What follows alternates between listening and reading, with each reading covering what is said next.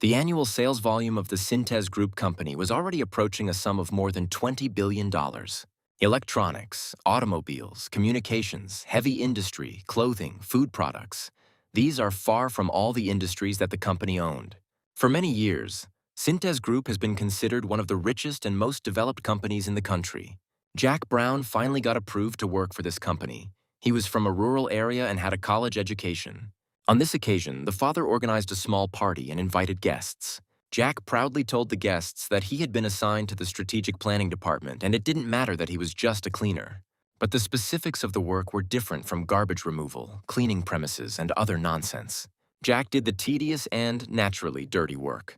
But this no longer suited him, so he began to learn English, familiarized himself with business planning, and, gritting his teeth, gave it his all. And one fine moment, everything changed. In the Wilson family, who owned the company, there was no one who did not know the name Jack Brown. Whenever they had to deal with any incidents, including dirty ones, they turned only to him. After 13 years with the company, no one knew the hidden truth about the Wilson family better than Jack. As a result, Jack gained the complete trust of the company and the Wilson family. They could easily deposit huge sums of money into his personal account without worrying about the consequences. The financial director called Jack and told him that he needed to temporarily leave for another country, and for this purpose, $700 million would be transferred to his account. Jack replied that it was a huge amount, but the director said that he trusted Jack more than his own wife. Jack was given complete trust and knew that his life was just beginning. While at the airport, Jack looked at the flight departure board and looked for the line with his flight. Having arrived safely, Jack was already leaving the airport when two strangers in suits approached him. They greeted him and said that it must not be easy because the path was not short. Jack looked at the strangers with distrust. He didn't know them, but they knew his name. He asked what they were doing there, since his arrival was supposed to remain a secret. The strangers replied that they were instructed to meet Jack and help him upon his arrival. Suddenly, Jack felt something hard press against his back. It was the barrel of a gun. The fat man said menacingly that they were ordered to help, and Jack should follow them silently. The second stranger added that it was better to do as they told and not escalate the situation. Jack wondered if this was the company's way of getting rid of him. Sitting in the car, they had already left the city limits, and Jack was wondering why this was happening to him, because he worked like a dog and was loyal to the company for 13 years. He didn't understand what he could have done that would cause them to treat him like this now. Jack asked the fat man to call the chairman of the company, but he refused. Then Jack sharply told them to call themselves and say that they had done everything that was required of them, and he would remain silent, and he would hide somewhere in Europe and not show himself until his death. The second one, who was driving, said that Jack shouldn't talk nonsense and should think about his parents and wife. Jack was alarmed by this statement. He did not understand what his wife and his parents had to do with it. The fat man explained that the chairman had told Jack not to worry about his family.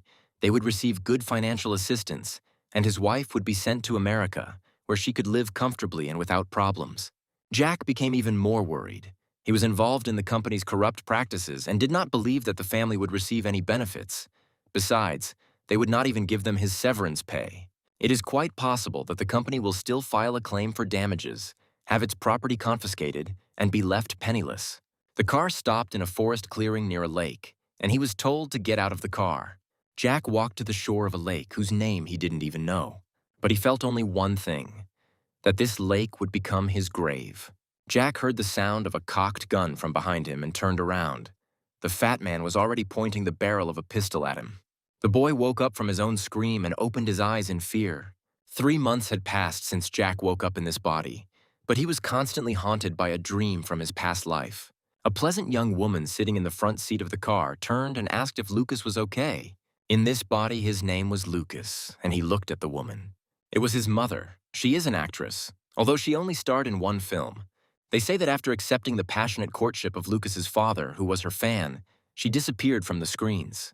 Brother Jimmy, playing on his phone, said that Lucas was sleeping and then suddenly jumped up. Mom asked Lucas if he had a nightmare, but he said he was just a little surprised and not to worry. Mom said that Lucas has suddenly become so grown up lately that she is confused. Jack understood her perfectly because he himself was confused by this whole situation. He looked out the window and thought that today was exactly 30 years before his death. 3 months had passed since he woke up as Lucas, the youngest grandson of Richard Wilson, the founder of Cintez Group, about whom many legends circulated. Lucas was the 10-year-old grandson of the family that ordered his death at the lake 30 years ago, and why he returned in Lucas's body was something Jack couldn't answer. While working at Cintez Group, Jack did not recall meeting these people who were his parents because they were removed from the affairs of the family company. They couldn't even get close to the company office, and it all happened because of their wedding. Cintez Group chairman Richard Wilson was angry with his son, who decided to marry a celebrity against his will. But due to Martha's pregnancy, they had to legalize their relationship, and later they were completely expelled from the company. The other siblings were constantly fighting to get the biggest share of the company. But Lucas's parents avoided all of this and only wanted to protect their family. Finally, the car pulled up to the gates of Wilson's residence. Jack looked out the window. Who knew he would end up here again? The residence consisted of 3 huge estates covering an area of over 3,000 square kilometers. A huge castle with 3 above-ground floors and 2 underground floors, as well as parking for 50 cars. The guards greeted Henry and led him into the estate grounds. Sitting in the car, Jack looked at the green lawn and remembered how he got rid of weeds as his first job. While Richard Wilson was still alive, Jack visited this estate more often than at home. But later this place was taken over by Philip Wilson, Henry's elder brother. Today was the birthday of the head of the company and the family, Richard Wilson. And in connection with this, a large number of important people were invited. That is why Henry had to come to the estate with his family and congratulate his father. From all sides there were disapproving whispers and a sense of hostility towards the arriving family. Jack thought so. Everyone completely ignored their arrival. Having passed through this entire crowd, the family entered the main doors of the estate. Trying to show respect, Henry greeted loudly, but there was no response. They entered the living room, where the entire Wilson family was sitting at the table. These were Lucas's uncles and aunts. One of the relatives turned around with a displeased look and said that they had finally arrived. They all dreamed of getting a tasty piece of meat called Cintez Group, and each of them was the embodiment of greed, waiting for the death of their father. And then the red-haired woman, angry at their lateness, shouted that it was time to get rid of the habits of their wild youth and be on time. Jack looked at the woman and had the impression that he had seen her often. Henry apologized for being late and said that they were unable to arrive on time. The woman replied that all this was starting to irritate her. Jack remembered her. She was almost 70, but she was constantly changing and bringing her young lovers here. Caroline's character had not changed. Jack remembered that he had suffered a lot because of her. The woman flushed with anger and said sharply how the boy dared to laugh at her. The family members sat and looked reproachfully at Henry's family. Jack tried to justify himself by saying that it wasn't a laugh, he was just coughing. Carolina couldn't stand it and jumped up from her chair screaming, "How dare this boy lie to her?" One of those present tried to calm Carolina down, saying that they had not gathered there to sort things out and have hysterics. She tried to object, but saw everyone turn towards the door. It was Richard Wilson, the head of the family and the Cintez Group company. Carolina immediately fell silent and bowed her head slightly. The rest of the relatives also obediently lowered their heads and were afraid to look him in the eyes. When Henry's family saw Richard, they did the same. Jack looked at Richard. Now it was his grandfather, the head of Cintez Group and a living legend. Richard almost walked down the stairs, and everyone immediately stood up. Not only the staff were afraid of him, but also his own children. Working for Cintez Group and the Wilson family, Jack had never had the chance to meet him in person, and now he saw who Richard Wilson was. To somehow break this awkward pause, Henry said that they had come too. Richard looked silently towards their family. He looked at Jimmy, his grandson, who was shyly hiding behind his mother's skirt.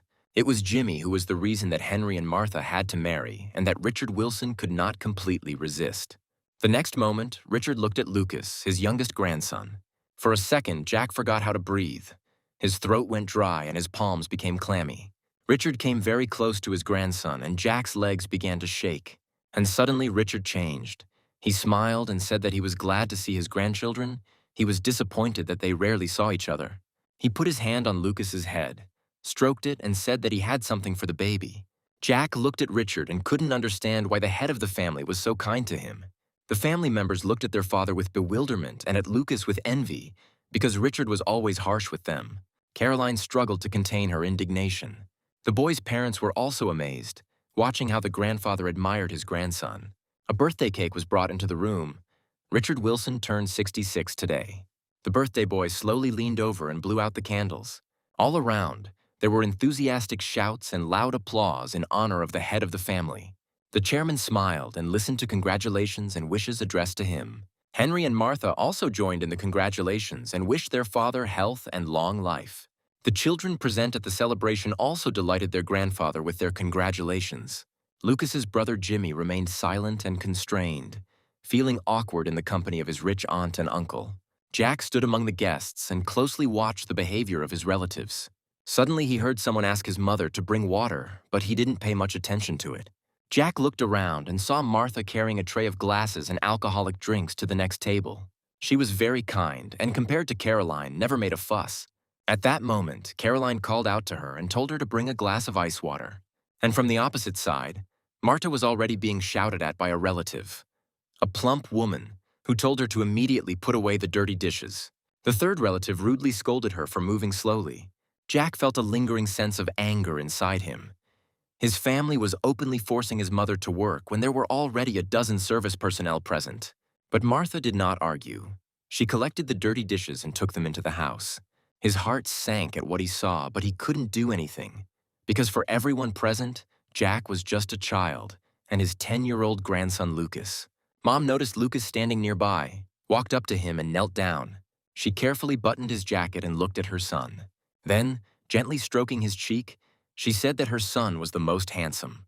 Jack looked at Martha, who was now his mother, and realized that being in this body was incredibly unusual.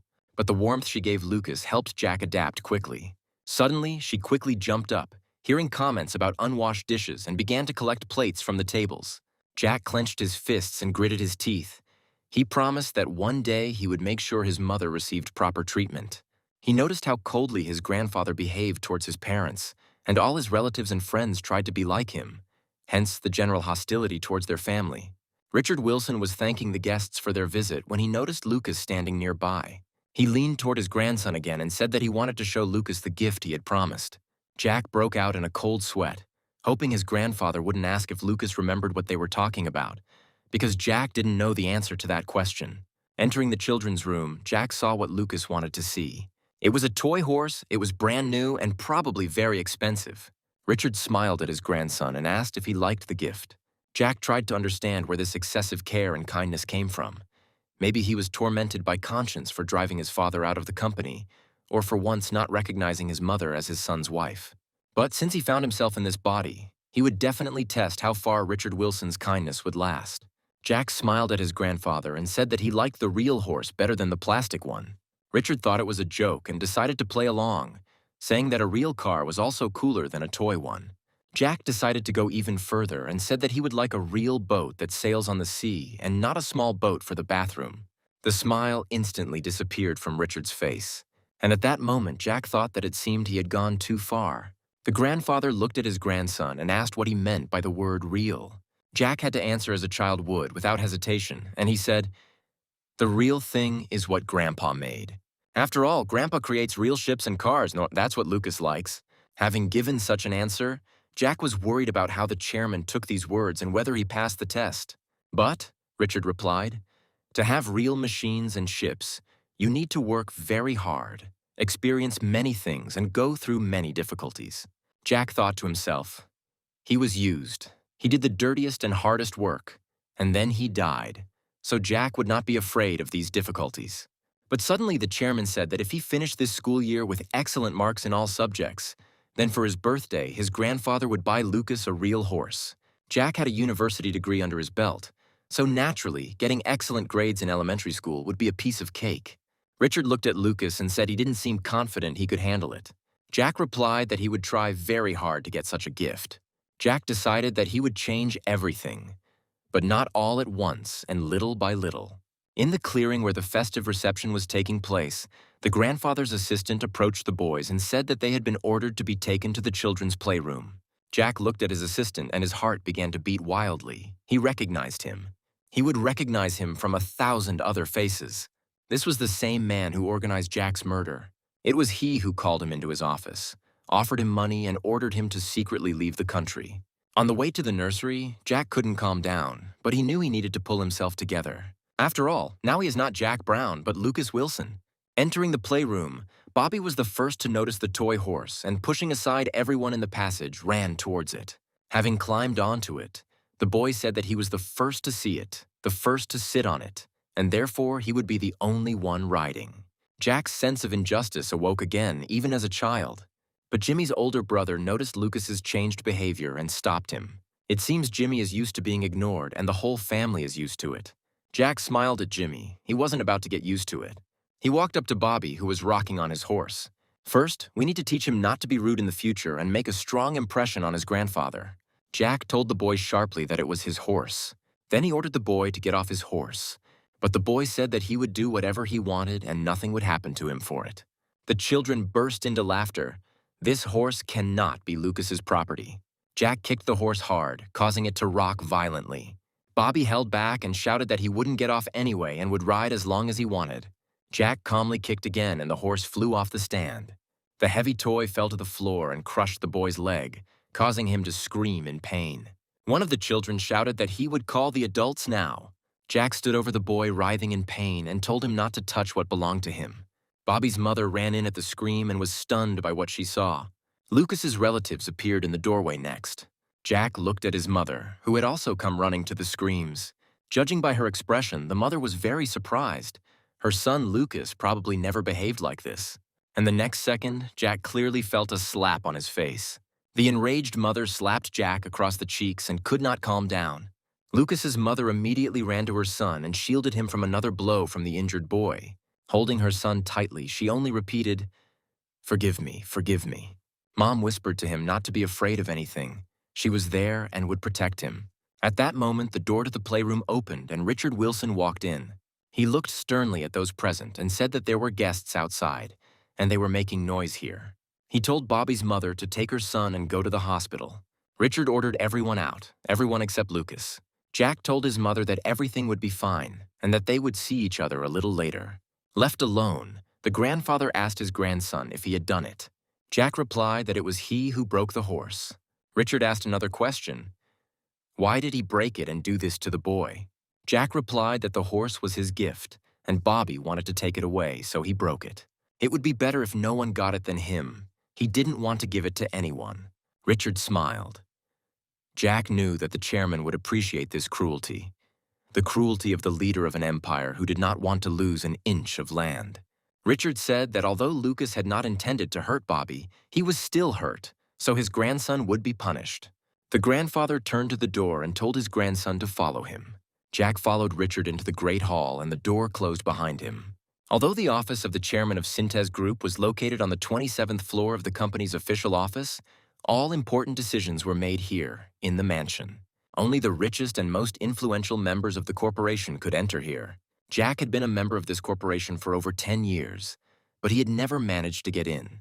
And now he's here. Grandpa pointed out a place where Lucas could wait while the meeting was going on. Jack noticed that in the place where his father Henry should be sitting, Kevin, his uncle's eldest son, was now sitting. But he was only 20 years old. Perhaps he has already been appointed as his grandfather's successor. Richard looked at everyone and asked what they thought about the problem and how it might all turn out. One of those present said that this aristocrat is stubborn. The end of his term is approaching, but he does not give in. The only hope is that he will not act forcefully. The chairman expressed his concern that the possibility that the rival could have recruited its own army could not be ruled out. Jack tried to analyze what was said. The term of office, suppression, the army. It seemed like the conversation was not about the company, but about the country. The employees suggested considering other methods. More than 1 million people from all over the country had already been gathered, and if the military got involved, perhaps even 2. Now the flames of anger have broken out in the ranks of the rebels. If they are extinguished, they will be afraid. But if the army comes to their aid, it will be like pouring oil on the fire. Even the current government understood this. Richard asked menacingly if he meant to say that we should prepare for an attack on the government and that next year the president would be in the opposition. The employee replied that he did not completely rule out such a possibility. The chairman became furious and shouted that it could be the other way around. And in general, he was not going to waste his time listening to various assumptions. He shouted at his deputy why he was silent and ordered him to express his point of view. The deputy stood up and said that the government would not collapse and the successor was already known, And these rallies and demonstrations had been going on for 7 years since the new government came into power. But now they had become more serious. Jack thought it was all very strange. In 3 days, there would be an announcement of the president's surrender. The Blue House should have already begun to form around that time, and Cintez Group didn't know about this information. He was amazed. It was a meeting in the 80s. But no matter how chaotic the situation, all they talked about was who was behind whom in line. Jack expected to see the development of an effective strategy to respond to the changes taking place, as well as any predictions about how society and the world as a whole will develop in the future. Or, at the very least, hear relevant information that ordinary office workers wouldn't have thought of. And in the end, they continued arguing until the very end about who was behind whom. The chairman announced that the meeting was over and told everyone to gather information and listen carefully. The employees stood up from the table, bowed respectfully, and left the office. Richard turned to his grandson and said that Lucas could stand up. But Jack sat on his knees for so long that his legs went numb and he couldn't get up. The chairman said it was great that Lucas had sat in an awkward position for so long without showing any pain or discomfort.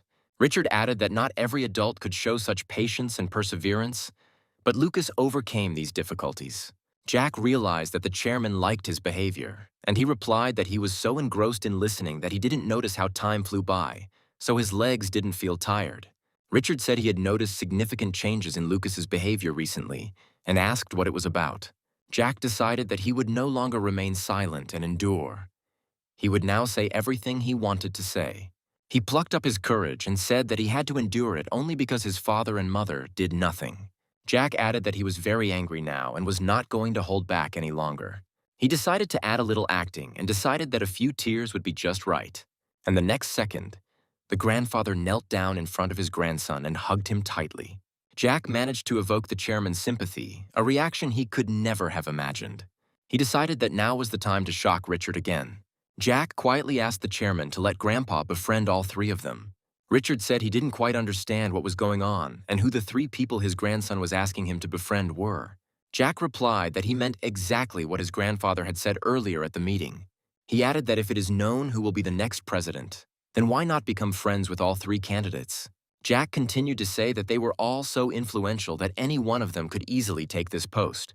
The chairman said that it was a good idea because the more friends, the better. He laughed out loud and added that they had a great conversation.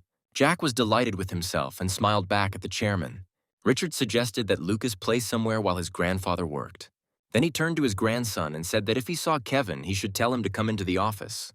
Jack said he would call Kevin and walked out into the corridor, satisfied. Left alone, the chairman called someone and told them to take care of all three and treat them like VIPs. Richard added that they should remember to say that they hoped for a successful resolution to this situation. After hanging up the phone, the chairman remembered the conversation with his grandson and could not believe that his 10-year-old grandson was saying such serious things. At that moment, Kevin looked into the office and asked the chairman if he could come in. Richard replied that now he is not the chairman for him, but simply a grandfather. Richard said that Kevin was not only listening at the meeting today, but he might also have been thinking. He clarified that now he is asking this not as a chairman, but as a grandfather, so he can answer without fear. Kevin said the protesters are at their peak right now, and he thinks if the president sends in the military, it will become much quieter and calmer. This means that the current government will continue to govern, and a friend and successor of the current government will become the next president. Richard expected this answer and said that Kevin should join him in line. Kevin looked at his grandfather in bewilderment. He didn't fully understand what kind of game the chairman was starting. Richard said that was all, returned to his desk and told Kevin to leave. He sat down in a chair and closed his eyes. Solving problems and making decisions, both business and political, took too much energy. Jack stood around the corner and watched Kevin, who had come out of the chairman's office and was now standing in the hallway. It would be good if he was the eldest grandson. Returning home, Martha asked Heinrich what they had talked about with their father. Henry replied that the chairman advised him to focus on educating his sons well. The father looked in the rearview mirror and said that he did not intend to scold him for what happened today at his grandfather's estate. Lucas asked for an apology, and his father said that he had already received his punishment, and the main thing was that he understood his mistake. The father added that the grandfather was going to send him and his brother Jimmy to a private tutor. Jimmy exclaimed with displeasure. He didn't really like this idea. The father replied that it was okay if he didn't want to, and then asked Lucas if he liked his grandfather's proposal. Jack thought that the teacher should learn from him, but since the chairman had decided so, he would not resist. He replied to his father that he agreed to have a personal teacher, and his father said that he would prepare everything for this. Jimmy leaned over to Jack and said Lucas had been great today for making that idiot Bobby cry. Then he turned away and stared out the window, dreaming about something. It seemed like he had a lot of things accumulated in him, too. There was a politician on TV reporting that we are now in an era in which deep-rooted conflicts and antagonisms between people have resulted in a national crisis, and the announcement of the declaration adopted by the president on June 29, 1987, became the official declaration of the government. Another channel also broadcast news, where another politician continued to say that a new era of races for supreme power was beginning. Jack listened, drank juice from a straw, and wondered what Richard Wilson should do now. Jack was returning from school and noticed a very familiar car at the entrance of their house. On the premises, he met a gardener who told him that his grandfather had come to visit them. And suddenly Jack heard conversations in the house. The conversation was taking place in raised tones. Marta sat opposite Richard and repeated once again that neither she nor Heinrich had asked for a share in the Cintez Group company. Richard was angry. He personally came with such a proposal, and now he is getting a refusal. And Marta continued to say that she understood the chairman's intentions to raise Lucas so that he could succeed in the Cintez Group company. But he's only 10 years old, and she would like him to decide for himself what to do when he grows up. Richard said that didn't she understand what it meant to give up her share of the company? Besides, he was going to take them back as children, but she was refusing the last chance that Richard was giving them. Martha apologized, but replied that she and Heinrich were trying to raise Lucas so that he could make his own decisions. At that moment, the door to the room opened, and Martha and Richard turned around. Lucas stood at the threshold. The chairman quickly stood up, walked over to his grandson, picked him up, and said that he had returned from school early. Although his grandfather was no longer young, Jack felt that he was very strong. He looked at his mother, who usually remained silent in the presence of her grandfather, but now decided to boldly speak out about her son's problems. It was very unusual and at the same time touching. Jack asked his grandfather why he was angry, but he replied that his grandson only thought that because he raised his voice a little. But my mother said that everything was fine, and she and my grandfather were just talking. Well, of course, they consider him little and think that Lucas doesn't understand anything. Lucas asked his mom and grandpa not to fight over him. He will really do what he wants when he grows up. Richard sat back down on the sofa silently and thought about something. The grandfather, who is not afraid of anything, must have been excited to hear this from his own grandson. Jack decided it was time to bring them back to reality and said that when he grows up, he will become the boss of a big company, like his grandfather. Grandfather came to his senses and, having cleared his head, said that, in the end, you can't fool the blood. It happens that this manifests itself even after a generation.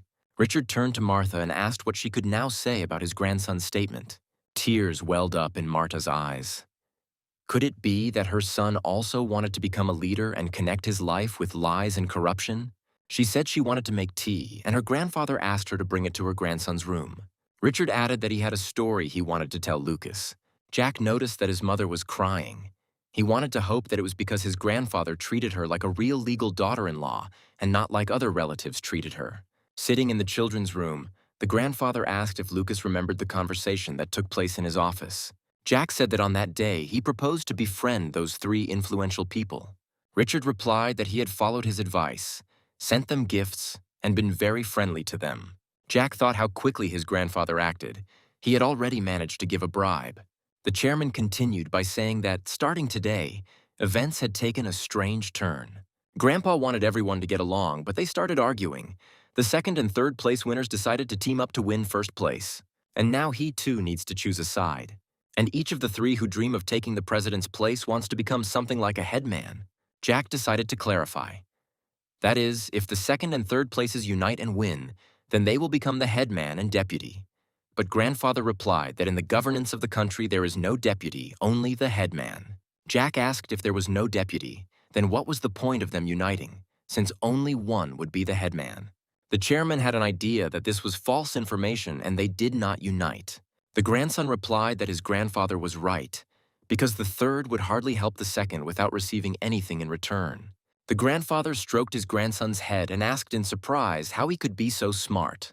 The car sped along the country road and moved further and further away from the house where Jack lived. Jack became more and more nervous about what he had to do.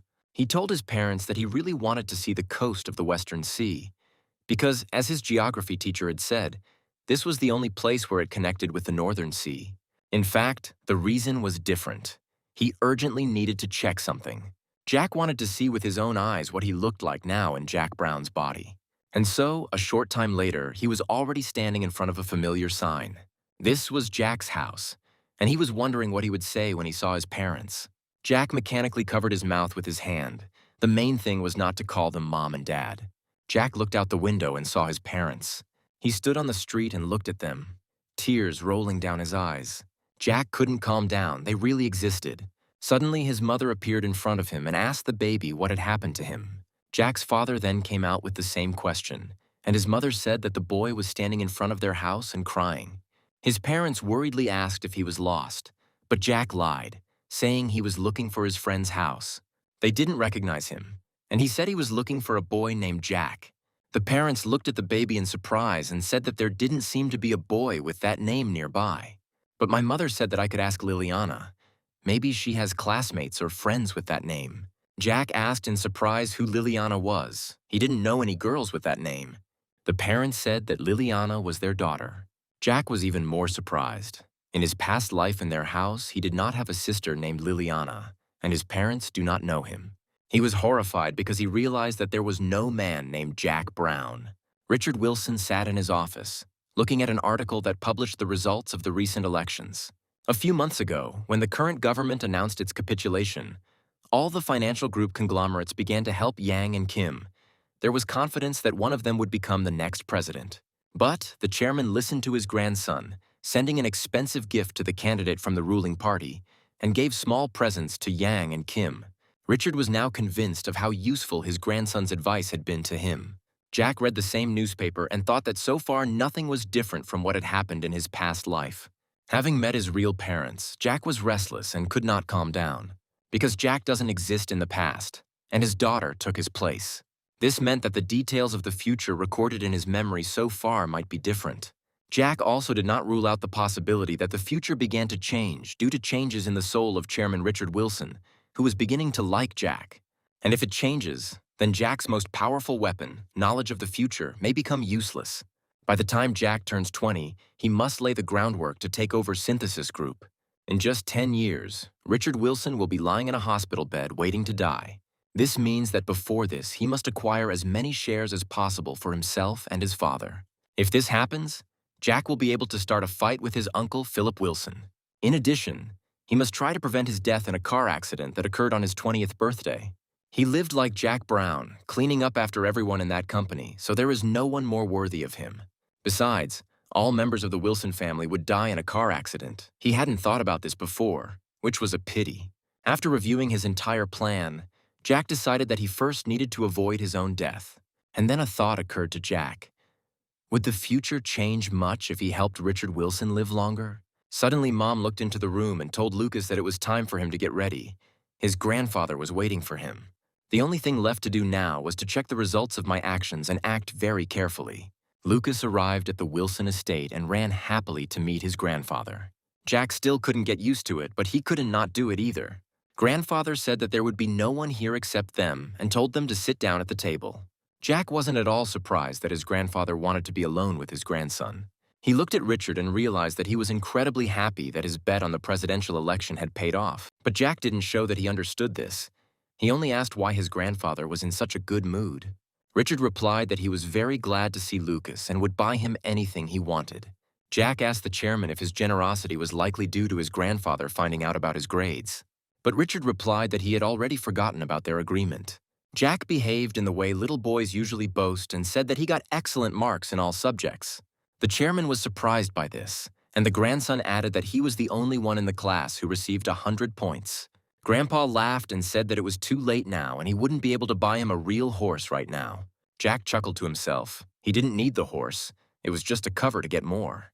He answered his grandfather that everything was fine, because he didn't even know how to ride a horse yet, but when he learned, then he could buy it.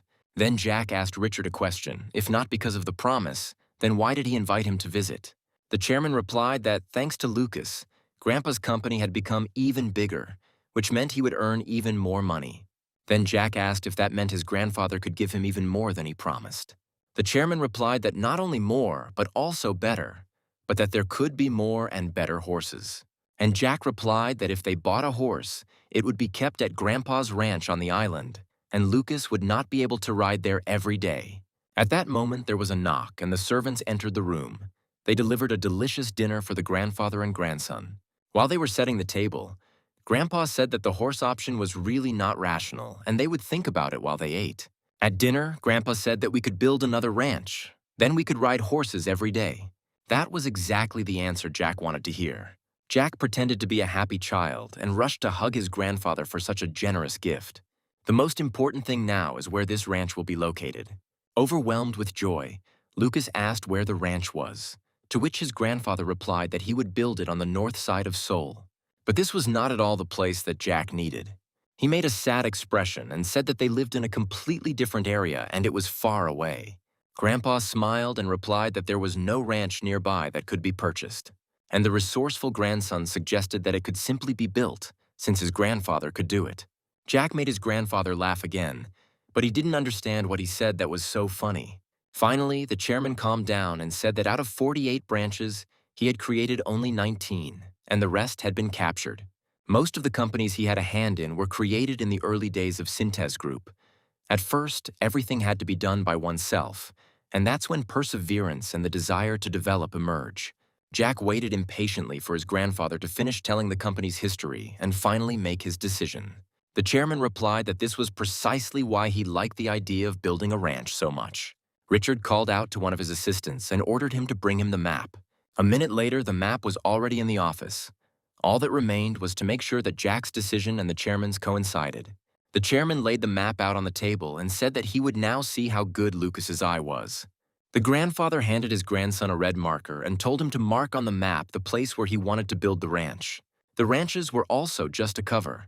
Jack was planning to secure land for himself in advance, the price of which would skyrocket in 10 or 20 years, and this would be a good help in the battle for the share of Cintez Group. Richard kept a close eye on Lucas and advised him to choose wisely, preferably not in the city center. And when Jack circled the area he needed, the chairman said with surprise that it was a little far from Lucas's house, but he respected his grandson's opinion and agreed. The chairman again called his assistant and, handing him the map, ordered him to urgently find out everything about the condition of this land. After the doors closed, Grandpa said that we could start eating. At dinner, the chairman asked how Lucas was doing at school and if he had many friends. Jack answered positively, but in fact he had no friends. How could he be friends with children when he was already 40? Then the assistant entered the room again and announced that he had brought information about the selected lands. He explained that the area is called Yuzhny Bereg and has a limited development zone, a rural area with cucumber and melon fields. There are poor transport links and a poor population, so the likelihood of development is very low. The president thought that this meant there was no competition there and that building a ranch would not be difficult. Jack watched the chairman tap his finger on the table and waited impatiently to see what decision Richard would ultimately make. Finally, Wilson gave orders to find out what land could be purchased there with an area of at least 150,000 square meters. Jack sighed quietly. He had managed to get the chairman to do what he had planned. When the assistant had gone away again, Richard turned to his grandson and said that if he were him, he would not buy this land. It was a meager mud hole. It will take a lot of effort and time for it to generate income, and perhaps this will not happen at all. Perhaps it is not worth buying this particular plot. To which Jack replied that no one knows the future, much less how the country's infrastructure will develop. Grandfather agreed that he did not rule out the possibility that in 20 or 30 years this land would have great value, which Lucas would see. Jack replied that he would try to preserve and increase these investments. But Jack wasn't going to wait that long. He knew that in just 2 years a new city would stand on this land. The chairman couldn't even imagine that he had just given Jack 150,000 square meters in the center of the future new city of Bundang. One of the following days, the president's daughter, Caroline, and her husband, Oliver, stood in his office, and he announced that he wanted to run for the National Assembly. Carolina said that he has good support in the middle class and could become an additional force for his father. Richard replied that he already had a deputy ready to come running at the first request, and his son-in-law should be content with what he now had. Caroline got angry and asked if her father meant that he felt sorry for using the money on his husband. The chairman reminded them that it was he who helped Oliver get a job in the prosecutor general's office, and that Oliver now wanted to repay him by running for parliament. Oliver felt awkward and began muttering apologies under his breath. But Katrina immediately shut him up and continued to put pressure on her father, saying that her husband did not deserve such treatment. He was from a family of the best lawyers in the country. Richard smiled maliciously and reminded that it was he, using his strength, power, and money, who made his father the chief prosecutor and Oliver his deputy. All these actions were done in order to turn them into loyal dogs and protect Cintez Group. Oliver stood there red as a lobster. He already regretted that he had agreed to his wife's idea.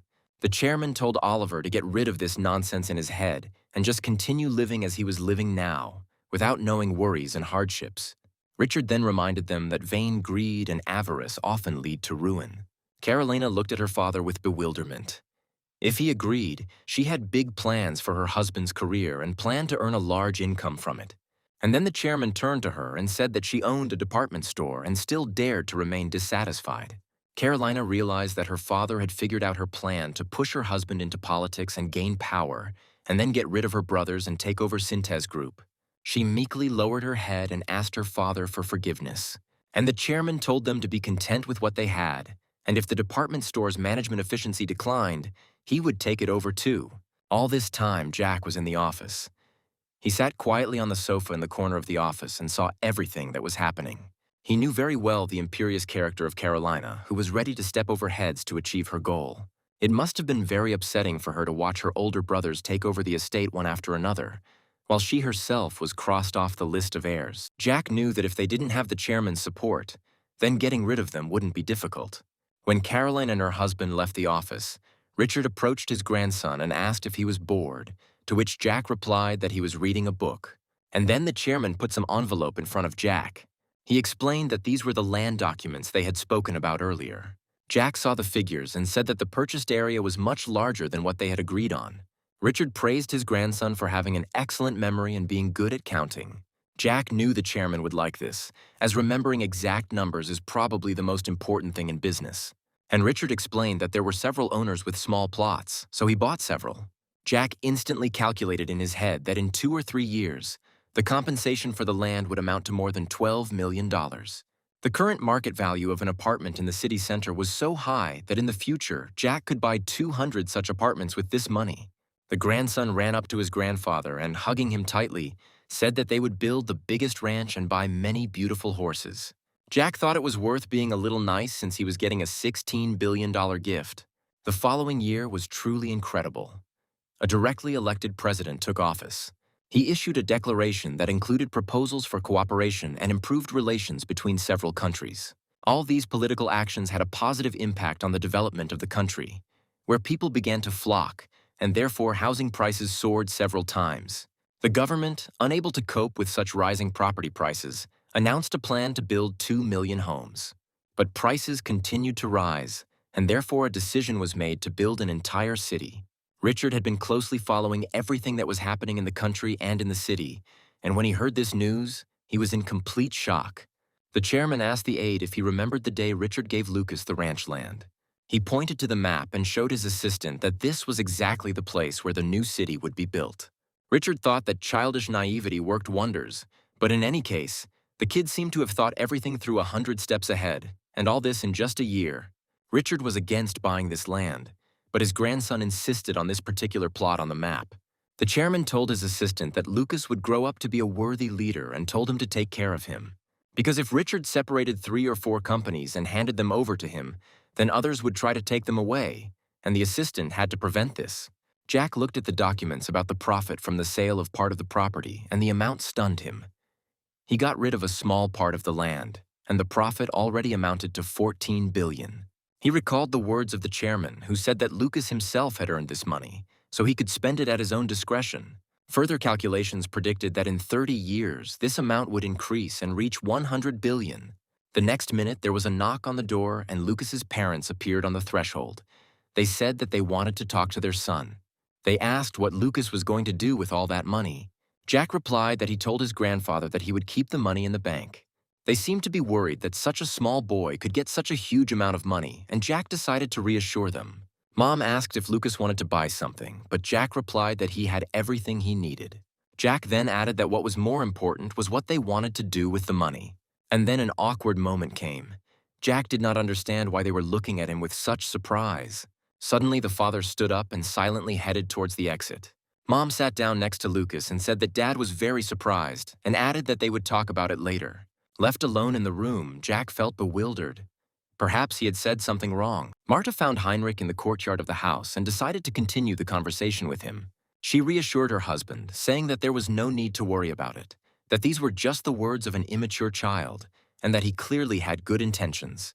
Henry replied that he was not angry, but that at some point he simply felt very ashamed.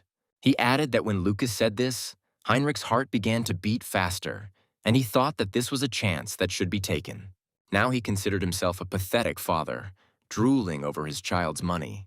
Marta reassured Heinrich, saying that this was indeed a lot of money and that the same thing had happened to her. She thought that with such a sum they could go abroad and live there together. Jack managed to overhear this conversation between his parents, and he realized that they really loved him very much. A little later, Jack chose the right moment and approached his father, saying that he wanted to ask him for forgiveness for making him angry.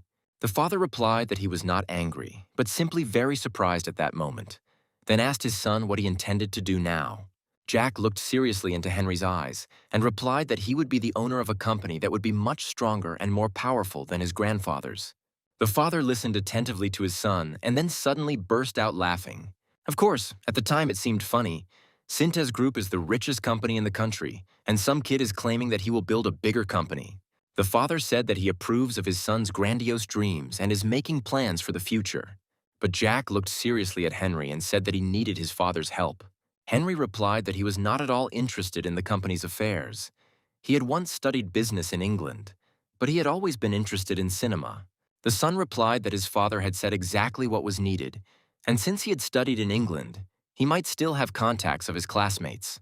The company's vice chairman and eldest son, Philip Wilson, called Kevin, Uncle Lucas's eldest son, and told him that the boy had already received $14 billion in compensation for the land, and that another 10 would be added when he dealt with the rest of the land. Kevin replied that even if he simply put the money in the bank, the interest would be around $1 billion and he could buy 20 apartments a month. Philip angrily shouted that Richard, who wouldn't even give 100 cents for free, had given his grandson an entire ranch. In addition, he transferred these lands to him and gave Lucas the opportunity to dispose of them at his own discretion. And this was already a problem. Philip asked Kevin if the chairman had ever given him even a meter of land or a bank book. This shows how much the grandfather devalued Kevin as a partner. Hearing this truth, Kevin hung his head and felt like a pathetic idiot. When Philip calmed down a little, he ordered Kevin to keep a close eye on Henry's house and report on everything that happens there. At Lucas's house, everyone was eagerly awaiting the guest's arrival. A pleasant young man entered the room, and my father introduced him. It was Larry Baker, my father's classmate in England. Larry held the position of chairman of the Invest Group company and came to their house at the invitation of Genrich. Jack knew that Invest Group would become a super asset management company with huge annual income in 30 years. It's strange that he was a friend of his father. Larry asked his parents for permission to talk to Lucas in person.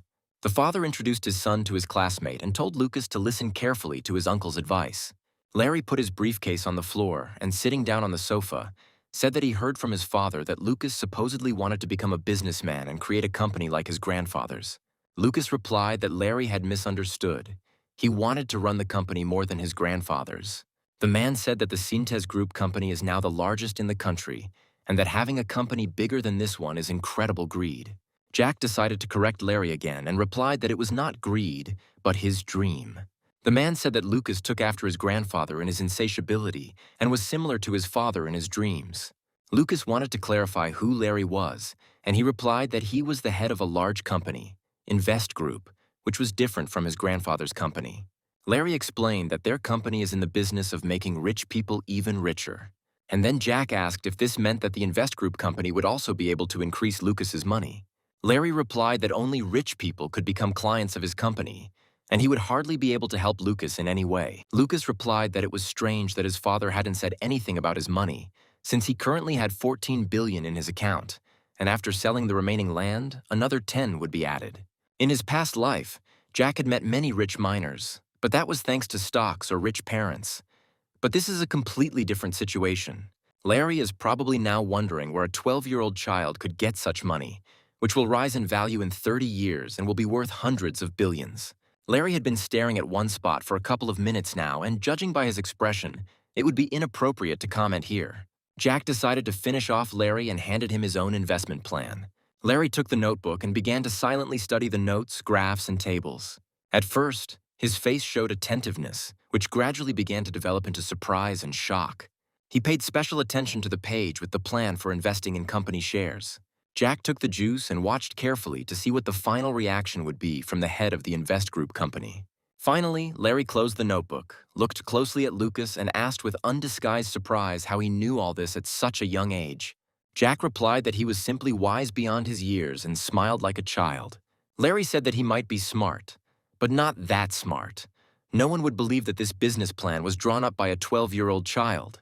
Larry asked a question that interested him regarding the fact that the plan included a clause about creating a company in America and then investing it back in Korea. Even experienced financiers could not have thought of such a thing. Jack replied that they were simply not Richard Wilson's grandchildren and did not have the same big dreams as Lucas. Jack said that he had been visiting his grandfather's house every week for 3 years now, and even stayed with him during school holidays to understand what they were talking about. Larry suggested that Lucas's grandfather, Richard Wilson, may have influenced the plan. Jack felt a sense of relief. He had managed to get out of it by blaming everything on his grandfather and diverting suspicion from himself, and then added that he had always been close to his grandfather, who had said many important things. Larry, having analyzed the conversation that had taken place and understanding the content of Lucas's business plan, drew the appropriate conclusions for himself. Henry was standing in the yard when his friend Larry came out of the house and walked towards him. Larry asked why Henry didn't say anything about the $14 billion. Henry replied that he didn't want Larry to be prejudiced because of money. Now Larry wanted to talk about Lucas. He said that his son is an unusual child. He is a genius. Henry agreed with Larry, saying that Lucas was doing very well in school, but his friend replied that that was not what he meant at all. At the end of the conversation, Larry said that he needed to think everything over carefully, and after saying goodbye, went to his car. After watching his friend go, Henry turned around, raised his head, and looked out the window. He saw an ordinary 12-year-old boy looking at his father and making faces at him. A few days later, Larry visited Heinrich Wilson's house again to talk to Lucas again. Jack greeted him politely and was ready for the new upcoming conversation. The main thing was not to get confused and stick to one version. Henry decided to organize the information in his head and asked Lucas again whether he really had used the information from his grandfather in his business plan, to which he received the same answer. Larry took the business plan and said that in that case he didn't need an investment book. Jack had no choice but to use his grandfather as an excuse to force him to follow his plan. While putting the documents in his briefcase, Larry said that by the end of the year they would have an investment company ready in America, and Lucas would own it 100%. And would also be able to keep his funds there for as long as he wanted. Jack replied that they could resolve such issues on their own, but he would have one request for Larry. Sitting down on the sofa in the living room, Larry sighed and informed Heinrich that Lucas was only going to invest $10 billion. And with the remaining $4 billion, he wants to create a film production company. After a short silence, Larry said that the first candidate for the post of general director of the film company is Genrich. Henry asked in amazement if what he had just heard about the film business was true. Larry informed Heinrich about the cost of making one film in Korea and, having calculated, said that at least 10 high-budget, high-quality films could be made for $4 billion. Henry fell silent and thought for a moment, and Larry continued. If he also invested, the sum would be several times greater. He added that if he simply offered money to Heinrich, he would definitely refuse. So Lucas asked Larry to create a film company for him. Larry continued to say that Lucas said that in the future he would force his father to take over as CEO of this company by any means necessary. One of the following days, an assistant was standing in the office of Chairman Richard Wilson and announced that he had in front of him the personal file of Mr. Larry Baker. Richard knew very well about the Invest Group company, but the fact that Larry was a friend of Henry Wilson, his son, was news to the chairman. The assistant explained that they studied together in England and were classmates. He then expressed his opinion that it was very strange. It was expected that Lucas would simply put the money in the bank and receive interest on it. but it turned out that he decided to start an investment company. Richard instructed his assistant to meet with Larry personally to avoid suspicion that he had a desire to get his hands on Lucas's money. The assistant left, and the chairman thought that his grandson was quite smart. Having invested in an investment company, he was not satisfied with just the percentage, and in this he was very similar to his grandfather. In the summer of 1989, 2 million protesters demanded democracy and independence in the Soviet-controlled republics and formed a 600-kilometer human chain called the Baltic Way. And in the autumn of that year, the Hungarian government opened the western borders, which caused a mass exodus of East German lords. And while the world was paying attention to the changes taking place in Eastern Europe, Jack focused on creating an investment company in New York. Jack owned 98% of the shares, with the remaining 2% owned by Larry Baker and his colleagues. And at the end of November of that same year, Jack and Larry arrived in New York. Jack stood in front of his company's office and looked at the high-rise building. Larry said the building looked a bit run down, but he bought it cheaply so as not to waste money on something useless. Seeing the name of the company Fantasy Entertainment, Larry smiled and said that it sounded a bit naive and childish. And Jack thought that starting with this company, he would still show everyone a real miracle. Jack was delighted. Everything inside was done modernly and tastefully. The office premises were light and spacious. He knew that it was here that he would grow into a giant monster that would soon completely engulf the Cintez Group. A team of office workers was already walking towards them, smiling friendly. When Larry said he was willing to provide them with the company's CEO, everyone turned to Jack. Larry told Jack that these were the people they would be working with and asked the boy to introduce himself to them. Jack introduced himself as Lucas Wilson and said he was glad to meet everyone too. Larry was surprised and said that Jack knew English perfectly and spoke like a local. Naturally, Jack knew English very well. He was essential when working at Cintez Group. Jack wanted to know a foreign language better than people with a good academic education, so he studied it thoroughly, tirelessly. He said that although it was wrong to talk about work immediately after a meeting, he asked to find out information about one company.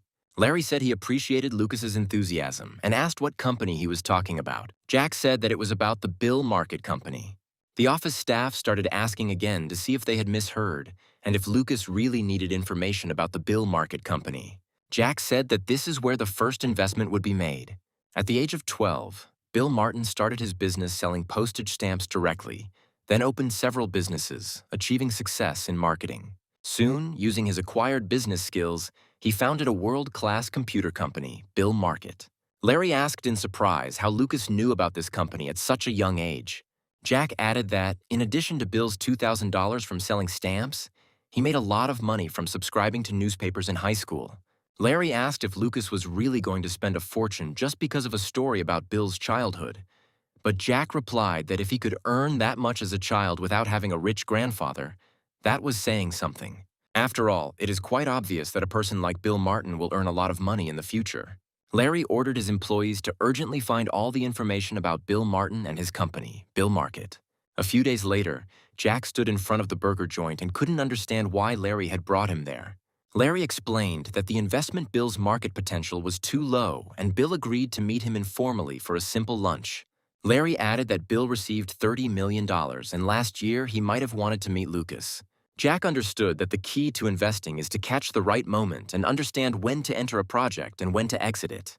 Larry said that they might be late with the meeting, and Bill would most likely not accept their offer since he had had a hard time getting this meeting. They entered the burger joint. Jack looked around naturally. There was a middle-class crowd here. At the very end of the room, Bill was sitting by the window. He waved to them from afar. Jack looked at Bill for a few seconds. At 27, he was the youngest of the 500 richest people in the world, and at 34, he would be a contender for 5th place in America, with a fortune of over $20 billion. Larry noticed Bill's surprise as he looked at Lucas and explained that the boy was a fan of his. Jack and Larry sat down at the table, and Bill shook Larry's hand. Bill immediately asked to get down to business. He needed to return to the company in 15 minutes. Larry didn't hesitate and immediately said that they represented the company Fantasy Entertainment and wanted to invest in the company Bill Market. Bill continued to chew his burger, and when Larry was about to take the documents out of his briefcase, he stopped him. Bill replied that he did not need any investments and that the amount he had now was just right for him. Jack thought that, naturally, $30 million was enough for him to live a carefree life and ensure the prosperity of his company. Larry added that he was aware of Bill Market's financial situation, but if the terms being offered were exceptional, was there no way to reconsider his decision? Bill told Larry that he only needed funds to expand the company, and besides, Bill had the perfect plan. Bill continued that he doesn't do stupid things like increase a company's stock to make money. Jack and Larry exchanged glances. It seemed the conversation wasn't going well and the deal might not take place. Jack asked to speak and said that Bill's past is Lucas's present, and Bill's present is Lucas's future. Bill replied that the boy dreamed too much, then added that as a child, he was a little different from others. Jack replied that he, too, was not like all children his age and was even different from Bill. Bill stopped eating his burger, looked closely at Lucas and asked what was so special about him. Jack replied that Bill, at 12 years old, had $2,000 billion in hand from the sale of stamps. Lucas is now the same age and has $15 billion from the sale of land. Bill put down his burger and asked again about the amount of money Lucas had. Jack continued by saying that he didn't know where Bill spent his $2 billion, but he, Lucas, knew how he used his 15. Jack said that he was going to become a major shareholder in the Bill Market Company. Bill asked Larry, surprised with such ambitions, if Lucas was his son.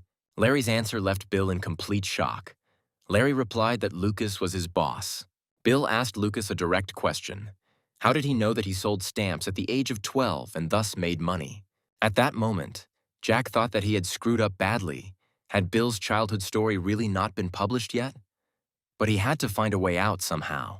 He looked slyly at Bill and said, if he hadn't found out everything about Bill, would he have taken action and invested such a huge sum? Then Bill asked the question, if Lucas was going to become a major shareholder and Bill was not currently accepting investments, then how did the guy think he would achieve this? He slyly added that regarding the composition of the board of directors, he has the most votes, so his opinion will be decisive. Jack replied that Bill Market would likely list on the stock exchange next year and Lucas would immediately buy back the shares. He will instantly become a major shareholder with $15 billion, and by the end of this year, Lucas will have another 10. Bill became thoughtful when Lucas told him that he would become a board member and would be actively involved in running the company. Bill listened, and Jack continued to say that, having accepted his own investment, he, as a shareholder, would transfer his votes to them until he decided to sell them again. Jack assured Bill that he would have the right to buy back the shares first and at market price. At this point, Larry interrupted Lucas and told Bill that he and Lucas needed to talk for a minute. He told Lucas that this was not an issue that could be resolved so easily, since the privileged right to purchase shares on the market was more expensive. Larry added that this is correct from the point of view of protecting management rights and the ability to use votes. Bill saw how Larry behaved with Lucas and said that he didn't believe that the guy was the boss, but now he has no doubt about it. He turned to the guy and asked his name. Jack lied and said his name was Howard Wilson. Bill looked at the guy and suggested discussing the situation in more detail. The plane was flying from New York to Seoul, carrying Jack and Larry back. On the plane, Larry said he would be busy with investment negotiations, but Bill was refusing all $15 million, and something had to be done with the remaining funds. Jack responded by telling Larry to consult with the staff and offer him options that Lucas could consider. Larry said that he was very surprised by his conversation with Bill. It seemed to him that Lucas was just a smart child, but Larry's adult brain refuses to understand this. Jack replied that he was born again. He was from the future, which would come in 30 years, so the knowledge of a 40-year-old man remained in his head. Larry seemed offended and said that he shouldn't make such a stupid joke. He's not a fan of science fiction. Although, at about this age, you begin to understand where the past is, where the present is, and where the future is. Larry added that there is no need to doubt the intellectual level of a 40-year-old man who is engaged in economic activity. The chairman of Cintez Group sat and read the report of an assistant who said that Lucas went to New York with Larry Baker, and this trip looked more like a business trip than sightseeing and shopping. He then added that Lucas Wilson is currently spending money to create a film company. Richard looked up from his New York branch office report and looked at his assistant in surprise. He clarified that the design is almost complete, and production is already planned to begin next year, meaning Lucas is working on 2 projects simultaneously. The chairman looked menacingly at his assistant and asked if he had understood correctly that the film company was being created with Lucas's money. The aide replied that this was indeed the case, and that Lucas had allocated $4 billion for this. Richard was furious, believing that his grandson had screwed up badly by failing to spend his money wisely. The chairman added that it seemed he had not trained Lucas sufficiently if he was able to spend $4 billion so recklessly. Even if Lucas did it for his father, if you feel there is no hope of profit, you cannot spend the funds. The assistant dared to object, replying that it was entirely possible that Henry's films would become profitable. The chairman replied that Genrick had been a slacker all his life and that there could be no talk of a company. Moreover, the film business was not easy to promote, since that was where the flop films came from. The aide thought that if any of the films were successful, the chairman would think Lucas's ability to invest wisely was incredible. Once home, Jack was looking through documents related to his investment plan. He invested about $9 billion in Bill Market and also selected candidates where he could invest the remaining $6 billion. Now Jack was getting acquainted with the founding documents of the Nanosoft company, whose director was Chris Knight. Larry said he doesn't know much about the computer industry, but they say it's a bit risky to invest in. Jack asked what the danger was, and Larry replied that the company was trying to release new computer systems, but the market reaction was not very favorable. This year, their third version is coming out, and it's possible that it will fail. Furthermore, their client is preparing to develop their own operating system and may terminate the contract with Nanosoft. Jack said that drones will be released in 2 versions next year, or it doesn't really matter. The difference is only a year or 2. Larry thought for a moment and said that he would choose Nanosoft. Jack wondered how Larry planned to invest in an area he wasn't particularly familiar with. Jack said that he would do it. He was lucky, so everything would work out for them. A minute later, Jack turned to Larry and asked him to sell the remaining lands, to which Larry replied that they could wait a little until the price reached its peak. But Jack replied that he needed more funds for the company in New York, because having already invested the existing funds in 2 companies, Fantasy Entertainment needed additional capital for investments. Jack told Larry to use half of the remaining land after selling it and hold on to the rest for now.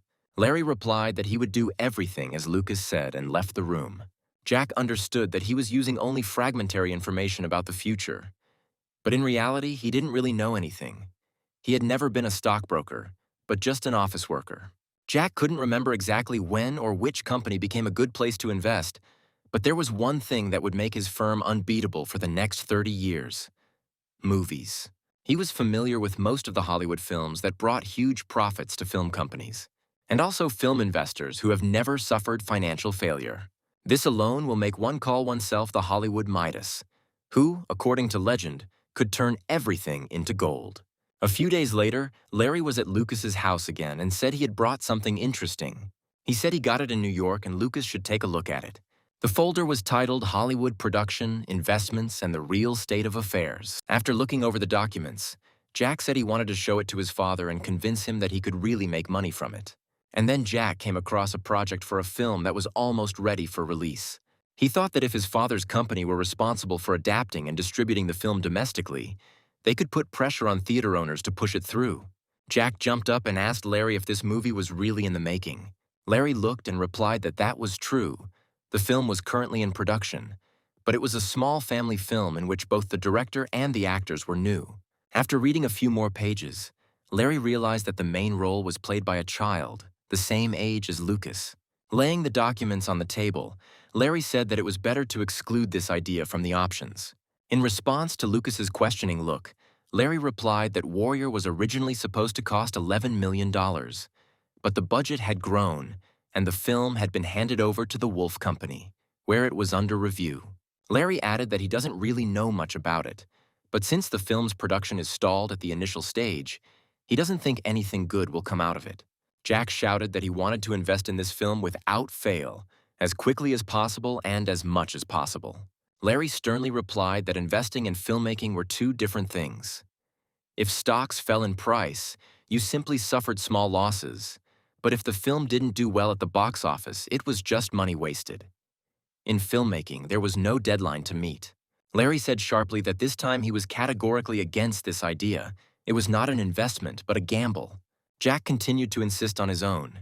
He asked to try such investments once, and in the future he would keep silent about investments. He saw Larry's look. His reaction was completely understandable to Jack, but he had to seize this chance. Jack didn't want to miss the opportunity to establish himself in Hollywood as an investment company. Even if something went wrong, it was his money, and he promised his parents he could use it as he wanted. He told Larry that he didn't see a problem even if all of Fantasy Entertainment's money disappeared, because the richest man in the country was his grandfather. It was obvious that Larry was angry, but he remained silent. In the end, he said he would do as Lucas wanted. Jack told him to get the rights to distribute the film and adapt it in Korea. Larry replied that it wouldn't be difficult, since they were the only investors who had decided to invest. He added that he would try to organize everything as quickly as possible. Larry headed for the exit, but Lucas stopped him and invited him to have dinner with his family. Larry refused, saying that he was not in the mood to sit at the same table with them right now. At that moment, Jack thought that he had made Larry very angry. But his anger would disappear as soon as he saw the box office receipts for the film. And then the day came when Jack held in his hands the necessary founding documents for a film called Home Alone. As soon as Nanosoft released a new operating system, their stock price immediately rose. Larry, who had been angry with Lucas before, now smiled in surprise and said that the $8 million invested in the film would pay off within a few years. This film made 6 times its budget, and that's just in America. Larry understood that Lucas was now the richest kid in the world. Lucas told Larry that he was already moving to middle school and that the semester was starting in March. At that moment, my father entered the room, and it was clear that he was very unhappy. Henry said that he was busy and asked to explain the matter as quickly as possible. Larry asked him if this unrest was really because the film created by Genrik still couldn't find a time for distribution. The father replied that all the cinemas were cleared out before the new year, and that last year the film was a hit during the Christmas season, and this year it would premiere in Korea. Larry smiled. Was this movie really that good, that all the movie theaters were cleared out and waiting for Home Alone to appear? The father added that this family film is just what is needed during the New Year's season. It is already breaking all box office records for comedies, so there is no room for his film at the box office. My father sadly said that once Home Alone starts playing in all the cinemas, no one will even remember his film. Larry and Lucas looked at each other and listened to how this film had some rich investor. But now everything was in such disarray and he didn't know who he was. Henry said he needed to meet with that guy so he would know the dates and could adjust. Larry put his hand on Heinrich's shoulder and said that first he should bow to him, because he knew who the distributor of this film was. Henry jumped up and screamed. He demanded that they immediately tell him the name of this man. Jack called out to his father and told him to start by releasing his film during the holidays. The father looked at his son in surprise, and Larry said that from now on, Heinrich should listen carefully to Lucas and do what he says. Then there will definitely be no failure. Larry took some document out of his briefcase and handed it to Heinrich. Heinrich tried to understand the contents of the document, and Larry said that he only needed to sign it, and Heinrich would become the owner of the film Home Alone. His son explained to him the conditions, which stated that only those cinemas that would show Genrik's film would receive the right to distribute the film. Henry didn't fully understand what kind of plan Larry and Lucas had come up with. He took the documents and, leaving the room, said that he would talk in more detail later. First, he needed to sort this out. When Henry came out, Larry laughed openly, calling him a fool because he didn't even ask where they got it from. Jack asked Larry to prepare a list of films to be shot this year. He wanted to invest another $200 million. Larry replied that maybe once was enough. Maybe it was just a lucky chance that they ended up making a profit. Jack asked Larry what percentage of the profits fantasy entertainment employees received. Larry replied that it was 22%. Jack calculated something on a piece of paper and showed his calculations to Larry. He looked at it carefully and said that he would prepare everything and contact Lucas. Watching Larry go, Jack thought that he needed to focus more on his studies until he finished high school. He lay down on his bed and thought that he had to maintain good academic performance to live up to the expectations of the chairman of Cintez Group, his grandfather. Over the next 3 years, he will only select films that have been successful at the box office. But for now, he can relax a little. At that moment, Mom looked into the room and asked if they had finished their business. Lucas told his mother that he was free and very hungry. Mom replied that that was exactly why she came, to invite Lucas to dinner. One of the following days, Jack was sitting in the room and saw his dad in a hurry and looking at his watch. My father happily said that his film had been released today and he personally wanted to check how things were going. Suddenly, he saw articles in the newspapers that were lying on the table. All the newspapers were attacking the Motors Group company. Jack didn't remember anything like this happening in 1991. But in 1997, the wave of the financial crisis hit the Motors Group, and the Prestige company absorbed it in 1998. Has the future really changed so much because of Jack's intervention, or is this just a one-time act of criticism of the company? Jack knew that they were supposed to go to his grandfather's tomorrow, but he asked his mother to let him go today. Mom replied that she didn't mind letting her son go after breakfast. She hoped that her grandfather would like it. Jack asked why his mother didn't go to the premiere with his father, to which she replied that if there were no spectators, she would put his father in an awkward position. It was so long ago that Jack couldn't remember anything about his father's film, and perhaps the film never existed at all. Jack simply gave his father a chance, and how his life will turn out next depends only on him. Arriving at his grandfather's house, he was told that he was receiving guests. Jack said that he would wait for him in the living room. Jack, remembering the articles in today's newspapers and comparing them with his grandfather's morning meeting, wondered if they were connected. Jack really wanted to know what kind of discussions were currently taking place in the office of the chairman of Cintez Group. There was, in fact, a lot to listen to. The chairman listened carefully, thought for a moment, and asked whether Philip would be able to intercept Motors Group. Philip replied that, as the chairman said, the best way to achieve second place in the industry, and if they take over Motors Group, then he will do everything to get first place in the country. Richard said that he was entrusting this matter to him. It was necessary to get this company within a year at any cost. The chairman then added that if he succeeded, Richard would hand over the entire automobile industry to him. Assistant Michael thought that handing over this part of the industry to Philip was tantamount to handing over the entire corporation. Had the chairman really found a successor? Richard advised Philip not to make mistakes and take care of everything, and also that he could skip the meetings for now and spend his time completing the assigned task. As Philip left the office, an aide asked the chairman if now was the best time to announce his successor. Richard replied that he was not going to give Philip the Cintez Group, but only the automotive industry. The chairman then added that by giving up the shares to the automobile industry, there would be no problems in protecting the right to management. Michael replied that, of course, he would have more money now, but he would still be disappointed not to get what he wanted. The chairman said that he noticed how Philip rushed to carry out the order. Seeing the light, he was thinking the same thing as the assistant suggested, about complete power over Cintez Group. Jack waited until everyone had left the office, leaving the chairman alone, and said that Grandpa worked even on holidays. Richard replied that there was nothing to be done, that running a company wasn't easy, but he had already finished everything and was free. Approaching the table, Jack noticed the same newspaper with the same articles and realized that the meeting had been about the state of affairs of the Motors Group. Jack then said that he had noticed Uncle Philip's good mood, as he had just left his grandfather's office, to which Richard replied that perhaps it was because of the upcoming holidays. Jack knew there must be some important information for him, and he told his grandfather that he was curious about something. He noticed a brown folder on the table with the following written on it: the need to restructure the auto industry and government support measures. Could it really be Grandpa who is behind all this? Jack told the chairman that he had read in the papers about the current fuss about the Motors Group and he thought it was strange. Richard asked why he thought it was strange. Jack replied that when Cintez Group appears in the newspapers, Grandpa usually gets angry and asks to find out whose doing it is. The chairman replied that Lucas had made a good point, but newspapers made money by selling their articles. And articles that seem to have nothing to do with money, such as traffic jams, provide information for road expansion and construction projects. Jack said that companies that build roads would make money from such an article, and Grandpa laughed and said that was true. Then Jack asked who benefits from articles about Motors Group. The chairman responded that perhaps this would be beneficial to a competitor who would like to seriously undermine the economy of Motors Group. Jack said it could be the Auto Prestige Company, but he thought it might be beneficial to his grandfather too. The chairman remained silent, only stroking his grandson on the head. And then Jack realized, the company he had been drooling over. Who could have known that Richard would target Motors Group first? But, as far as Jack remembered, Motors Group was supposed to be absorbed by the Auto Prestige Company. So would his grandfather really fail? The next day, Richard Wilson decided to gather the whole family at his residence. The chairman's son, Heinrich, and his family were also invited to this dinner.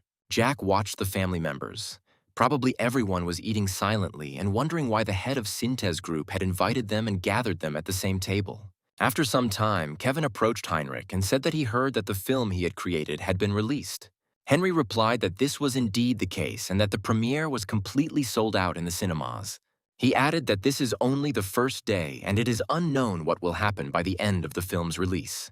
And then the chairman's daughter-in-law turned to Marta, calling her not by her name, but simply her brother's wife, and ordered her to bring some more soup for her. Marta immediately stood up and was about to fulfill her request. Jack looked at his aunt with hatred. She had already gotten used to communicating with his mother like this and was now giving her instructions again. He looked at Henry. His father sat with his head down. Although it was painful for him, he did not dare to make a scene, and, it seemed, he was also used to this kind of treatment. And at that moment, the chairman handed his plate to his daughter-in-law and sternly ordered her to bring him a bowl of soup. She asked again if he was really talking to her. The chairman became angry and asked if she, so young, could really be hard of hearing. The daughter-in-law immediately ran up to the chairman to pour him some soup. Heinrich and Martha looked at the chairman in amazement, and complete silence reigned in the room. Having received more soup, Richard simply dug into the contents of the bowl. He did not want to eat. He simply put his daughter in her place. Jack looked at the chairman. He had just officially and publicly acknowledged his father and mother as part of the whole family. Finally, its members would no longer bother his parents. Of course, Jack was immensely grateful to his grandfather for such an act. But what could he do? He was bound to stab him in the back in the near future. He quickly finished his plate, left the table, and, taking advantage of the fact that the whole family was in the dining room, headed to his grandfather's office. Jack needs to look over the report that was on the chairman's desk yesterday. To stop the chairman from carrying out his plan, Jack needs to know all the details. He took the folder and sat down on the floor to carefully examine its contents. Jack tried to understand everything written in the documents as quickly as possible, because Richard could enter the office at any moment. The next moment, Jack realized that this was not a report on the Motors Group acquisition strategy. It was a plan for the necessary consolidation of the automobile industry and a support measure, which is government policy. Jack was beginning to understand that if Auto Prestige were to absorb Motors Group, there would be concerns about a monopoly in the automobile market, and this would make his grandfather's company, Wilson Motors, the most suitable buyer. All this indicated that the grandfather was developing a policy that was beneficial to him and would present all these documents to the government, which would implement this policy. Jack understood that then he would not be able to use it, and he did not know what to do next. The next second, he heard footsteps in the corridor, quickly approaching the office. There was nowhere to run. The chairman was already standing in front of his grandson, who was sitting on the floor and was wondering what he was doing there. Jack sat in front of Richard, and documents from his folder were treacherously scattered on the floor. He felt like a complete fool, and if he said something wrong now, the trust his grandfather had built up over the years would be lost in an instant. Jack decided that in this situation, it would be better to tell the truth, distorting it a little. It would be better than a ridiculous lie. He made a guilty face and replied that he was just curious. It was clear that the chairman was angry, and he asked what exactly it was about his documents that had interested Lucas so much. Jack replied that having read articles about the Motors Group at home and having come to his grandfather and having seen this folder on the table, he decided that it was all somehow connected. He asks his grandfather for forgiveness for having looked at them without permission. The chairman was silent, and Jack waited to see how Richard would react to his words. After all, he was the head of Cintez Group, and he should have liked his grandson's justification. Richard said that Lucas is so young, but he is already interested in the economic situation by reading newspaper articles. Grandpa praised Lucas for his desire to find answers to his questions by trying to use relevant materials. When the chairman asked if Lucas had satisfied his curiosity, Jack replied that he had only looked a little and had not yet understood anything. Richard replied that he was sorry that his grandson had not managed to find the answers he needed, but from now on he should not enter the office without his grandfather's permission. Jack apologized again and put the folder on the table. He managed to resolve the situation, but the future was a problem. As he left the chairman's office, Jack realized he had thought he would find a plan to acquire Motors Group in the file of documents. But it turned out that this is not the case. We need to find another way to change this situation. Jack needed to confront the government, not his grandfather. This means that it is necessary to ensure that the government is not interested in the project presented by Cintez Group regarding the automotive industry. A few days later, Richard received information that the chairman of the automotive concern, Claude Johnson, had purchased the land in advance and that politicians had received bribes. The chairman's assistant advised that contact with the Blue House should be refrained for now and that the purchase of Motors Group shares should be postponed. Richard was angry because the government had ordered him not to speculate in land, and he agreed with Michael that he should abandon his plan. Jack drank his juice and thought that it would take some time for chaos to break out. But the information he posted anonymously to the media would attract public attention. This was enough for the government to reject the proposal of the chairman of Cintez Group. Of course, the political circles will be shaken for some time. They will not have time to worry about anything else.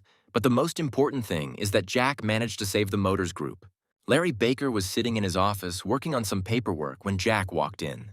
He suggested that Larry leave Invest Group and join Fantasy Entertainment. Larry replied that Lucas makes decisions on his own that have positive results, and he doesn't see the point in joining Lucas's company, even though he owns 2% of the shares in it. Jack suggested that Larry create a branch in Korea, leave part of the funds there and manage them. Larry continued to work and did not want to discuss the issue.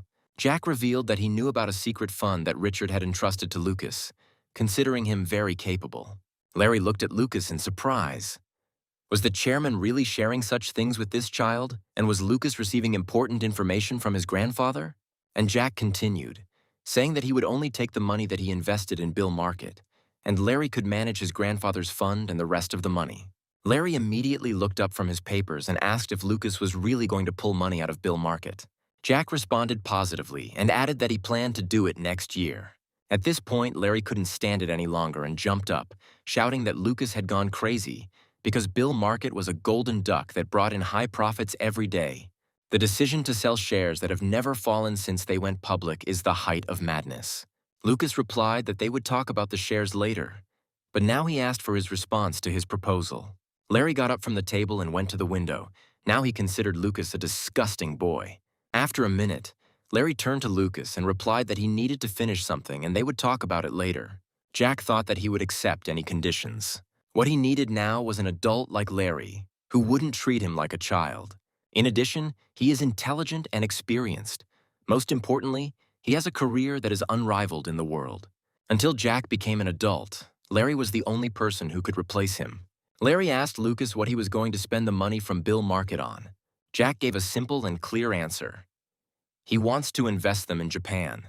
Larry was angry again. He said, Lucas reads the newspapers and knows what a great crisis Japan is facing. To which Jack replied that the best opportunities always come during the greatest crisis, and Larry knew this. Larry said that this is what successful people say, and only 1 in a million can take advantage of an opportunity in a crisis. Everyone else just perishes. Jack told Larry not to rule out the possibility that Lucas was that one man in a million. Philip called his son to him and asked him how his meeting with his grandfather went. The son replied that his grandfather advised him to go to Europe and stay there until he was 30. Philip asked if his son had flared up after his grandfather's words. The boy replied that he was no longer an idiot. He simply said that he would try harder and left his grandfather's office. One day, Philip decided to gather the children together and discuss very important issues concerning their future. Now that they were adults, he told them to remember his words. Grandfather would definitely watch their every step. If unpleasant rumors reach him, it will definitely affect not only themselves, but also other people. Then Philip turned to his eldest daughter, saying that as soon as she graduated from university, he would introduce her to a decent guy, and she would have to get married. Rosalina decided to object that nowadays no one gets married right after university, unless it's after a few years. Philip responded sharply. All they did was to be born with their grandfather's blood, thanks to which they can live in such prosperity and well-being. And if it occurs to grandfather to abandon them, then they will no longer be able to enjoy even half the life they live now. The son replied that he did not fully understand why his father was leading up to this conversation. Philip replied that they hadn't noticed how their grandfather had changed recently, and that his favor was now focused on their younger Uncle Henry and cousin Lucas. The son agreed that his grandfather was kind to Lucas, but he was not the kind of person to change his attitude towards his son just for his grandson's sake.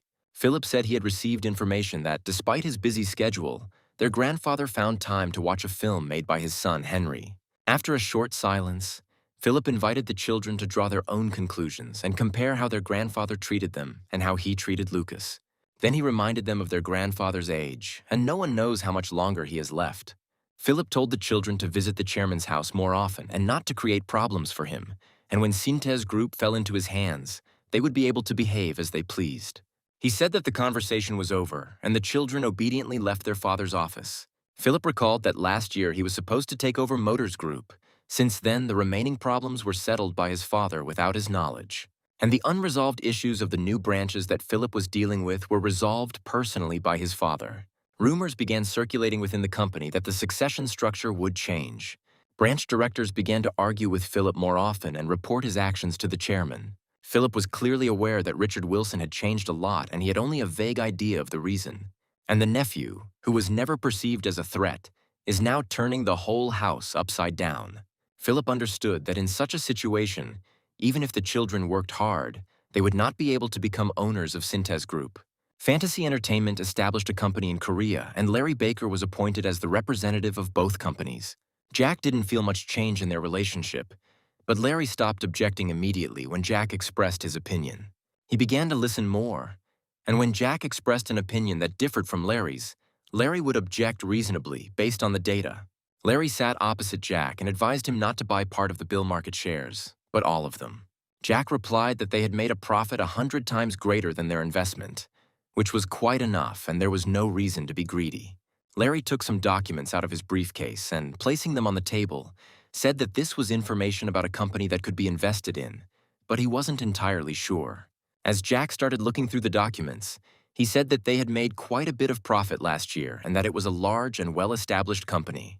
Larry explained that they are engaged in the development of IT technologies, and as this field grows, so does the company. Jack, having seen the name of the company, Power Group, had already identified a company for investment, but out of respect for Larry, asked to prepare a list. Larry replied that he would do everything. He couldn't even imagine that they would choose the same company.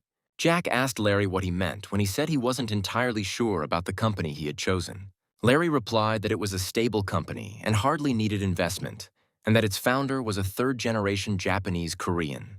Jack knew that the third-generation Japanese Korean was Mr. Kim, the man who wrote the myths of success. Jack asked Larry if they were planning to go public, to which Larry replied that there was no information about it. Jack decided there was still a chance. He had only seen a few articles about the internet, so he didn't know the exact time frame. Jack remembered his grandfather's words that everything in the world has its price. However, the price is individual for each person.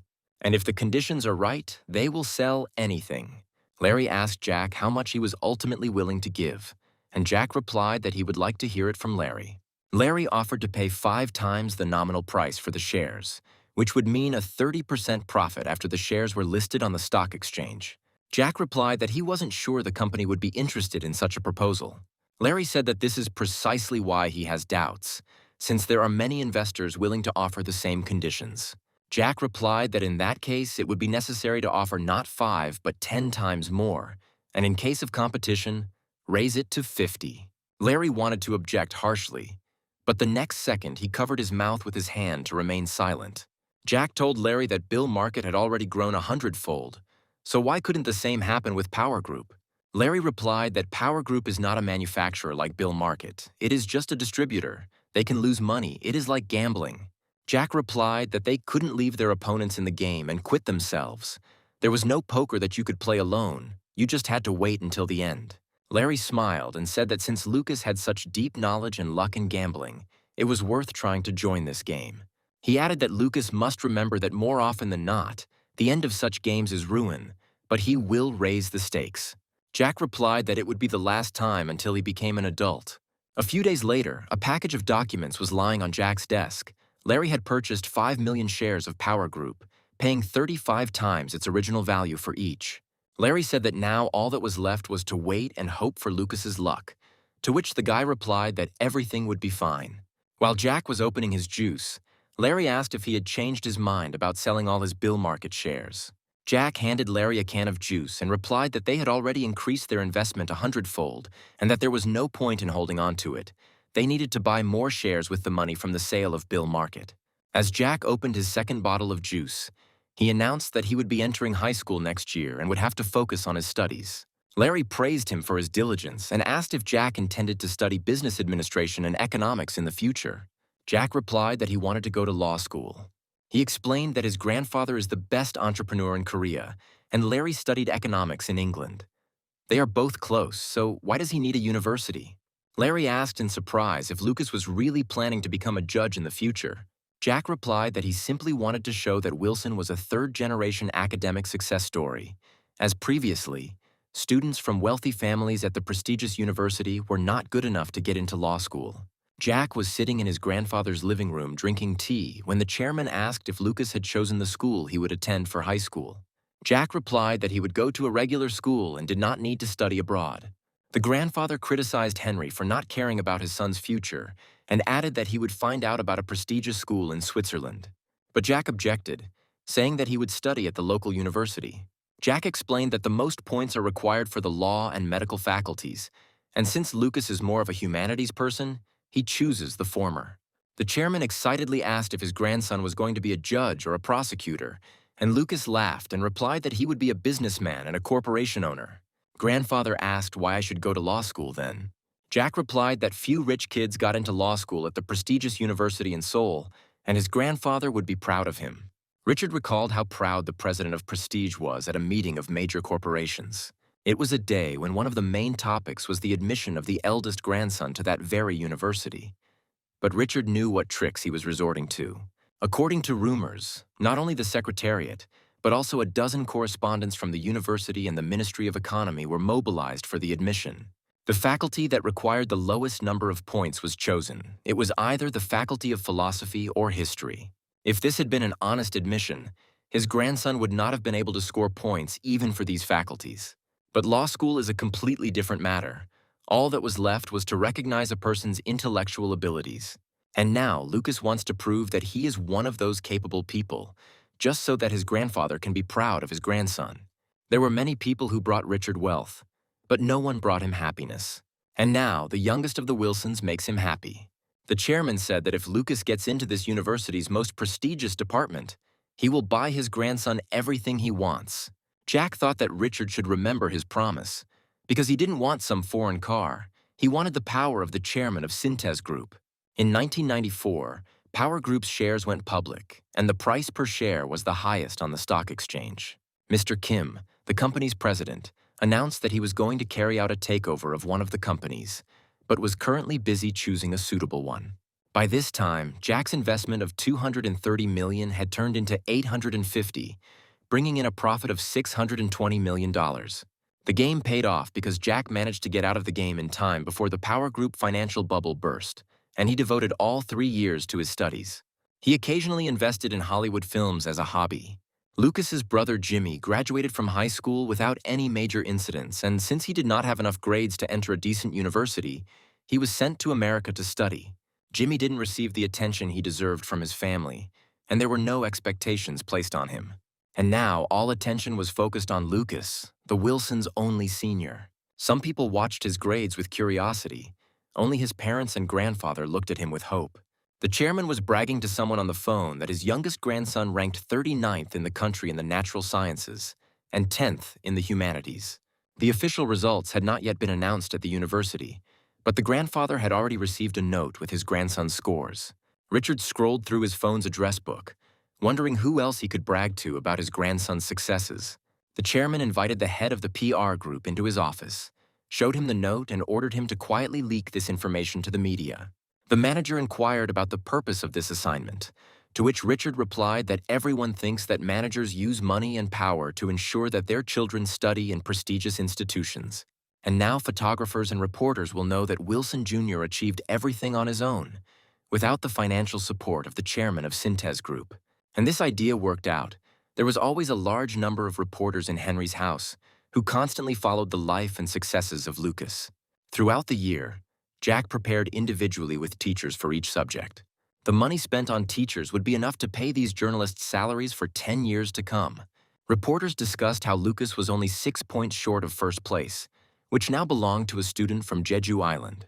Jack told them that they could go to the island and report there and just write about him whatever their grandfather liked. Jack added that his grandfather would be pleased to know that Lucas had studied mostly from textbooks and had been helped by various reference books. On January 1st, 1997, the chairman held a large reception in one of his own hotels. Everyone who spoke to Richard noticed that he was in high spirits. Jack was also among those invited, and he was well aware that most of the attention of those around him was focused on him. Kevin approached him and decided to congratulate him on a good interview. He called Jack a future prosecutor and added that in the future he plans to entrust him with the transfer of the inheritance. Jack replied that he was not going to be a prosecutor, but a corporate lawyer specializing in mergers and acquisitions. Kevin asked Lucas in surprise where he got such confidence from, and Jack replied that his grandfather decided so. It was hard not to notice Kevin's smile, as he was pleased that his grandfather saw Lucas only as a lawyer and not as the head of Cintez Group. Kevin asked Lucas what he thought, whether he wanted to become a lawyer himself. Jack understood that the most useful relative was a cousin with a good head and who got a good mark on the national exams. Jack could have become his competitor in the future, but now he specifically said that his grandfather only saw him as a lawyer. And now, having calmed down, Kevin wanted to make him his ally. Kevin listened to Jack say that he had little interest in the bench, that he needed to get into law first, and then we'd see. Kevin agreed with Jack that this was a question for the future. He had just finished school, and there was no need to make decisions now. He finally calmed down and added that as soon as he got tired of digging through the legal codes, Kevin would provide him with one of the comfortable positions in Cintez Group. Kevin added that he would make his nerdy little brother happy and asked Jack to stay close after the event was over. Jack listened as Kevin taught him how good the world was and how pleasant life was. Jack watched Kevin walk away and thought that everything was right. Let him enjoy life and this wonderful world. Because in the future, all that would remain of all this would be memories. At that moment, Caroline and her husband approached him and said that it would be wonderful if their children studied as well as Lucas. And her husband Oliver added that if Lucas had any questions about his studies, he could safely contact him. Jack asked if Oliver had graduated from a prestigious university or scored a lot of points to offer his services, but he replied that he only meant legal practice. Carolina added that Lucas could take his uncle as a tutor, since he failed the elections and is currently doing nothing. Jack was well aware of Oliver's failure to steal money from Carolina's department store without his grandfather's knowledge, but it was not enough to allow him to run for the Seoul district. Jack saw Caroline's anger at the measure's failure and decided to ask Oliver if he was going to run next time. He replied that he was not allowed to stop at a second-term congressman and that he had to get into the National Assembly and into the cabinet of ministers. Jack replied that Oliver should definitely try next year, and besides, his grandfather was in a good mood for it. He added that if they want it and don't mind, Lucas will help them and finance the election process. Oliver exclaimed joyfully, and Caroline, clapping her hands, said that Lucas was very kind and smart. Jack said that even if his grandfather refused to finance them, he would do it himself because Oliver was now his teacher. But Oliver asked where Lucas was going to finance it. Lucas reminded him that he had sold the ranch given to him by his grandfather and put the money in the bank, where a lot of interest had accrued on the untouched savings. It was beneficial for Jack to have Oliver in the National Assembly, because then he would be able to lure congressmen to his side. Jack, as he had promised Kevin, stayed with him after the event and was now sitting next to him in the car. When he asked where they were going, Kevin replied that his uncle wanted to have a drink with him. Getting out of the car, Jack saw a huge house, and Kevin explained that only friends and cousins gather there from time to time. His father almost never comes here. He added that Lucas can also come here whenever he wants. It's quiet and nice here. This villa belonged to Philip Wilson, the vice chairman of Cintez Group, and Jack could not even imagine that he would end up here like this. The butler ran out of the house to meet Kevin. Kevin asked if those he had invited today had arrived. The breathless butler announced that Miss Angelina had suddenly had a night shoot and said she would not be able to come today. Jack knew who they were talking about. Angelina, the drama actress who is currently breaking all records for the highest ratings. Kevin got angry, hit the butler, and asked if he hadn't said that today was a very important day. Kevin kicked the butler and said that he should have dragged her here by the hair or kidnapped her, but he definitely had to bring her. He yelled that if he continued to perform his duties so carelessly, he would hardly receive his next salary. Jack decided to intervene and said that they came here only for this. If Kevin was in a bad mood, then they could just go home. Kevin left the butler alone and said that he had forgotten that Lucas had a good character. And besides, Lucas was the main character today. He told the butler to get lost and added that he was only lucky because Lucas intervened. The butler was already getting into the car and was about to leave the house when Lucas called out to him. Jack told him that he wouldn't be staying there for long and asked him to wait and take him back. Kevin tried to persuade Lucas to stay until tomorrow and have a great time, and then go home together. But Jack replied that he would not stay here for long. He was very tired today from all the guests who approached him at the party. Suddenly, Jack thought that an opportunity had arisen that he had never even thought of, so he couldn't waste his time here. Entering the house, Jack looked with interest at Kevin's assistant, who was sitting in the car. He needed to make him his man. Jack and Kevin entered the room where a variety of alcoholic drinks were on the table, and Kevin invited them to make themselves at home. Kevin took the bottle, opened it, and said that they would start with light drinks, beer. Jack took a full glass of beer and drank it in one gulp. Then, without pouring it into a glass, He took the whole bottle. Kevin chuckled and said that Lucas was a great drinker and probably knew some drinking etiquette. Jack, pouring beer into Kevin's glass, decided to ask him for advice. He hoped that he would like it. Jack put the bottle down and asked Kevin whether he thought Lucas should become a prosecutor or a lawyer. After finishing another glass, Kevin replied that his grandfather and his father already had similar people with legal education.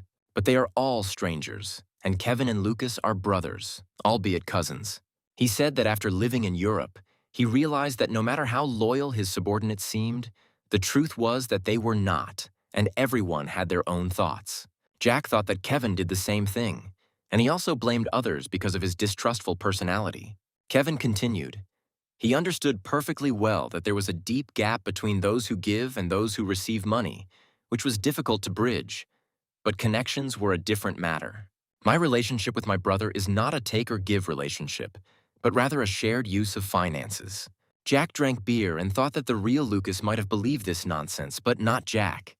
Kevin wasn't going to share anything with anyone and even sent his younger brother Martin to jail. Kevin decided to answer Lucas's question. What he would rather become. He said that he doesn't care whether his brother becomes a judge or a prosecutor.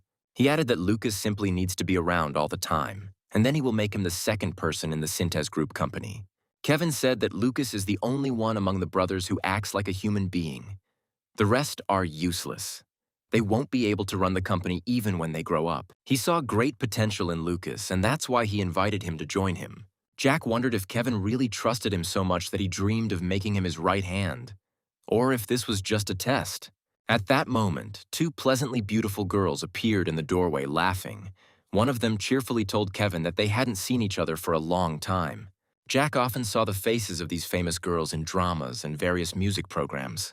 When one of the girls said that it was the first time she saw the new guest, Kevin liked the fact that they showed interest in Lucas and flirted with him. Jack had to disappoint this company by saying that he was tired of the party today and was already leaving. He could clearly see that Kevin was not happy with his brother's departure, but he only said that they would see each other later. Jack walked out onto the porch of the house and sighed with relief. He tried alcohol for the first time in Lucas's body and immediately got drunk. But now, having breathed some fresh air, he felt better. Jack walked up to the car and saw Kevin's assistant dozing. He quietly knocked on the closed window to wake him up. Getting into the car, he apologized for keeping him waiting for so long, and the assistant replied that Lucas could have sat in the back. It was more comfortable there. Jack replied that he was not his boss or his superior, so the seat in the back was uncomfortable for him. The car left the territory of Philip Wilson's country house and was now racing along the highway in the direction of Lucas's house. Jack decided to start a conversation and asked if the assistant really worked in the strategic office of the Cintez Group company. The man looked at the road, but asked with surprise how Lucas knew about this. Jack replied that he often communicates with his grandfather, the company's chairman, and knows that the strategy department is divided into two parts. The first consists of talented employees who graduated from prestigious universities and who develop strategic plans. The second consisted of people from second-rate educational institutions who ran errands for immature idiots and cleaned up their shit. Jack said that judging by what Kevin's assistant does, he might be from the second group. The man gripped the steering wheel of the car tightly. He felt shame, contempt, and disgrace. But when Jack said that he was luckier than the employees from the first group, the assistant looked at Lucas with bewilderment and incomprehension. Richard Wilson is already 80, and after his death, Lucas will be left with 3 uncles and an aunt who will begin to tear Cintez Group apart. And Vice Chairman Philip will wield the sword and try to monopolize the company. Then the family secrets that the assistant knows he will be able to sell for huge amounts of money. The assistant was angered by this and said that it was all nonsense. He did not understand what Lucas wanted to say. Jack decided there was no point in saying anything else. He just closed his eyes and asked to be woken up when they arrived at Lucas's house. In 1997, the company Stalinvest, which built the steel plant, went bankrupt and burst like a soap bubble. And the battle of the beasts began, aiming at the mortally wounded prey. In connection with this, the chairman of Cintez Group called an urgent meeting and, having become familiar with the sale price of the collapsed enterprise, asked whether this was the exact price. Vice Chairman and Richard Wilson's eldest son, Philip Wilson, responded that this was indeed the case. Richard suggested that Prestige would also want to acquire Stalinvest, offering the same amount as Cintez Group. And since Prestige has already accumulated experience in the field of steel, it will certainly gain more votes when purchasing than their company. The chairman asked those present how much, in their opinion, could be offered to buy out the company Stalinvest. But everyone remained silent. Kevin dared to speak out first and suggested a figure just under $2 trillion. Seeing the chairman's questioning look, he explained that this was the maximum amount that Cintez Group could offer. Richard said that then Prestige would win, to which Kevin replied that this was not something worth taking out a loan for and turning the purchase of the company into a money fight. The chairman decided to object and said that the sale of Stalinvest was taking place at an open auction, since Kevin was going to fight, if not with money. Kevin considered it necessary to emphasize the fact that, in the event of the acquisition of Stalinvest, the Cintez Group company will undergo an increase in operational efficiency and the development of a new industry. The chairman ordered that this issue be looked into and a corresponding report prepared, one that would impress the judges upon taking possession of the acquired company. Richard appointed Vice Chairman Philip to be responsible for this process and gave him 1 week to do it. The chairman then asked those present if there were any other suggestions other than what Kevin had put forward. And suddenly he heard a sum that was slightly, but still higher than the sale price of the company Stalinvest. Richard looked closely at the head of one of his companies and asked him to justify the stated amount. Barry Barton responded that it made no difference to the creditors who acquired the company and that the government would give its approval in any case. Richard said that if Barry offered such an amount, then where could he get the missing part to what Kevin offered? To which he replied that they could mortgage their lands intended for the construction of residential buildings. The chairman replied that it was impossible to build and sell apartments on mortgaged land, except that he was going to return the amount received from the mortgage. Barton replied that he could work it out during the construction process and that the chairman should not worry about it. Richard assumed that if Barry acted illegally, he would take full responsibility and the chairman would have nothing to do with it. He chuckled and said that it seemed that Barry had privatized a lot of his money if he spoke so confidently about it. Soon the chairman had information about the amount that Prestige was offering for the purchase of Stalinvest. It was more than Kevin's amount, but less than the amount offered by Barton. Philip stood in front of his father and asked if he was really going to spend the amount Barry Barton had mentioned. He warned the chairman that the management of their company's fund would be disrupted for some time. Richard looked at his grandson and asked what Lucas thought. Was there really no other way than money? Jack really wanted to know what was going on in this insidious man's head, and he asked for a hint.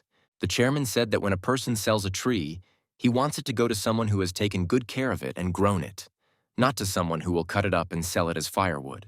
Philip interrupted their conversation and asked if the chairman really assumed that the Prestige company was buying Stalinvest for subsequent resale. Richard replied that no matter what the chairman of Prestige wanted to do, the one who grew and sold the tree should take care of it. He looked at his grandson and asked if that was enough of a hint for him. Jack replied that, upon taking over, Prestige would build and sell apartments on Stalinvest's land, and then sell the steel plant's equipment to foreign countries. In this scenario, Stalinvest will disappear completely, and if Cintez Group acquires this company and joins the Steel Group, it will do everything possible to revive and preserve Stalinvest. Grandfather smiled and replied that perhaps he had given too easy a hint. Jack will consider whether this will work because Prestige has strong enough connections that even if their goal is resale, there will be many people who will support Prestige's decision. Jack looked at the chairman and asked how much his grandfather planned to finance to acquire the Stalinvest company. Upon hearing the amount the chairman named, Philip was horrified and said that it was unthinkably more than they had planned and what Prestige could offer. Richard replied that he would give more if he had that amount of money. It is necessary to correctly scatter the bait for the fish so that the fishing would be successful. And then a brilliant idea came to Jack. He needed to involve the media. By using the press and radio, pressure can be put on judges by declaring that metallurgy, which is an important industry in the country, must be saved and preserved. Jack remembered the chairman's words, telling Lucas to keep his eyes open and look closely at what his grandfather was doing, and how to use the civil servants he has cultivated over the past few decades. The chairman checked with Lucas about tomorrow's entrance ceremony and said that he had already contacted the director and the dean of the university. He gave Lucas some helpful advice. Occasionally have a drink with helpful people and make sure they can help him later if needed. The chairman then added that a man was waiting outside for Lucas who would be responsible for his receipts from now on. The grandson thanked his grandfather and went outside. Jack saw a car parked near the porch and a tall, dark-haired young man who, upon seeing Lucas, bowed politely. He handed over his business card and introduced himself as Thomas Grieg, assistant to the head of the strategic group department. Thomas walked up to the car, opened the rear passenger door, and said he would take Lucas home. A few minutes into the ride, Jack asked Thomas if Philip Wilson had hired him. Thomas replied that he was working on orders from the personal assistant of the chairman of Cintez Group. Jack knew this man. He was his grandfather's close assistant who served him until the very end. When Jack asked Thomas who he would be sending the reports to, the head of the strategy department or his grandfather, he was surprised. Jack continued. He said that wasn't Thomas supposed to report Lucas's every move, since it was a known fact. Thomas replied that he would personally inform his grandfather's close assistant, and then asked if there was anything Thomas should be careful about. Jack replied that Thomas should report everything as it is. Now it is his job, and he needs to follow the orders of the leader. One of the following days, Jack invited Larry and declared that they would also participate in the takeover of the Stahl Invest company. But Larry replied that it was beyond their capabilities. Even if he manages to win it over, Lucas won't take over its management, and in any case, everything will have to be broken up and sold, and there is no time for that now. Jack replied that he had not said that he wanted to take over Stahl Invest, but that he was simply stoking the takeover battle a little. Larry replied that he didn't know what Lucas was planning, but that this was a standoff between Cintez Group and Stahl Invest and they shouldn't interfere. And Jack replied that he would just help his grandfather a little and that Cintez Group would definitely get Stahl Invest. Larry said that if the shareholder wants it that way, the hired boss has no choice but to obey. Information leaked to the media that Fantasy Entertainment had also entered the race to acquire Stahl Invest. And in connection with this, Larry, as CEO, gave an interview on television. He stated that many companies appear and disappear. Stahl Invest is just one of them. There is no obligation to keep it forever. Larry reported that they had determined the exact price of Stahl Invest and were confident of acquiring it. Journalists asked what they planned to do with the company if they won the auction. Larry replied that Fantasy Entertainment was an investment company, not management, and that the steel mill would be handed over to whoever wanted to take it, while their land would be sold to a construction company. And then one of the journalists said that Larry's words sounded like speculation. Larry replied that he wouldn't call it speculation. What is important is that the bank, which is Stahl Invest's creditor, must itself select the bidder who offers the highest price. After watching Larry's interview, Philip didn't understand why Fantasy Entertainment got involved in this race and invited him to join them. Upon entering the office, Larry openly expressed his displeasure at being disturbed while he was busy. Philip got furious and shouted, "Don't they know who they are trying to put a spoke in the wheel of?" Larry calmly advised Philip to watch the interview again and calm down. He added that this idea came to him after he found out that Lucas wanted to help his grandfather in this way. Lucas explained that Cintez Group will only benefit, despite the fact that it will have to spend more money. Larry headed for the exit, announcing that he was expected at the shareholders' meeting. This information about Lucas's actions was big news for Philip. Fantasy Entertainment was a competitor who interfered, but Larry understood the intentions of the chairman of Cintez Group, which meant that this should play a significant role in strengthening public opinion. Philip sat down on the sofa and closed his eyes. He considered himself an unincited fool, and then his phone rang. It was Richard who called. He also watched the interview and was now saying that there was no need to be angry about this. This whole situation would become a good fire. Philip replied that he had just spoken to Larry and that his intentions were just that, firewood. He added that it was a collaboration that Lucas had created to help the chairman win the bid. Richard asked in surprise if his grandson Lucas had really come up with this to help his grandfather. While the idiot descendants are busy taking the chairman's money, his grandson creates an investment company to help his grandfather. Philip said that he is currently working on having articles critical of Fantasy Entertainment appear in the media tomorrow. He added that he would send his people to the discussion programs of each television company and be sure to mention the Prestige company there.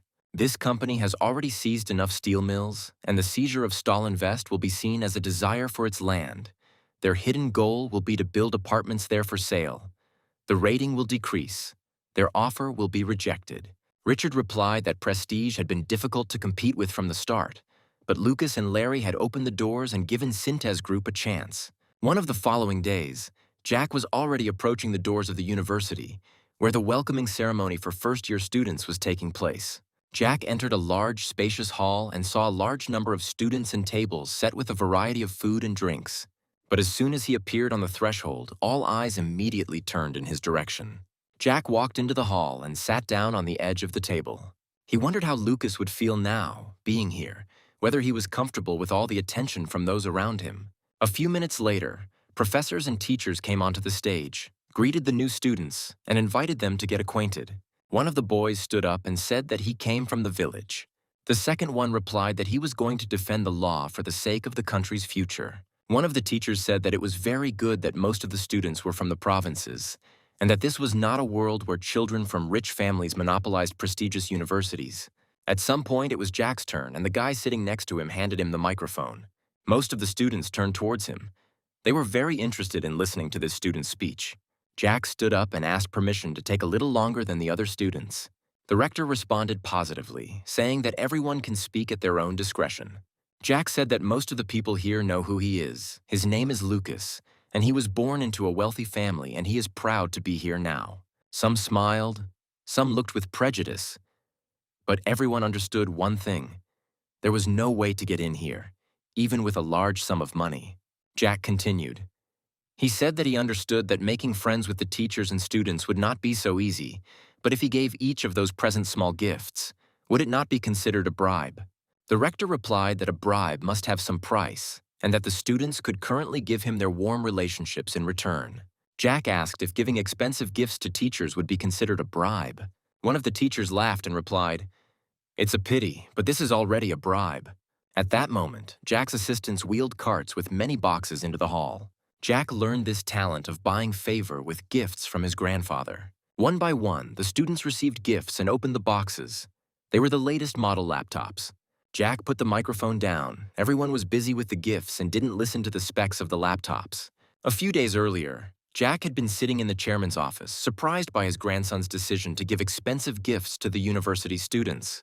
Jack replied that he had done the math and that he would pay a little over $2,000 for 200 laptops. He told his grandfather that this was the only way to win the favor of the students and win them over to his side. Jack said that this would also be an advertisement. The chairman asked his grandson to explain how distributing laptops to students could be connected to advertising. Jack responded that if expensive laptops were available to more than just office workers or faculty, it would raise the university's prestige in the eyes of the public. Richard sipped his tea and listened as Lucas proposed launching a special event with discounts for students and filming an advert against the backdrop of the university. Noticing his grandfather's silence, Jack said that if he was sorry to spend money on all this, then he himself was able to pay all the expenses. Richard replied that he was simply wondering why there were only 200 laptops when 400 freshmen were enrolled. Jack replied that only half of the students were at the welcome party, and he was going to give gifts only to them. He saw the question in his grandfather's eyes and explained that those who were present and those who were not cannot be the same. The reward will make it clear that only those who follow him can receive it. Richard laughed and said a proverb. A carrot is much more effective than a stick at making a horse walk. The first-year students looked at their gifts, completely forgetting about food and drinks. At that moment, Thomas approached Jack and handed him a note. Jack unfolded a piece of paper. It was a list of those who had refused his gift. Jack thought that either these students were stupid or they wanted something more. In any case, he needed to take a closer look at them. From that day on, the atmosphere at the university changed dramatically. Not only first-year students, but also seniors greeted him. Jack walked into the classroom, and one of his classmates said that the laptop was just great. It was suitable not only for studying, but also for gaming. In response, Jack decided to joke, saying that this was a hidden goal to distract students from studying. The students who did not receive gifts kept their distance from Jack and looked at him with disdain. He thought about giving out more gifts at the festival in May. In the hall of the first floor of the university, one of the students was standing near the drink machine. Jack came closer to him. It was one of those students who refused his gifts. He decided to talk to the guy and asked why he didn't take his laptop. Maybe he just forgot. The student angrily replied that he didn't need handouts from the rich major. Jack replied that he had no intention of doing so and thought it must have been his pride. The student replied that he knew that Lucas was from a wealthy family, third generation, and would not be surprised if he gave money to the students. Jack replied that maybe the guy wouldn't refuse if Lucas bought him a plate of rice or coffee from the machine in the cafeteria. The student was furious. He was angry that Lucas could equate a plate of rice with a laptop, to which Jack replied that for him they were one and the same. He listened to the boy's screams and thought it was funny, and his pride was misplaced. Jack told him that what the guy counts in tens, hundreds, and thousands, Lucas counts in millions and billions. Anything worth less than 100 million is just pocket money for him, a laptop or a cup of coffee. All the same thing, Jack thought. Even if it was too much, if you were going to crush him, you had to do it for sure, so that in the future he wouldn't even be able to look in his direction. Jack said that if he treats a student in the cafeteria, he will thank him and eat it. If he finds a coin on the street, he will pick it up, and at that moment, pride disappears somewhere. But when he is offered an expensive gift, pride comes from somewhere. Finally, Jack said that it was very stupid to have such pride, and leaving the student perplexed, he left. Jack was sitting in the university square when a student approached him and said that it was definitely a bribe. This guy was also on the list of those who refused, and Jack asked him why he thought so. The student sat down next to him and said that a bribe is something that is given in advance, but doing someone a favor and receiving gratitude for it is a gift. Jack objected, saying that the guy was not a government employee and Lucas did not need anything from him. But the guy stood his ground and said that a bribe is always given before asking for something, and it often happens that it is given several years in advance. The student said that in a few years he would become a prosecutor, so it turns out that this was a bribe. He then asked if his grandfather had put him up to this. Jack replied that his grandfather had nothing to do with it. Perhaps he had taught it to Lucas's older cousins. Then the student said that since his grandfather does not share his experience with him, it means that Lucas is the most backward in their family. Jack decided to agree with him and added that his father had also been removed from business and was simply involved in film production. Then the guy said that Lucas was only formally a third-generation heir, and Jack replied that it was so. Here the student scratched the back of his head and said with disappointment that he should have accepted his gift. The guy asked if Lucas could lend him his laptop now, and Jack thought it was funny. Jack asked the student if he had even passed the entrance exams on the first try. It was clear that this had deeply affected the student, and Jack said that if he gave him the laptop, maybe the guy would forgive him. The student replied that he would forgive him for the first time. But he stood up and walked away. Surprised that the boy had again refused the gift, Jack asked him how old he was. The student told him to shut up and made an obscene middle finger gesture. Jack was sitting in the classroom before classes started, and his gaze fell on one of the students who was in his class. A student sitting next to her noticed this and said that her name was Olivia, the most beautiful girl in the university. Jack couldn't take his eyes off her. She really was a very sweet girl. The student advised Lucas not to bother her and leave this chance to others. He said that Lucas is from a wealthy family, third generation, and can even afford to date celebrities. Jack said he hadn't seen her at the welcome ceremony, and the student replied that she had been there, but not for long. Olivia had left before the gifts were handed out. Jack plucked up his courage, stood up from his seat, and walked over to Olivia. The girl asked what business he had with her, and apparently she knew who Lucas was. Jack asked why she didn't take the laptop he gave her at the ceremony. He asked her to state the reason.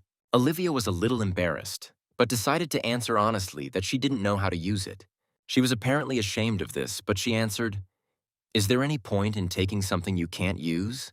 Jack was very surprised. He couldn't even imagine that this could be the reason. Olivia decided to change the awkward topic and asked Lucas not to look at him like that. Her heart flutters when such a handsome guy like Lucas looks at her. One of the following days, a meeting was to take place at the chairman's residence concerning the future of Lucas's grandson. A plump but pleasant woman stood before Richard and said that this time she had taken a more thorough approach to her search.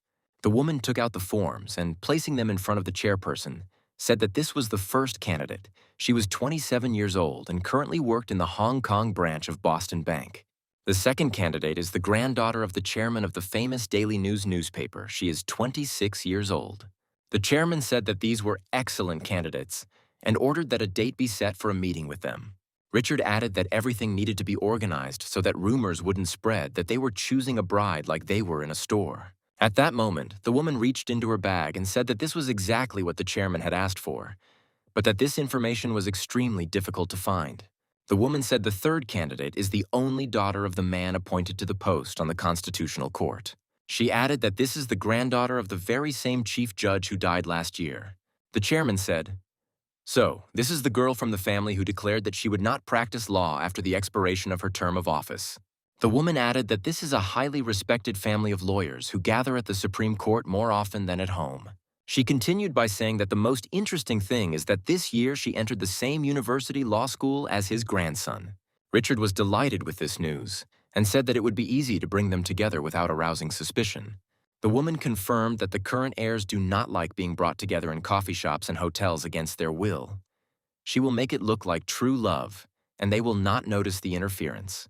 The chairman asked what her family thought, to which she replied that no one would refuse the position of daughter-in-law of the Wilson family. Richard took another look at the third applicant's personal file and ordered her to get down to business. Philip said that the meeting time had been set, at lunchtime and in the evening, and in between they could have tea. Kevin was surprised.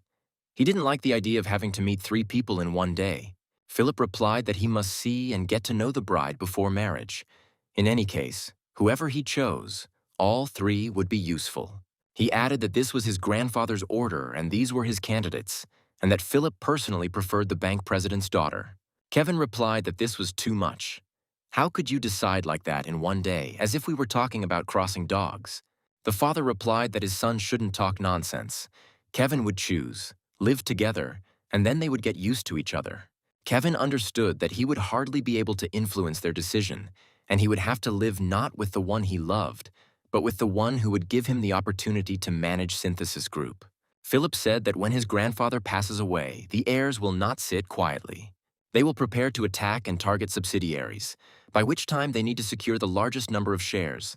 But this costs a lot of money. Kevin replied that in the end, his father was not looking for a bride, but for collateral for a large loan. The father said that marriage was the best choice in any case, and asked his son if he knew why among ordinary people the most prestigious profession for wives was that of a teacher or lecturer. They are civil servants and receive a decent salary, a pension upon completion of their employment, vacation, and sick leave pay.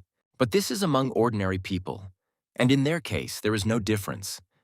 Since after Philip receives Cintez Group, the company will definitely pass to Kevin. The son said that he was not very sure about this because he had brothers, to which Philip replied that Kevin would also tell his son to marry the daughter of the bank president. Classes were in full swing at the university, and the teacher said that he wanted to try something new this year. He announced that various incidents that had caused a public outcry would be divided between the groups. Many opinions have been expressed on these issues, including those that contradict constitutional values. New points of view need to be found. The deadline is the end of the semester. Jack studied the assignment carefully and did not understand how they could give this to first-year students. The teacher added that the task was difficult, so the students were divided into groups of 5. Jack opened the last page and saw that he and Olivia were put in the same group. When Thomas picked up Lucas from the university, Jack asked him to find out about 2 people he was interested in. The assistant took the note with the names and asked if he could contact the information department. Jack asked not to do this, to which Thomas replied that if only general information was needed, then he could handle it. The aide asked if he should exclude Lucas's request from the daily report. Jack wanted to understand whether Thomas was sucking up or wanting to show his loyalty to Lucas. Jack replied that Thomas could decide that for himself. He couldn't fully trust Thomas yet, since the assistant had only recently started working with him. Loyalty cannot be achieved through coercion or begging. It must be sincere and come from the heart. The results of the auction were broadcast live on television, with Cintez Group, Prestige, and Fantasy Entertainment participating in the bid to purchase Stalinvest. The Prestige management team was assembled in full force and eagerly awaited the announcement of the results. And then Matthew Lee, the chairman of Prestige, heard that Cintez Group had won and that Stalinvest would now belong to it. One of those present looked at the chairman with alarm, afraid to see his disappointment. But to everyone's surprise, Matthew Lee broke into a wide smile. Some of those who were in the know began to say that what they had planned had worked out and congratulated the chairman. Finally, Matthew said that Stalinvest was a good acquisition target and, thanks to Cintez Group's victory, they are now experiencing a serious financial crisis, having spent all their funds on acquiring it. One of the subordinates said that Cintez Group did not lose anything in any case. They wanted to get the steel company. But Chairman Lee was tormented by the question. What kind of fantasy entertainment was it that made them look like villains in the eyes of those around them? The second said that it was all for the best, because it gave the judges a reason to exclude the Prestige company. The chairman was given information about fantasy entertainment. At first glance, nothing special, investing in film and pouring money into Japan. But the identity of the main investor is kept secret. Matthew ordered that they find out who this secret investor was, and his subordinates replied that they would do it as quickly as possible. Matthew Lee looked around at everyone present and said the game was about to begin. He took a folder out of his desk and said that if someone hadn't reported corruption in 1991, Cintez Group would have absorbed Motors Group. Matthew opened the folder and said that Richard Wilson even had developed this plan called The Need for Restructuring the Automotive Industry and a Government Support Plan. Matthew imagined Richard tearing his hair out as he watched Prestige swallow up his coveted Motors Group. One of the assistants correctly noted that Cintez Group was raising money and taking out a loan to buy Stalinvest. After these words, ridicule directed at the Cintez Group company spread throughout the office. The chairman of Prestige said that he congratulated everyone on the successful outcome of the matter and ordered that they begin putting their plan into practice tomorrow. The phone rang at Richard Wilson's residence, and he answered to say that only a few days had passed since their official meeting. It was Andrew Klaus, the chairman of the Daily News, calling to congratulate Richard on his acquisition of Stalinvest. The chairman replied that all credit for the victory went to his son Philip and grandson Kevin. Andrew replied that he had recently studied business abroad and had already taken on such a big case. Then he covered the receiver with his hand and quietly said that lately there had been strange rumors about a certain company. Richard, who hadn't been surprised by much lately, was interested in the information this time.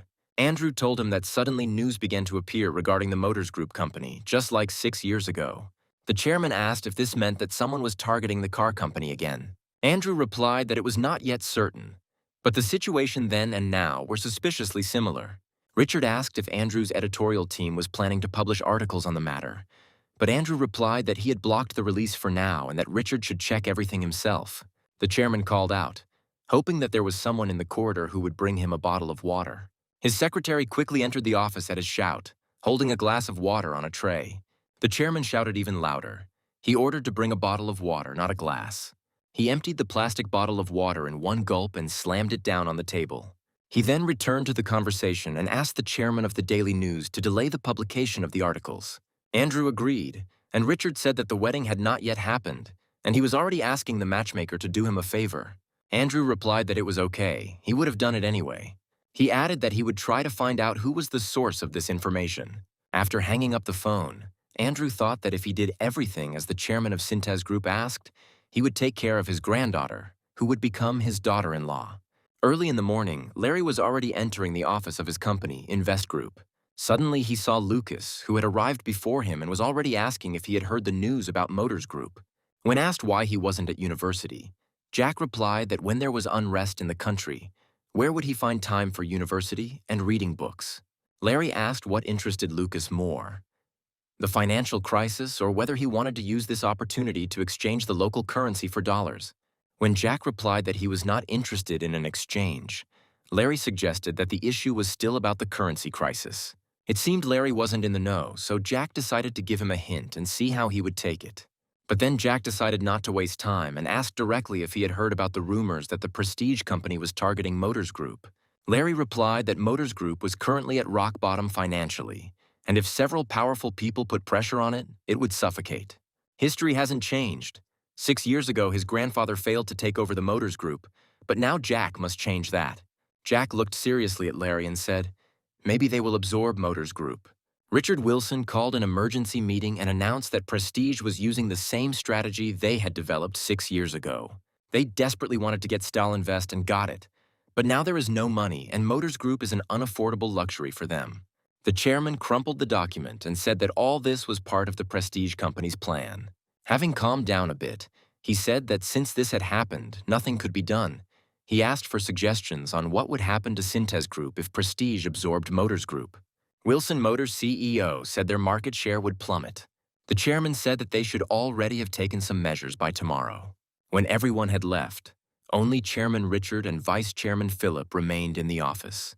Philip asked whether it was now necessary to urgently resell the 7% of Motors Group shares acquired in other people's names. Richard was not happy with this question and asked if he didn't even want to try to resist.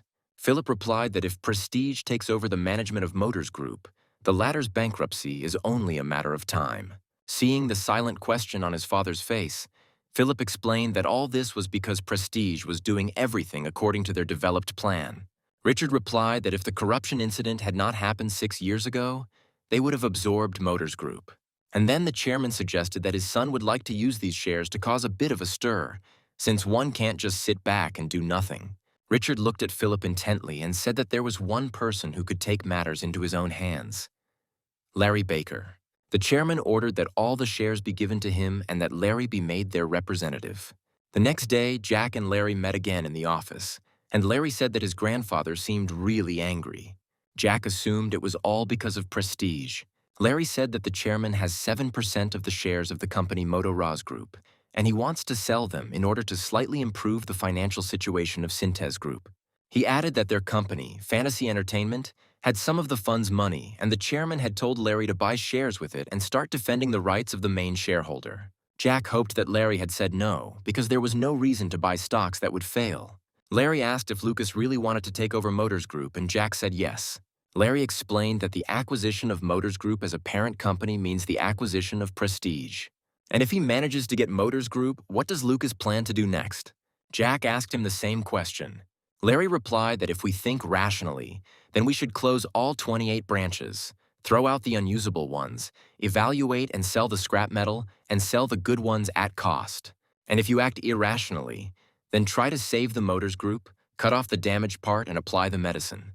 But even so, Larry isn't sure they can manage it all.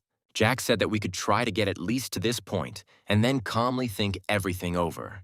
Larry replied that even if they were to break into this fight, their chances were slim, or rather, non-existent.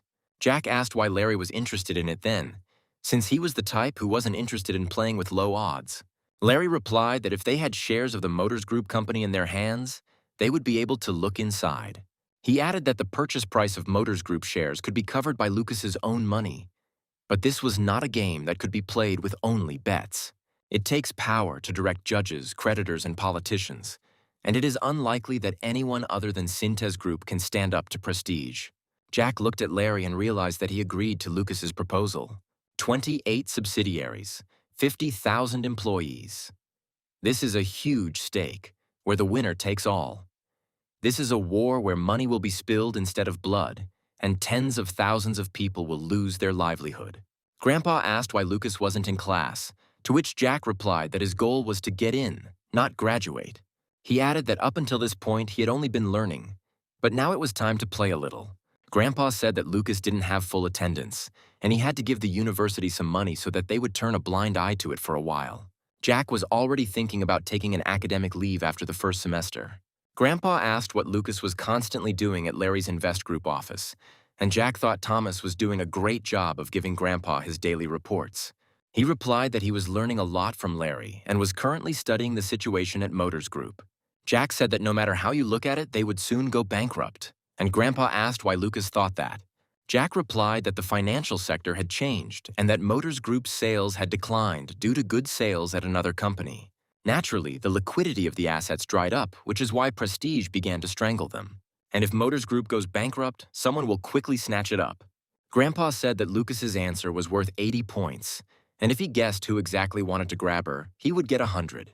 Jack replied that there had been many times when the situation had only worsened and the winner had failed, and it was difficult to be sure that prestige would take over until the Motors Group was in his hands.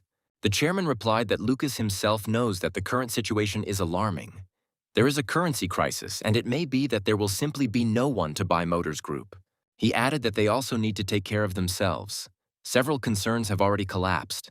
Everyone is short of money, and if they have it, they are saving it. Grandfather added that Motors Group could only afford to buy Prestige or Cintez Group, but he had already spent the money on Stall Invest. Jack asked if the chairman thought anyone else might be hiding their financial abilities, and he was referring specifically to himself. Richard looked at Lucas in surprise and turned pale. Having come to his senses, the chairman ordered Lucas to repeat what he had said a minute ago. Jack looked at his grandfather intently and said seriously that he could take over Prestige. Suddenly, the chairman felt ill, and Jack said that he could bring him some water or medicine. The grandfather stopped his grandson, saying that he was not weak enough to swallow pills. When the chairman felt better, he asked if Lucas meant that instead of a car, he wanted to receive the Motors Group as a gift for joining. Jack replied that he would buy it with his own money. Grandpa looked Lucas straight in the eye and asked him what he thought the company was worth. Jack asked a counter question. If the chairman wanted to take over Prestige, how much would he be willing to give? Grandfather suddenly laughed. He understood what the catch was, because it was he who taught his grandson to first listen to the opponent's opinion. and this is a special privilege of the ruler. He said that this trick wouldn't work on him and that Lucas had to answer his question. Jack said they don't know all the variables, so they need to analyze the state of Motors Group first to know for sure. Jack named the amount for which he could acquire Motors Group, and this was not all of Jack's funds. The chairman considered the proposed sum, but seemed completely uninterested in where Lucas got such funds. When asked why his grandfather wasn't surprised, he answered what Lucas expected, a question about where he got the money or praise from his grandfather.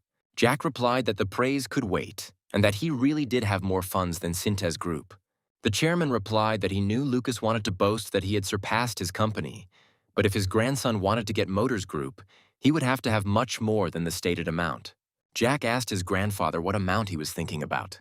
The chairman replied that he had no intention of acquiring Motors Group. He had not learned anything about it, and therefore could not name the amount. Jack asked if his grandfather could help him, and the chairman asked why Lucas wanted to buy Motors Group and whether it would help Cintez Group if the deal was pulled off. Jack looked at Richard and tried to understand what he was thinking about and how he was thinking, like a grandfather who loves his grandson or like a chairman who gives priority to Cintez Group. A few minutes later, the chairman said, "Let's say the grandson becomes the owner of Motors Group, and then the grandfather's company, Wilson Motors and Motors Group, will go through a merger procedure, combining these two companies into one." Jack thought that Richard was thinking in the right direction, since the acquisition of Motors Group was only a step towards the takeover of Wilson Motors. The chairman said he would like to hear Lucas's opinion on the proposal. Jack asked why Grandpa thought Lucas was planning such a merger, and the chairman replied that it was unlikely that he would be able to save Motors Group on his own. Prestige would crush him within a year, or perhaps Lucas would be able to manage it properly.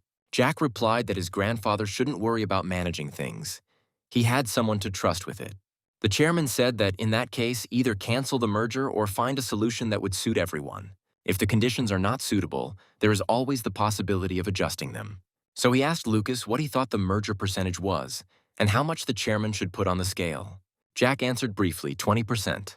The chairman started to get angry, and Jack said that given market share, brand value, development of new cars, technologies, and so on, Wilson Motors is now at a level of no more than 20% of the Motors Group.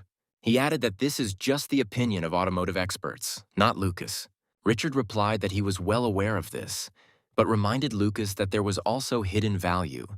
Wilson Motors' stock price was twice the value because the shares of Cintez Group's subsidiaries were owned by Wilson Motors. Once Jack gains control of Wilson Motors, he will be able to control half of Cintez Group, which is why he needed Motors Group. Jack clarified that the chairman wanted to put this hidden value on the scales as well. He replied that everything depended on Lucas. Jack revealed many secrets, one of which was to take over the Motors Group, but his grandfather also showed his desire to merge the companies. Of course, this was not the answer Jack wanted to hear, but it was enough for now. Finally, the chairman decided to satisfy his curiosity and asked where Lucas got such money. His grandson replied that, after selling the land, he invested in an IT company whose shares skyrocketed.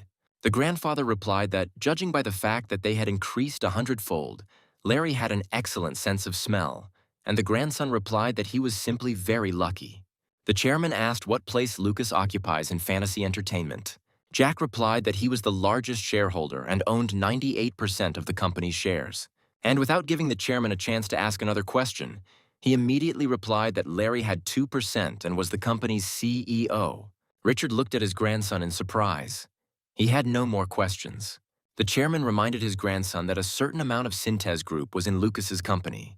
Jack replied that the money his grandfather had entrusted to him earlier had also brought in considerable profit, and his grandson intended to return it with interest from the investment in exchange for the 7% of Motors Group shares. Grandpa agreed, but Jack changed tactics and said he had hoped Grandpa would simply give them as an admissions gift. The chairman replied that if the grandson wanted an island worth $100 billion as a gift, he would get it. If he asks for a private jet, he will have it, but he can't just give money. Jack asked if it was because then he could have everything he wanted for himself. Richard replied that was exactly why. The chairman said that if Lucas's subordinates work well, they should be rewarded, but not with money, but say, with a good drink. This way, the employee can be tricked into thinking that he is paying for the drinks with his hard-earned money. Jack said it meant giving them hope that if they did a good job, they would get paid for their drinks. Jack had been through something similar once before. He was praised for his good work and allowed to spend millions on booze. Then he thought many times that it would be better if he was paid in money. The chairman advised Lucas not to reveal himself to anyone until he received Motors Group, to hide carefully so that only Larry would be in sight. Jack replied that that was exactly what he intended to do. The chairman asked how much money he would have left after Lucas took over Motors Group. Jack tactfully avoided the question, saying that it was wrong to openly go into someone else's wallet, but if his grandfather needed money, Lucas could lend it to him. The chairman rose abruptly from his chair. His face instantly changed. Jack thought he had gone too far and clenched his teeth. The next second, he became his old self again, put his hand on his grandson's shoulder and said that his grandson had grown up completely and had given the correct answer.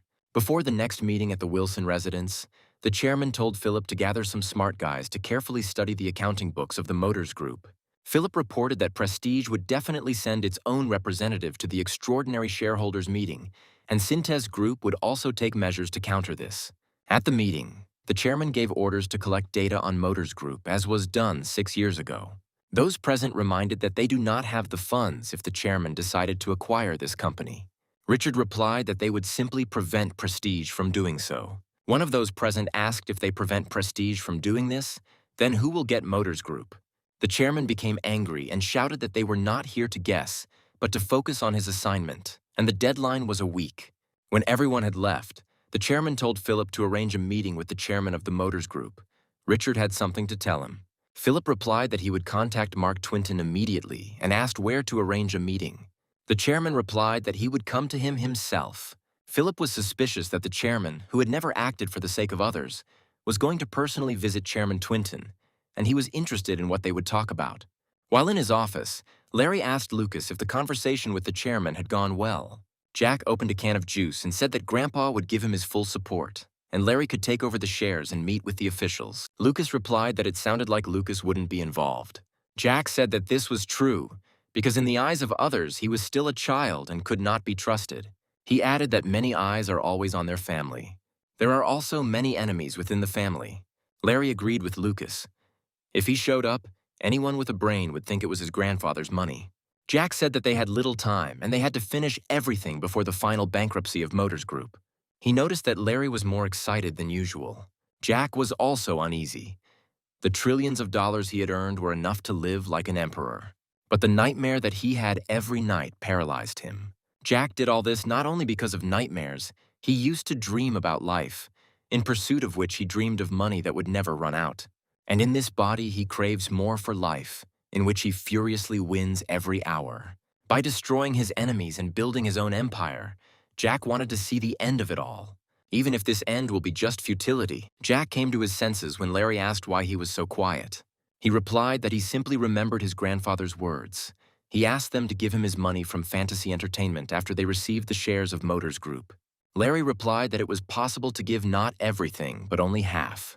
Jack apologized to Larry and said that he promised to give him everything, because his grandfather would do his best to help, so there was no choice. Larry asked if the chairman knew that Lucas was the majority shareholder in Fantasy Entertainment, and Jack replied that he had told him. Larry was surprised that despite this, the chairman asked to give him all his money because this would be an excellent opportunity to legally inherit a certain amount. Jack replied that if his grandfather had been the man who had given away the secret fund in this way, Cintez Group would have long since been in the hands of Philip Wilson, his eldest son. And inside this whole family snake pit, Jack must stay alive. Upon learning of the slow progress of the plan, Matthew Lee, the chairman of the Prestige Company, was angry that his subordinates were so calm. He shouted that it was just a witness subpoena and that it was difficult to obtain. One of those present replied that it was not difficult for an ordinary person, but he was a valuable witness. Matthew didn't seem to hear them, asking why the press was putting so little pressure on it, since Lee had told them to press it as if it were a celebrity drug scandal. The assistant replied that it seemed as if someone was helping with the protection of the Motors Group company. Every newspaper had published an article, but it looked weak and half-hearted. The second confirmed this, saying that everyone knows how much influence the Daily News editorial board has. Matthew became even more angry and was surprised that there was not a single article about it in their newspapers. The chairman sat down in his chair and suggested that the rumors about the reunification of Cintez Group and Daily News through the wedding of their children might be true. Those present expressed the opinion that if they absorb Motors Group, Cintez Group will suffer severe damage. Matthew knew that Richard Wilson was capable of a lot, and now it turns out that he can easily sell his own grandson to stop media propaganda. In April 1997, as Prestige's president claimed, Motors Group became the subject of a government-led bankruptcy deferment agreement to prevent insolvent companies from going bankrupt.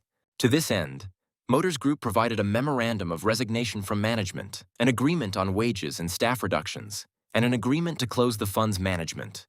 During the 2-month grace period, the company began embezzling hidden funds for bribery. All of this was secretly controlled by 3 people, one of them being the chairman of Motors Group, Mark Twinton. Second was Larry Baker of Fantasy Entertainment. Well, and of course, the chairman of Cintez Group, Richard Wilson. Early in the morning, Richard invited Larry to his place to discuss current events. The chairman said that he had heard a lot about him, since it was he who had increased his grandson's capital 100-fold. Larry realized that Lucas hadn't told his grandfather everything. Firstly, not 100 times, but more. And secondly, it wasn't only his merit. He replied to the chairman that he was simply lucky. Larry always feels relieved when he manages to keep the original amount. Richard replied that Larry was very modest, and it would be good if he used his abilities working for Cintez Group. After reviewing the documents provided by Larry, the chairman asked whether it was still possible to save these funds. Larry replied that it was only $270 billion, and that as soon as the bankruptcy deferment expired, the rights would come into force and that this money needed to be extracted before that. And if this became known, then not only the chairman of the Motors Group, but also other executives would not escape arrest. Richard asked if this meant that Larry was asking him to launder the money. Larry was silent for a moment, then apologized and replied that this was true. Jack intervened, saying that the money should be used as a pension fund for the Motors Group executives. Grandfather smiled and asked why Lucas should worry about their old age. The chairman handed Larry the documents and asked why not invest all this money in fantasy entertainment in America. Looking at Larry's surprise, Richard said that everything could be reinverted into Motors Group. They would simply use it to pay salaries, bonuses, and incentives to those who wanted to receive them. Larry assumed that all these people would want to receive these sums in one go, since most of them would have to retire and therefore would demand a share. But in response, he heard that one could come up with many excuses to delay payments. If we assume that they are paid immediately, then from that moment they will become strangers. And it is possible that they might even join the enemy and attack, because in their eyes they will be the villains who stole Motors Group and deprived them of work. Larry, who had dealt only with numbers all his life, now saw, as never before, the cowardly side of the man who ran from side to side. And the chairman continued that money is a carrot and a stick. Once you manage to tame people, you need to feed them little by little with money. And as soon as they find out that all these funds have been reinverted into Motors Group, they will start licking their feet. Jack understood that Larry had to learn his grandfather's true face because they would see each other more often in the future. And Jack decided to ask his grandfather a question, because they weren't actually going to give the money back. His grandson made him laugh a lot by making the chairman look like a money-grubbing and shameless old man. Richard asked Larry if he was really going to give the money away or if he was just bragging about it. Larry replied that if there was such an opportunity, he would never give them up. The chairman replied that this was correct. There was no person in the world who would give away money that could be kept for himself with impunity. Richard told Larry to try to convince Chairman Mark Twinton that this was the only way, and he would take care of the hidden money of the Motors Group. The chairman said he would launder the money before entering into legal rights and put it into fantasy entertainment. Jack asked permission to leave the office if they were finished, but the grandfather told him to stay. He had something to tell his grandson. When Larry came out, the chairman said that he had heard that Lucas had taken an academic leave. Jack tried to smile and replied that he had applied this morning. To his grandfather's questioning look, he replied that a big deal was coming up and there was no time to go to university now. The chairman angrily replied that no one had forced Lucas to attend all his classes diligently, and he withdrew his grandson's application. Jack tried to object, but his grandfather sternly told Lucas to do as the chairman said. He added that he knew what Lucas was going through. Jack listened as his grandfather said that he needed to avoid rumors and remain a student to everyone. Sooner or later, Lucas will have to face this, and he can't put it off any longer. The chairman continued that the time would come when student status would play a negative role, but not now. Jack asked why he was saying that, since he wasn't the one holding the handle of the knife. Grandfather replied that Cintez Group is not a supermarket, and even his knife cannot reach everywhere. If the majority of presidents vote for Vice Chairman Philip, Cintez Group will immediately split into two parts. Jack realized that his grandfather was right. After all, when the company's investigation begins, the executives will see Lucas as just a kid with a student ID, which will mean that Richard has passed away. At that moment, power will pass not to Lucas, but to his uncle Philip. Jack lowered his head guiltily and said that he would do everything as the chairman said. Jack thought that this was it. His grandfather's soul was definitely leaning towards him. Getting into the car, Jack told Thomas to follow him to Larry Baker's office at Invest Group. After some time, Thomas said that his suspicion that a suspicious car was constantly following them was confirmed. Thomas added that he noticed this a few days ago. Jack told me to tell him everything I knew and thought about it. Thomas replied that he hadn't seen any people and that perhaps they only needed their route. Jack remembered that Thomas said he worked in the guest room, so where did he get the experience to detect surveillance? Thomas said the group's commander warned that there had been a lot of surveillance lately and that it might just be reporters. Jack wondered if perhaps his uncle had assigned someone to watch over him. Thomas turned to Lucas and informed him that the car was still following them, and if he wasn't in too much of a hurry, Thomas would check it out. Jack chuckled and replied that he wouldn't mind going for a ride. Thomas told Lucas to buckle up and said they would speed up a little. The assistant pressed the gas pedal with all his might and the car immediately began to pick up speed. They were already racing along the highway, but the car behind them was not lagging behind. An informal meeting was taking place in the office of Andrew Klaus, the chairman of the Daily News editorial board, and a projector had even been set up for this purpose. The employee responsible for the report said that there was no need to worry too much about the third son, Nick, and the fourth, Henry. Nick constantly hangs around his elder brother like a dog, while Henry is focused on making films and has no interest in his father's company. Andrew asked if the problem might be with the second son, Erica Wilson. The assistant replied that it was quite possible that it was Eric who raised heavy chemistry to the top of the country's industry, and his reputation was good. Although he is lagging behind in the ranking of successors, he has the excellent reputation of his subordinates behind him, and he will be able to take over the heavy and chemical industries. The chairman asked, what about the only daughter, Caroline? Caroline is quite greedy and wants a lot, but she lacks ability and will most likely take the department store, golf courses, and cultural foundations. Olivia sharply objected that no one would allow her to do this, but her grandfather asked her to remain silent. The employee said that while conducting an investigation, he discovered an unexpected competitor. This grandson of the chairman is Lucas, who is the son of Henry, the fourth son of Richard. Andrew asked what was wrong with him. A typical nerd, a student at the Seoul University School of Law. The assistant replied that the number of days he visited could be counted on one hand, but that he was often at the Invest Group company and at the chairman's house. He appears to have had close ties to Fantasy Entertainment, a foreign investment company, and is also said to have quite a large fortune.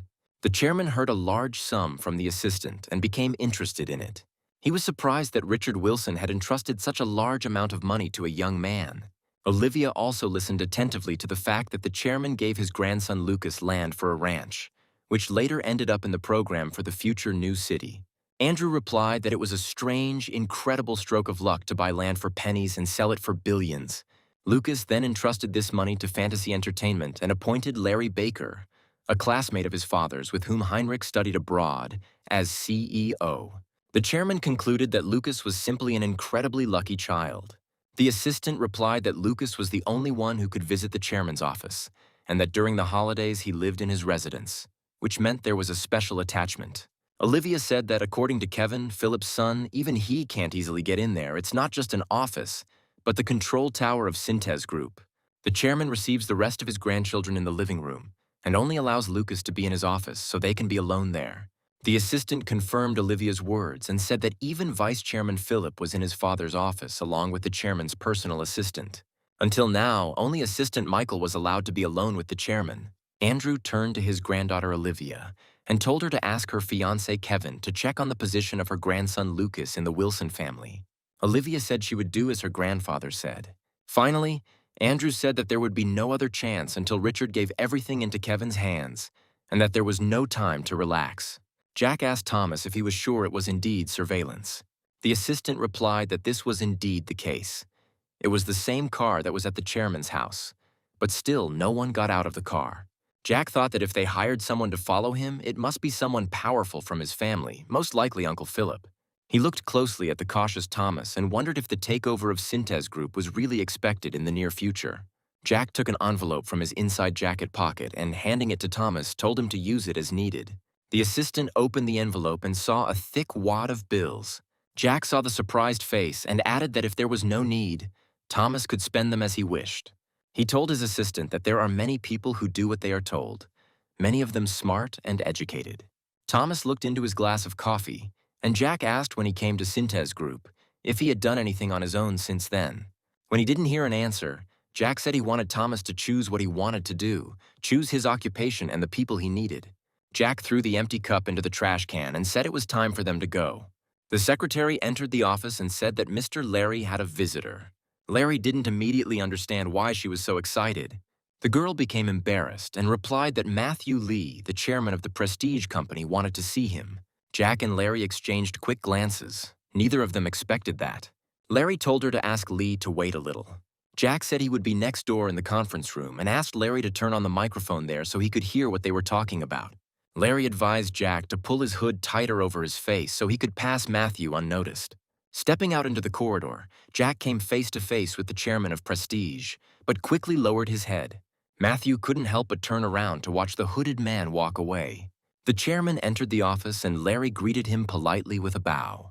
Matthew extended his hand to Larry and said he was grateful to be greeted so warmly, asking if he was disturbing them. Larry replied that there was no place in Korea where the chairman would be treated as an uninvited guest. He said his office was a bit plain and pointed to a chair by the window. But Matthew sat down on the edge of the sofa and answered how a company that claims to be Motors Group could be simple. At first, Larry was speechless, and the chairman replied that there was no point in humiliating himself, since they were now sitting at the same table. Larry calmly asked if rumors really spread that quickly or if Prestige had strong informants. Matthew looked at Larry carefully, even if it was true. He hoped that he would try to hide it, but he was acting confident. The chairman turned to his assistant and ordered him to leave. Matthew turned to Larry and said that since he wasn't hiding anything, the conversation would go faster, and then asked what he wanted. Larry gave a simple and concise answer. Naturally, Motors Group. Matthew asked if he didn't have an investment company, and its purpose was to invest and reap. He just wanted to know how much Larry wanted so they could avoid a useless fight. Larry clarified that Matthew wanted to pay him to get out of this fight. Matthew responded that a fight in which prices rise without reason is burdensome. Larry replied that the chairman had misunderstood everything, that his investors had enough money and wanted to have some fun. They are all car enthusiasts, so they are only interested in car manufacturers. Matthew turned purple with rage. Buying a company as a hobby. It seemed Larry had no intention of negotiating if he was talking such nonsense. He said out loud that if one small article appeared about the outflow of national wealth due to foreign capital, Larry would have nothing to defend himself with. He added that the sense of patriotism of Koreans is unparalleled. Larry replied that, looking at the bidding price, all Koreans would understand who was more patriotic. Matthew frowned and asked what Larry wanted. Larry suggested that he plug all the gaps with state funds and compete only on the acquisition price. This would be beneficial for both sides.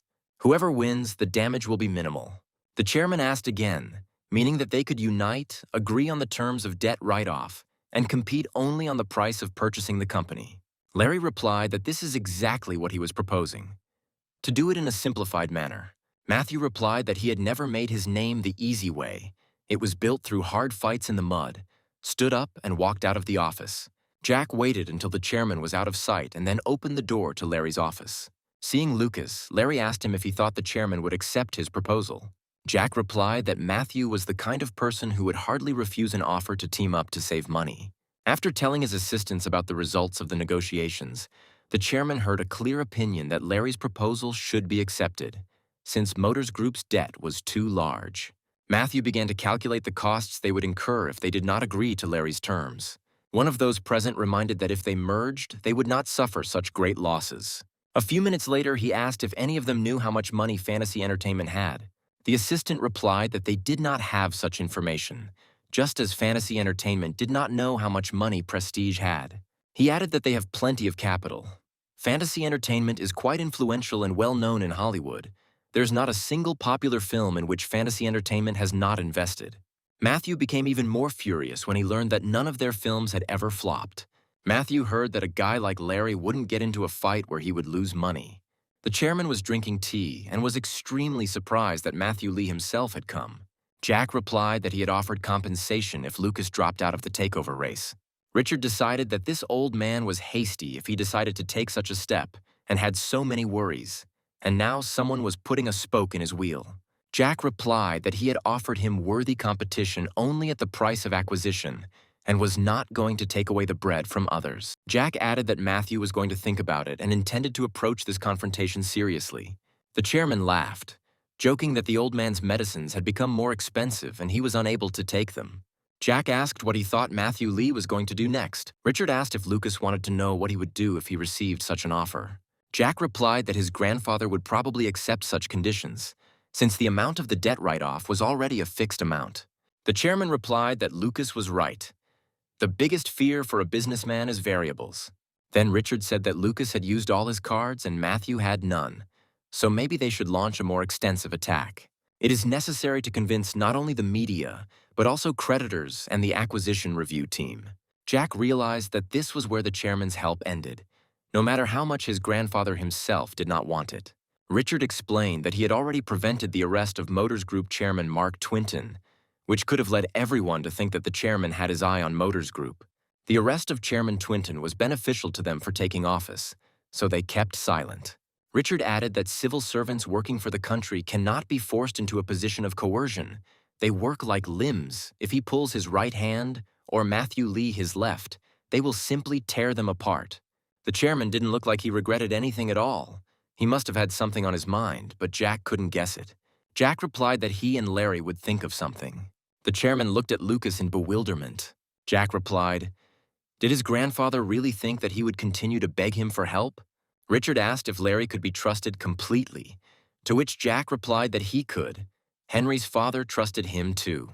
He added that their work concerns money, but Larry is not the kind of person who would betray for their sake. The chairman gave Lucas some advice.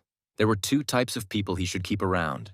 The first, like Larry Baker, who can be trusted to do their job. The second ones are ready to make sacrifices for Lucas. Jack asked what could happen that would require sacrifice for him. Grandfather replied that such people gather nearby on their own, and there is no need to help them with this. The chairman stood up and said that the guests must have arrived by now and it was time for them to go. Many rich and important guests were invited to Kevin's engagement party. An expensive cake, custom-made from the best bakery in the city, was delivered for the event. Kevin and his bride tried to be friendly and kind when greeting guests. Jack, watching his brother, thought that their relationship looked tender from the outside, but as far as he knew, they had only met a couple of times. Then they approached Jack, and the girl exclaimed that the rumors were not lying and Lucas really was the most handsome in the family. Jack politely introduced himself and congratulated the newlyweds on their engagement. At that moment, someone called Kevin. He said that he would go away for a while and ask Lucas to entertain the girl in the meantime. But she was the one who started the conversation by saying that Lucas is the perfect guy for every girl. She added that he was handsome, tall, a genius in the top 1% of people, and the youngest member of the Wilson family, whom everyone envied. The girl explained that he did not need to inherit the group or participate in management. He could simply enjoy life by spending money. Jack replied that there was a problem. It was unknown whether the money would remain when it was his turn. She replied that he shouldn't worry about it, since he was the chairman's favorite grandson. Jack understood that the girl was clearly digging into him, because soon she would become the daughter-in-law of Cintez Group. He replied that his grandfather gave his other grandchildren shares or money, but he was given a racing car when he came of age, and he doesn't even have a driver's license. The girl assumed that in the future, her grandfather was going to give him an expensive gift.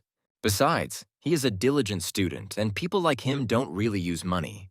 Jack replied that they don't use them because they don't exist. Otherwise, he would throw them away left and right.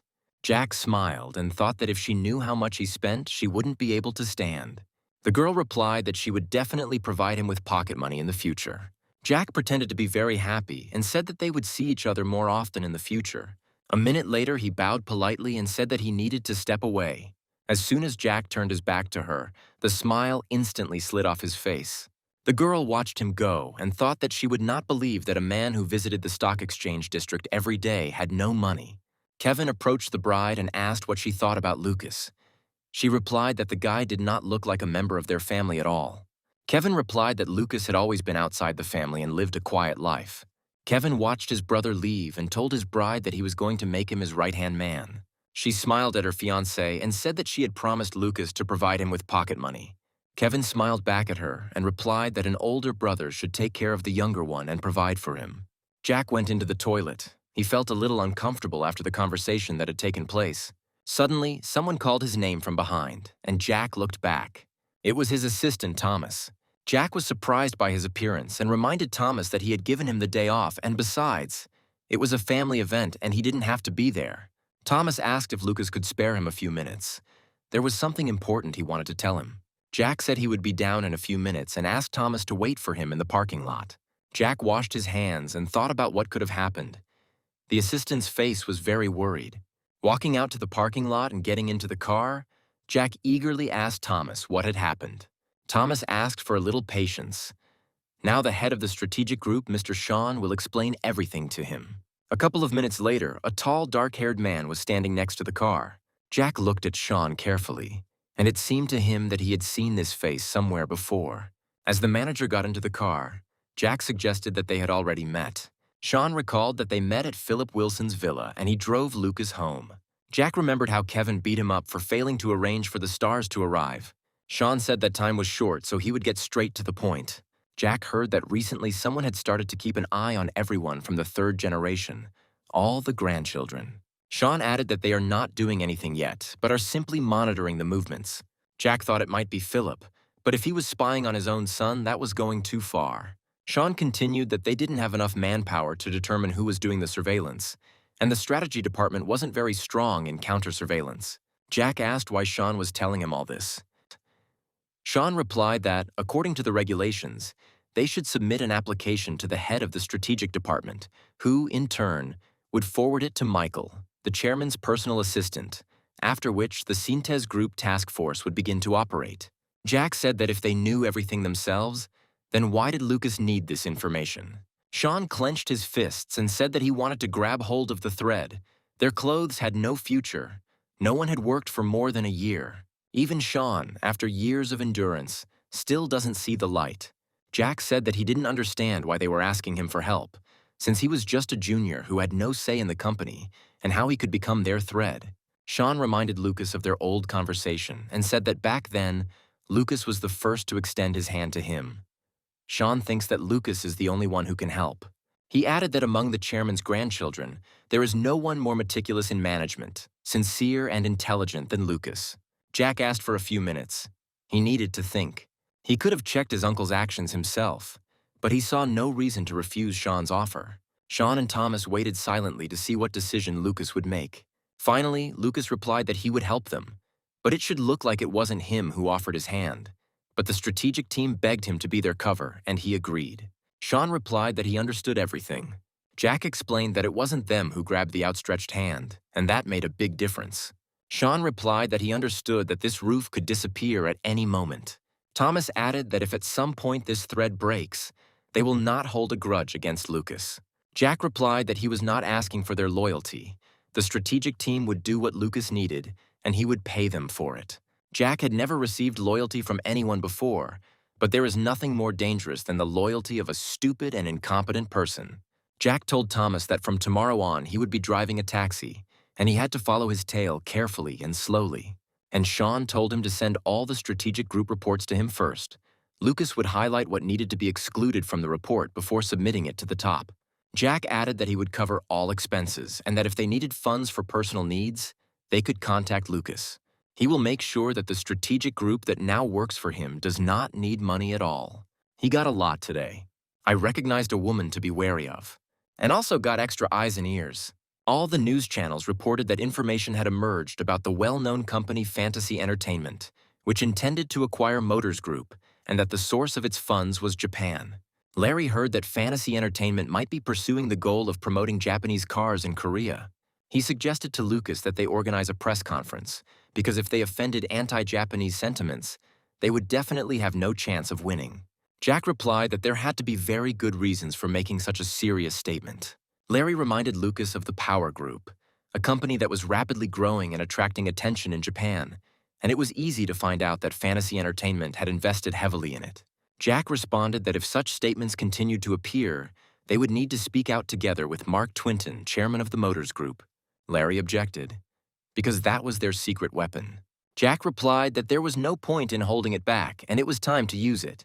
Jack didn't think the media would broadcast a custom-written piece of news without checking it, and the Prestige company is really good at this type of fighting.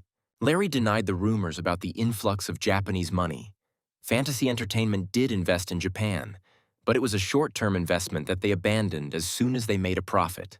Larry stated that they are now planning to invest this money in the restoration of Motors Group. Some critics said they couldn't understand why Fantasy Entertainment, an investment company, would want to own a car company. The journalists suggested that Fantasy Entertainment was taking such a risk because it was acting as an agent for the Japanese automobile industry. Larry angrily shouted out where this information came from and who was the first to talk about it. Attacks were heard from the audience. The reporters wanted to hear a refutation of the fact that Fantasy Entertainment had no connection with the Japanese automobile industry. Jack stood in the corner of the conference room and saw that Larry was not at all used to this, but the next statement saved him. Mark Twinton, who was sitting next to Larry, said he was well aware of the movements of the Japanese auto industry. As the chairman of Motors Group, he does not hide the fact that his company collaborated with a Japanese technology company. Mark added that he was making an official statement that Japan had nothing to do with this acquisition. He is also supporting Fantasy Entertainment in their acquisition of Motors Group, and he is not alone. The entire Motors Group union has pledged a voluntary wage freeze until Fantasy Entertainment takes over the company. Twinton added that Fantasy Entertainment's CEO, Larry Baker, had promised them favorable terms. He promised to separate ownership and management, normalize operations without a single layoff, and invest in the company. The chairman of Motors Group added that corporations are companies that pursue only profit. But there is a human factor. These are jobs that ensure people's livelihoods. The Prestige company, under the pretext of restructuring, is throwing more than half of its employees out onto the street. Jack listened carefully to Twinton's speech. This was exactly the message he needed. By acquiring Motors Group, Prestige will gain control over 70% of the domestic auto market. Pursuing only profit, the people are relegated to last place. The chairman stated that the public and authorities should not allow rumors about Japanese capital to obscure the essence of the matter, given that so much state money has been invested in Motors Group. Therefore, the Motors Group company must grow to the size of a conglomerate and be reborn as a national company. Returning from the press conference, Jack asked Larry if Twinton's statement had affected the price of Prestige shares. Larry replied that it remained unchanged. He pointed to a stock chart and added that opinions were split down the middle. Jack was worried that this might mean that Motors Group would be taken over by Prestige. Larry was angry. He understood that businessmen were cruel and scary, but how could they control state television and newspapers? Jack replied that it wasn't how scary businessmen were, but that the media knew the taste of money. He added that this is what his grandfather says. If something unfavorable happens, he immediately deals with it first with the media. Jack reflected that if he had known it would turn out this way, he would not have interfered several years ago when he tried to take over the Motors Group. He told Larry that it had been a hard day and suggested they have a drink. Larry laughed and said that Lucas probably didn't even know how to drink. In his past life, Jack had to drink so much that if he had saved the money he spent on alcohol, he would have been able to buy several apartments. He replied to Larry that today they would test Lucas's tolerance to alcohol. Jack took out his bank card and, saying that it had no limit, asked Larry to take him to the most expensive place. He took the credit card and, seeing that it belonged to the Daily News Company, asked Lucas in surprise where he got it from. Jack replied that Wilson's future daughter-in-law, the granddaughter of Andrew Klaus, chairman of the Daily News, had given it to him and told him to use it as pocket money. He needs to show his future daughter-in-law how much Lucas can spend if he decides to do so. Larry jokingly made a submissive face and pretended to say that he would take his master to the best and most expensive place in the city. It was the most expensive restaurant in Seoul, and not everyone was destined to get in. Jack ordered the most excellent and high-quality food and alcohol that the restaurant had on the menu. Larry himself understood that after such a stressful day, he really needed to relax. Jack told Larry that he had some incredible idea and needed to leave immediately. But Larry understood that Jack had decided to thank him in this way by ordering a full table of treats. Jack knew it was late, but he urgently wanted to see his grandfather. He entered his grandfather's office and apologized for visiting so late. The chairman replied that he had not yet slept, so everything was fine. Richard asked if Lucas already felt like a loser if he smelled of alcohol today. Jack, replying that he had hardly drunk, said that it was not the end and the battle was not over. Richard replied that there was no point in holding on to a task that was finished, but that one needed to analyze one's defeat and prepare for the next battle.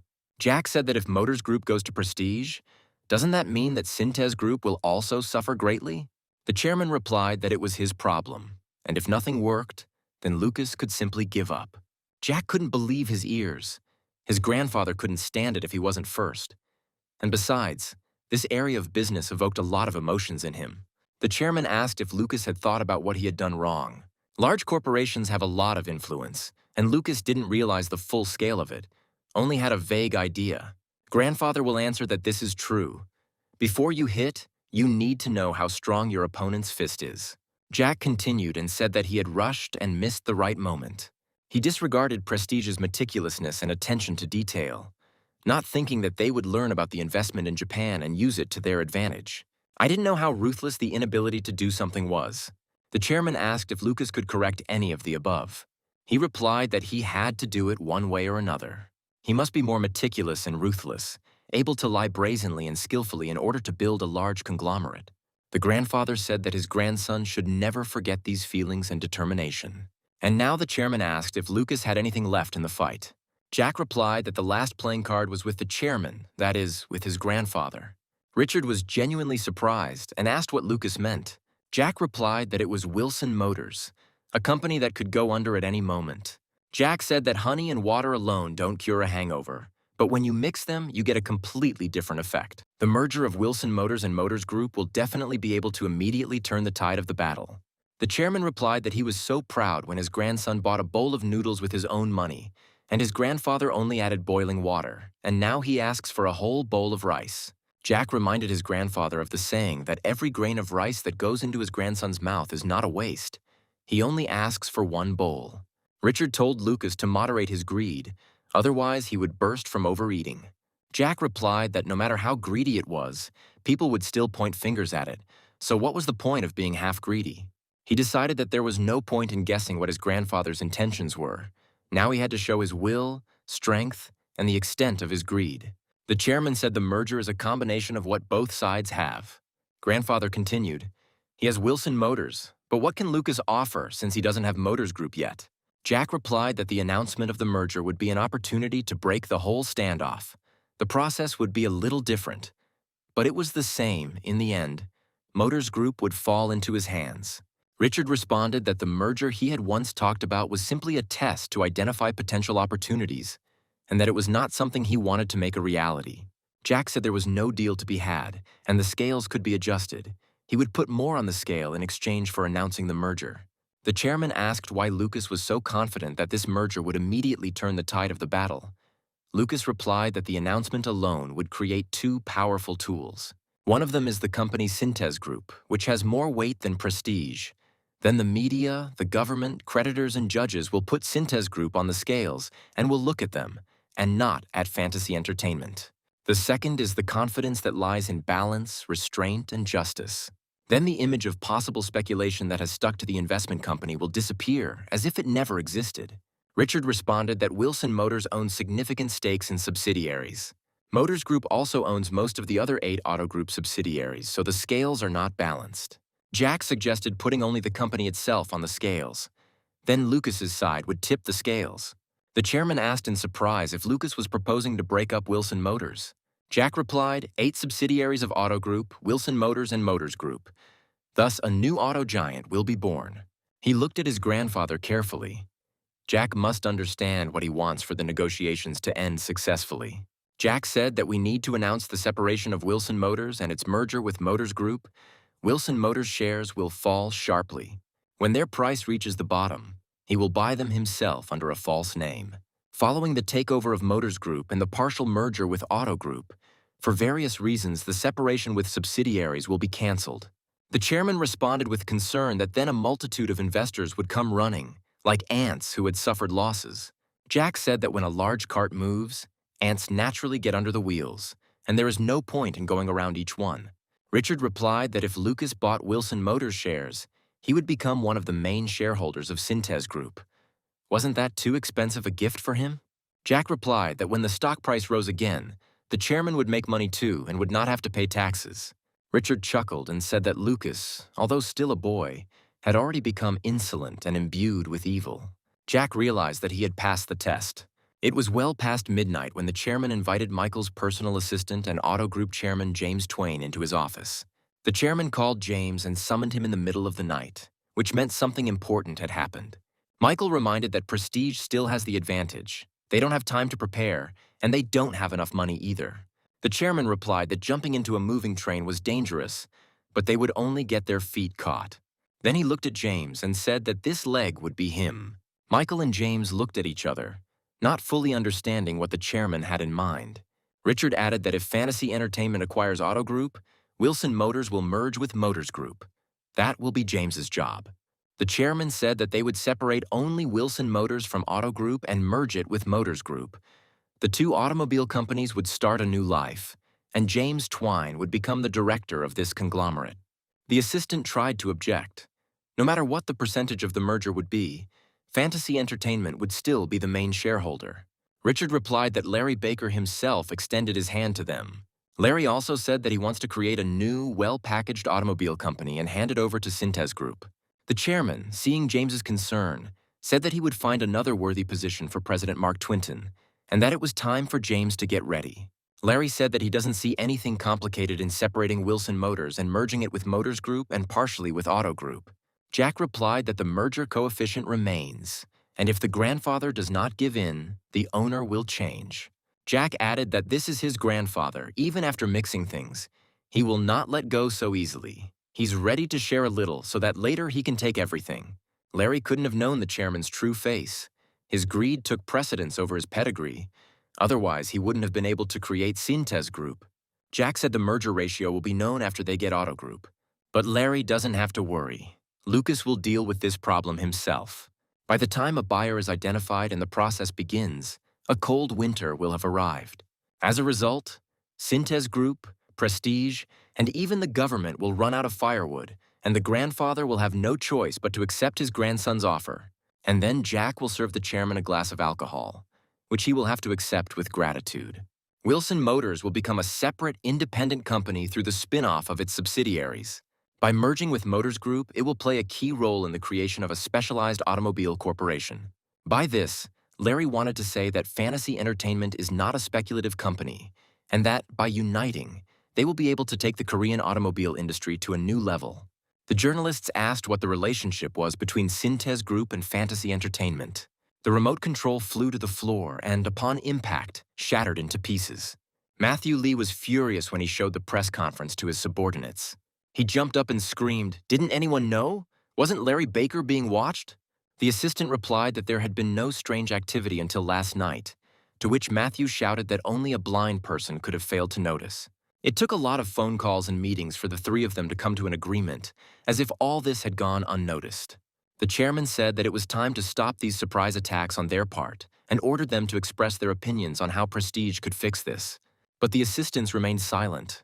Either they did not know what to answer the chairman or they were afraid of his anger. Matthew said that they were not only blind but also deaf and gave them 2 hours to come up with all possible solutions. The chairman ordered them to mobilize all their cousins and relatives, to use all their brains to solve the problem.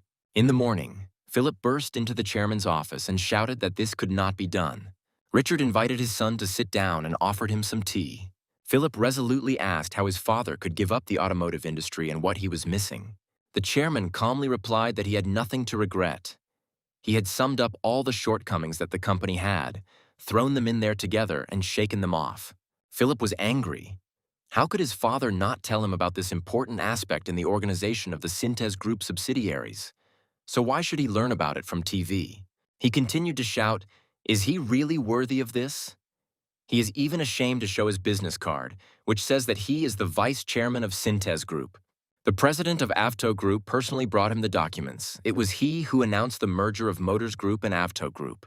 While Philip was screaming and saying that he felt like a rag doll, the chairman calmly finished his tea. Then Richard said that if Philip had said everything, then maybe he could move on to the main point, because that's not what he came here for. The son wanted to continue his furious speech, but his father stopped him. He also flared up. Was Philip really ashamed of his business card? And what kind of comparisons with a ragdoll were they? If his son is so ashamed of his position as vice president at Cintez Group, then he can leave it. And this calling card, which Philip is so ashamed of, any man in the country would fight for it like crazy. The son should be proud to be a descendant of the company and to have received this business card through luck. He does not understand its value at all. The chairman added that if he were not his son, he would not have been able to obtain even the executive director's business card. Philip stood in front of his father with his head down. He understood that he had said so much that it could affect his future career. The chairman said that the son was overdoing it and was truly behaving like a rag doll if he dared to make such a statement. He added that he understood his anger at learning about it from the media, since the press found out about it immediately. And since the chairman has made such a decision, the son should think about what additional preparations need to be made and what real benefits Cintez Group can receive after the merger. After all, it is Philip, as vice chairman, who should do this, and not take out his anger on his father. The father put his hand on his son's shoulder and said, "Even if his skills are not as outstanding as others, this place is still his." Philip must not lose his composure, think about the future of the company, and spend his energy on its development and protection. One of the following days, the report he had requested lay on the desk of Eric, Richard's second son. 2 days ago, Lucas was spotted in a car with Larry, and shortly after, Richard met with the assistant to the chairman and president of the auto group company. Lucas left before those two arrived. Eric asked if they meant to say that Philip was not there at that moment. He was reported to have been seen running towards the chairman's house after the merger was announced on television. There was a conversation in raised voices in the office, but the meaning of the conversation is unknown. Aides speculated that Larry had proposed the merger first, but the odd thing was that the chairman quickly agreed to it. Eric thought that this could have been a scenario that his father had planned from the very beginning, and Larry began to interfere and catch his eye from the moment of the takeover of Stalinvest. At one point, Eric thought that fantasy entertainment was the chairman's secret safe. He mused that if the younger Lucas had been 30 years old, he might have been dangerous, and he considered Kevin to be a dumb idiot. Eric ordered that surveillance of Lucas be continued. He was already acting as a messenger between Larry and the chairman, as Lucas might already know about the merger. One of the aides suggested that Lucas would be the old man's successor. Eric said he wasn't sure, but even though the chairman had pampered his grandson since childhood, it hadn't stopped him from making his own choice of university. After all, the old man could easily afford a lawyer or a prosecutor. Besides, Lucas hardly goes to university, and the grandfather just wanted to have a flower to show off. If the chairman wanted to pass on Cintez Group to his grandson, he would have sent him to study at the Faculty of Business. The assistants expressed their confusion as to why the old man then entrusted Lucas to Larry Baker of Fantasy Entertainment. Eric replied that perhaps he had noticed some talent in his grandson, for example, money management. In any case, it was not worth worrying about. The fight would end in one shot. For Eric, building up his reputation was a priority right now. Assistants reminded that the stock price of Wilson Motors is currently falling, and smart people are already rubbing their hands. Eric told them to buy them when the stock hits bottom, because there would be no split between the subsidiaries. He thought that his father was not the kind of person who could throw away his brainchild. As soon as the stock price rose, Eric would have control of the company. One of the following days, Kevin invited Lucas over again and ordered lunch from a restaurant. They ate in silence for a while, but then Kevin wiped his mouth with a napkin and started talking first. He asked if Lucas had known in advance about the merger with Wilson Motors. Jack looked at Kevin, who was completely unable to control his emotions, and decided to attack head-on. He replied that he knew about this plan the day before the official disclosure of the information. Jack added that Larry Baker asked Lucas to ask his grandfather for advice and to convey to him the proposal with the merger plan. Kevin asked why they didn't meet in person. Jack replied that prestige was keeping an eye on every Larry and the chairman. He hoped that these words would be enough to divert suspicion from himself. But how did he find out about all this? Does this mean that Jack is being watched not by Vice Chairman Philip, but by Kevin himself? The brother decided to clarify whether Lucas was really just a messenger between Larry and his grandfather. Jack didn't understand Kevin's doubts, because he was sure that his father would become the owner of Cintez Group, and Kevin himself was born under a lucky star. Jack suggested that it was quite possible that Kevin's fiancée had provoked this conversation. Apparently, Kevin was irritated by Lucas's long silence and shouted at him to ask if he was going to answer directly. Jack replied that there was actually a secret contract between Grandpa and Larry, But he couldn't talk about it. He found out about it by accident and was advised not to disclose it until the official announcement. Kevin got angry and asked if he couldn't know about it too, if he was a stranger to Lucas. Jack didn't like Kevin's tone and decided to anger him. So when Kevin asked him if they were strangers, Jack replied that they were. And besides, he had no authority right now. Jack added that neither Philip nor his assistant Michael knew about this contract, and whether Kevin thought he had more rights than them. Kevin angrily asked Lucas if he had forgotten that his brother was going to make him his right-hand man. He added that these are not just words. By the time Lucas graduates from university, Kevin will already be the CEO, so it is better for Lucas to stay close to him.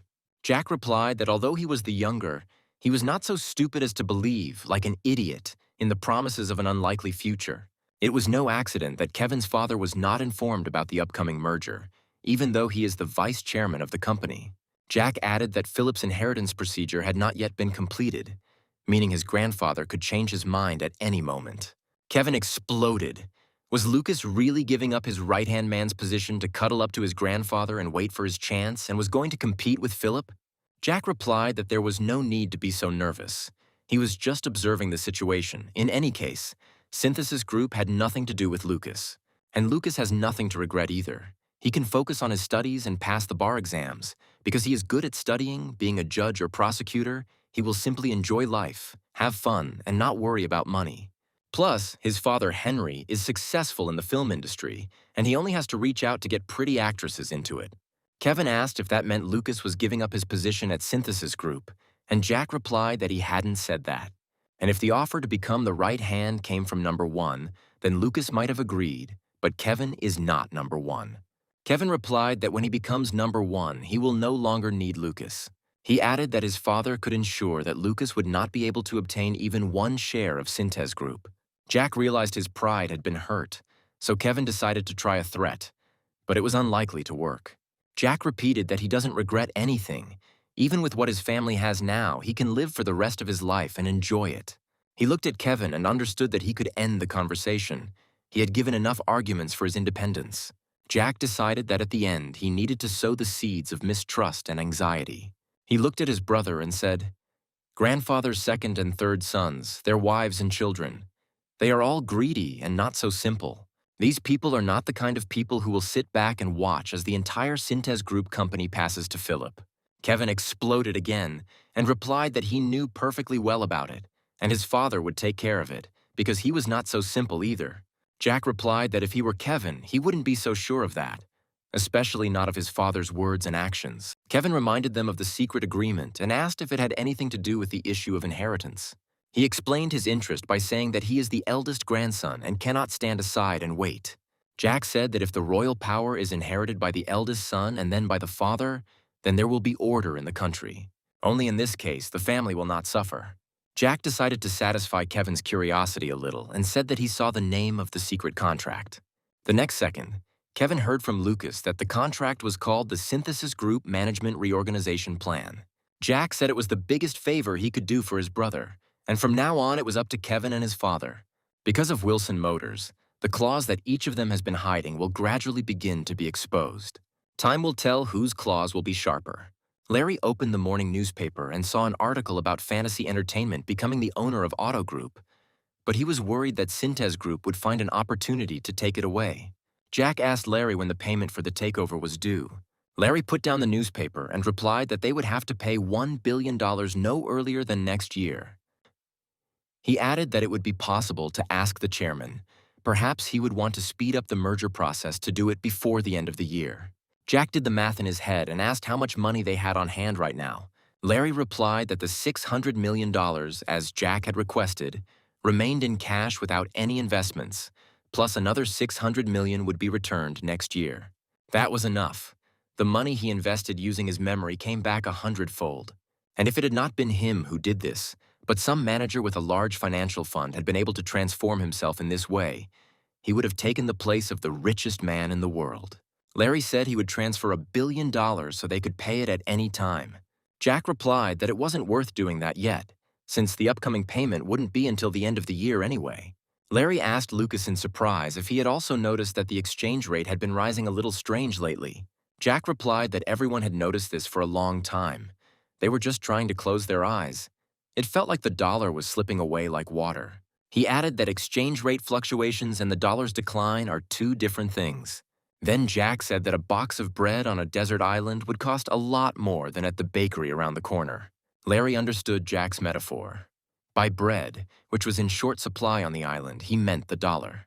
Larry thought for a moment, then asked Lucas what he thought. If the rate continued to rise, whether he was going to pay for the purchase in dollars. Jack said he had an idea to reduce the price by offering to pay for Auto Group in dollars. Larry laughed. He understood. Even if you have a gold nugget, what can you do with it? If it is useless on the threshold of death, it is better to exchange it for a life jacket. He understood Lucas's intentions. By the time the domestic foreign exchange reserves reached the bottom, he would become their savior. Jack corrected him. It wasn't he who would become the savior, but the CEO of fantasy entertainment, that is, Larry. Larry asked if Lucas still didn't want to show himself because he was young or if he had some secret motive for not revealing himself. Jack explained what people would say if they found out that he owned trillions of dollars. Rumors would start to circulate about illegal gifts, simplified inheritance, and so on. Everyone would start discussing it. Larry smiled and said that he was ready to become his riding horse, and all that remained for Lucas was to whip and hold the reins. When Larry reminded Lucas that he would soon be 50 and in 5 years the boy would be running on his own, Jack asked Lucas if he was planning to retire, and he replied that he was. He had enough money but not enough time to spend it. Larry smiled and said that he would give him 5 years. Otherwise, Lucas looked more like his nephew than the nephew himself. The very next day, Kevin reported to his father about their conversation with Lucas and assured him that he personally saw the folder with the documents. Philip clenched his fist, and Kevin thought about Lucas's words about the duplicity of all family members, including his father. Could he really pat his son on the shoulder and at the same time hide something like this from him? Kevin no longer knew who he could trust and who he couldn't. My father said that if part of the company separates, you just have to get through it. The whole structure will undoubtedly shake, but not so much that you have to worry about it. He told Kevin to focus on getting Stalinvest running smoothly and showing his grandfather what he could do. As soon as his son left the office, Philip immediately ordered the entire planning department to appear in the conference room. He knew he had to act quickly before the chairman made a strange decision. Eric rose from the table and apologized for distracting James Twain from his work. The president of Auto Group responded that he had indeed started working more recently, but he would always find time to talk with Eric. Eric asked James directly. He still doesn't understand who will benefit more if Auto Group and Cintez Group merge. The president replied that everything happened so quickly that he himself was a little confused. Eric looked at James carefully, wondering how long he could pretend he didn't know anything in advance. And he asked James a question. Now that the division with the branches has occurred and the president has no connection with Cintez Group, he is probably very upset. James looked at Eric with distrust. He immediately didn't like this conversation. It seemed like he was testing the waters. He responded briefly and reservedly that he was disappointed. James added that he had served the chairman for over 30 years, during which time he had only once expressed his protest to him. Eric remained silent and decided to listen to the president's story. When Chairman Richard first entered the oil business, war broke out in the Middle East and the oil supply was in crisis. So they flew to Texas to secure a crude oil contract as quickly as possible. They were driving along an endless highway, already exhausted, when suddenly they came across a steakhouse. The chairman ordered one steak and said that they would split it in half. The steaks were simply enormous, each weighing at least 600 grams. Eric noted that in the United States, steaks were always made in large portions. James replied that he was against it and told the chairman that he wanted a separate portion. Eric chuckled and asked if that was the only protest. The president responded positively. Eric looked at Eric with bewilderment. He hoped that he would say something important, or perhaps it was a joke. He thought that if the president had refused to share a piece of meat then, he would not support the division of the company now either. Eric replied that the president doesn't like to share, and Eric doesn't like to throw away, and if you take too much that you can eat, then you'll have to throw it away later. James said that he and the chairman choked, but they ate everything. Even though the portions were huge, they managed. Eric considered him an old-fashioned businessman who, for a salary, looked after a company like a family or a carriage whose owner might change and replace the horses and coachman. He mockingly said that the president ate a lot, and he replied that with age, the required portion size had greatly decreased. Eric thought he wasn't old yet if he could eat a 600-gram steak. James got tired of going around in circles and said outright that Philip was Eric's older brother and the chairman's eldest son, and Eric would not be able to take over the company. Eric lost his temper and said, "Doesn't the president know that his brother Philip is incompetent?" James calmly replied that Eric could always be with his brother and help him. Eric said it should be the other way around, and James replied that incompetent people can't be assistants. They are useless. Eric began to put pressure on the president and said that he would create several branches and hand them over to his brother for management. James replied that he was simply an employee of Cintez Group, but he would not get involved or support plans that would discredit the company. He did not want to see the redistribution of land. Eric decided that he couldn't just let things go and that he had to do everything he could to achieve his goals.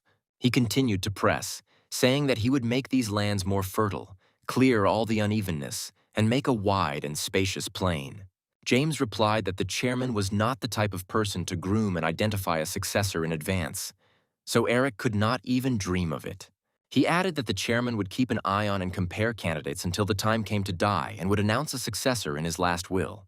Eric exclaimed that this couldn't be, that the inheritance had to be prepared in advance. Otherwise, he would have to pay astronomical taxes. James replied that the chairman was more concerned about the future of Cintez Group than about taxes. Eric couldn't stand it, jumped up and shouted why the president was telling him all this now, or did his words mean that Philip would inherit the company? James also stood up and replied that these were only his thoughts and desires. Eric seemed to be interested in his thoughts, and not the chairman's intentions. He noted that a change in the owner of a carriage does not necessarily mean a change in the coachman. With these words, James headed for the exit, and Eric thought that the opinions of people like the president played a big role in his father's decision. Eric said afterward that he would keep in mind that the confrontation had not even begun yet. One of the following days, Eric decided to visit the office of his younger brother Heinrich. Henry was extremely surprised, because during the 10 years of the film company's existence, Eric never visited his brother or showed any interest in his affairs. Eric said he heard that his brother had made a lot of money during this time. Genrich replied that these were just rumors. It was difficult to earn anything at the bottom. It wasn't even enough to cover the budget of one company department. Eric replied that he would send someone tomorrow to expand the office because he needed to live up to his position. But Heinrich replied that he still needed to pay off his debt. Eric was aware of the success of his brother's company and was very surprised to learn about the debt. Heinrich replied that he did not use a private loan and, as far as Eric knew, he received the startup capital from his son Lucas. He must return them to his son. Otherwise, it would be awkward to take money from a small child and not give it back. Eric replied that Heinrich earned a good income and would be able to repay the debt, then invited his brother to sit down. Henry sat down in a chair and said that he would like to finish the conversation quickly and asked why Eric came to him. Eric asked a direct question whether Genrich was going to continue down this path and whether film production was his last bet. Henry looked at his brother and asked if he wanted to tell Henry not to even stick his nose into his father's company.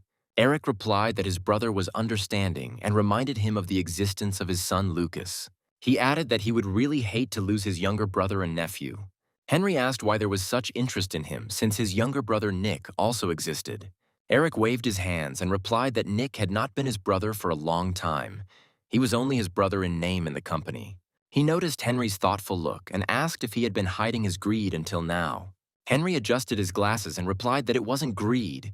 It was just that he hadn't been fulfilling his role as a father enough up until now, and now he would take care of that. Eric looked at his brother and realized that they were talking about his son Lucas. Heinrich said that his son dreams of becoming an entrepreneur like his grandfather, and he surprised his brother with this statement. Then Heinrich explained that Lucas was not so petty as to want to get several subsidiaries of his grandfather's company. He would achieve everything on his own. When he added that he would do everything to help his son with this, Eric asked what this had to do with Cintez Group. Henry replied that the blood of the chairman also flows in him, and if they give him something, he does not refuse. And if they do not give it to him, he takes his fair share himself. Eric was silent and thought about the words his brother had just said. Heinrich assumed that Eric had come here for a reason. Something must have happened to his older brother, apparently. The company's shares had been shaken up a lot because of Wilson Motors. Eric told Heinrich to stay back and support Eric, and if he won, he would give his brother a fair share, enough for Lucas to achieve his dream. Henry asked what would happen if the other brother won. Eric replied that then Henry would have to fight him to prove to his son that he was the father. As he was leaving the office, Eric noticed a movie poster on the door and asked his brother about it. My brother replied that it was Titanic and the company would release it early next year. But in the meantime, they were looking for cinemas. Eric replied that if the tickets didn't sell, he would buy them all. It was already late evening when uninvited guests appeared at Henry's house. In front of him sat his older sister Caroline and her husband Oliver. They came to ask him for money. Henry replied that today was a very strange day. First Eric's visit, now his sister. Could it be that something had happened in the family and he didn't know? And now the department store owner is asking the film company owner for money at a time when her weekly revenue can be compared to the profit from one film. Carolina replied that her father had invested all the money in Stall Invest and limited the department store's budget, and was also asking for daily income and expense reports. Henry asked if his sister had done anything wrong to their father. She blamed Oliver for everything, saying he had asked to be challenged for mayor of Seoul in the elections next year. The father blocked all funding and forbade the use of money from the department store. Henry was very surprised, although he knew that this was definitely his sister's idea. Carolina said that she heard that Henry had hit the jackpot this year with some film and received a lot of money. Genrik asked her how much money she thought a film could make in Korea, given the low ticket prices. If you calculate the amount of tickets sold, subtract from it the money for the cinema, distributors, and production costs, then how much is left in their opinion? Seeing that Carolyn and Oliver had nothing to say in response, Henry suggested ending this absurdity. Oliver stood up and asked Henry to consider this conversation as not having taken place. Having not received the expected financial support, Caroline and her husband left the house upset. Suddenly, they saw Lucas returning home. Lucas was surprised at what his aunt and her husband were doing there at such a late hour. The father was sitting on the sofa and drinking tea. He told his son that they needed to talk. Jack apologized for returning late and promised not to make his father worry in the future. Henry replied that he was not such an old-fashioned father as to control his grown son.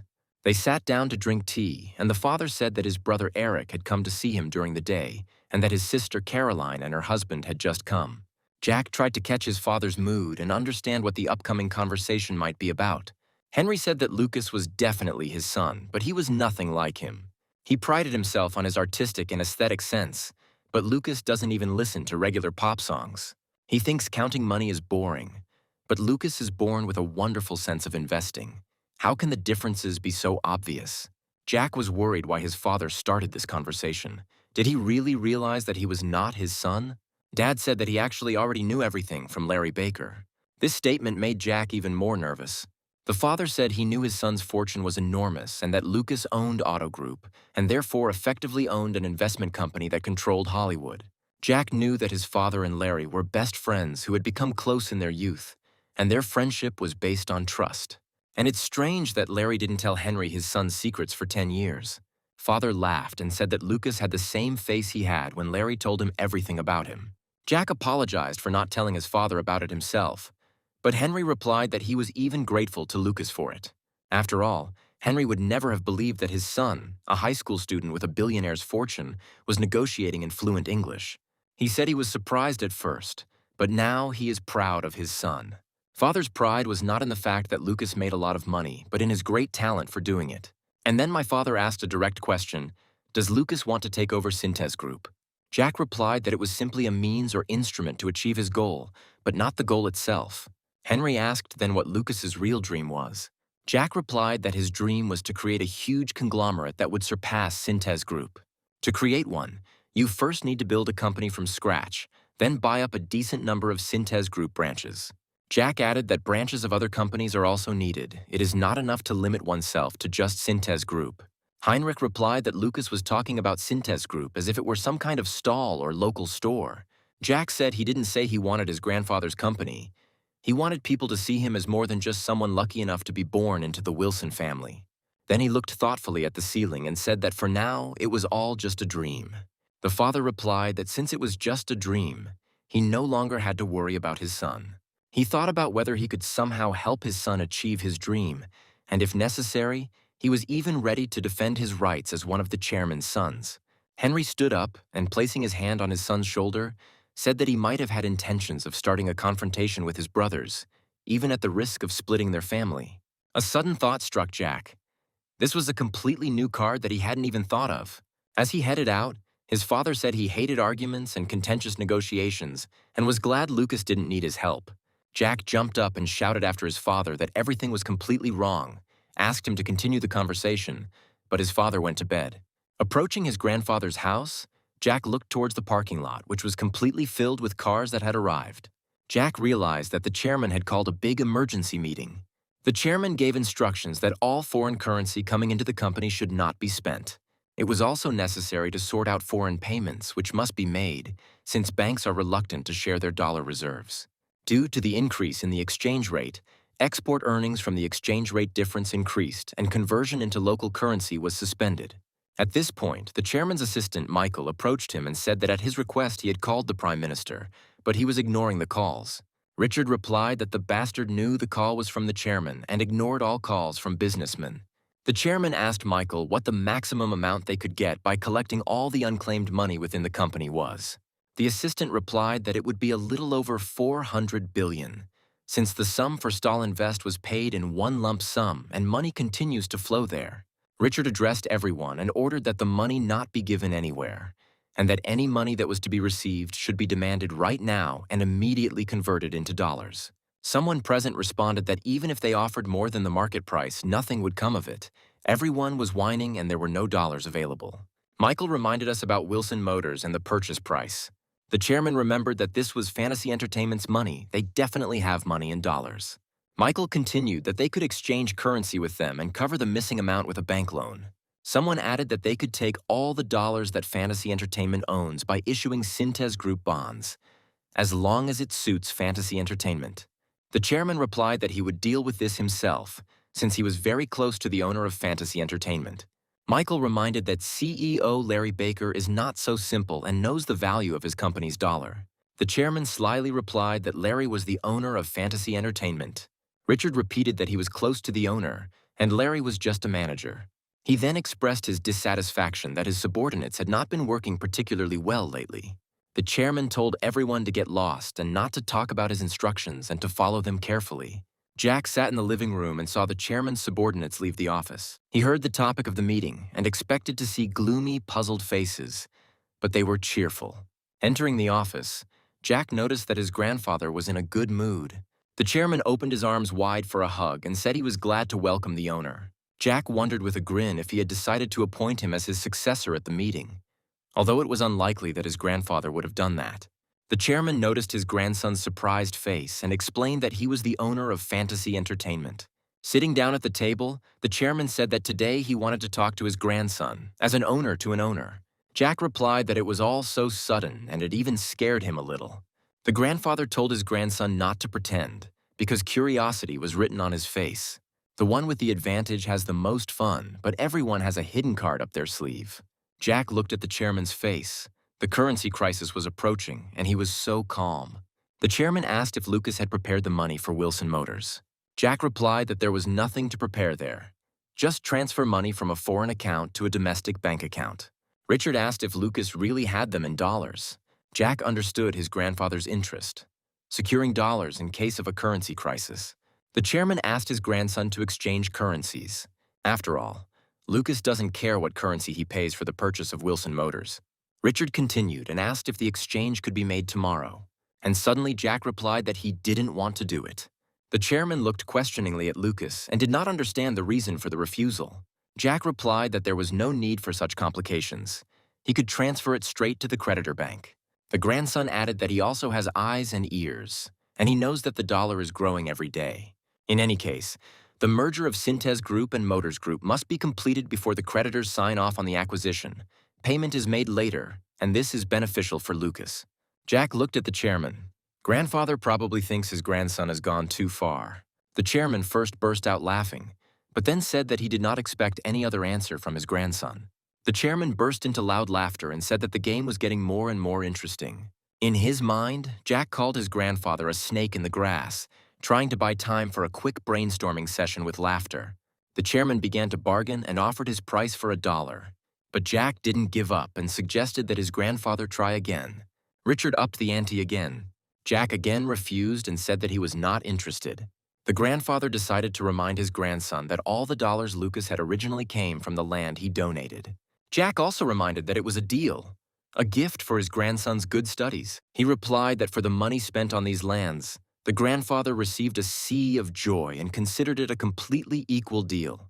The chairman couldn't even imagine that Lucas would remember all of this down to the last detail. Jack replied that the chairman himself started this conversation about the events of 10 years ago. Grandfather said he had to give in and asked how much Lucas wanted. Jack replied that the scales were off balance because dollars, which would soon be worth more than gold, were not worth exchanging for local currency, which would be cheaper than toilet paper. The chairman was perplexed when Lucas suggested that he put something else on the scale. Richard asked again if Lucas really thought the exchange rate would rise so much that it would be comparable to toilet paper. Jack replied that the grandfather was turning to his grandson because he had no dollars and it was difficult to buy them, money that could not buy dollars, and there was toilet paper. The chairman looked at his grandson in surprise and understood that he was right in every sense of the conversation that had begun.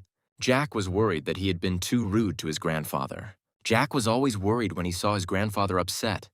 Maybe he would give him a small amount of dollars as support, but he immediately drove away the feeling of pity and decided that such a chance could not be missed.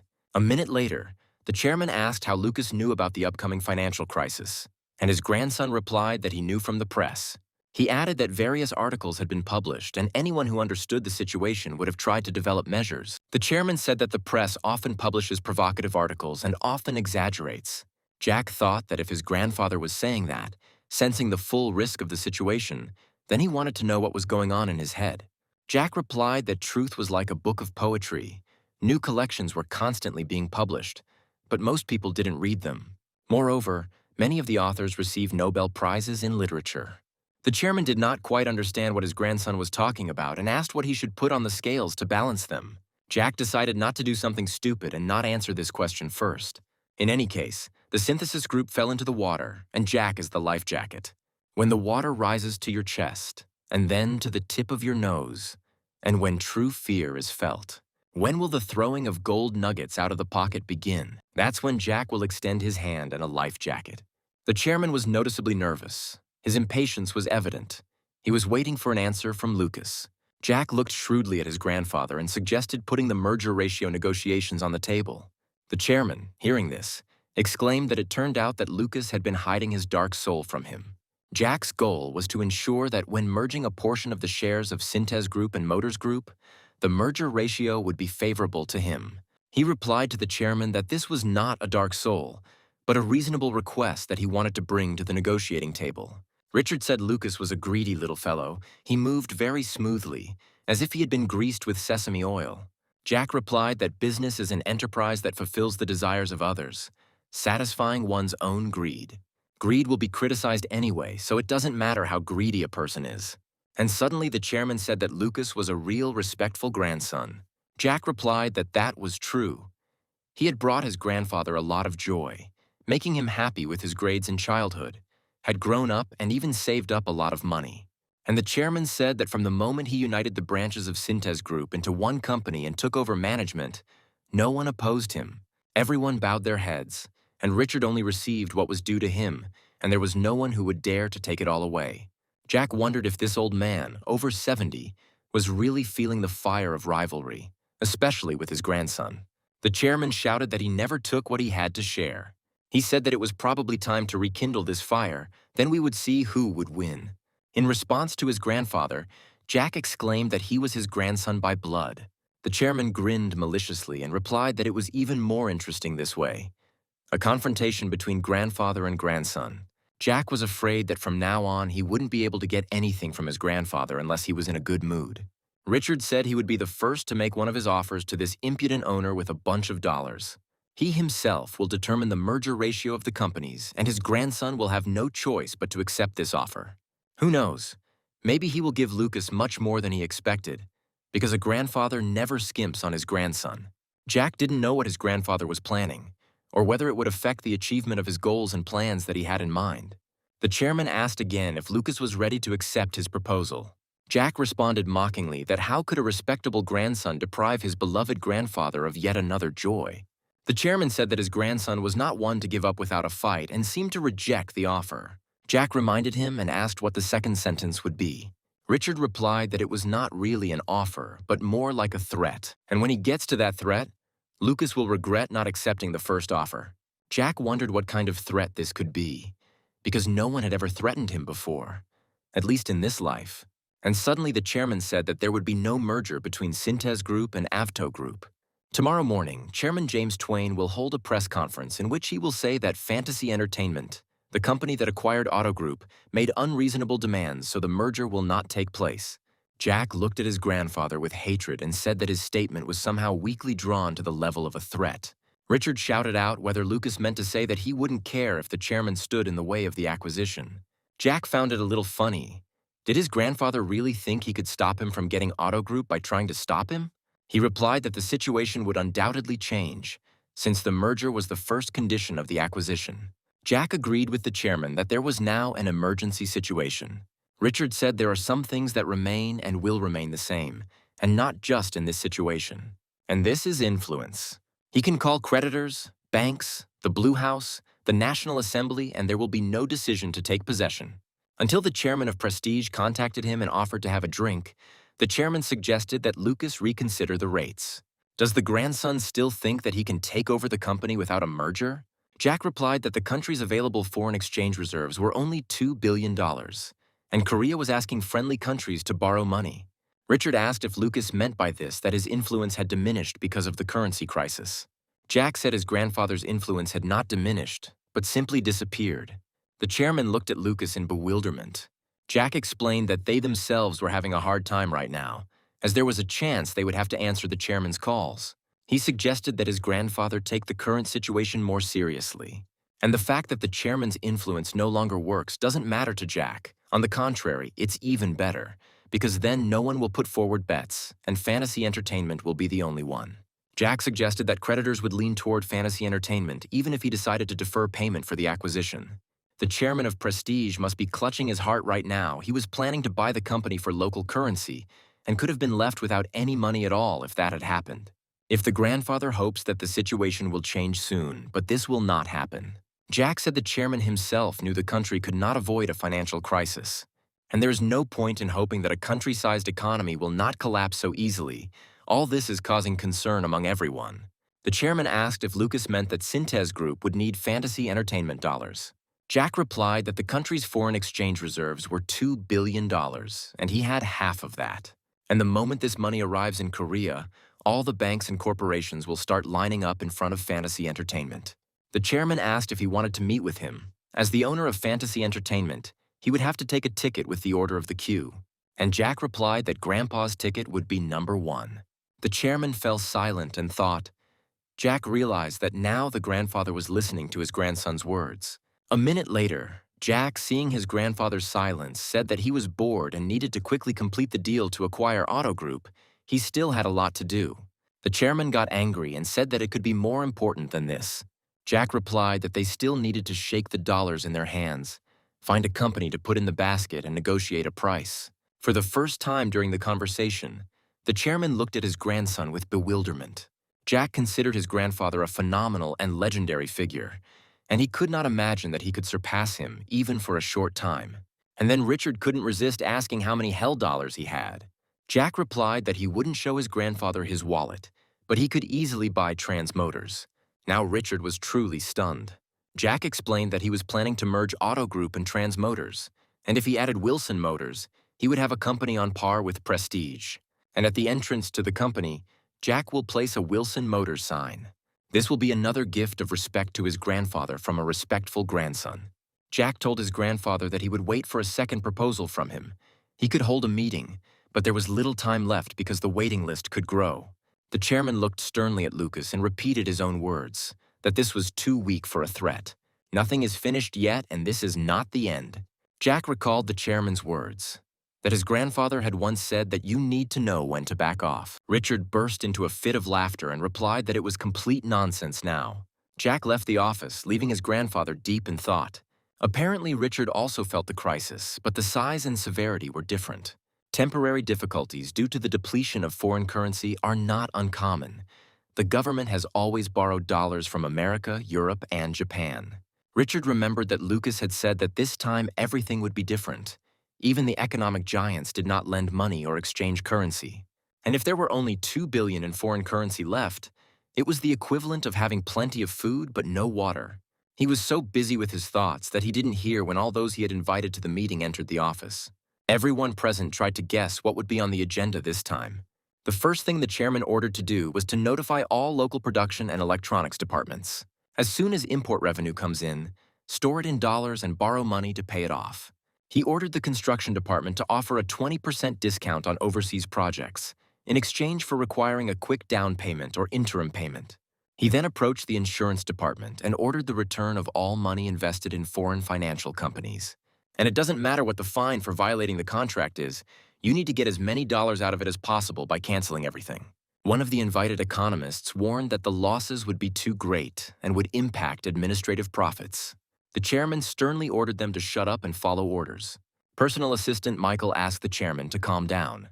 He added that everyone was well prepared and that foreign exchange transactions at all branches were strictly controlled. Richard replied that careful preparation was not enough.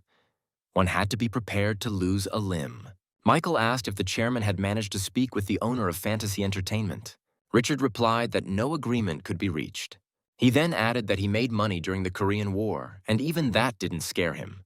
The chairman answered honestly that he was scared now. An uneasy silence fell at the negotiating table. The chairman continued by saying that whoever has the dollars is very powerful. He did not blink in front of Richard and even threatened. For the first time, he saw in front of him a person who was so stubborn than himself. Michael wondered who this owner was if the chairman felt his power was greater than his own.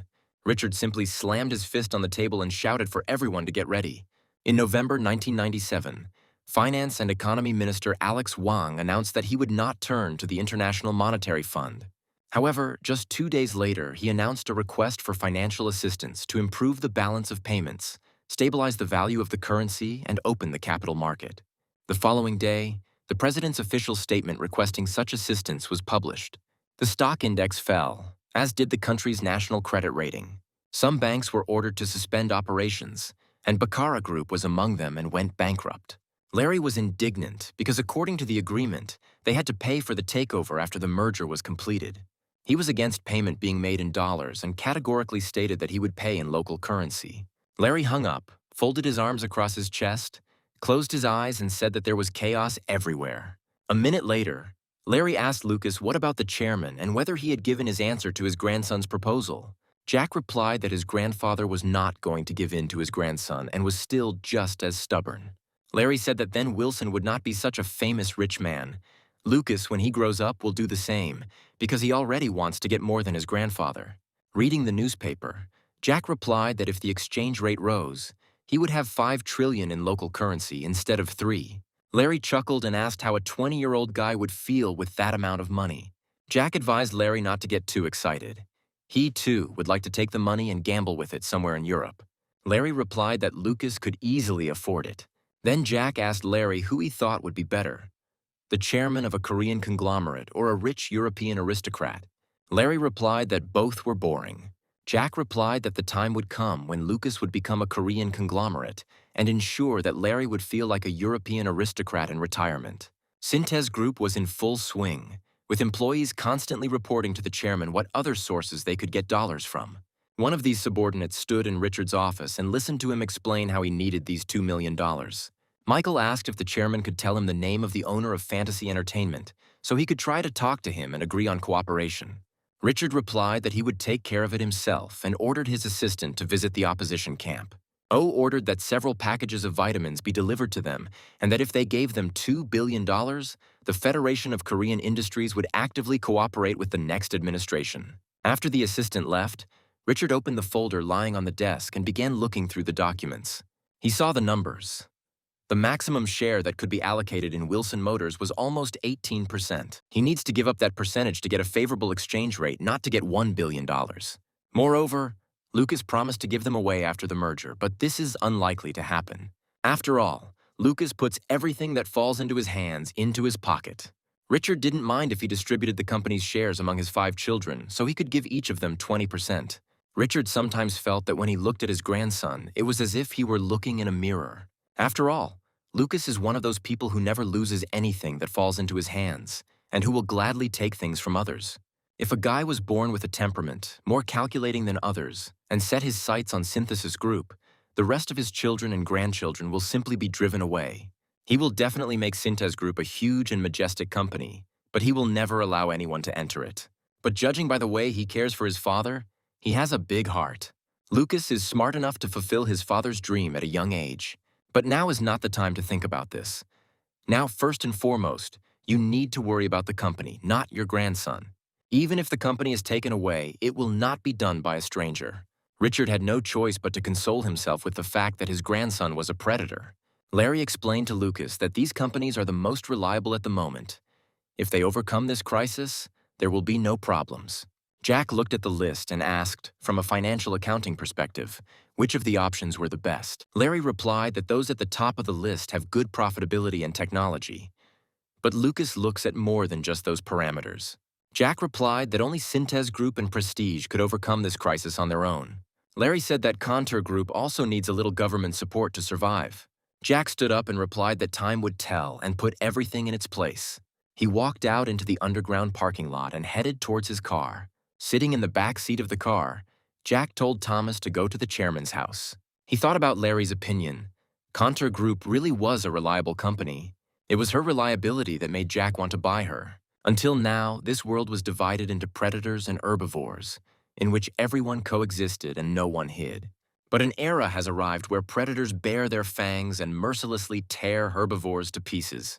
And if Jack has decided to become the king of this place, there is nothing left to do but resort to rough actions. Thomas said he found out who tailed their car, and it was Daily News. Jack was surprised and asked if the Wilson family was planning to intermarry with them. He thought the enemy would be someone from within, but he never expected it to be someone from outside. Thomas said the information service reported it to the chairman, but they were told to pretend they didn't notice. Jack tried to figure out why the Daily News was doing this and couldn't figure out what they were up to. Apparently, the chairman thinks that the Daily News is an insignificant newspaper and shouldn't be paid attention to, or he is being cautious, since they are almost relatives. Jack needs to understand all of his grandfather's decisions, analyze, evaluate, and use them. This is Jack's strategy and tactics. Finally, the car stopped at the porch of Richard Wilson's residence. Jack handed Thomas a credit card and told him to arrange a joint dinner with the strategy department staff. Thomas thanked them and took the card, and Jack told them not to worry about money and to take the most expensive things. Getting out of the car, Jack smiled slyly. His sister-in-law's card had come in handy. Richard and Jack were sitting in the living room. There was an envelope on the table, and the chairman said that that should be enough. Jack took the envelope and carefully examined the documents. There was a sum of almost 18%. If this amount and the 8 auto group companies are combined, that company becomes his property. Jack put the documents in an envelope and asked his grandfather if this was a deal or an inheritance. Richard laughed and exclaimed, "If this is the limit of Lucas's greed." Then he added why he should give his grandson any inheritance. He decided to give everything to his children, and Lucas will already receive the inheritance from his parents. Jack replied that his father was not as rich as his grandfather, and he could not count on much. The chairman replied that this was his good. Jack thought that if his grandfather was going to divide the inheritance between his children, then his father would also get his piece. Richard said that this was the second and final offer and told Lucas to put his seal on it and wire him $1 billion. Jack thought that if he continued to play push-pull, his grandfather would refuse to negotiate at all. He needed to be careful with his words or it wouldn't end well. After all, even one drop creates ripples across the entire lake, and even a strong attachment turns into thin ice with just one insult. Jack said that he would transfer this amount to him at a rate higher than the current one.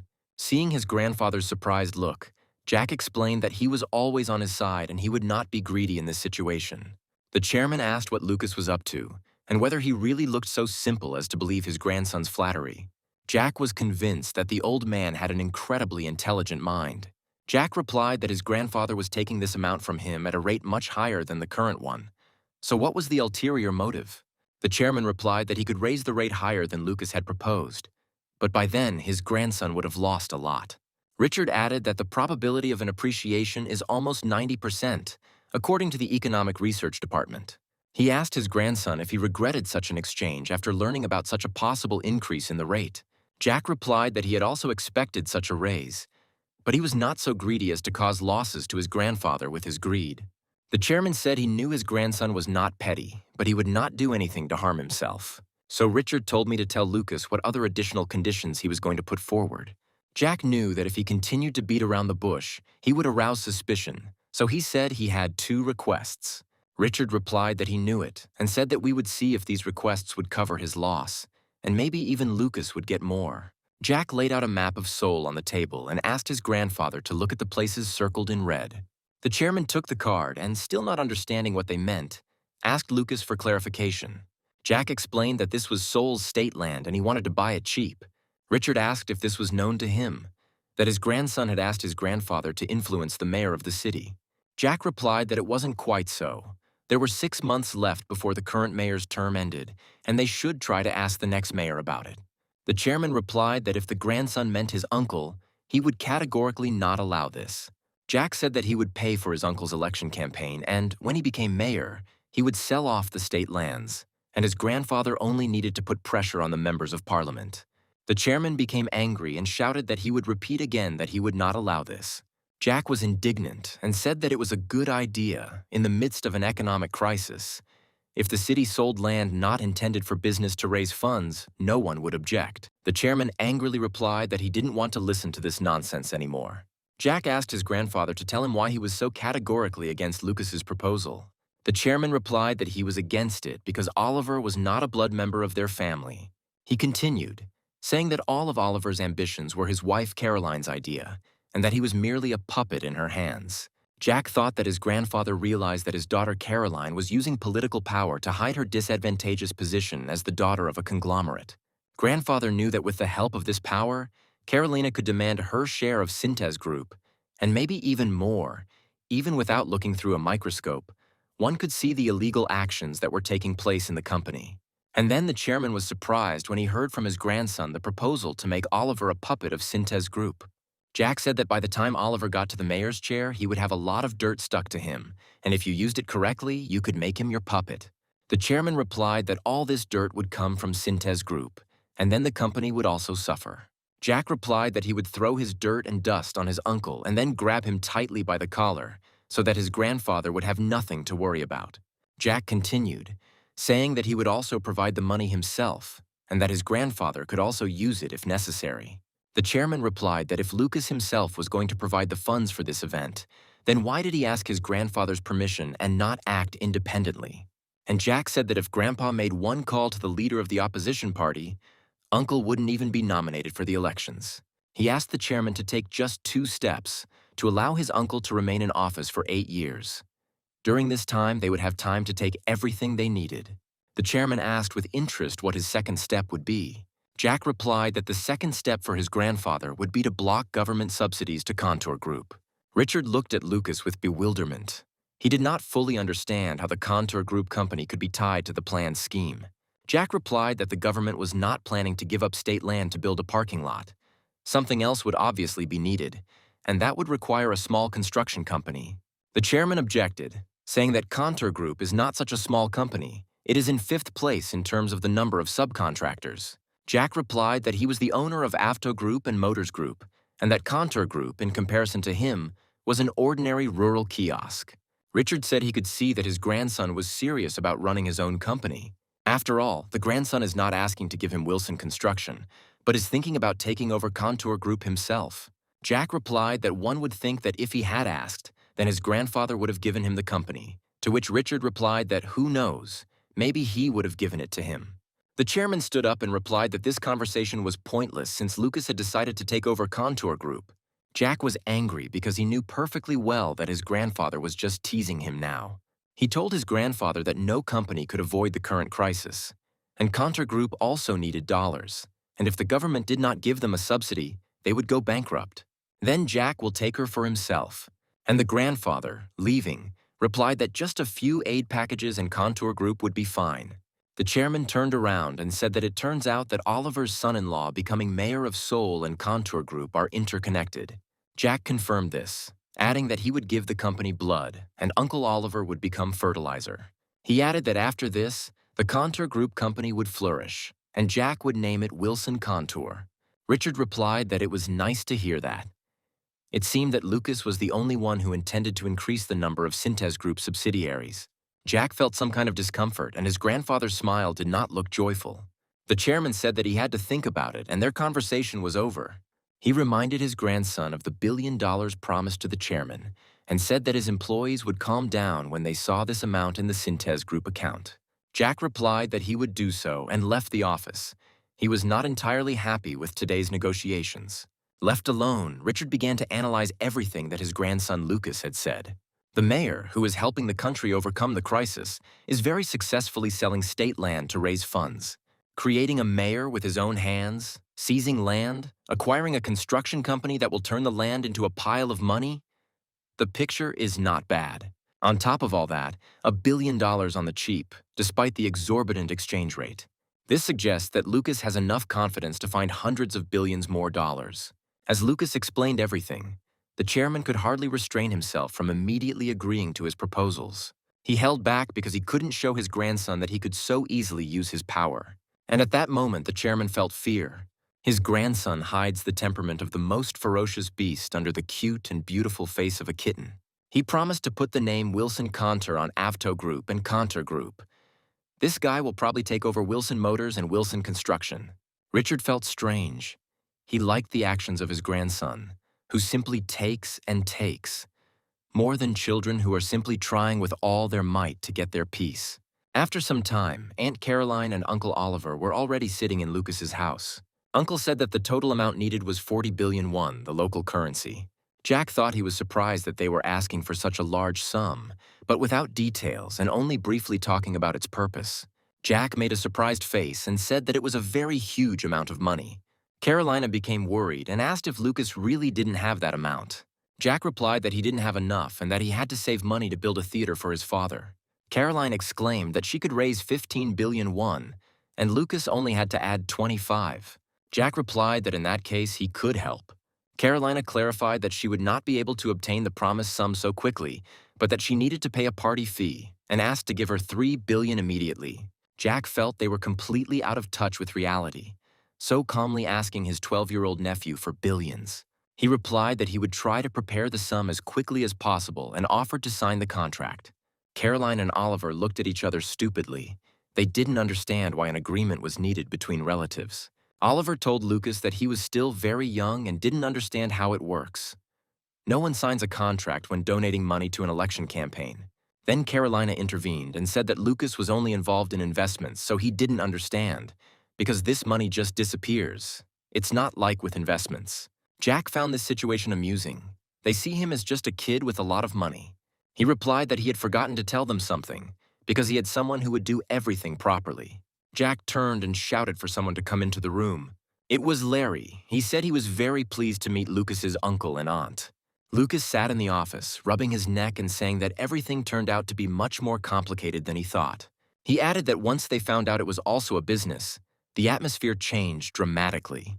Jack replied that, be that as it may, Caroline was of the same blood as her grandfather. Larry put the package on the table and said that Lucas was going to use this contract but he asked to do it after Larry retired. He didn't really want to go to jail.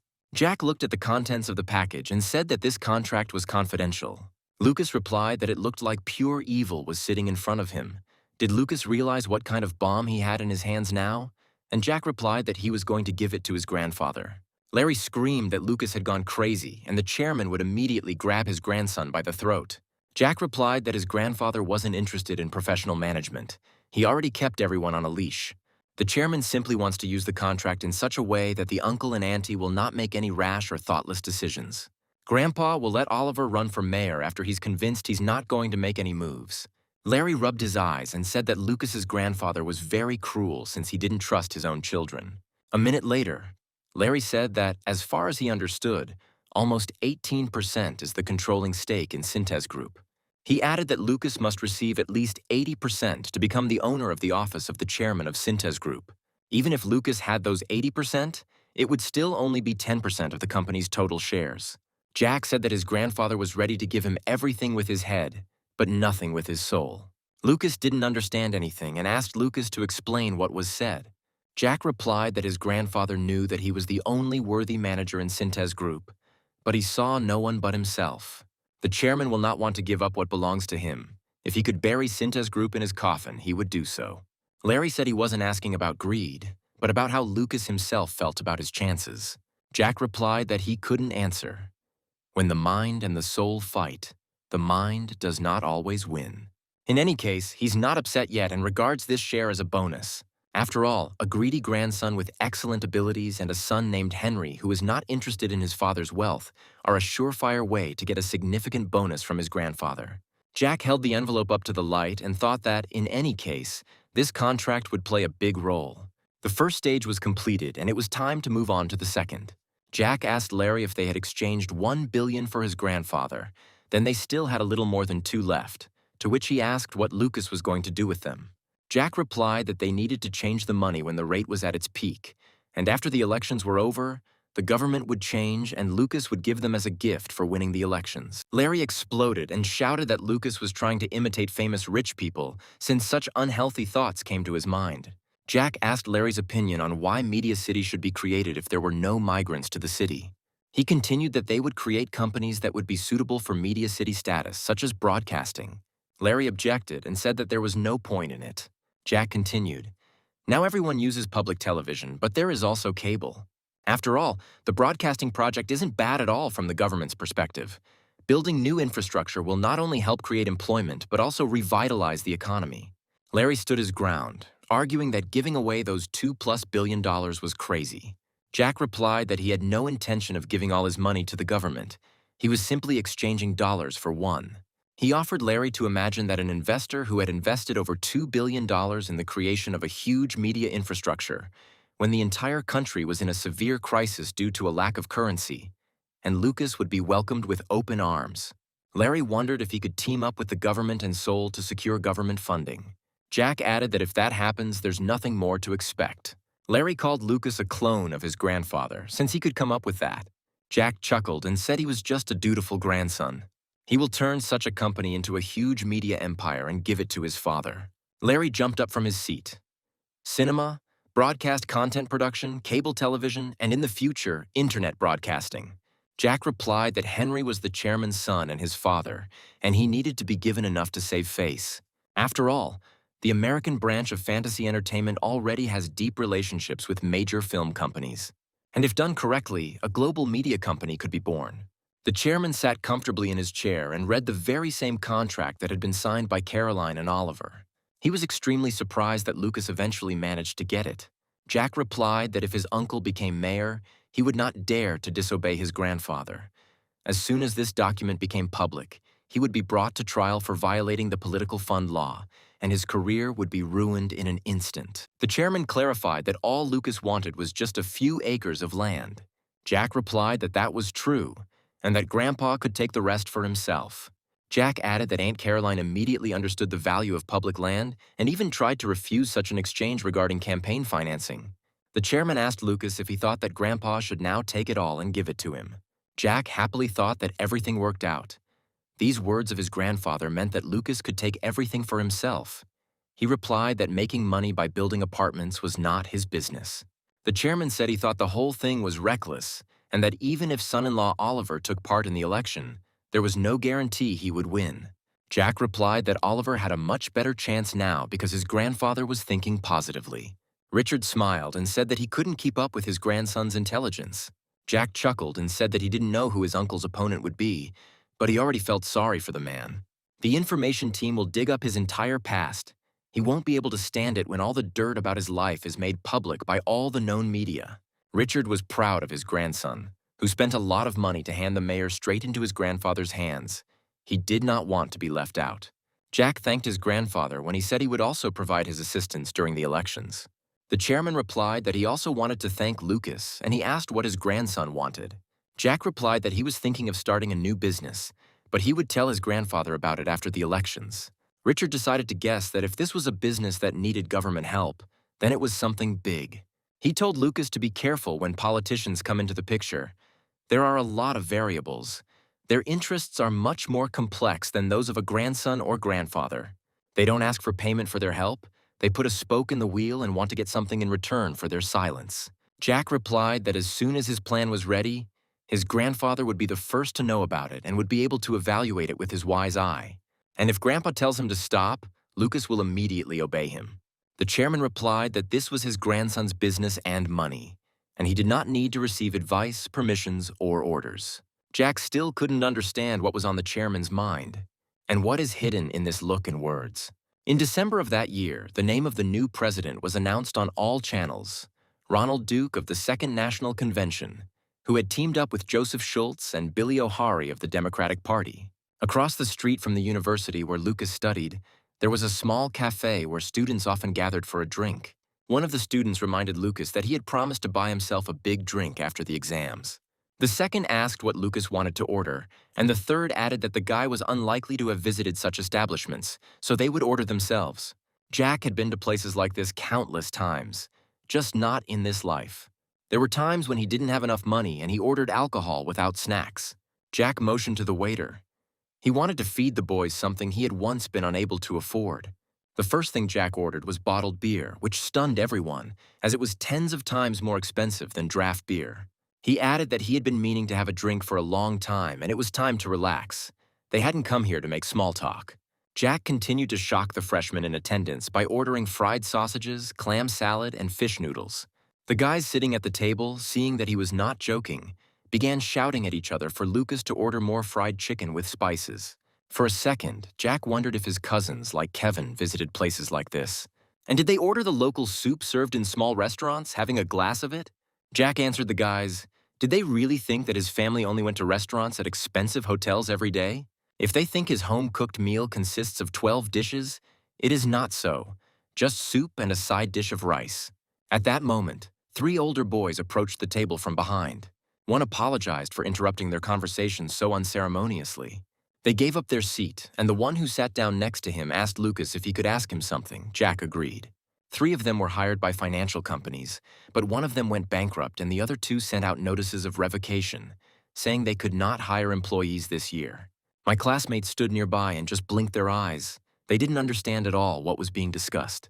The first one asked Lucas what he thought would happen to the International Monetary Fund, since he knew a lot more than they did. The guy asked if everything was the same in a year. Should he prepare for the bar exam or look for a job? Jack looked at his interlocutor and thought about how to answer him. The truth, or just comfort him? If he tells them the whole truth about the future situation, will they understand its seriousness? Jack took a sip of beer from his glass and replied that it was better to study for exams than to look for a job. The guy asked again. Lucas wanted to say that it would be difficult to find a job next year too. Jack replied that those currently working would not be fired next year or in the near future. Most corporations will shed at least a third of their workforce under the pretext of restructuring their businesses. A crisis is a lack of liquid funds. The country is in a state of economic bankruptcy. You can be fired at any time, and the concept of a temporary freelance employee will appear. Jack pointed to the waitress and said that she was working part-time and was unlikely to receive any severance pay. At that moment, the waitress came to the table and brought the ordered bottled beer. As he opened the bottle, Jack added that this isn't just used by small businesses. Large corporations are also switching to this system. It'll take a long time for the economy to return to normal, and if they're going to find a job instead of studying for exams, they'd be better off joining the army to avoid a heavy downpour. Jack understood that those who had barely finished their first year were not yet capable of understanding this. But from next year onwards, a real icy wind will blow, and people will understand what Jack meant when he said to avoid a big downpour. The guy thanked him and said that thanks to Lucas, he came to his senses. Jack looked at the guy. The 4th year was very different from the first years. The guy apologized for ruining the atmosphere and offered to have a drink. He raised his glass and shouted to someone in the room that they still had enough time to escape the downpour and take shelter. At that moment, someone slowly approached the table where the company with Lucas was sitting and said that they hadn't seen each other for a long time. It was a girl. Her face seemed very familiar, but Jack couldn't remember her name. And then a 4th-year guy asked Olivia where she was from. Jack heard her name and remembered that Olivia was the most beautiful girl in the university. The girl said that she would only drink half a glass. She still wanted to have time to return to the library. Jack sat opposite, drinking beer and silently looking at Olivia. The 4th-year student noticed that the girl was not like the other students. She was studying on vacation, and where did she find the time to sit here like this? Olivia replied that they didn't have time to sit around here, since preparing for the management exam takes about 2 years. The guy sitting next to her asked what she was talking about. The girl replied that such busy students had definitely gathered there to chat with Lucas and find out how long the crisis would last and what state the businesses were in. Jack had thought Olivia was a model student who was just studying for the job of judge, but now he saw that she had a perfect understanding of how the world works. The girl finished her glass of beer in one gulp and put it on the table. Olivia said that now even graduates have no prospects. They are practically in tears because a harsh wind is blowing outside the university walls. But fortunately, they are lucky, they are studying law, and the civil servant exam is not that difficult. A fourth-year student asked if she was Lucas's friend, and maybe they discussed the country's economic problems during their dates. Jack's classmate replied that Lucas was an alien from another planet and that he and Olivia could not date. He turned to the girl and added that she had once said that people who are proud of their strength are losers, and those who are proud of their money are wimps and weaklings.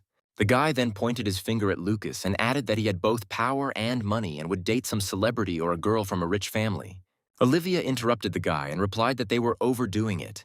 She had only seen Lucas 3 times since she entered university. The fourth-year student added that they simply don't have the opportunity to meet. One doesn't go to university, and the other never leaves the library. The boys laughed merrily. They found the grown-up guy's expression funny.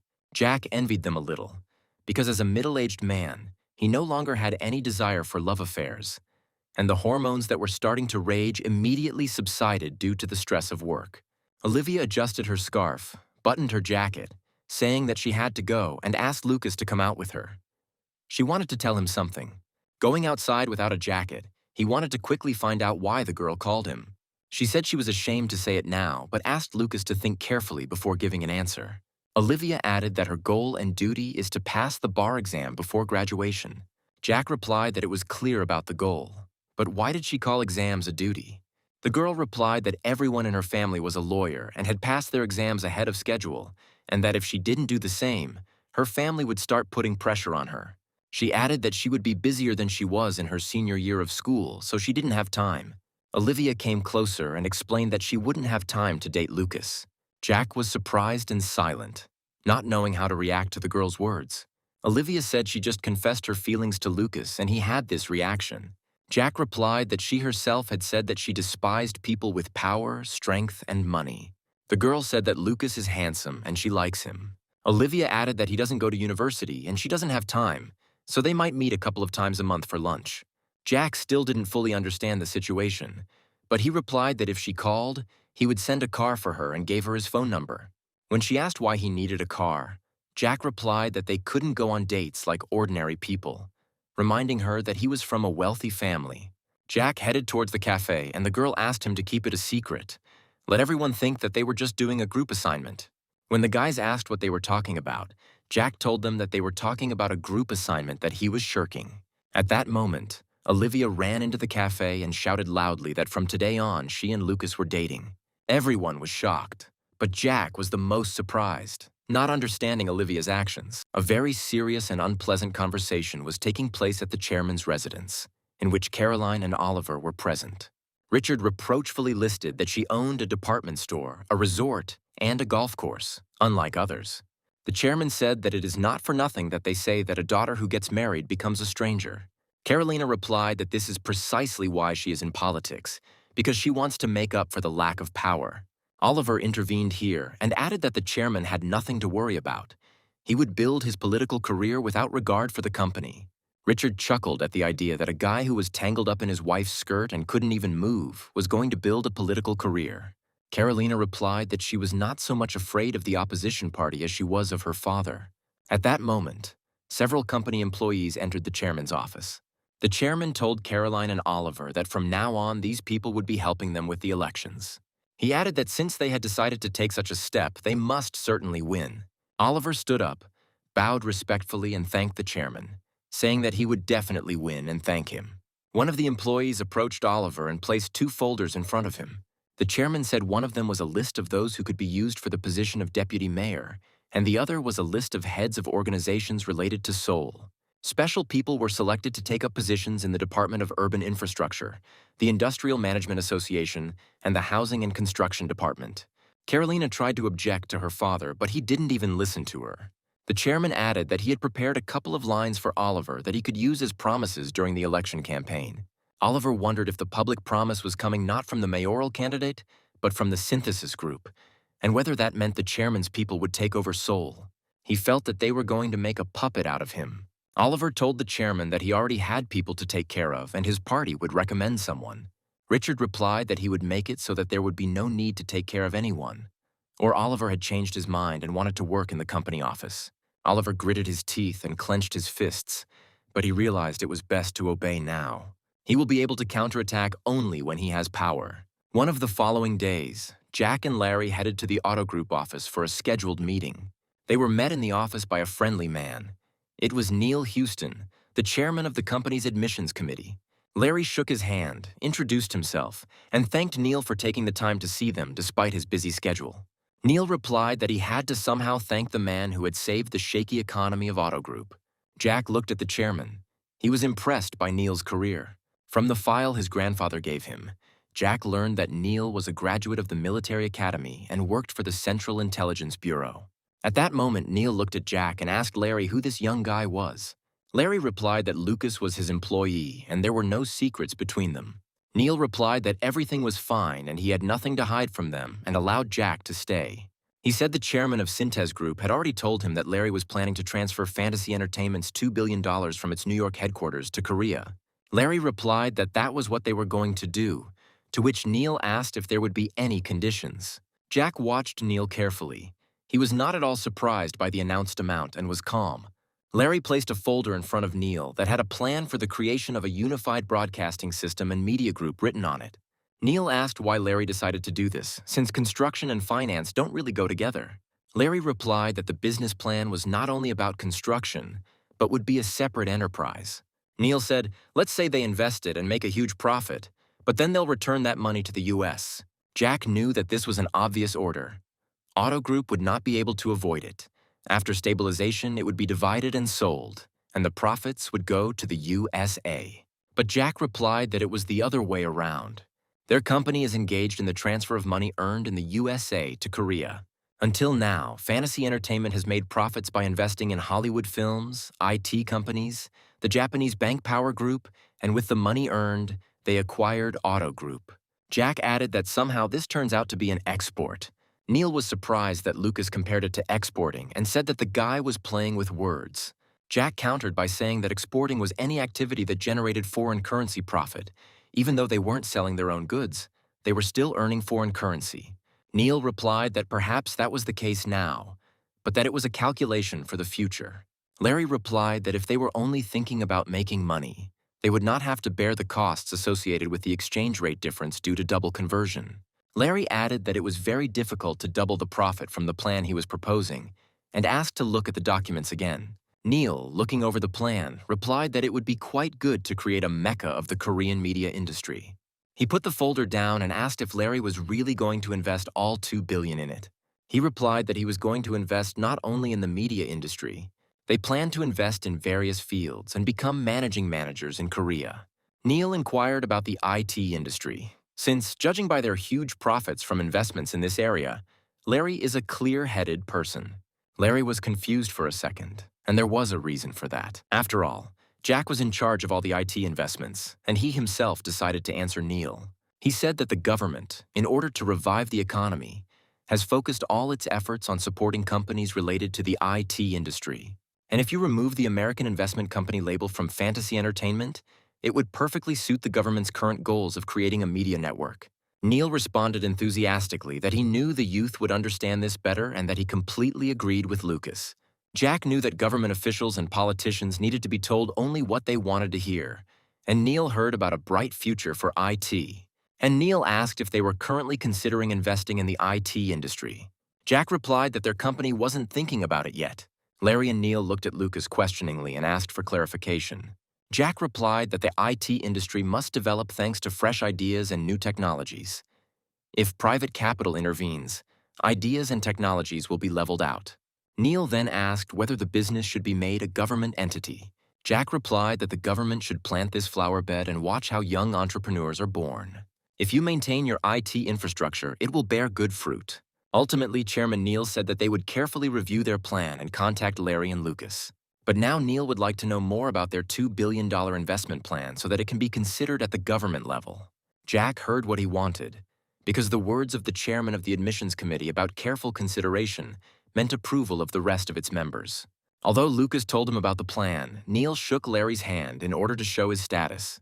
When they went outside, Larry asked if Lucas was really not interested in IT investments. Jack replied that it was. Larry was indignant, because this is a gold mine if it is supported at the state level. Jack replied that they were now the owners of a company that was competing for supremacy with prestige, and that they had no place among small companies. They had moved into the big leagues. Larry said that one shouldn't be so self-confident, because one day they will grow and they won't be able to be ignored.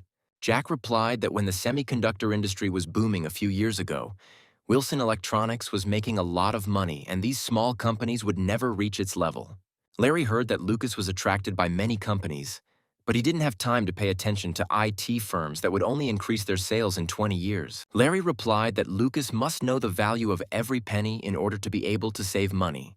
Jack replied that Larry could invest wherever he wanted and earn some pocket money.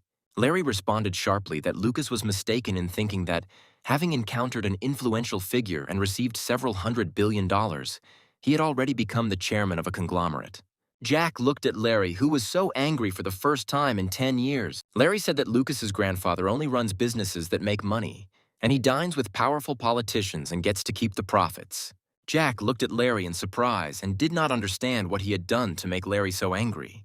Larry continued, saying that such people have thousands of farmhands who earn pocket money for them, and it was with the pennies they earned that the grandfather bought a steel mill in China.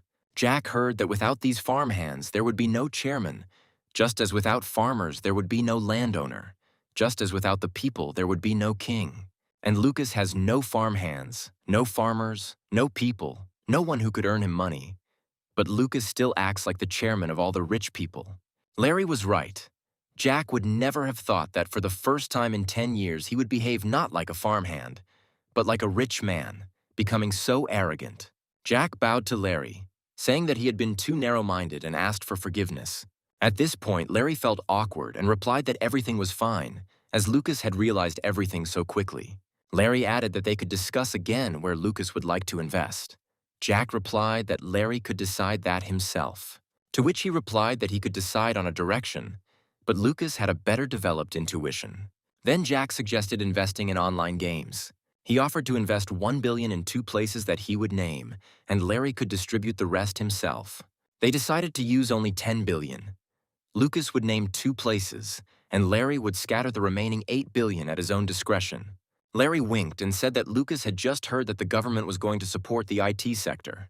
They walked down the street, and Jack thought that in 5 years Larry would retire, which was a great pity. Winter this year was surprisingly very cold. For the first time, no Christmas carols were heard on the city streets. The people who held the largest amount of money in the world sat calmly in the comfort of a bank, unfazed by the icy wind blowing in their faces. One of those present stated that he had heard that the discussions regarding the merger with Wilson Motors had been fully completed and that it was possible to begin the takeover process. Larry replied that the agreement had not yet been signed. They were in the process of adjusting Cintez Group's share. When asked when this would be finished, Larry replied that this question should be asked not to them, but to Cintez Group. One of those present added that its chairman, Richard Wilson, had given his word. An agreement had already been reached, and all that remained was to go through the procedure. And then Jack said that that was not all. Larry was asked who the young man was sitting next to him. He replied that he had been called from the head office in the U.S. and that he would be responsible for this merger and acquisition. A tense silence reigned in the office. Jack, realizing that they were probably interested in his position or status, handed them his business cards. Jack said his name is Howard Jin. He is a second-generation Korean, so he uses an English name. Whispers began to circulate that this young U.S.-born Korean was running the investment system at Fantasy Entertainment's U.S. headquarters. After a minute, everyone calmed down and Jack was given permission to say what he wanted. Jack said their investment research team is currently thoroughly reviewing the acquisition. One of those present exclaimed that this was a completely unnecessary procedure and there was no point in double-checking anything. Larry replied that Lucas was very smart and was a guarantor of the implementation of the decisions of their American investors, and asked to listen to the end. Jack continued by saying that the original plan was that Cintez Group planned to acquire Motors Group, but spent all its money on acquiring Stahl Invest. That's when they appeared. Fantasy Entertainment. They wanted to hold on to Motors Group until Cintez Group collected enough money to sell the company at a higher price.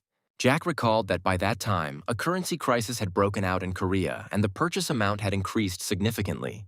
The exchange rate is now so high that the purchase price could rise to $480 million. The attendees stated that the International Monetary Fund has already begun to provide its support. $2 billion have already been injected. The exchange rate will rise to 2,000 and stabilize. Jack replied that $55 billion had been promised, but only 2 had arrived, that the promised sum would not arrive, and besides, the government had changed and they would have to negotiate again with the new government. He added that in 2 days the year 1998 would begin, and it was necessary to sort out the reports as quickly as possible. The new government would begin consolidating the banks. So if they want to survive, the money needs to reach fantasy entertainment by the end of this year. Everyone has heard that the Korean market is currently unstable. It is not known whether the country's economy will be able to rise or fall to the level of Southeast Asia. The interlocutor asked what Lucas wanted to say with all this. Jack responded that although their company was the first acquirer, they wanted to give up that right. This unexpected statement shocked everyone present. Jack said it would mean ruin for them. He added that if they refuse to acquire Motors Group, Prestige will immediately intervene. Jack asked those present to come to an agreement with them. They needed to hurry to put out the fire under their feet. Jack sat in the chairman's office and reported on how today's negotiations had gone. Grandfather chuckled and said that Jack had used his knife to force the rat to remain quiet in the corner and make a choice. At the meeting, Jack announced the acquisition price of $400 million. That is 800 billion won at the rate of 2,001 per dollar. Jack told them that if they agreed, he would deposit $400 million into the account they specified that very day. They won't be able to refuse Lucas's offer so easily. The chairman said that Lucas was a good man for not giving them time to come to their senses. Jack replied that it wouldn't work next year. The chairman asked if they would agree to Lucas's condition that he should drive his wedge. Jack replied that his grandfather's help was needed and asked that a position be prepared for a consultant at Cintez Group and that he would pay all associated expenses. The grandfather looked at his grandson and said that he learns bad things very quickly. The chairman pointed to an envelope lying on the table and asked Lucas to look at its contents. Jack picked up the documents and saw that it was a list of banks that would be sold or merged. Grandfather said that he had been thinking about how he could use this information, and it turned out that it was for Lucas. Jack looked at his grandfather in surprise and asked if the bank that was lending money to Auto Group would really be sold, and whether the bank itself had seen the list. The chairman replied that he would really talk about a list that everyone and their dog knew about, and only Prestige knew about it. Jack realized that he could actually use this list very effectively. Grandpa said that Lucas should consider himself lucky, because when they find out they will be out of work, they will grab Lucas. And it is quite possible that they will even bow their heads in gratitude. The chairman added that Cintez Group also plans to announce the start of a large-scale restructuring at the beginning of next year. Jack thought that the chairman had only sold subsidiaries so far, but had never restructured the branches. He looked at his grandfather and asked, "This must be a very difficult decision."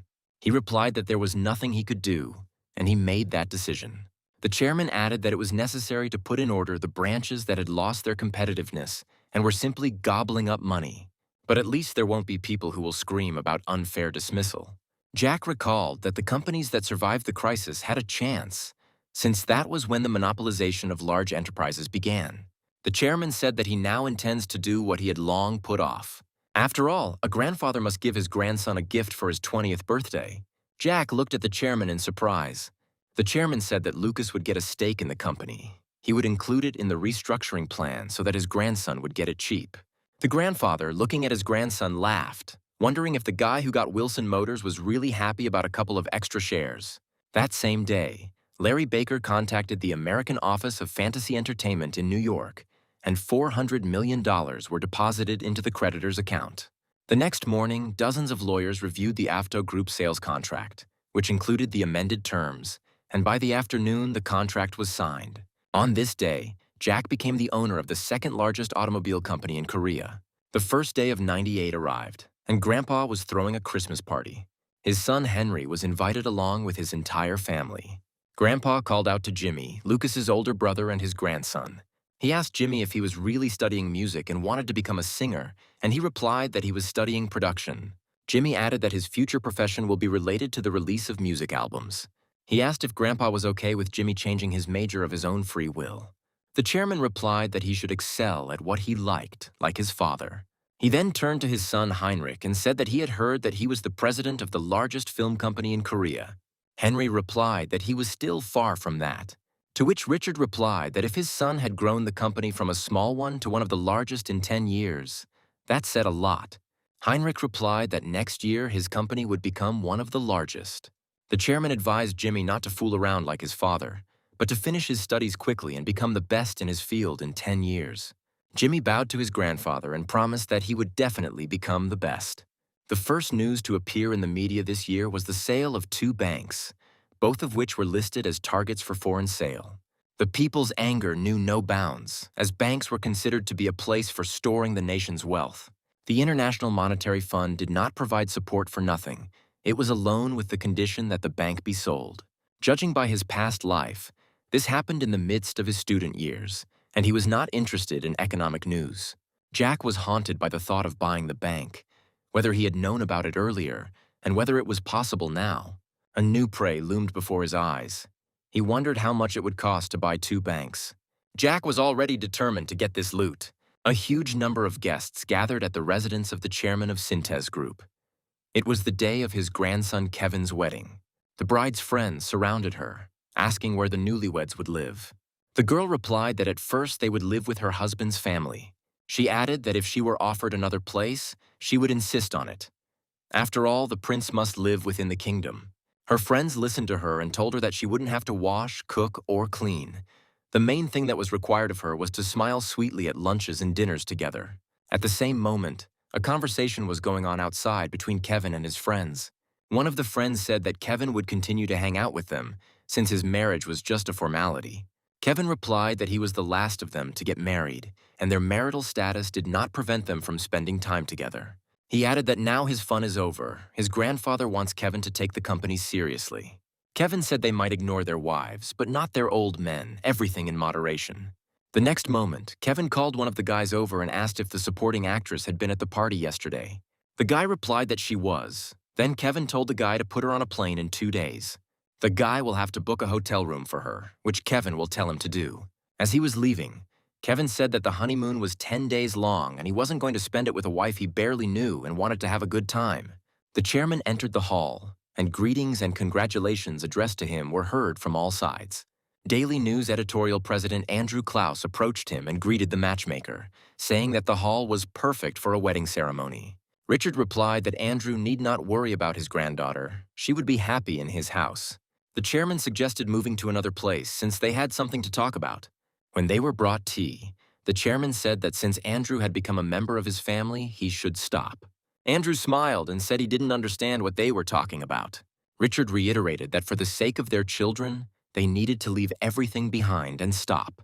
The chairman said that he understood the matchmaker's anxiety perfectly well, because his beloved granddaughter was moving into her husband's house, and he wanted to know everything about her relatives. The friendliness disappeared from the chairman's face, and he said menacingly that enough was enough. Andrew tried to object, but the chairman told him to shut up and listen. Richard said that Kevin may not be very smart, and although he is already 30, he likes to play like a little boy. He said that he didn't know what exactly Andrew had planned. Perhaps he was planning to take control of such a slob of a husband. Andrew tried to say something again, muttering that it wasn't what Richard thought. The chairman continued by saying that it didn't matter what mistakes Kevin made because he was his grandson. He forbade Andrew to invite Kevin to his place. As his son-in-law, he will not have contact with his wife's relatives. And if he wants to meet his granddaughter, then let him call her directly. Richard looked into Andrew's eyes and said that today was the last day he would see his wife's relatives, and that all questions would be business-related, meaning advertising-related.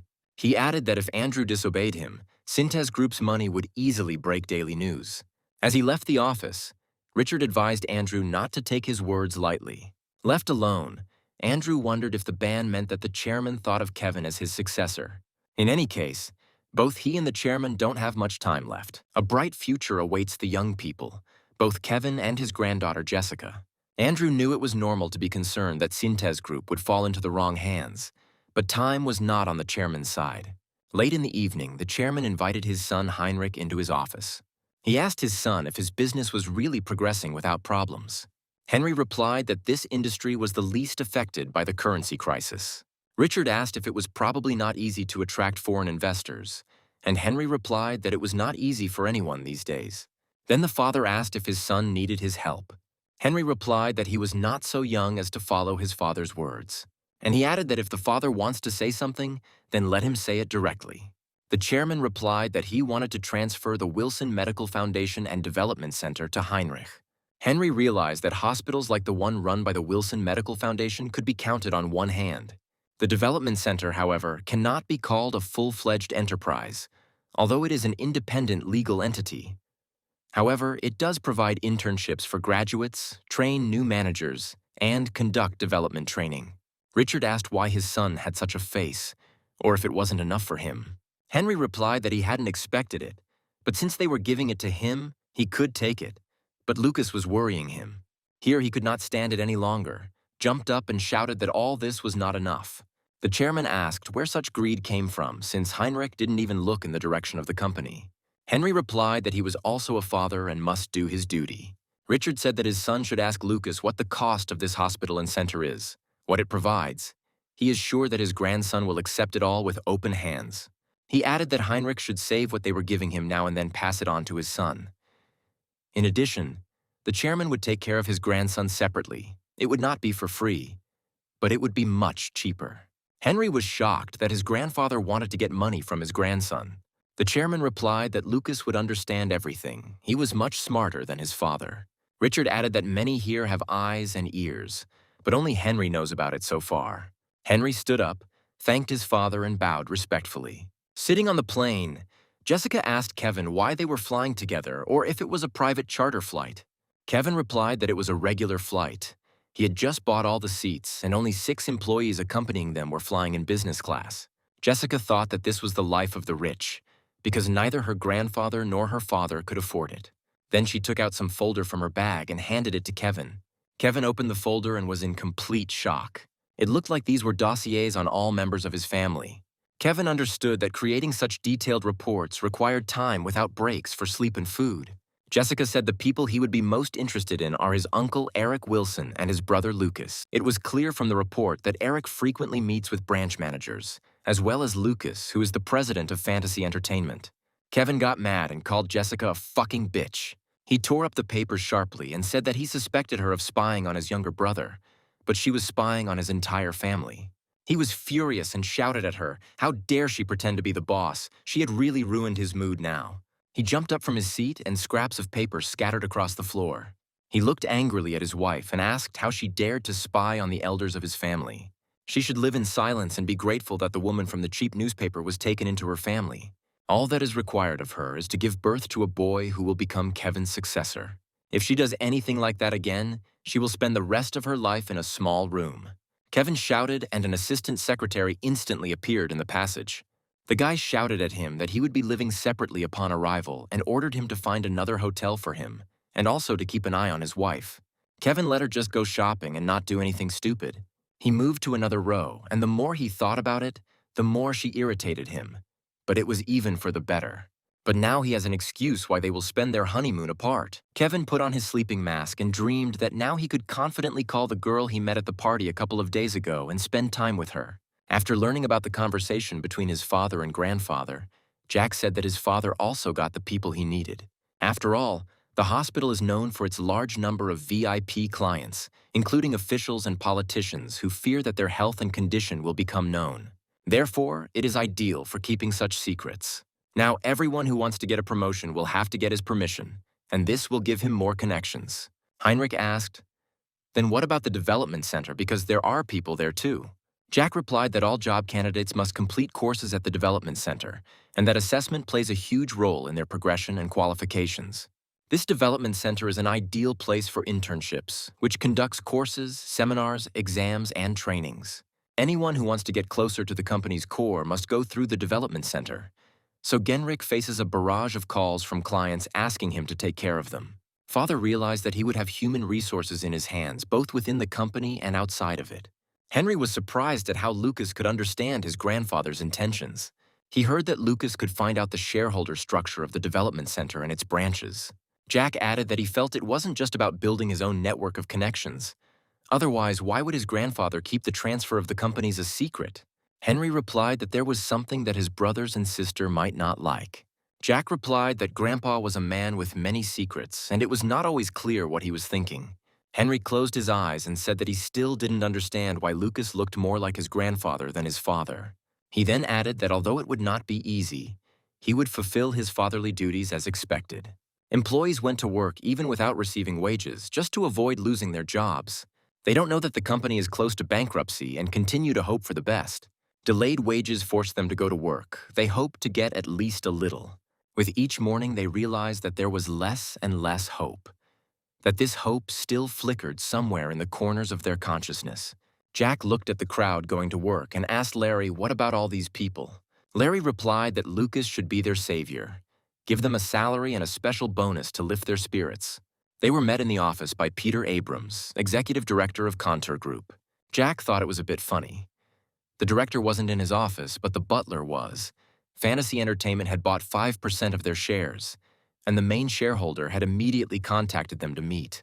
After all, it's impossible not to pay attention to a person who buys shares in a company that is close to bankruptcy, especially if he is from a company that has acquired Avto Group. Peter said he was confused because they had bought shares in their company so suddenly. He added that their company was not one that would interest such a large investor as Fantasy Entertainment, and asked to explain the reason for their decision. Larry replied that there was only one reason: money. Peter replied that they were well aware of the current state of the company and could lose their money. And then one of the company's employees said that it would be safer to put the money in a bank, where the interest rate is high. Larry asked the man how much higher his position was than that of the executive director, and the man asked again what Larry meant. Larry said how dare he interfere in a conversation between a major shareholder and an executive director, not even the CEO. The man closed his mouth. He had apparently never attended a meeting of this level before. Peter apologized for the CEO's absence, saying that he was currently looking for funds to save their company. Larry replied that he was not used to negotiations that resembled a bazaar and would like to talk in a quieter environment. The two immediately left the office, leaving only Peter, Larry, and Jack. Peter asked the same question about why their company decided to acquire shares of Cintez Group. Larry asked a counter-question to find out why Peter had invited them to the company's office. It was the first time Jack had seen Larry like this. He was usually polite, but now he was rude and aggressive. Is he really convinced that management is stealing the company's money? Peter replied that the reason for their invitation was that very question, and it seemed to him that Fantasy Entertainment wanted something from them. Larry replied that he just wanted to make money since he was an investor. Peter said that then, as an investor, he should have known that profit could be made by selling shares at a price higher than the one purchased.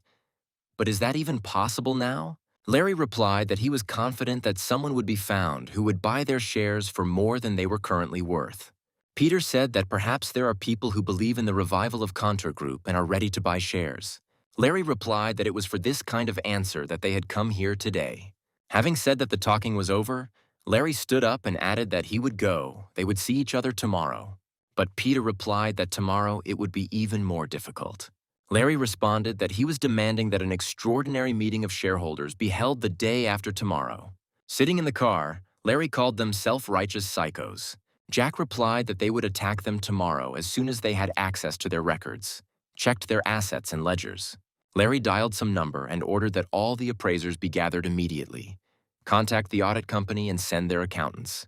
Jack listened as Larry ordered the investigation team to be present and the meeting would take place in 10 minutes. Jack stood in the chairman's office, and his grandfather was surprised that something so urgent had happened that his grandson couldn't live without him for even 5 minutes. Jack replied that he needed his grandfather's help. He said that this concerns the Cintez Group company, and this company is needed to launch a media project this year. Grandfather said that the introduction was too long and ordered to move on to the essence of his request. Jack replied that the company's management was sucking the last of the company's value dry and that before the company went bankrupt, Jack intended to attack and take over the management. Grandfather burst out laughing. From his reaction, Jack realized that everything was okay, because Grandpa understood what would happen next. The chairman began to remember who the current director of the company was. Jack replied that Tony Abrams is the CEO and his younger brother Peter Abrams is the COO. He added that he had recently met with the executive director. Grandfather asked if it was definitely verified that they were stealing the company's money. Jack replied that they contacted him themselves when Fantasy Entertainment acquired 5% of their shares and said they would buy them back. The chairman replied that there are currently many such hyenas on the stock market who are biting into companies to suck the maximum out of them. Jack said it was Larry's idea when the Contour Corporation collapsed and Contour Group shares began to fall rapidly, and rumors of bankruptcy also helped. The chairman said that they were probably scared, and if they demanded a shareholders' meeting, they would probably get nervous. Jack replied that instead of a meeting, he would demand that they provide the accounting books to prove the embezzlement of funds. Grandfather asked what the ultimate goal was, whether Lucas was planning to put them behind bars. Jack replied that they had to return the stolen assets, clean up the company, and start over. Jack looked hard at the chairman and asked if this would be the best solution in this situation. The chairman said that the director's relatives probably had a lot of shares, and Jack would like to appropriate them in order to gain management rights. Jack replied that if they were to recoup the money or goods they had spent using the company's shares owned by relatives, the required percentage of shares to qualify would be small. Grandfather said that the CEO doesn't control the company's shares, and Jack replied that that's true. The chairman said that this is a long road, and there is no time. The absorption process and normalization of work must be completed by June. Only then will it be possible to move the project forward. Jack replied that that was exactly what he wanted to ask for. Time. Grandfather replied that time is such a valuable thing that it cannot be bought with money. Jack said that money won't buy you an extra year of life, but it will help you live it with dignity. Besides, didn't Grandpa buy the lives of 100,000 employees with money, which is called a salary? The chairman said that, to begin with, Director Tony Abrams and his relatives should be banned from leaving the country. They have probably already transferred a lot of money abroad. The Justice Department should launch an investigation. Jack took his grandfather by the shoulders and asked him to facilitate this travel ban. The chairman immediately picked up the phone and was connected with the Attorney General. He asked how his health was and said that it would be unforgivable to allow individuals who were trying to line their pockets at the expense of a collapsing company to leave the country. Apparently, the prosecutor said something funny, because the grandfather laughed and said that for now, it would be enough to simply ban them from leaving the country. The chairman added that he would give him the names a little later, then said that they hadn't seen each other for a long time and suggested that they stop by for lunch sometime. The grandfather hung up and asked if his grandson Lucas was happy. Jack almost started stuttering with joy. He only said that his grandfather was a wizard. The chairman advised Lucas to find at least one piece of compelling evidence in the documents, and then file a lawsuit against management for embezzlement. Grandfather asked what the purpose of acquiring the Contour Group company was. Jack replied that he wanted to launch a media project. The chairman advised to concentrate on this and think about the rest later. He added that if Lucas wants to work with Larry after the June elections, then Contour Group needs to be stabilized and strengthened within 6 months. The chairman said that if the prosecutor's office begins an investigation, it will take years to return the money. He added that during this time, Contour Group will finally go bankrupt and be torn apart by creditors. Then the company will fall into Lucas's hands in 2 years at best. Jack asked if the chairman meant that they needed to prepare a way to escape. Grandfather said that it is so. The investigation and the prosecutor's office should only be used for intimidation. They need to be faced with a choice, either prison and poverty in 2 years, or put everything up for sale now so as not to go hungry and leave for another country. Jack understood the power of the chairman, who could use the connections and authority of the prosecutor's office to start or stop an investigation at will.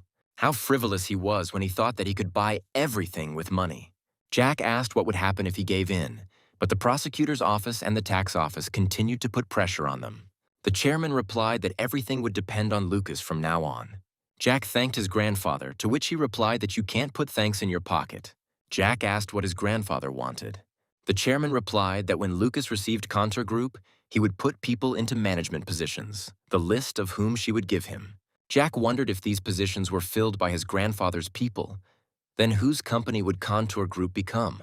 The chairman explained that Lucas didn't have any people anyway, or that he did have someone in mind. Jack replied that many people had already left the Contour Corporation, and that almost all the managers at Contour Group wanted to advance to director positions. It would be good to freshen up the atmosphere. He asked if Grandpa would mind if Lucas thought about the idea.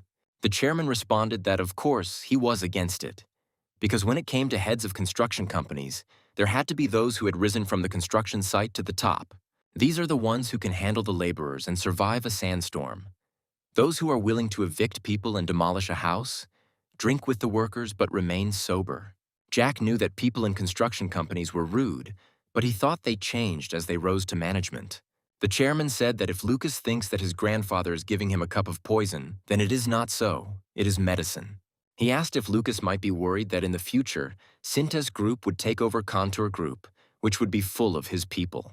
Jack replied that, as he had said earlier, Contour Group would be transferred to Cintez Group.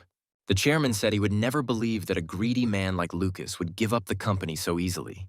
He paused, then added that Lucas only had money, no time, no strength, no people. The chairman said that if his grandson refuses, then both Contour Group and the media project will disappear. In his heart, Jack knew that his grandfather was right, and that such worries on his part were a luxury since he had no choice. He had to trust in the consistency his grandfather had given him so far, but Jack didn't like him forcing his people on him. And then Jack replied that there would be no accounting audit, and Larry Baker would take over as director. The chairman stood up and replied that the builders had no equal in terms of embezzling money. They can do this with their eyes closed. Will Larry be able to notice the substitution of expensive wood for cheap? Builders can cheat with the weight of metal and steal food from the cafeteria. Will Lucas Laurie, who has spent his entire life pressing calculator buttons, be able to defend himself against such opponents? Jack remained silent. His grandfather's arguments were too plausible to be contradicted. The chairman asked if Lucas fully understood everything he was telling him now. Has it dawned on him that the biggest breeding grounds for corruption in Korea are construction companies? Jack asked if Grandpa meant that the essence of things could only be seen by diving into dirty water. The chairman replied that if Lucas wanted to control the board of construction companies, he needed to learn how to handle the farmhands. Only then would they earn the money they needed. He added that when it comes to spending money from an unknown source, there is nothing better than keeping it in construction companies. Jack thought that if he could get his hands on Contour Group, instead of diving into dirty waters, he would open a window into the lubrication fund. The chairman said that tomorrow he would send people from his audit. Larry's people would not be able to cope with these cunning types. They will be the ones to dig up all the necessary papers that Larry and Lucas might have missed. Jack thought that if after all this help he couldn't absorb Contour Group, then it would all be due to his incompetence. He bowed to his grandfather and thanked him for his wise advice. The chairman replied that he would thank Lucas later, since he himself had said that all this was being done for the sake of Cintez Group. The grandfather added that his grandson should not even think of whining if his grandfather hit him in the back, and burst out laughing. Jack heard everything he needed to hear. The next morning, Larry, Jack, and a team of auditors entered the Contour Group office building. The receptionist was in a panic. The directors had not scheduled any meetings that day. The group approached the girl and asked her to call the director of Contour Group to them. A minute later, CEO Peter Abrams was running down the corridor towards them, shouting what they were doing there and what they were up to. Larry replied that if everyone present heard the true purpose of their visit, the director might find himself in an awkward position. The director suggested that we quickly go to the conference room. As soon as they entered the office, Peter immediately became indignant at why they were acting so persistently, since it was impossible to find a buyer overnight. Larry briefly replied that they would decide everything within a day. He sat down in the chair and said that he would exercise his rights as the largest shareholder. Peter didn't understand what law Larry was talking about, but one of the auditors explained that it was the law on external audits of limited liability companies, Article 14, as well as the storage and publication of accounting reports. Point 5, that is, shareholders and creditors can review the documentation at any time and request reports on costs and expenses. Larry ordered that all the documents and reports that the auditors are now requiring be brought here. He added that this is due to the fact that shareholders doubt the abilities of the company's management. They want to see with their own eyes how the company got to this state. The director stood in the doorway and did not move, apparently thinking that the problem would resolve itself. Jack repeated Larry's instructions to him and advised him to do it as quickly as possible if Peter did not want the situation to get worse. Instead of bringing the documents straight away, Peter rushed to the office of his brother Tony, the company's CEO. Tony asked how it happened, because Peter said the meeting went well. The brother replied that Larry returned after he announced his desire to resell the shares. Tony quickly called the accounting department and found out that Larry's people were already there. Peter was openly panicking, wondering if they had already occupied the accounting department. Tony was furious. He didn't expect such swift actions. Peter suggested that maybe it was just a ploy to boost the stock price. He explained that he saw Larry's expression and look yesterday. He won't do anything just like that. His goal is money. He is a broker. Tony wondered if maybe it was all just a show. Peter decided to calm his brother down and said that an external audit would not be of any use. He added that he would bring Larry. They would expose his plan and send him back. Tony yelled at his brother because yesterday he had said with his mouth that there was nothing special about the meeting. Peter replied that, in any case, it was necessary to finish this before there was a fuss. Tony told Peter to quickly stop the lorry and bring it to the office. Peter ran into the conference room and told Larry that the CEO had something to tell him and invited him to his office. Larry replied that he did not advise wasting time and bringing the reports here. Peter returned to the office and informed Tony that Larry was not in the mood for negotiations and continued to demand reports. He asked his brother not to worry, because how would people who invest in large companies know what they were hiding? After all, these people don't even know what to look for. Peter will simply contact them when they find themselves under a pile of documents. But at that time, an audit was in full swing in the accounting department. Jack, along with everyone else, took an active part, reading each letter and number. One of the auditors approached Larry and, showing him the documents, said that it looked like currency fraud. He added that, apparently, the money from the last transfer never reached Korea. The auditor explained that they stole money under the guise of importing raw materials and carried out currency fraud. He pointed to the numbers on the invoice and said that they listed expensive chandeliers. And judging by the total, there should be at least 6 containers of them since the goods are bulky. But the invoice only listed 1 container, which means they fooled customs too. Larry asked if the auditor was absolutely sure of his assumptions. The employee replied that they had dealt with similar goods many times, and they might not know how many bowls of rice they had at home, but they were confident in the size and cost of these goods. Hearing this, Larry stood up from his chair and said that the show was about to start, but Lucas stopped him and said that he needed to call first. Jack dialed the number and said that he was grateful for sending him wonderful people. It didn't take them 2 hours to hit the jackpot for Lucas, and at this rate, he will definitely get his license. The chairman replied that these guys were real hard workers. He would call the prosecutor, and by the end of the day, they would have a search and seizure. A minute later, the audit team entered the CEO's office. Peter said they came back quickly. Perhaps after sorting through a few pieces of paper, their eyes were tired. Jack told them that he understood why the company was in total trouble. Did they really think that Larry and the auditors were the kind of people who would spit on the ceiling for 2 hours? Tony asked if he was really that smart or if he just had no manners. Jack replied that he had manners, which is why he reported the management of Contour Group and the owner's entire family to the prosecutor's office. Or is this not enough for the directors to show manners and deign to talk? Tony jumped up from his seat, and Peter was simply shocked by what he heard. At that moment, Peter received a call and ran out of the office. And Tony was shouting what the hell they were doing. Or were they going to go down with the company? If it fell apart, then their shares would turn into just pieces of paper. Then Peter ran into the office and said that the Financial Investigation Department had issued a search warrant. Tony realized, judging by how quickly events were developing, that someone was putting pressure on the controls. At this point, Jack said that after the takeover of Auto Group and Wilson Motors, they had a couple of lifelines so they could step up and help each other. He added that all executives and their families are currently prohibited from traveling abroad, so there is no point in thinking about escaping, and it is better to contribute to the investigation. With these words, Jack headed towards the exit and said that they had nothing more to do here. Larry added that if they became scared in the interrogation room, they could always call him at any time. Later in the evening, the chairman held a meeting to appoint his people to the Contour Group company, but no one except him yet knew what issue they had gathered at the residence for that evening. The chairman asked those present who was the youngest here. Barry Barton, director of Wilson Construction, replied that it was Paul McConchie, director of the Construction Support Office. Paul stood up and bowed to the chairman, who said he had been promoted to executive director last spring.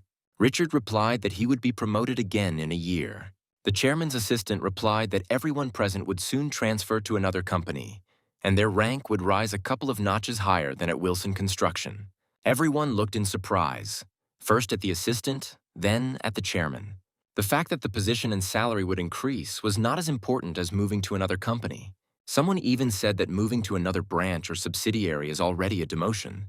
Michael responded that Director Artur Pelescu would take over as CEO. Director Carl Correns will be appointed Deputy President, and Executive Director Paul McConchie will become Director of Administration Headquarters. But everyone present was united by one question. Where exactly were they being transferred to, and whether the future company was comparable to Wilson Construction? Michael said that their new company is Cintez Group. Artur Palescu exclaimed, "Shouldn't it go bankrupt? Besides, it has nothing to do with Cintez Group." The chairman replied that he saw the employees' concerns and was ready to explain everything to them. Richard said that the Cintez Group company would soon be taken over by Fantasy Entertainment, as they were already familiar with it. The chairman added that they are currently working on this and in a couple of months will become the largest shareholder of Cintez Group. As for the bankruptcy rumors, they will get it before bankruptcy and bring it to the top. Richard told none of them to worry, but to just do as the chairman said.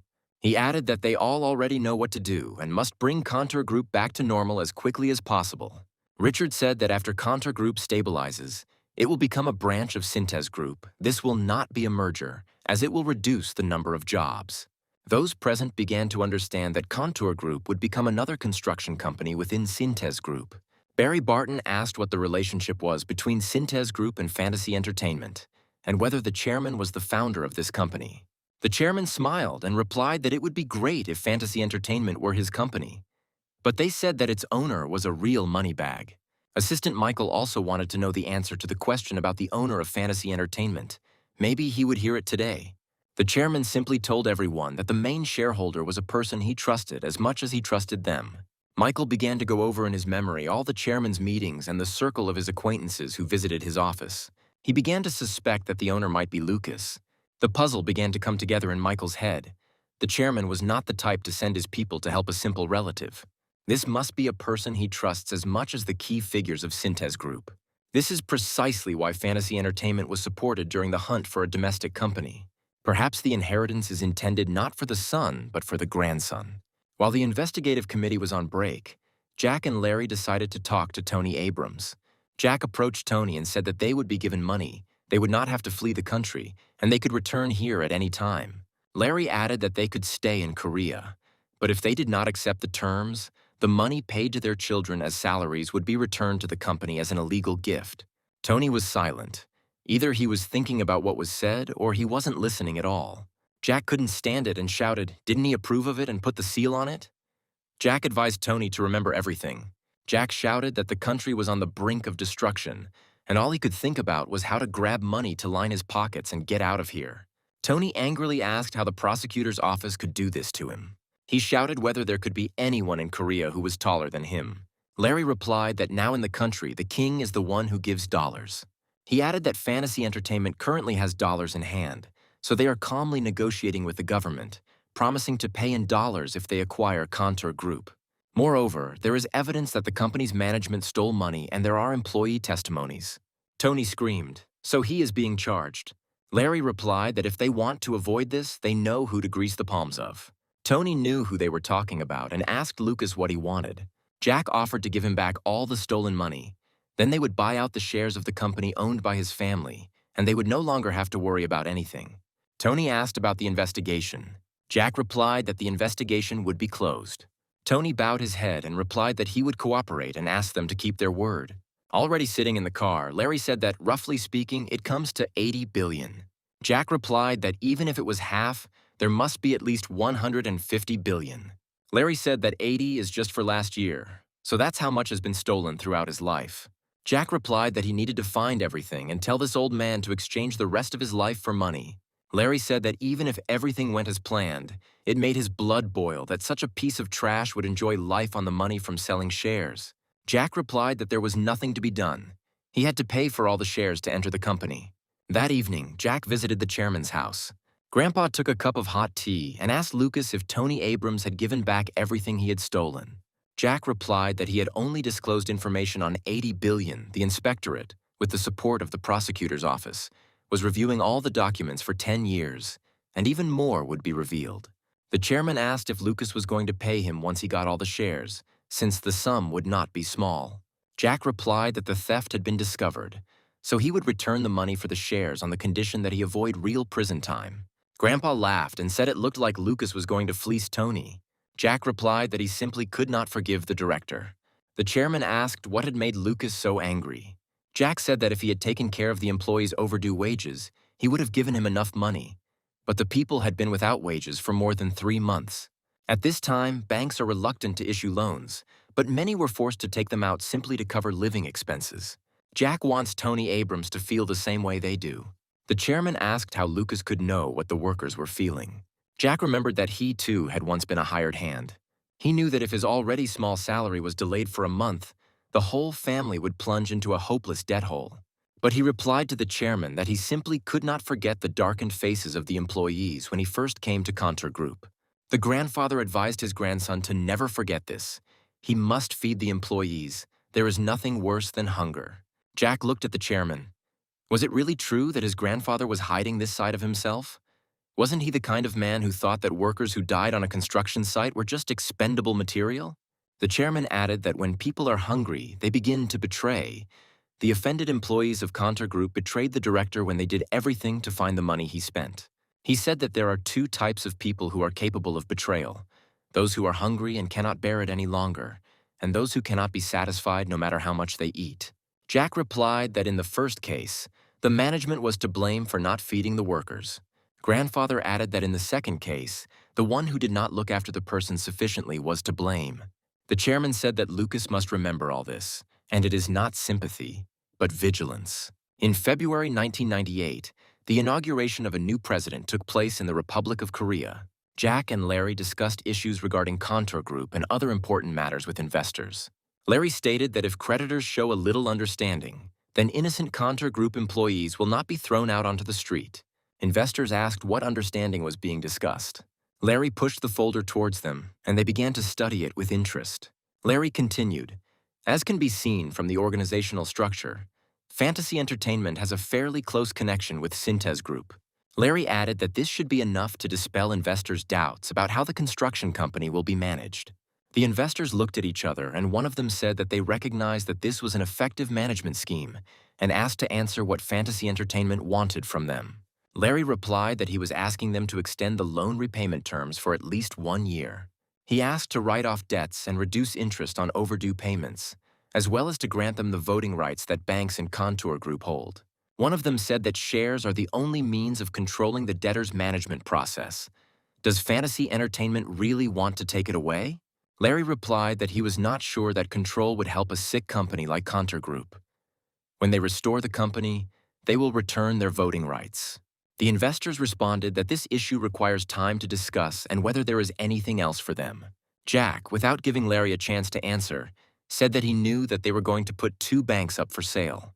He continued that from the point of view of financial stability, Grossbank could recover.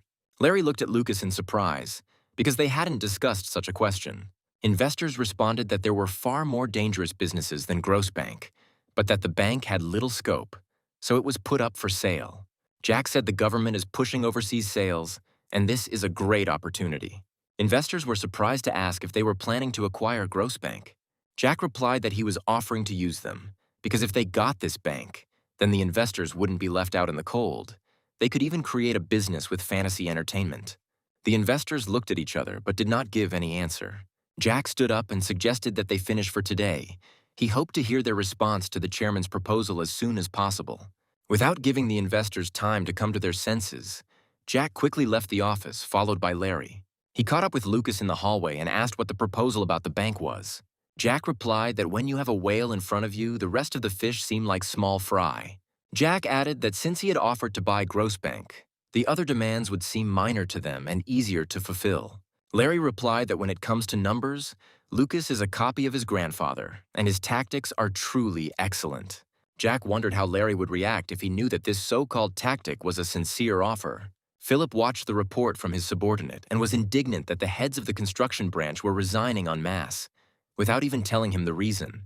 The employees suggested that Director Barry Barton had received instructions from the chairman, to which Philip replied that the chairman himself had hired these people, starting with Artur Palescu.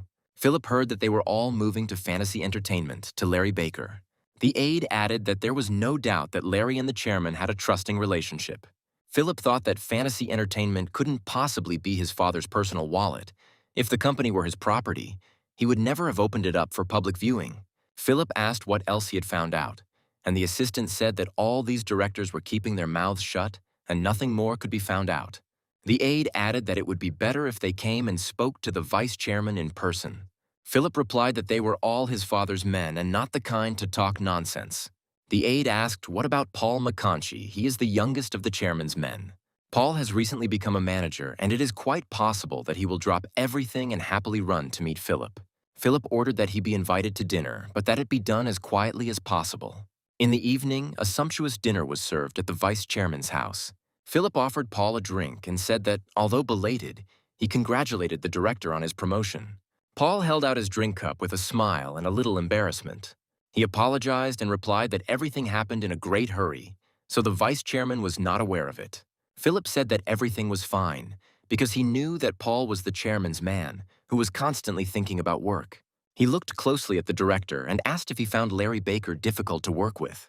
Paul replied that Larry had lived abroad for a long time, so he was a very open person. Philip made sure that Paul was not wary of him at all and decided to move on to further action. He asked if things were looking up there, to which Paul replied that Cintez Group was about to be bought out.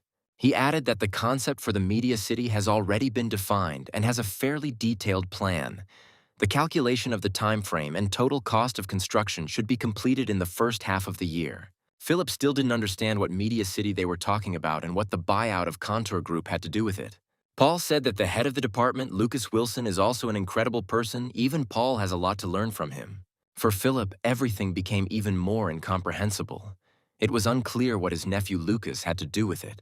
He replied to Paul that this was the first time he had heard that Lucas Wilson was the head of the department.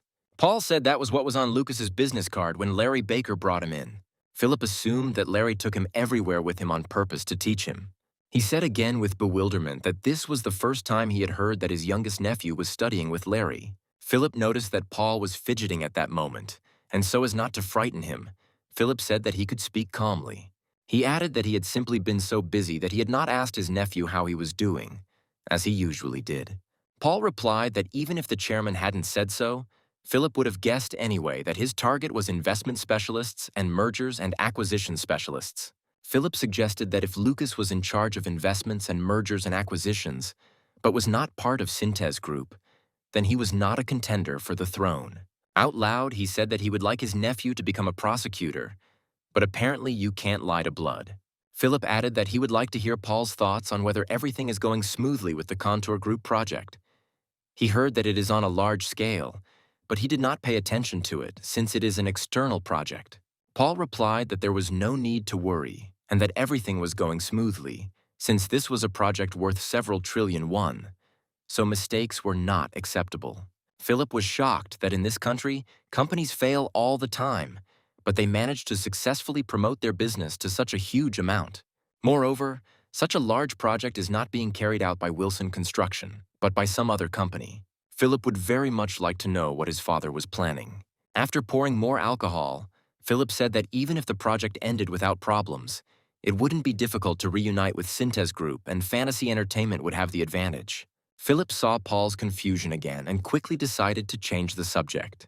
He smiled and said that he hadn't really intended to talk about work and had simply suggested having a drink and dinner. Philip decided that he had probably pushed too hard because, judging by the expression on Paul's face, he suspected something.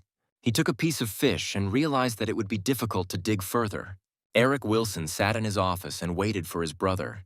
He already knew that Philip wanted to talk to him.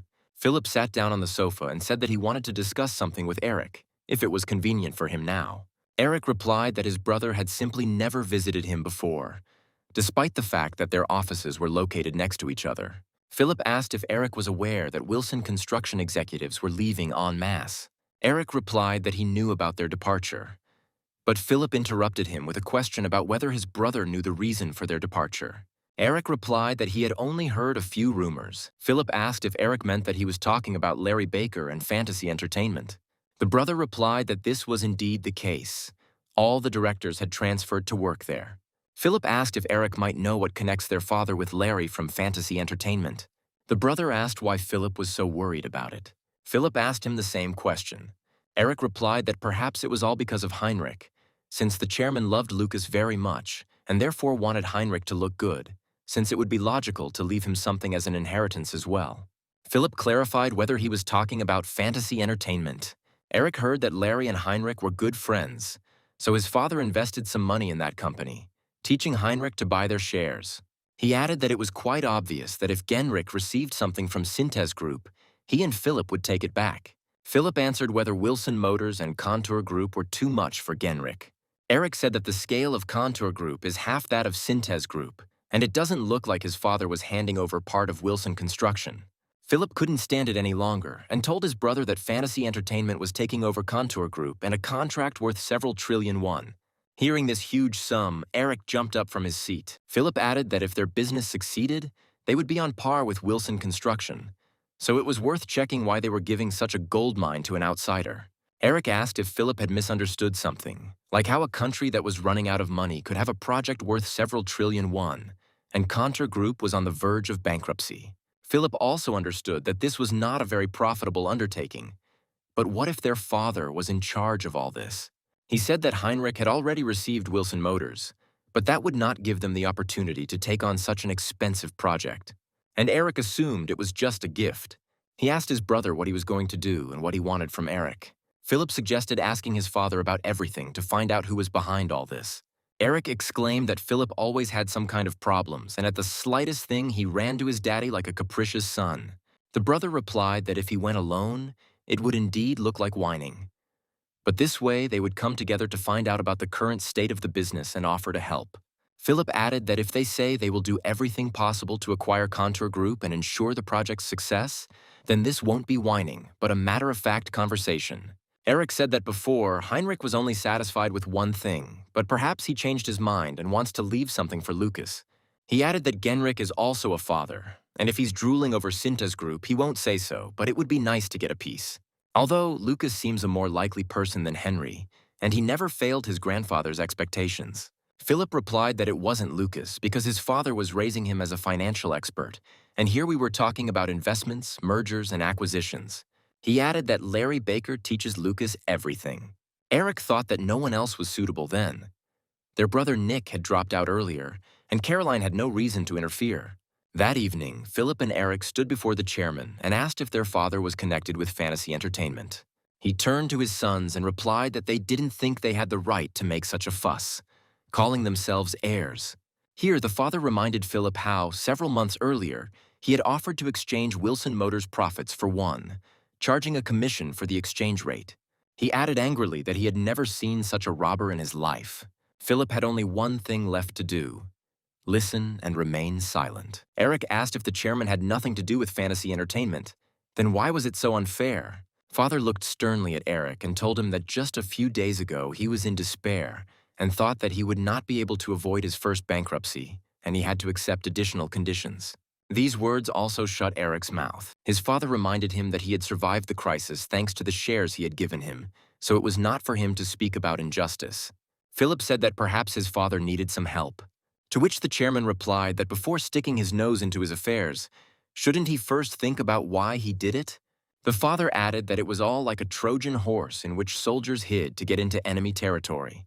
Philip exclaimed, "So that's why my father sent his people there." The chairman answered in the affirmative, because he had to give back what belonged to him. Hearing this plan, the brothers stood and were silent in amazement, but their father had not yet said anything about Contour Group or Lucas. "My father said that Fantasy Entertainment is now using him to absorb Contour Group and promote a big project. Fantasy Entertainment has grown a lot." The brothers heard that after Contour Group joined Avto Group, their father was going to absorb it. He has already lost Wilson Motors, so Contour Group and Avto Group will become interest for him. The chairman told his sons that perhaps they would have to take on the job. Philip said happily that he and his brother would keep this in mind. But Eric was thinking that his father still hadn't told them the most important thing and needed to explain. And he told the chairman that Contour Group and Avto Group would be restored, but the owner would not be Cintez Group. Seeing his father's surprised face, Eric continued, saying that since Wilson Motors had split off, why not give it to Heinrich after they took over Auto Group? The chairman looked questioningly at his son. Eric clarified that he meant Lucas, because among his grandchildren there was no one smarter than him. He expressed the opinion that Henry would not be able to give a chance to his son Lucas. Philip was furious, because now his brother was trying to crush his eldest grandson, or rather his son Kevin. The chairman looked at his sons with sadness. One son can barely contain his anger, and the second one pretends to care about someone else's child. He felt a special affection for the elder one, but the second one was his own man and quietly settled his affairs. For both of them, Taking the company away from their greenhorn nephew is like taking candy from a child. The chairman looked at Eric and asked when he learned to take advantage of his kindness. The son apologized and admitted that it was very impudent of him. It was just a shame to lose such a capable person as Lucas. The father had no intention of talking to them anymore, and if they had heard what they wanted, they could go. He told them to think about his words and how they could return what was stolen. The chairman added that at the end of the month, the creation of a second auto group company will be announced. Both should come and congratulate Larry Baker and not forget to support James Twain, the director of Auto Group. He told his sons to keep a close eye on Wilson Motors so that it did not fall into the wrong hands. After listening to their father's instructions, the brothers left the office. Richard threw his head back and closed his eyes. It was not easy to protect his grandson from the wolves, even at the cost of lies. Soon, the second ceremony of founding the Auto Group and inauguration of the chairman took place. James Twain stood at the podium and said that he had already put the company in danger once. He said that Auto Group is an eternally young company, challenging the impossible and striving to realize its plans. James added that from today onwards, the Auto Group company will proudly bear a new name and will be reborn. The company will be named Chrome Wilson and will never disappear. There was thunderous applause in the hall, but Larry Baker was the most pleased of all. The day was drawing to a close, and a banquet was being held at the chairman's residence to celebrate today's ceremony. During the day, the chairman was very tired and wanted to be in his office completely alone. And then Lucas appeared on the threshold.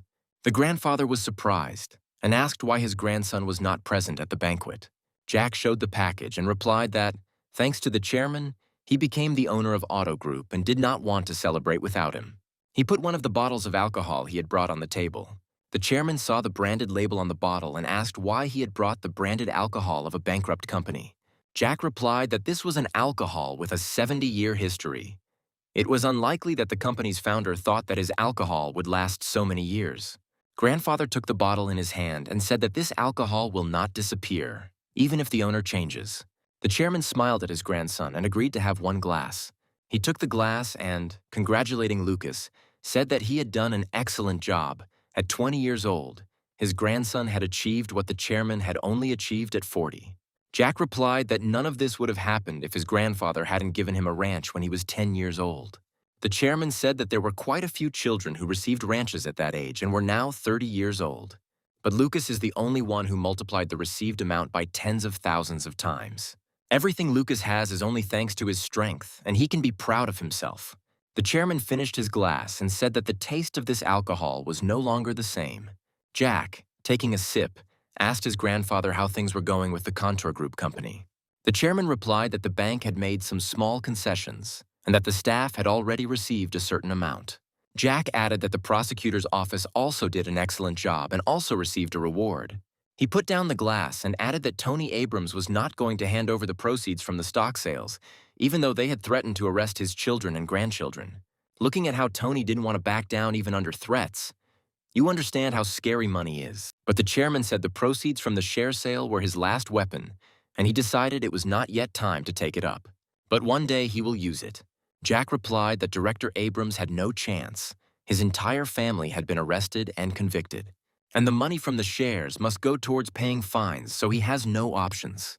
The chairman said Tony would make sure Lucas wouldn't touch the money. It would go into the state treasury. Jack didn't quite understand what his grandfather wanted to say. If the director does not return the money from the proceeds from the shares, then he and his family will not be able to avoid imprisonment. And if he resists, the money will go to the treasury, but he and his family will still not be able to avoid punishment. The chairman said that Lucas is now captivated by his emotions and has forgotten about the businessman's heart. Jack countered that he constantly thinks about money and that this helps him normalize the work of Contour Group. Grandfather replied that Lucas was angry because he felt unfairly they stole money and did not pay wages. Surely his family didn't do this just to live high on the hog. The chairman added that the director sees Lucas as a businessman and therefore expects him to make another offer. And then Abrams will be able to put a few cents in his pocket. If the director manages to hold out long enough, Lucas won't even get a single one.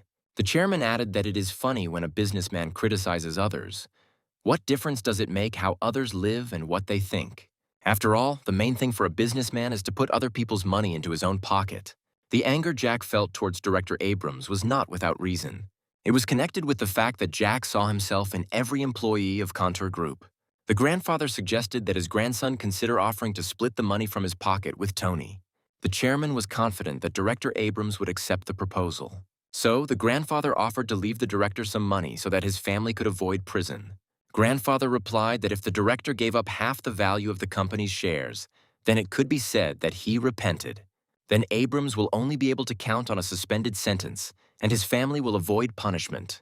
The chairman said that money should come first, and feelings of injustice and emotions would not play any role. Jack replied that he remembered his grandfather's words and would act like a real businessman. The next day, having received permission to meet with Tony Abrams, Jack arrived at the detention center. He sat down opposite the director and asked how he liked the food here.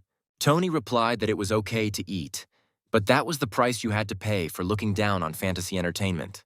He acted relaxed, which meant, as Grandpa said, he thought he still had the sword. Jack said that visiting hours were limited and he would immediately convey Larry Baker's words to the director. If Tony gives up all the proceeds from the sale of shares, or gives up all the shares of the company, the director interrupted him and replied that, apparently, Lucas did not want this and asked to get down to business quickly.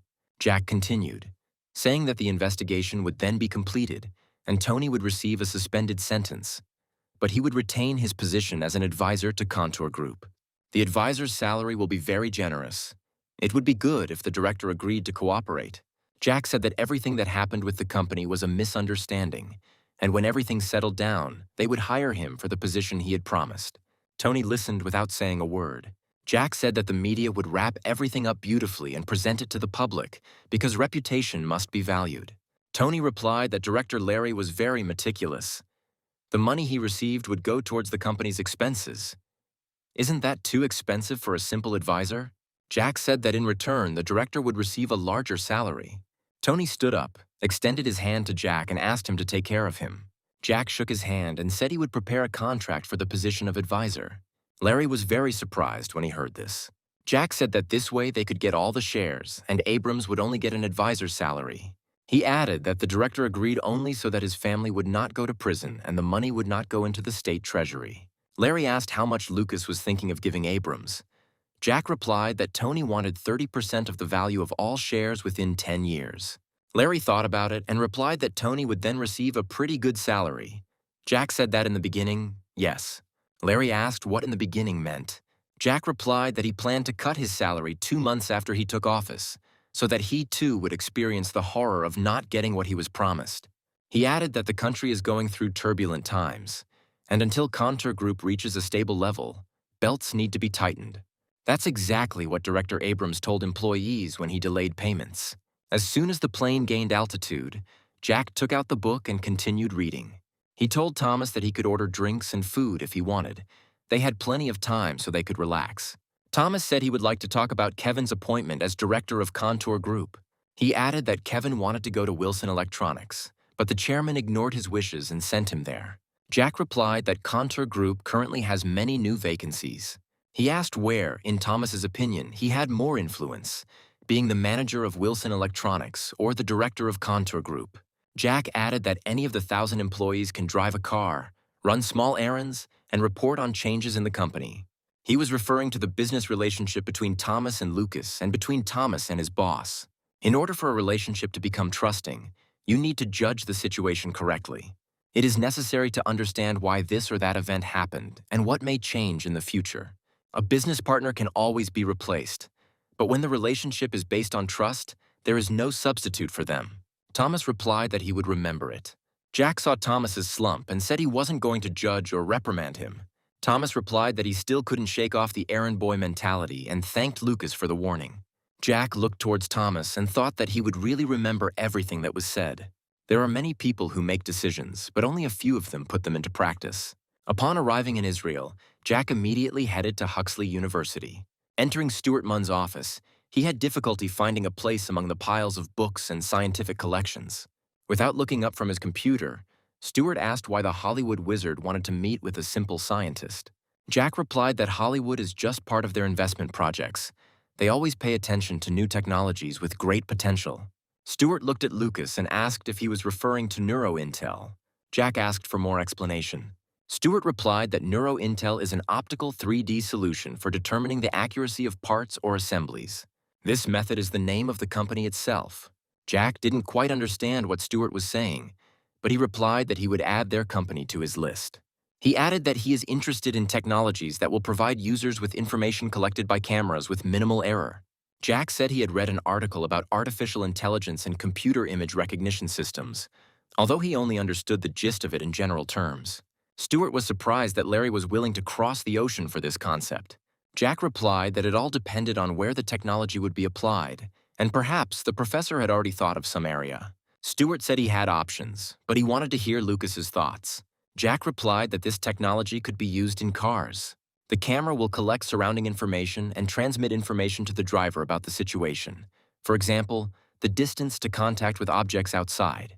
Or a camera mounted on the rear bumper will display an image of what's behind the car on the interior monitor, which is convenient when reversing and parking, reducing the number of accidents. Stewart heard about installing a sensor that would slow down a car when the traffic light turned red. The professor added that lane recognition could also be added to prevent driving into oncoming traffic. He exclaimed that by converting analog data into digital, it could be incorporated into the car's electronic system. Jack replied that the ultimate goal is a self-driving car that drives itself. Now that they had come to a common understanding, Jack suggested moving on to the purpose for which he had crossed the ocean. Stewart guessed that the conversation should turn to investing in this idea.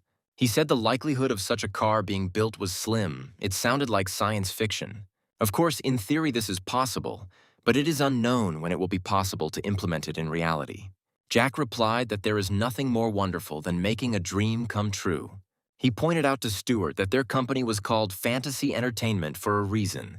As he left the office, Jack gave the address where he was staying, and that when the professor sorted out his thoughts, he could call him. Stewart shouted after him that he would definitely call Lucas. Jack saw the professor's interest and understood that he would soon become the main shareholder of a large company that possessed autopilot technology. For this, Jack was ready to accept any conditions in order to subsequently increase the Motors Group's share in the Korean market. After this, they will be able to compete with advanced foreign systems. Returning to Korea, Jack visited the chairman's residence to reassure his grandfather about his recent trip. Upon hearing that Lucas had flown to Israel, his grandfather scolded him for being in such a dangerous place. Jack replied that it had been quite quiet there lately. The chairman said he had been trying to resist calling him, to which Lucas replied that he had simply flown out for some fresh air. Seeing that his grandson didn't want to tell, he said that he wouldn't ask. At that moment, Caroline, the chairman's daughter, looked into the office and was a little surprised to see Lucas in the office. The chairman told his daughter and Oliver to sit down. He had something to tell them. The first thing he did was ask his son-in-law if there were any problems with running for mayor of Seoul. Oliver replied that everything was going smoothly. Jack saw their happy faces, because the first step to the position had been completed. The chairman informed them that Jacques Bolden had also been nominated for the post of mayor by the ruling party. He ran in 2 national elections for the government and for mayor of Seoul. For Oliver, Jacques was an incredibly strong opponent. The chairman looked at his grandson and said that it looked like he had thrown his money away. Jack asked how his grandfather knew this, since there was no such information in the news. The chairman replied that Bolden himself had called him in the morning and said that the ruling party wanted to recruit him and asked for advice. Jack asked why Jacques Bolden was asking the chairman for permission. He replied that Bolden had once taken his place thanks to his money, and that was why he had asked permission to become a rival to his son-in-law. Oliver stood up from the sofa and pleaded for help from the chairman. The chairman pretended not to understand, saying that he had really put forward his candidacy without being confident of winning. Oliver replied that he simply didn't expect his opponent to be Jacques Bolden. At this point, Caroline intervened and said that all her father needed to do was say one word for Bolden to get out of the way. The chairman became angry and shouted that she really thought that this was the end of it, and that if another rival appeared, he too would need to be eliminated. He called them pathetic. If they thought there was a flowery road waiting for them, then it was better to give up right now. Jack knew that these words didn't just apply to his aunt and uncle. Perhaps this was another way to test him. The chairman said that instead of whining, it would be better to go and discuss everything with the responsible persons. He continued to shout that such an important position as mayor cannot be missed. They must take action immediately. Oliver and Caroline instantly left the office as if scalded. The chairman turned to Lucas and asked if he knew who Jacques Bolden was. Jack knew very well the man who had achieved everything while serving as mayor in the past, but he told his grandfather that he had never heard the name before. The chairman said he was from the Ministry of Foreign Affairs, had been ambassador to the United States, and then held other government posts. Jack regretted that he had ignored politics. He did not remember any elections or anyone who was Jacques Bolden's opponent. He asked if his grandfather would help his uncle with the elections, and he replied that he would not do that. Grandfather didn't care who won the election, and neither his son-in-law nor Jacques refused his requests. He added that he wins in any case, but Lucas will lose. Now it seemed to Jack that the chairman was not even hiding his joy. Grandfather said that without the Media City project, Contour Group would become a money guzzler and bring only headaches. He sent people there who might have to starve. The grandfather was testing his grandson. If he asks for help, he will be no different from his uncle and aunt. Jack said that Jacques, like any person, has weaknesses, and if you find them, there will be a chance to win. The chairman replied that being the son-in-law of a rich family was a weak point. But how could this be turned into an advantage? Jack replied that this was not a weakness, but an advantage, because his son-in-law was also rich and would not turn a blind eye to tax evasion, thereby being able to sell out his grandfather. He added that his son-in-law could promise that the chairman of Cintez Group would do a lot for Seoul, for example, build apartments. Grandfather said that he had no need to deal with this construction. Jack replied that these were just words, because everyone knows that the candidates' campaign speeches are all just lies and deception. The chairman objected that any promises could not guarantee victory. Jack replied that elections were one battle after another, so he wanted to talk to Jacques Bolden.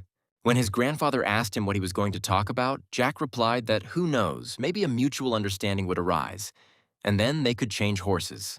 The chairman reminded his grandson that he had already invested a lot of money in his uncle's elections, and that changing horses would mean giving them up.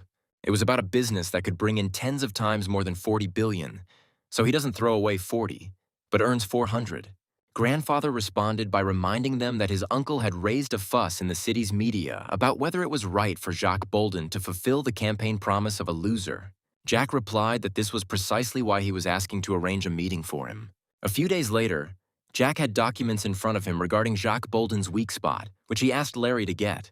Larry explained that Jacques himself, his older brother, and one of his sons were exempted from military service. Jack said that the first thing to do was to report this to the army.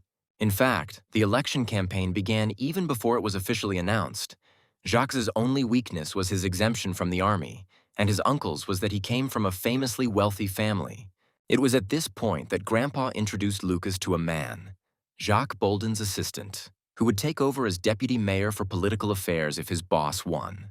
The chairman was able to arrange a meeting with him, believing that Lucas would succeed. Bolden's aide said he was told there would be someone hard to refuse. He added that he did not think it would be a person from the company that took over Avto Group. Jack thanked him for his time and replied that he would try to explain the purpose of the visit as briefly as possible. Sitting down at the table, Jacques' assistant handed over his business card.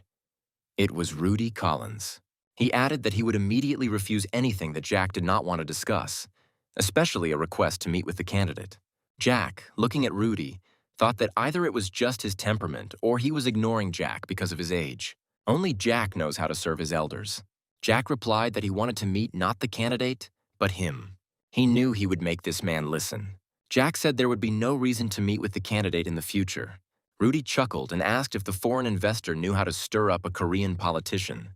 Jack replied that he had no complaints against Jacques Bolden. Rudy said the businessman insisted on meeting, although he had no complaints. After finishing his glass of alcohol, Rudy said that he was ready to listen to him and did not want to waste his time. Jack asked if there had ever been cases where a second person had inherited the first person's business. Rudy didn't quite understand what Lucas wanted to say, but he didn't show it. Jack continued, "The second face remains in the background for the rest of his life, and the right hand gradually descends, turning into a tail, the fate of which is ultimately to be cut off from the powerful body." Rudy told him to continue. Jack said that these concepts of right hand and second face were created to prevent the masses from glorifying these people. And when all the dots are placed, where the owner is and where the limbs are, these limbs were not offended when they were simply thrown away after use. Jack was once such a limb too. He took responsibility for a crime he did not commit. Everything was taken for granted. Jack was convinced that Rudy had experienced something similar. He just helped Rudy wake up. Jack said that the candidate's life was really in Rudy's hands. After all, it is his actions that determine whether his political life will be filled with joy or sorrow. Rudy replied that, as the man who had arranged their meeting had said, Lucas was young but cunning. He advised Lucas to stop beating around the bush and say what he wanted. Jack replied that he wanted to buy the rest of Rudy Collins's life. He is the right hand of a man who has little chance of making it from mayor to the Blue House, because even becoming a mayor is not easy. It is unlikely that he will be able to inherit this position. The chances are zero. Jack said that instead of holding on to this slim chance, Rudy could sell his future for a very good price. Rudy couldn't stand it any longer and said through his teeth that Lucas was talking complete nonsense. Jack calmly added that he would also take responsibility for his children. His children will not need anything and will live as they want without having to work.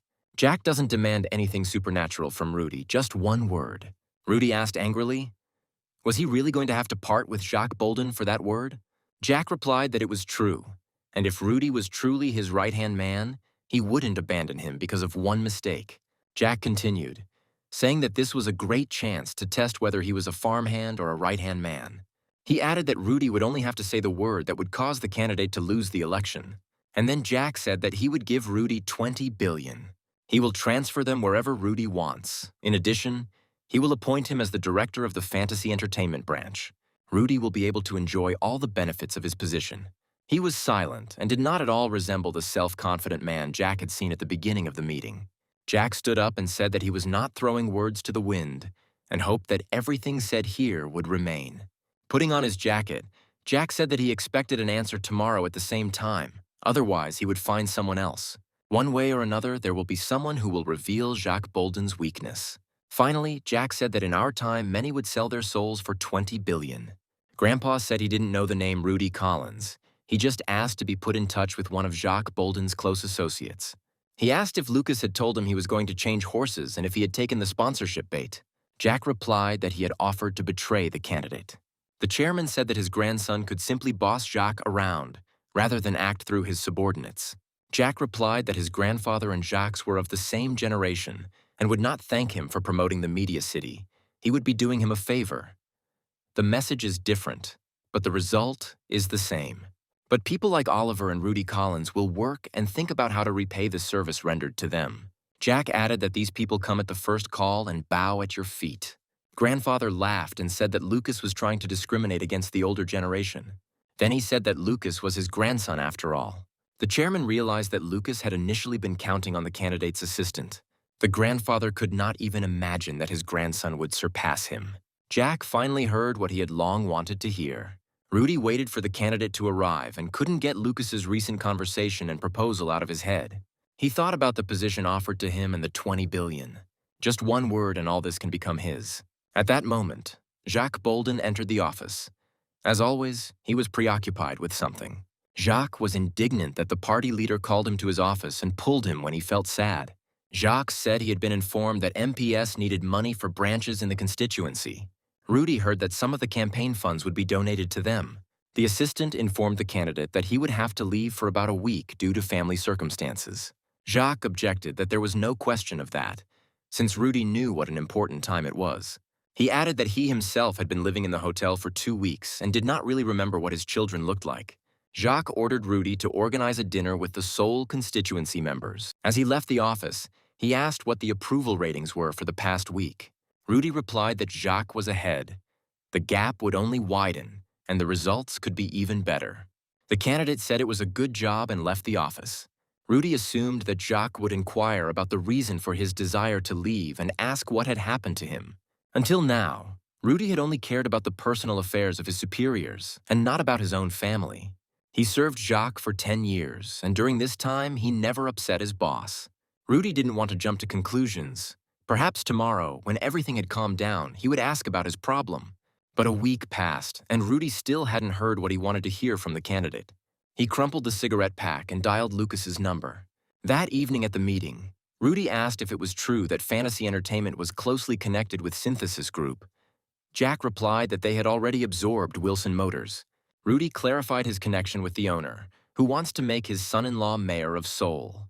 Jack replied that it had nothing to do with him and that Cintez Group had no reason to create such a complicated plan. Rudy paused, then suggested they talk frankly. Rudy asked why they wanted to put the Wilson son-in-law in the mayor's chair of Seoul.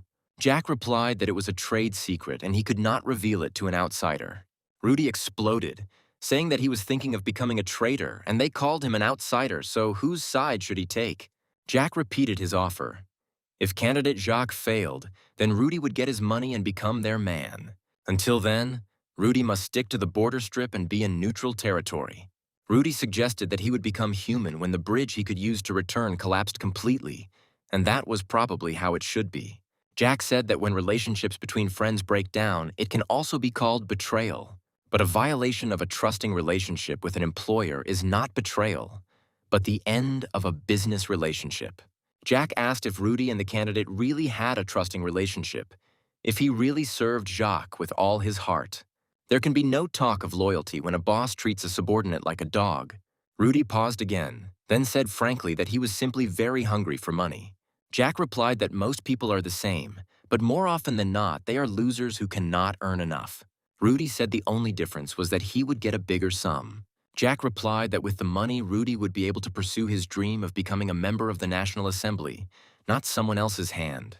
And fantasy entertainment will help with this. Rudy looked at Lucas. He really had such a dream. Jack added that there were 2 years left until the next elections. No matter which party Rudy wanted to run for, they had enough money and time for everything. Rudy was silent and Jack waited. A couple of minutes later, Rudy told them to transfer the money, contact him 2 days before the election of candidate Jacques, and invite journalists. A dejected Caroline sat across from Larry. 10 days remained until the elections, and Jacques Bolden's rating continued to rise. Larry said that there were still 10 days and they were already giving up. Carolina replied that they did not want to give up, but that there was nothing they could do about this trend either. And to turn the situation around, something big is needed. Larry recalled that the company allocated them $40 billion, and the chairman was holding the contract. He added that he did not know what the chairman could do if they did not win or simply gave up. Carolina replied that they had done everything they could on their own. Larry looked at Caroline intently and asked with a grin if she wanted him to turn everything upside down. A few days later, Larry booked a fancy table at a Seoul cafe and invited several reporters and journalists to dinner. There was a common envelope prepared for them on the table. Reporter Paul took the envelope and said that if you eat something like that, you can get indigestion. Larry replied that it was pocket money and there was no point in arguing if it was given by an elder. Paul sniffed the envelope and smiled. Larry said that in return, he asks that they stop slandering the fact that the future of Cintez Group is covered in dark clouds. With these words, he offered everyone a drink. At that moment, they heard someone in the next booth of the cafe loudly raise a toast to the fact that the day after tomorrow, candidate Jacques Bolden would become mayor of Seoul. The reporters exchanged glances upon hearing the name of the candidate that had been on everyone's lips lately. Larry said that it looked like the candidate's allies were there. He drank slowly and sighed with relief. He had come after all, as he had promised. The reporters fell silent and began to listen attentively to the conversations in the neighboring booth. Larry pretended not to be interested and offered everyone a drink. One of the reporters politely asked President Larry to keep quiet. They wanted to check something. Someone in the booth asked if the chief of staff was sure he would become deputy mayor. Another voice answered him. Did they really think that he, Rudy Collins, and the candidate's right-hand man, was obsessed with this position? One of the reporters, realizing who was in the next booth, discreetly turned on his recorder, hoping that it might turn out to be an excellent special report. Someone in the next booth said that Rudy should inherit the position and become the next mayor. Rudy replied that he was the one who would make candidate Jacques mayor and there could be no talk of succession. He continued that it was now the candidate's turn to help him become a member of the National Assembly. He was asked whether the suspicions about his exemption from military service were justified. Rudy replied that such a high-ranking official as Jacques Bolden would really send his son to the army. He added that only people like them go to serve. The reporters listened attentively and took note. Rudy said that he himself had to make dozens of fake certificates. He added that, for example, one of the official's children was born while he was in the United States, and since the son is a citizen of another country, that is why he did not serve. He was told that if the son was a U.S. citizen, he should have voluntarily joined the army while his father was running for mayor. Rudy replied that he only said what he knew. Then he was asked why his third son was not exempted from the army and served in the defense forces. Rudy replied that the whole reason was that he was not Jacques Bolden's son. Shouts of surprise were heard in the booth that the candidate had an illegitimate child. The reporters who heard everything were also in complete shock.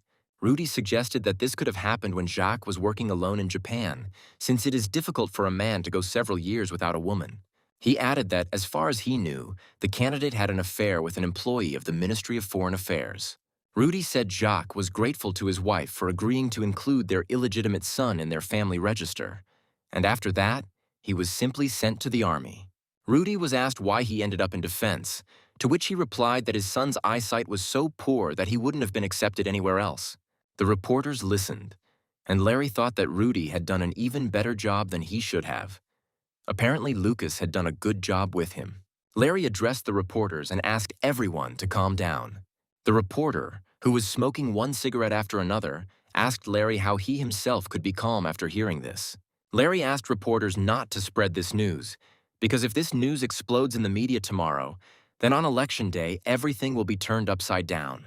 They replied that they were talking about two things at once that were unacceptable in their country. Larry said that we can forget about exempting children from the army, but having an illegitimate child will affect the female votes that will go against it, and that will be the end of the game. He added that based on his abilities, candidate Bolden was much better than candidate Oliver, who was the son-in-law of a wealthy family, and asked everyone to forget about it. But the reporter did not relent. He objected that they did not do that, and everything should be done to help voters make the right choice. Larry asked if they might want to do a special report for the prize if candidate Oliver wins instead of candidate Bolden. Larry continued that if the article came out, and the newspaper that did it first would definitely make the biggest contribution to the victory of candidate Oliver, so would Cintez Group ignore it? Larry said that they could even place their advertisement in it, or even buy the publishing house as a thank you. He looked at these naive reporters. He handed everything to them on a silver platter, and even told them how to persuade the editors to print the article. One of the reporters jumped up and said that he suddenly remembered some urgent matter and needed to run. At that very moment, they all had urgent problems and jumped up from the table. Left alone, Larry slowly poured himself a drink. Now he was very proud of himself, Lucas, and, of course, Rudy. The next morning was a tense one for the entire office of candidate Jacques Bolden. All the morning news and newspapers carried the same information about candidate Bolden's exemption from the army and his illegitimate child. The approval rating dropped by 10%. Jacques ordered 3 of his closest employees to enter his office and shouted from the doorway. Who could have allowed such information to leak? Rudy fell to his knees and said that for the first time in a long time he had drunk, celebrating Jacques' expected victory, and allowed himself to say too much. Tears appeared in his eyes. He said that it was his fault and asked the candidate to kill him. Bolden threw his head back and breathed heavily, completely enraged. And Rudy was on his knees and thinking, he's not a traitor, he just made a mistake when he was drunk. Election day arrived and campaign teams were working throughout the city, calling for people to vote for one of the candidates. The chairman, driving past the crowds of activists, did not pay attention to them. His thoughts were occupied with something completely different.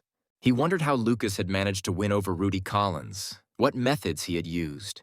The car stopped, and the driver informed the chairman that they were there. The door swung open, and Larry and Lucas turned around instantly, frozen in surprise. The chairman of Cintez Group, Richard Wilson, stood at the threshold. Jack was very happy about his grandfather's arrival, and Larry said that they even had time to have a cup of tea. The chairman looked at Larry and said that he began to look a little different, somehow more presentable. He told Lucas that he saw the news today, and in the end, everything turned out as he said, then asked him how he managed it. Jack replied that Rudy was not the type of person to be content with being a right-hand man, that his ambitions were great, and that Lucas had simply given him the opportunity to express them. Larry approached the chairman and asked if he had any forecast materials regarding the elections. Richard replied that according to his information, the difference was 7%. But doesn't Larry have his own sources of information? Jack replied that their polls showed a 10% difference, but both predictions were winning, and unless something unexpected happened, Uncle Oliver would win. The chairman replied that it was unlikely that anything could happen, since there were only a couple of hours left and there would be no problems. He approached Lucas and said that the project he was working on had already passed the 5th stage. Lucas was too careless in thinking that he was already at stage 7. The chairman replied, Does the grandson really think that the person who sets the table and the one who sits at it are the same person? More than one person can come with their own spoon. He added that when they can't take care of their own plate, they will try to overturn the entire table. Jack took these words as prejudice because his grandfather was the best at construction. The chairman turned to Larry and Lucas and said that he had a proposal for them. He asked how they felt about entrusting him with the construction of a media city. Jack was shocked that the first person to reach his spoon to the table was his grandfather. The chairman looked at the dissatisfied faces and asked what they were not happy with. Larry was the first to lose his composure and asked what the chairman meant. He replied that the company that signed the contract with the Seoul government would be Wilson Construction, and Contour Group would also play a major role. Larry said that if he understood correctly, Wilson Construction would be the contractor and Contour Group would be the subcontractor. The chairman replied that Contour Group is not a subcontractor, he would call it cooperation. Larry thought, no matter how greedy the old man was, how could he try to steal from his grandson the chance that Lucas had spent tens of billions to create? Jack looked at the chairman and asked if he was really serious about what he was saying. He replied that he never jokes about such topics. After all, he told them that this was beyond their capabilities, and besides, many construction companies were currently on the verge of collapse. Jack wondered if his grandfather meant that it would be difficult for them alone to carry out this project. He added that if this was the case, he would not refuse help, but he did not understand why everything had to be taken away from them. The chairman replied that this was not exactly help, and that if he did not take a step towards them, they would simply be torn to shreds. Larry said that most of the management team is from his company. Is this cooperation not enough?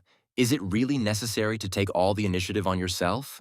The chairman made a dissatisfied face and said that they were apparently still too young to understand what he was talking about.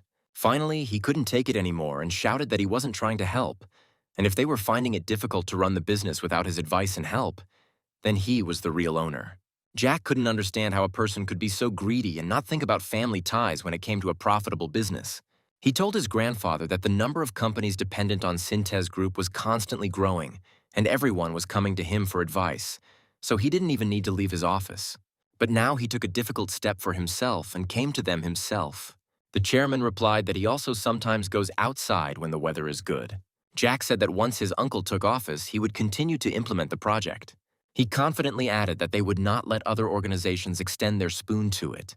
Jack said that his grandfather also understood that if he didn't take on this project now, there wouldn't be another chance, which is why the chairman came running here. He understood that even if this was just another test, now he had to show his grandfather his will. Jack said he never refused the chairman's help, but he wasn't ready to give him everything. He proposed the only solution. They would take the initiative, and Cintez Group would be their reliable partner. That's the maximum. The grandfather replied that if you covet something you can't swallow, you can tear your mouth. The grandson overestimates his abilities and will ultimately disgrace himself. Jack replied that all children grow up with trauma. The chairman said that his grandson had just made him his enemy. Jack replied that he always believed that there was no better partner than Cintez Group. The chairman gripped the arm of his chair and said that if Lucas was going against him, then they were enemies. He told his grandson to think everything over carefully. They would talk tomorrow after the vote. As he was leaving, the chairman suggested that Larry also think about it. It wouldn't be easy for them without him. Richard sat in the car and knew that now the time had come. The new mayor of Seoul was announced on all the channels. Oliver Bong, and Jack heard the phone ring. It was Oliver calling. He said that he was grateful for the help and that he hoped for long-term cooperation. Jack replied that it was enough for him that he could call his uncle the mayor of Seoul. Larry said that even though they won, for some reason he wasn't happy about it at all. Larry asked Jack what he intended to do next. Try his solution or do as his grandfather said. Jack replied that he would try to wheedle and flatter, and if that didn't work, then he would go ahead. Larry said that they approached the chairman because they trusted him, but he decided to betray Contour Group. Jack replied that Larry was wrong. Without his people from Wilson Construction, they would not have been able to take control of everything. Thanks to these people, they were able to return the hidden funds and avoid unnecessary fraud. Jack added that there was no point in regretting the past. In the worst case, they would have to hand over the Media Gorod project and, together with Contour Group, join Cintez Group. Larry replied that he was glad that Lucas had learned something, but it was a stab in the back. Jack said that Larry also learned not to trust anyone. Jack still believed his grandfather. Even though it was a huge business, he was not so greedy as to snatch it from his grandson's hands. Jack told Larry that he needed to visit the chairman and headed for the exit. As he closed the door, he wondered if he would really have to become the first grandson to hand over the table he had worked so hard to set to his grandfather. Sitting in the chairman's office, Jack told him that his uncle had contacted him half an hour after the election results were announced. Grandfather replied that not even a minute had passed when his son-in-law also called him and said that he had won thanks to him. Jack thought Oliver was just thanking the chairman for not interfering. He told his grandfather that his uncle was scared enough and would follow his will even without an order. The chairman was the first to ask whether Lucas would do as he told him. Jack replied that he would first like to know whether his grandfather really had his eye on his project or whether there was another meaning to his proposal. The chairman replied that Lucas should not think that everything was so confusing and that there were no other meanings. He added that due to the International Monetary Fund, Cintez Group's cash flows have dried up, and they are forced to grab whatever comes their way. Jack exclaimed, "It turns out that the grandfather wants to steal a plate of rice from his beloved grandson." He replied that wasn't it, Lucas, who took over a car company and wasn't even lenient with the exchange rate, committing a daylight robbery. Jack looked at his grandfather, wondering if he really wanted to pay him back in the same coin now. He looked at the chairman in surprise and asked if he was really serious about all this. The chairman responded that this was a serious loss for his controlling stake and that he needed to make up for lost time. Jack was in complete shock and still couldn't believe what he heard from his own grandfather. The chairman asked not to hold a grudge against him. When he becomes the owner of the business, he will also take good care of Lucas. Jack asked how his grandfather was going to take care of him after all this. The chairman responded that Cintez Group would be able to repay the loans and pay the overdue wages to the company's employees. He added that Cintez Group will undertake at least 30% of the construction work. The overall scale was already clear. 30%, maybe it's not such a colossal amount of money, but it's not such a small amount. Jack thought that, judging by the appropriate percentage his grandfather had voiced, the management of Cintez Group regularly reported to the chairman. He had no intention of kicking them out. They would be needed when Jack was again in control of Cintez Group. Jack asked his grandfather if he could offer more, to which he replied that he wanted his grandson not to be so greedy. Jack understood that if he backed down, the entire media empire created by his father would collapse in an instant. The goal is not to make money. That's not the offer he needs. The chairman put pressure on Lucas, saying that he should think carefully before answering. Jack replied that nothing had changed since yesterday's conversation and he would not back down. The chairman, not accustomed to being refused, was extremely surprised by Lucas's answer. Jack added that he intended to try it himself, even if his decision was completely contrary to his grandfather's. The chairman became furious and shouted that Lucas would regret such a decision. Jack replied that he would not regret it. Even if he did not receive a penny of profit from this project, he would not blame anyone because thanks to his grandfather, he had already come very far. The chairman was silent. He felt anger, greed, and hatred at the same time. Jack added that if his grandfather stole everything from him, Lucas would not contact him for a week and would be offended. The chairman replied that it was too weak to be a threat. Jack had no intention of discussing it any further, stood up, bowed, and said that he had to go. As Jack left the office, he thought that he would have to work hard to destroy all the aunts and uncles. The chairman called out to Lucas and told him to come in the morning. He needed to get some fresh air before fighting. Larry looked at the report and asked if he really owned the majority of the company's shares. The directors replied that this was indeed the case, except for the chairman. Larry asked what about the investors' shares, whether they could stand up to the chairman. They responded that if Larry couldn't inherit the chairman's shares, then he wouldn't be able to obtain management rights either. Larry asked what would happen to the shares if he died. The directors were stunned by this question and were at a loss for an answer. Larry told them that they needed to think about his age. No one would be surprised even if the chairman died tomorrow, and there were no arrangements for succession and transfer of rights. One of them replied that 23% of the shares would go to his wife and about 15% each to the children. Larry asked if there was any kind of chairman's will. The directors said none of the company's lawyers had received any instructions, but the chairman's personal lawyer might have them. One said that there would be no will, but that was just his thought. Larry asked for clarification.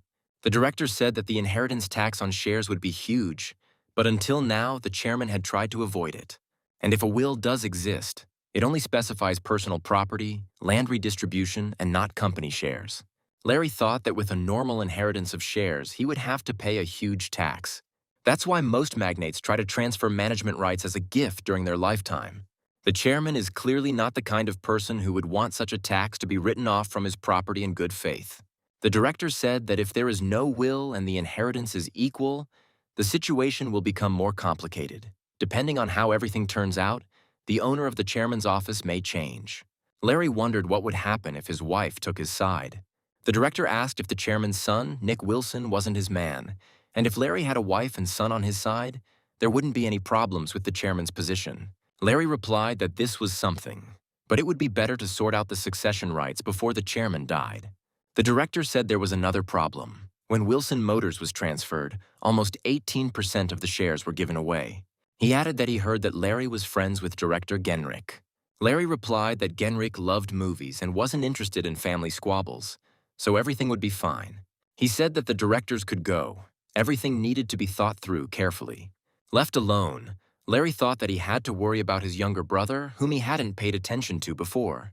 He walked over to the window, lit a cigarette, and wondered how much longer the chairman had left to live. Everyone goes to the next world empty-handed. Why leave a piece of coal that will cause complete chaos in the family? He couldn't believe that he was now worried about his youngest son. He hoped that the children wouldn't interfere in family squabbles. Larry was most worried about his older brother not doing anything stupid. The next morning at dawn, the chairman's car was already racing along the country road. Jack looked at his grandfather, who was looking thoughtfully out the window. Finally, the chairman turned and asked Lucas if he was interested in where they were going. Jack replied that he was going crazy with curiosity. But his grandfather was so serious that he did not dare ask about it himself. The chairman replied that they were going to where the history of Cintez Group began. Jack realized they were going to Gunsan City. He knew the company's history and remembered it when he was preparing for an interview in his past life. In Gunsan, there was a rice warehouse abandoned by the Japanese after the liberation of Korea. Grandfather secretly hid the rice, which was the most valuable item in the warehouse, and resold it. This became the starting capital for the creation of Cintez Group. Jack asked in surprise if that rice warehouse was still standing. The chairman looked at Lucas in amazement and asked how he knew about this warehouse. Jack realized that he had said too much and had to somehow get out of it. He said that this warehouse was often mentioned in interviews with his grandfather. All the company employees know about it since his grandson does not know. The chairman laughed and replied that all his 10 grandchildren knew was how to spend his money, and only Lucas knew how it was earned. Grandfather said that during the war he was given to American soldiers, and after the war he was returned back. Now it is a historical museum. The chairman wanted to preserve it and therefore donated it to the state. Then the grandfather laughed again and said that he couldn't leave it on himself with the notes that he had once stolen. He added that minor thefts are criticized and punished, but for major ones you will get away with almost nothing. The chairman turned to Lucas and asked if he knew why this was happening. Jack replied that it was not so easy to touch a big shot because the truly big thieves were in power. The chairman added that this is indeed the case. If you give them a bribe of some of the stolen money, they will simply turn a blind eye to it. At that time, that's what he did. He shared with the right people, and with the rest, he built a factory and founded a company. At that time, the chairman didn't even have time to calculate how much money it brought in. He invested everything into expanding the company. The number of buildings increased, and Cintez Group grew. Grandfather sighed heavily and said that now was the time when he himself had to defend himself from thieves. Jack asked if that was the reason he parted ways with his brother and protected his company. The chairman replied that he stabbed Teddy's brother in the back to survive. Jack looked at his grandfather. Did he really think that it was okay to betray his brother for the sake of his own survival? The chairman said that at that time the military had seized power and was pressuring businessmen, and his brother was the director of the factory and knew nothing about running a company. Then Cintez Group became the target of the regime, and either he or his brother would have been destroyed by that government. If Richard had been captured, the company would have simply disappeared. The chairman had shown cruelty and sold out his brother. At that moment, the grandfather asked Lucas if he was willing to sell his family to protect what was his. Jack wondered what to answer. The truth or what he wanted to hear. When Jack came to, his body was in severe pain. His head was spinning and he could not understand what had happened. Gradually, reality began to return. He was in a hospital room and thought only about the fact that he was still alive. Suddenly, Jack heard a female voice nearby and turned his head. It was a nurse who said that she was glad that the guy had woken up and she would call the doctor. The doctor immediately came into the room and began performing manipulations to understand the patient's condition. Jack pushed the doctor's hand aside and asked how his grandfather was. whether he was alive and how badly he was hurt. From this conversation, the doctor realized that the elderly man who was brought in with Lucas was his grandfather. The doctor reassured Jack that he was fine and would wake up soon. Only 1 in 5 would need surgery. Jack's eyes widened in surprise at how many people were injured in this accident. He jumped up in bed and said that his grandfather was the chairman of Cintez Group, and they had to take all measures before the hospital became too noisy. The doctor replied that it would be worth calling the police first to find out the circumstances of the accident. Jack replied that when his grandfather woke up, he would start looking for him, and therefore he should be near him. The doctor said Lucas needed urgent examination to rule out any hidden injuries to his body. But Jack stood his ground. He insisted that he needed to see his grandfather. Jack said that all this might be a simple matter for the average person, but his grandfather's accident could cause fluctuations in the stock market of the entire country. With this, Jack suggested that the doctor avoid publicizing for now what happened to the chairman of Cintez Group. Having received permission from the doctor, Jack quickly found his grandfather's room and immediately went in to see him. The chairman asked him how Lucas was feeling and if he was in any pain. Jack replied that he just had scratches and asked about his grandfather's health. The grandfather said that according to the doctor, everything was fine with him too, and he was glad to see his grandson. Jack asked why he was in intensive care if everything was okay, and his grandfather replied that he wanted to spend a couple of days quietly. The chairman added that he had taken appropriate measures and Lucas need not worry about the accident. Jack thought that, in any case, he and his grandfather were very lucky that they were both alive. He remembered the moment when the truck was rushing towards them and Jack made an attempt to protect his grandfather. It was automatic. Only now did Jack understand what he felt.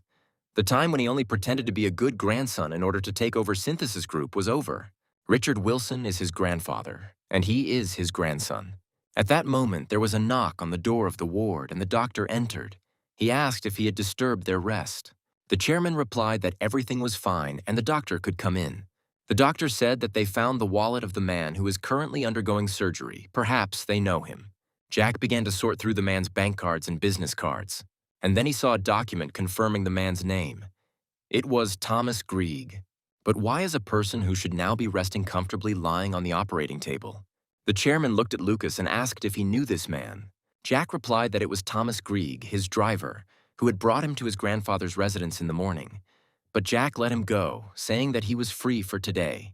Apparently, Thomas ignored Jack's words and showed maximum responsibility by accompanying Lucas until he returned. The chairman asked if the doctors could save him, and the doctor replied that they were doing everything possible to do so. The chairman said that this man should live. Perhaps he saved their lives. When the doctor left, the chairman said that Lucas was a good guy and had met someone like him. Jack thought the same thing about Thomas. He sacrificed his life for him, and it seemed unreal. The chairman said that many had gone to prison for him, but no one had ever sacrificed their lives. The grandfather smiled and said that now he and his grandson were in an unpayable debt to this brave guy. Jack suggested that the chairman get some sleep. It was unlikely that they would be able to do anything here before the operation was completed. Grandpa agreed with Lucas and closed his eyes, and Jack carefully covered him with a warm blanket. It was midday, and the chairman's personal assistant, Michael, was sitting in the chief inspector's office. He asked if they had thoroughly sorted out this situation. The inspector replied that further investigation was necessary, but the road service employees already had their own version. He began to draw a diagram, saying that the chairman's car was stopped at a traffic light and a truck pulled out from the left, but lost control, and the truck was supposed to crash into the chairman's car. Michael looked at the drawings and assumed that the chairman must have suffered greatly back then. The inspector added that at that moment there was another passenger car parked behind the chairman's car, and judging by the tire tracks of the second car, it suddenly stepped on the gas and thereby blocked the truck's path, taking the entire impact on itself. The inspector assumed that the driver of the second person who was sitting in the chairman's car was in this car. The inspector added that no matter how reliable the German car was, its driver would not have survived a collision with an 8-ton truck. Michael realized that the chairman's car had been in a secondary accident and asked if the identity of the driver was known. The inspector replied that it was Kim Grigg, the manager of the strategy department of the Cintez Group company. The chairman's assistant asked what was wrong with the truck driver. The inspector said that he was also injured and was undergoing treatment. A police officer was assigned to him, and he would not escape. Seeing Michael's thoughtful face, the inspector asked him if he thought the matter was strange. The assistant replied that he didn't see anything unusual. It was early morning and the truck driver had simply dozed off, which happens often. The inspector said they were of the same opinion, but a more thorough inspection was needed. Michael asked if the inspector could give all the information about the driver of this truck. The inspector agreed and placed a folder with the relevant documents in front of Michael. Michael said that they would contact him soon and asked to close the case for now. He saw the inspector's surprised face and said that information about the chairman's accident would negatively impact many areas, and the injured driver was their employee, so there shouldn't be any problems. The inspector replied that if Cintez Group itself took up the matter, he would close it. Michael thought, one problem solved, all that's left is to go to the hospital and shut everyone's mouths there. He reported to the chairman that the police would hush up the matter and reminded the hospital director not to disclose the details of the incident. He also ordered a covert investigation of the truck driver and is confident they will find something on him. The chairman asked the assistant why this was necessary, what it could give, and in general what Michael was thinking about. The assistant asked a counter-question, if there were no concerns. Why had the chairman not yet informed his family? He replied that no one knew that the chairman was going to Gunsan, and that it was definitely because the driver had simply fallen asleep at the wheel. The aide suggested that the chairman had taken Lucas with him on the trip. Michael knew that no more than 10 people knew about the warehouse in Kunsan, that the warehouse had been turned into the chairman's family museum. It was a storehouse of little things that were dear to the chairman and awakened his fond memories. It was there that his sons Philip and Eric received the status of heirs. Perhaps the chairman wanted to give the same status to Lucas there. The chairman asked if Michael thought Lucas was missing something. The assistant replied that despite his grandson's young age, everyone knew what an outstanding person he was. The chairman said his sons were overjoyed when he told them to run the company well. He wanted to see what Lucas's reaction would be, but that didn't happen. Michael replied that Lucas was very serious and the reaction would have been appropriate, or he would have refused it altogether. The chairman said that this was unlikely. Lucas was an excellent intriguer. He added that his 20-year-old grandson had a subordinate who was willing to sacrifice his life for him, and asked if Michael would be able to do the same for him. Michael replied that he had a wife and 3 children who were waiting for him to die so they could spend all their money, and it would be extremely sad to die in such a situation. The chairman looked at Michael and quietly said that he too had grown old, and it seemed that even he was afraid of death. He added that he would always remember that Michael spent 3 years in prison instead of the chairman and was grateful to him for that. The assistant replied that there was no need to thank him since he had already received a sufficient amount of money. At that moment, the doctor looked into the room and told Michael that they were looking for him. Before leaving, the assistant said that he had contacted security and suggested that the chairman take a rest, but he needed to go on business. Michael went out into the corridor and told the chairman's children that after the operation, the chairman had been transferred to intensive care and the results would be known tomorrow. His youngest son, Henry, was glad his father had undergone surgery, but was upset that the results would only be available tomorrow. Philip said that his father could not stay here. He needed to be placed in a family clinic and the best doctors needed to be called. Michael replied that the chairman could not be transported yet. His condition needed to be monitored. Eric asked Michael what the doctors thought, to which the assistant replied that they couldn't guarantee anything either. Philip rudely asked if Michael knew about the incident, why he didn't tell them about it right away, but only half a day later. The assistant adjusted his glasses and replied that it was the chairman's order. He was simply following his instructions in case something happened to him. While in the ward, Michael suggested to the chairman that they should nevertheless inform the children about the incident. Richard realized that the assistant wanted to observe their reaction to this. Michael added that if this accident was not an accident, then one of them would move. The chairman said that Michael didn't seem to think it was a simple accident, to which the assistant replied that that was exactly why the chairman had asked to be transferred to intensive care. Michael said that he would tell Lucas everything, he was smart and would understand everything. Then Henry asked how his son was feeling. Michael replied that Lucas was recovering. Michael added that he needed to check the situation, and if anything happened, he would definitely let them know. When the assistant left, Philip told Eric that he had a couple of questions for him. Heinrich was indignant and said that they were really going to discuss anything at a time when their father was lying in intensive care. Eric patted his brother on the shoulder and said that it was not what he thought and that there was no point in thinking about all sorts of nonsense. With these words, Philip and Eric left the hospital, leaving Heinrich alone in the hospital corridor. Coming out into the hospital courtyard, Philip said that he too knew that the accident had occurred on the road to Gunsan. Eric asked his brother what he thought about it. Philip replied that due to his brother's interest in his thoughts, Perhaps Eric himself wanted to express his assumptions. Eric said that his brother was showing an unhealthy curiosity about his opinion. Philip replied that he didn't care what Eric thought. Philip added that his brother didn't think that he was the cause of the accident, because if their father died without distributing the shares, then Philip would have the advantage, if we don't take Lucas into account. Eric replied that he was not sure of his advantage, since it would take 6 months to make changes to the shareholder structure. Philip shouted that he was the eldest son, and in the event of his father's death, his face would appear in the news and newspapers. Everyone was sure that he would become chairman, and the shareholders and branches were on his side. Eric turned to Philip and asked him directly if he really had done it. Philip replied that his brother already knew what he would answer, but Eric insisted that Philip not dodge the question. Philip replied that he would be sorry if his father never woke up, but for him the situation was not bad even now. Eric said that no matter how much of an idiot his brother was, he wouldn't have caused such a stupid accident. But why did Lucas end up like this? Philip looked at the hospital windows and replied that if he was interested, he could find out about it himself. Eric asked his brother to promise that he would not touch the child, to which Philip asked why his brother had started pretending to be so kind. Philip added that if Lucas became a threat, he would be the first to take action, not Eric. Jack was in his grandfather's room watching TV together when there was a knock on the door. 2 doctors entered the room and seemed to be sad about something. The chairman asked what had happened, whether Thomas Grieg's condition had worsened. One of the doctors replied that everything was fine. Thomas was recovering and would soon regain consciousness. The chairman asked what happened to their faces then, if everything was fine. The doctor replied that the results of his examination had come in and a small tumor had been discovered. Jack exclaimed, "What kind of tumor are they talking about? Do they mean to say that they discovered cancer in grandfather?" The second doctor said that, judging by the size, it was an early stage and could be removed surgically. The chairman continued to insist and wanted to know why they were so pale if the situation was fixable. The doctors replied that the tumor originated in the brain, which is a very complex and delicate area. Jack was never able to find out why the real Lucas Wilson died in the past. It was only known that he died in an accident, so he does everything to stay alive. But my grandfather's brain tumor is a completely different matter. In Jack's past life, the chairman of Cintez Group died at 78, that is, the following year, but died of illness.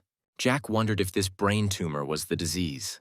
The doctor said that at this time the tumor is so small that they cannot yet determine whether it is malignant or not. The chairman replied that he had undergone a full examination last month and there was no tumor. The doctor said that if it was growing so quickly, it was most likely malignant and surgery to remove it would be necessary as soon as possible. The chairman ordered to prepare everything for the operation. He will tell them when it is ready. The second doctor replied that they were just a local government clinic. They didn't have the proper equipment, and it would be difficult to provide ideal care. Both doctors said they had no experience working with VIP clients and that the risk of error was very high. The chairman asked the doctors who was the best surgeon in Korea. He turned to Lucas and said that he must live long to see him get married. Then the grandfather turned to the doctors again and told them to contact his personal assistant Michael and resolve all issues. The chairman took Lucas by the hand and said that he was his treasure, that he brought good luck because his grandson had saved him so many times. Jack looked at his grandfather with surprise and love, and the chairman said that it was his assistant who saved them, and Lucas himself hugged his grandfather during the collision to protect him. He added that he was lucky that the accident allowed the disease to be detected before it became irreversible. Jack looked at his grandfather and said that he had a long life ahead of him and that the operation would go well. At that moment, Assistant Michael ran into the room. He learned about the results and was very excited. The chairman replied that everything was fine. It was just an operation, and it was good that it was discovered early. He ordered Michael to take all necessary measures. Michael replied that the doctors had recommended Professor Charles Muller and that he would meet with him personally to discuss the date of the operation. The chairman said Michael might tell the children that further surgery would be needed, which would likely surprise or frighten them. And knowing this information, one of them will make a mistake. Carolina sat down opposite Larry and asked if it wasn't too impolite for her to visit so late. Larry replied that everything was fine. He was working late anyway. He asked why she was without Oliver. Larry would like to congratulate him on his victory. Carolina replied that he was currently at a meeting to select candidates for the Seoul government. Larry decided to get straight to the point and asked what brought her out at such a late hour. Carolina said she was contacted and told that her father had been in an accident. Larry noticed that her face did not express the state that would correspond to the words spoken, and asked if everything was okay with him. Carolina replied that after the operation he was transferred to intensive care, and even if she had rushed to him as fast as she could, she would not have been able to see him. Larry was surprised. Her father was in intensive care in serious condition, and she didn't even bat an eyelid. Caroline looked at Larry and asked if she should make a fuss about it. Larry was in no hurry to answer. He wanted to fully understand what was in Caroline's soul and mind. She said that if her father died, she would be more worried than upset, since she did not have many shares in Cintez Group. Larry replied that he understood her. Caroline was born into the Wilson family, and she had to give up the emotions of ordinary life. He added that since she was so calm, he would answer her honestly that the chairman was eager to receive the Media City project and was asking her to give in to him. Caroline giggled and replied that she found it funny to watch Larry worry about it for no reason. She added that her father had no such thoughts. He was going to make Lucas his heir and would not take anything away from the child. Larry was surprised by what he heard and asked why Caroline decided so.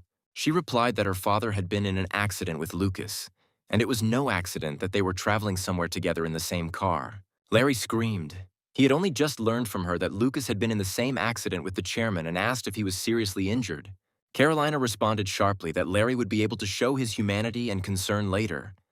But now she did not have time for such conversations. Larry pulled himself together to listen to Caroline to the end. She smiled and asked if the chairman and Lucas did not wake up, then what would happen to him, to Larry? Larry couldn't resist and loudly asked what all this meant and how she could say such a thing. Carolina asked Larry to calm down and not get upset, because she came to him with a proposal. Larry tried his best to listen to Caroline, but he was overcome by thoughts about Lucas's condition. And Caroline, as if nothing had happened, declared that if her father died without naming an heir to the shares, then she and her brother Heinrich would receive 11% each, a total of 22. Larry listened as she counted the shares, saying that her older brothers already had a little more, but for a controlling stake they needed at least 15. Carolina reminded that Wilson Motors is now called Chrome Wilson and owns a controlling stake of 17%, which, if you add it all up, comes to almost 30. She looked meaningfully at Larry and added that 30% was a sufficient base to take the place of the company's chairman. Larry already understood where she was leading, but he still continued to listen to her in order to understand the ultimate purpose of her visit. Finally, she said that if Larry helped her become the captain of the ship, then she would give him at least 10 branches, and if he joined them to Chrome Wilson, then he would become the head of the corporation. Larry knew he would surprise her with his answer, but he said that she had miscalculated. Carolina thought she had figured it all out and asked in surprise what it meant. Larry replied that Henry was his close friend, although they were not related, and if he united with Caroline, Henry's share would become insignificant. But it should be the other way around. Carolina still didn't understand what Larry wanted to say. He added that she should help Heinrich become the captain of Cintez Group, and then he would give her 15 branches, and that would be right. Caroline chuckled and said that Larry was an amazing person. But since it came down to it, she had to reveal one secret. She added that when her father died, their mother would inherit most of the shares, and she would never give them to Henry. Larry asked what Caroline meant by Lucas becoming the heir. She replied that although Lucas was not the only heir, his father singled him out among all of them. To which Larry replied that if Lucas became the heir, then there was no need for him to unite with her at all since she had no shares. Carolina replied that even if Lucas became the heir, he would not be able to save Cintez Group because he did not have the true strength of the company. Larry suggested she was referring to the company's extensive connections. Carolina replied that Larry was smart because one call from his father was enough for the Prime Minister to come running. But would he come running at the call of a 20-year-old boy? In response, Larry asked if she really thought that without a call from her father, the Prime Minister would come running to her. Carolina made a dissatisfied face. She had nothing to say to Larry. The door to Jack's room swung open and his alarmed father and Larry ran in. The father ran up to his son and asked how he was. If he was badly hurt, Jack replied that he was fine, just bruises and abrasions. He added that he was examined from head to toe and no injuries were found, so there was no need to worry. Larry asked how Lucas ended up there, to which Jack replied that he and his grandfather were on their way to the warehouse in Kunsan. When Jack told the details and purpose of the trip, Larry realized that it was just a stupid ritual. Henry said that he had no idea what ritual they were talking about. Larry explained to him that the chairman had decided to make Lucas his successor, although not his only one. Hearing this, Jack also realized that they had not just gone to the museum to get some fresh air. Jack was on his way to becoming the third heir to the Cintez Group company. Larry looked at Lucas and said, "Is this really how a person who has received long-awaited news should look?" Jack asked Larry how he knew all this. Larry replied that he had met his Aunt Caroline before coming here. He thought she came to talk about Media City, but instead Larry heard from her about the accident. Larry turned to Heinrich and asked if he still didn't understand what had happened. Heinrich replied that he shouldn't expect much. He knew perfectly well about this simple ritual. His grandfather was supposed to tell the history of the company, and then add that he would continue all of this. Larry looked at Heinrich in surprise, not understanding how he knew this. Henry replied that his elder brother had told him about it, and that he had been terribly happy when he heard that he had become the heir. Larry asked why Heinrich said that Lucas shouldn't expect much. Didn't that mean he became the third successor and would get a third of the company? Heinrich said that the eldest and middle brothers inherited less than 10 shares, and 20 years had passed and nothing had changed. The father turned to his son and said that the chairman was terribly greedy and hated to give his own to others, even if they were his children. In some ways, Jack agreed with his father, but not 100%, because the grandfather that my father knew and the grandfather that Jack knew were different people. Although the father called the chairman greedy, he had a desire stronger than greed: the prosperity of the company. That's why Philip and Eric received only 10% each. Grandfather didn't expect prosperity under their leadership. Jack said that he was not destined to become the heir to the company. The accident was a sign, but he would be grateful if he received at least a small share of the shares. Larry looked at Lucas. He knew all his dark intentions, and he said such things without blinking an eye. The father patted Lucas on the shoulder and said that he was glad that his son thought that way and was not chasing other people's money. Michael told the chairman that word of the accident had spread like wildfire, and his children were frantically assessing the state of affairs at the company's branches. The chairman smiled and said that now there was a chance to understand who was behind his two sons. He asked if anyone had sought outside investment. Michael replied that not yet, everyone was acting cautiously. The assistant added that it appeared that both his sons had nothing to do with the accident. The chairman looked at Michael carefully and asked why he thought so. The assistant replied that he had overheard their conversation and that they were well aware that if the chairman died, the structure would be shaken. The chairman was glad that his sons were not fools and understood that the company's structure was in danger. Michael said that although there were some suspicious elements to the accident, it looked more like an accident, and the chairman ordered further digging. At that moment, the head of the hospital, which belonged to Cintez Group, burst into the chairman's room. He was immediately transported to their hospital, where Professor Charles Miller was ready to operate on him. The chairman replied, "Does he really think he is here because he does not trust his own hospital?" The chairman asked the head of the hospital where the tumor came from, since a month ago he had assured that everything was fine. The leader hesitated. If he gave the wrong answer now, it would be the end for him. And he said that a month ago the tumor could not be identified because of its size. The head added that they were probably talking about a rapidly developing entity, and they couldn't say anything for sure without the tomography results. The chairman asked if the head could assure him that at the time of the examination, this tumor was not there. The head replied that all the results had been carefully checked dozens of times and everything was in order. The chairman told him to go. He wanted to rest a little. The chairman then told him to make sure that the operation took place in this hospital and hoped that the head understood what he was asked to do. The chairman asked Michael if he thought his hospital had hidden something from him during his examination, to which the aide replied that the doctors at this hospital had said the same thing. And yet, it seemed to the chairman that the concealment of the diagnosis and the accident were all happening according to someone's scenario. He lay down more comfortably and told Michael to assign someone to keep an eye on the committee chairman. The assistant replied that he had already taken all measures to find out who he had been in contact with recently.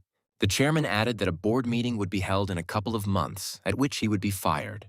Entering Thomas's room and seeing that he had come to, Jack bowed and thanked him. Thomas, completely traumatized, lay and silently looked at Lucas as he entered. Jack was a little scared and asked if Thomas had any problems with his speech. Thomas replied that everything was fine. He was just a little surprised by Lucas's arrival and words. Jack said that he had a few questions for Thomas and asked him to answer them without worrying or rushing. Thomas replied that he also wanted to talk, because his tongue had been itching for 10 days. Jack asked Thomas to remember and tell what happened on the day the accident happened. Thomas said he thought the chairman's car would be accompanied by a secretary, but he went alone. Although Lucas had allowed him to rest, Thomas thought it was a bit strange to leave work at dawn. Besides, Lucas changed the car and Thomas wanted to test it out because it was morning and the roads were clear. Jack said that the genie changed the car in time, although she was damaged, but Thomas survived. And then Thomas said that he was sure that the truck had not turned around on the road by accident. Jack was surprised and asked what Thomas meant.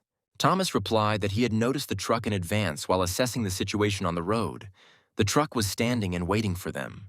Hearing this, Jack could not say a word, but he also could not help but believe Thomas. Thomas added that at least that's what it seemed like to him at the time.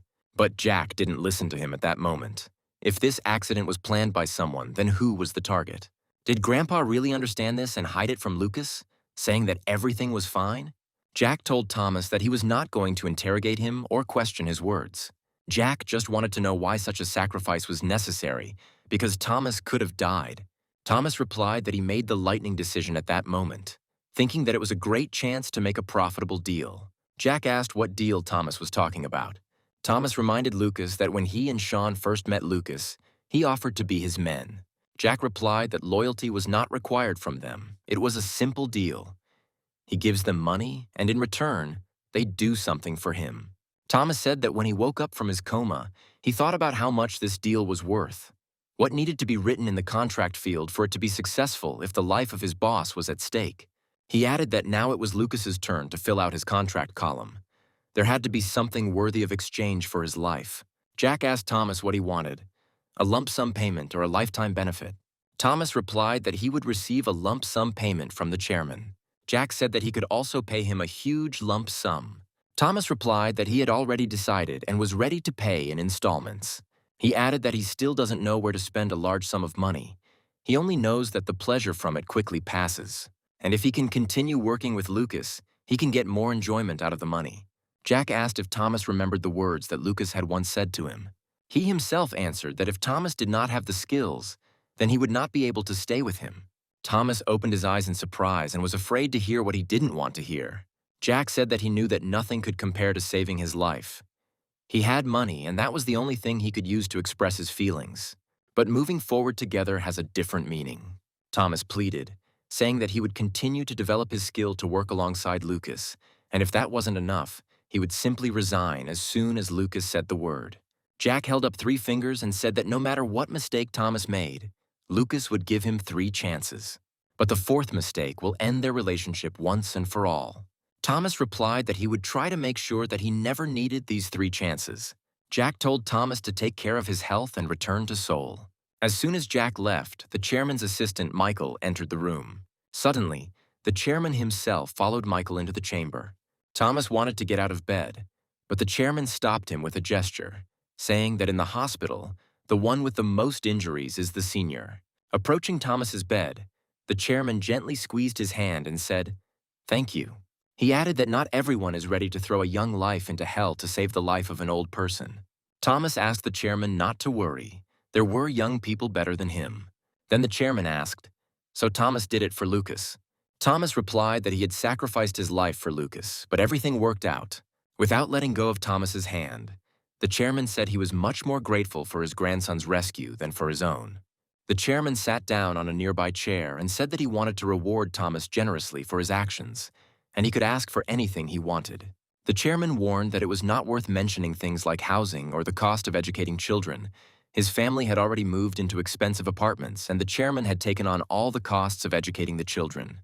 Thomas heard that the chairman was ready to pay for school and all the clubs that his children wanted to attend. Richard thought to himself that now that the housing and education problems were sorted out, Thomas could show all his greed. Out loud, he said that he was just an old man and could only give thanks with money. Thomas looked at the chairman and replied that he didn't need money. He added that all people at his level worry about is housing and their children's education. And since he has nothing to worry about now, he couldn't wish for more. The chairman thought that if Thomas asked for billions, he would give it. But Thomas doesn't want to, refusing to take the chance to change his life.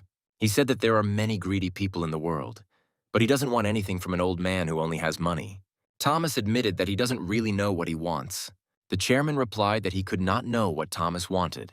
After thinking for a moment, He asked Thomas if he knew that a person is given 3 chances, and he had already missed 2. Thomas looked at the chairman in surprise, not understanding how he had missed 2 chances at once.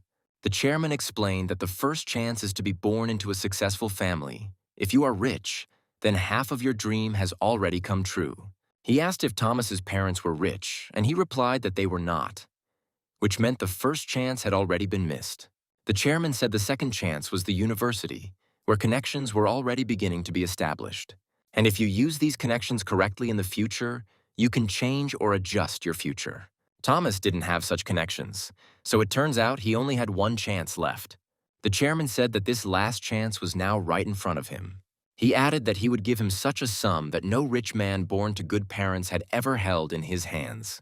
The chairman exchanged glances with Michael and said that Thomas had spoken from the heart when he said he had rushed to save Lucas, not him. Thomas replied that this was exactly the case because he was Lucas's man. With these words, Thomas wanted to say that he wanted to be as close to the leader as possible and not completely give his life into his hands.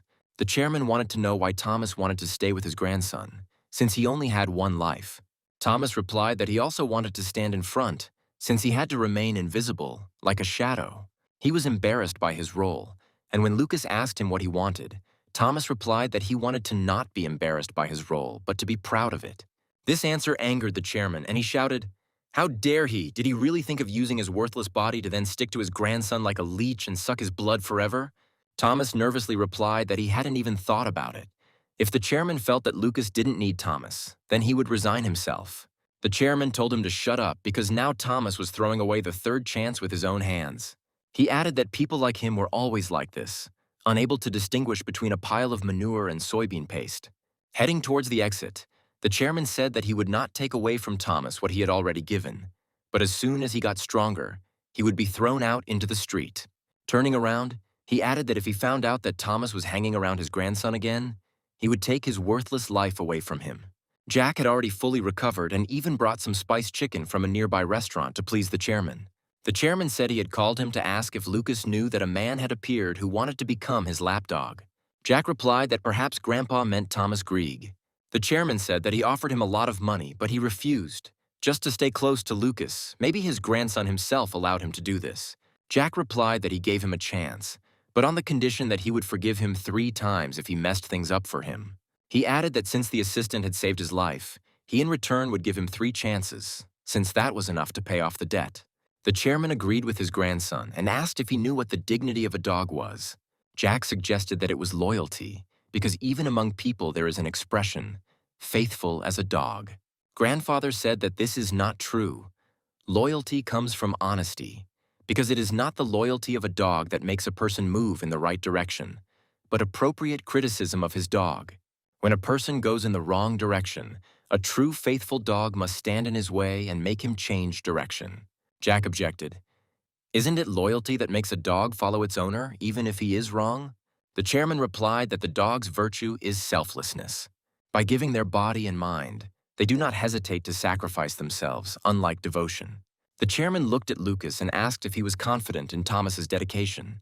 Jack replied that it had been like that until now, and he did not hide his true feelings. He understood everything with 1 word. The chairman said Thomas had already made 1 mistake by saying he wanted to serve Lucas. Grandfather added that a dog should not ask anyone's permission to choose its owner. Grandpa said that Thomas was simply making it clear that the chairman was higher than Lucas. Jack thought that he was his grandfather and the chairman of the company. That should be enough. But now we are talking not just about the worker, but about what will become his arms and legs. Although this is not enough. Jack wondered if Thomas had made another mistake. The chairman said that the man who decided to become a mutt said that he wanted to be a self-confident person, but does a dog have self-respect? Jack heard that even if the owner hit her with a stick, she would still come running at the first call, and this is the second mistake. Jack asked if there was a 3rd mistake he had made, and Grandpa asked if Lucas still wanted to give him a chance. Jack replied that there was a contract between them, and he was not one to go back on his promises like a worn-out shoe. The chairman responded sharply that there were many talented people in the company, and Lucas could choose anyone he wanted. Jack replied that he didn't have that kind of connection with them. He could always make them his people, but he needed something more. The chairman got out of bed and told Lucas to follow him. Now, before his eyes, Thomas would make a third mistake.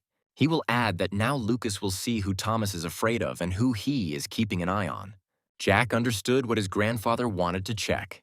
If Thomas decides to become his person, then he will not pay attention to the chairman who is nearby. The dog's gaze should be directed only at the owner. But it's not easy, because this is the chairman of Cintez Group, who moreover is much older than Jack. Jack was sure that this was why Thomas would pay more attention to the chairman. They entered Thomas's room, and Jack began to look at whom his subordinate's gaze would be directed. Who will he talk to first and who will he ignore? Thomas bowed his head and asked Jack for forgiveness. The chairman's face expressed strong bewilderment. Thomas continued to tell Jack that their partnership was over. Thomas was lacking too much and would only disappoint him. The chairman was in shock and could not say a word. Jack, on the other hand, was very pleased with the test his grandfather had given him. He told Thomas he didn't know what happened, but Thomas gave up too quickly. Thomas replied that he realized only now, during their rescue, that he had been guided by a selfish desire to gain something more. Jack said that a person always wants something, and when a chance appears, he tries to grab it. Thomas replied that he lacked the ability and that his skills were at rock bottom, and he admitted that he had been too greedy. He added that he was grateful to the chairman for showing him the boundaries. Jack thought, although the chairman was nearby, Thomas addressed him first. Jack wondered what his grandfather would do in this situation. The chairman quietly told Lucas to leave the room and leave him alone with Thomas. When Jack left, the chairman sat down in a chair and told Thomas that he had saved 2 lives, and in return received only an apartment and education for his children. He asked if Thomas thought the exchange was unfair. Thomas replied that he had no choice but to be content with a short but colorful dream. The chairman said that there was something about Thomas's obedient surrender that he would give him so much money that he would not need anything. Thomas replied that he was still too young to spend his life idly spending money as the chairman suggested. The chairman reminded him of the proverb, "If they give you something, take it. If they hit you, run. So this is a chance to live with everything ready." Thomas smiled slightly and said that it was his dream to come to everything prepared and not need anything. He added that when he met Lucas, he realized how stupid and immature he had been. Thomas said he worked in the planning department, so he heard rumors about how Lucas's cousins were living. They all have unlimited cards that never run out of money no matter how much you spend. Thomas added that Lucas was in the same category of people, but he never wasted his time like they did. Every morning at 7 o'clock, Lucas goes to work, reading the morning newspapers. Every day he has a quick lunch at one of the nearby restaurants and then returns to the office. Thomas said that he couldn't live the same way if he had money and would simply waste it and his life. But he didn't want that. The chairman replied that no matter how much Thomas shouted that he was trying, no one would hear him. There were many working people in the world, but they were having a hard time making ends meet. Thomas replied that it was better to suffer hard than to simply waste away life. The chairman said he knew about the 3 chances Lucas had given him and asked what would happen if he failed. Thomas replied that he was already grateful to Lucas for his work, and he had nothing more to say. The chairman asked why Thomas hadn't asked him about it, since just one word and he would have become Lucas's man. Thomas replied that the chairman had a point and that Thomas didn't want to drag Lucas down, he wanted to be different. The chairman smiled and said that he could still be useful since he had realized the situation so quickly. He will add that he will not throw Thomas out. He will find him a suitable vacancy and he will continue to work in the company. Thomas said there was no point in feeling sorry for him. Having decided to leave, the chairman remembered that he wanted to ask Thomas about that truck. Could this have been just an accident or a planned staged accident? Thomas replied that he had already told Lucas everything he thought about the situation. The chairman was surprised that Thomas told Lucas about this before him. When the chairman returned, Jack asked eagerly what they had been talking about for so long. The chairman said Thomas admitted to reporting the accident to Lucas, and the chairman wanted to know what exactly. Jack realized that Thomas hadn't told him anything, and that made him happy. He replied that Thomas didn't want to say anything because he wasn't entirely sure, but perhaps it wasn't an accident. The chairman was very surprised, or pretended to be very surprised. Jack explained that Thomas felt as if the truck wasn't just moving, but was standing there and waiting for them. He saw that his grandfather was upset and decided to calm him down, saying that all this was not yet certain, but only an assumption. A minute later, the chairman replied that he would take care of it himself. On his way to his chambers, Jack asked what about Thomas's assistant? Was it really all to end like this? The chairman replied that he wanted to make a man out of him, but if he didn't see any abilities in him, there was no need to worry. He would still only be a hindrance to him. He added that the most important condition is that the subordinate wants to follow his superior, and Thomas respects Lucas. The chairman said that overall, Thomas has everything he needs to master the job. Grandpa told Lucas that if Thomas couldn't handle it, it didn't matter whether he was suitable or not. In the morning, Philip Wilson gathered the directors at his country house. He apologized for the inconvenience, but a lot of eyes have been on them lately. Philip looked around at everyone present and asked if they had checked everything properly. One of the directors replied that they had checked with the hospital. The operation had been successful and he was healthy enough to be discharged. Philip asked what kind of operation it was and was told that they removed a malignant tumor from the brain. There was silence and a long pause at the table. Philip approached the head of the hospital and asked what the chances were that the tumor would not come back. He replied that the brain is the most complex area, and that malignant tumors are called that because of the high probability of recurrence. Philip looked closely at the chapter and asked what the chances were that this would not happen to his father again. He replied that for older people the chance is usually 50%. The head added that the reason for this half is that the remaining half simply do not survive, dying of old age. Philip told him that they should take better care of him. The chairman should live a long time. The head of the hospital bowed and replied that he would try to do everything possible to achieve this. Philip said that he didn't have time to sit around and ordered them to go and get down to business immediately. Taking a sip of tea, Philip said that the directors understood perfectly well what the warehouse museum in Gunsan meant. He explained that the chairman had recently taken his grandson there. The directors reacted to the message with surprise. This event meant only one thing. The system of two suns was destroyed and divided into 3 parts. Philip said no one knows when the chairman will die, and dark clouds continue to gather over the company and the management situation worsens. He expressed his concern that this grandson could take over most of the company, if not the entire one. Philip began to get nervous and added that it was all because his grandfather was too attached to him and did not see what was right and what was wrong. At that moment, a man entered the office. It seemed to be one of the company's lawyers. He took some folders with documents out of his briefcase and placed them in front of the directors. When the directors opened the folders, they saw a list of all the shares owned by their companies. Philip said that they only needed to put their signatures and the seals of their companies. He continued, adding that all the shares would then be collected together to be sold later to Wilson Mechanicum. The directors were surprised, because Phelan was the largest shareholder of Wilson Mechanicum, which would give him the power to shake up the entire Cintez Group company. Philip reminded them that they are CEOs, which means they have the right to sell all the shares owned by their companies. One of the directors responded that, according to the contract, this would be an abuse of authority. Philip replied that he looked at it a little differently. He simply let them know what power they had and was not forcing them to do anything right now. He added sharply that when a 20-year-old boy plays the role of chairman, this will lead to the split of Cintez Group and its complete destruction. Philip suggested that the directors use this power to avoid the complete collapse of the company. Later, Philip visited the home of his son Kevin and his daughter-in-law Jessica to discuss a certain situation. After listening to his father, Kevin said that he would meet with Lucas, find out what he thought, and try to persuade him to surrender. Father replied that Kevin should not do anything stupid. The accident happened on the way to Gunsan, so Lucas might not be aware of it. Kevin said that Lucas had saved up enough money that he could have been idle his whole life. Maybe it was just his grandfather's wish, and Lucas didn't care about Cintez Group at all. Jessica said that Kevin was right. Lucas always carries fantasy entertainment business cards with him. Director Larry Baker takes Lucas everywhere with him, teaching him the business of mergers and acquisitions. Jessica added that Lucas is continuing to study at the law school because he is interested in mergers and acquisitions. It is unlikely that he is interested in the Cintez Group company.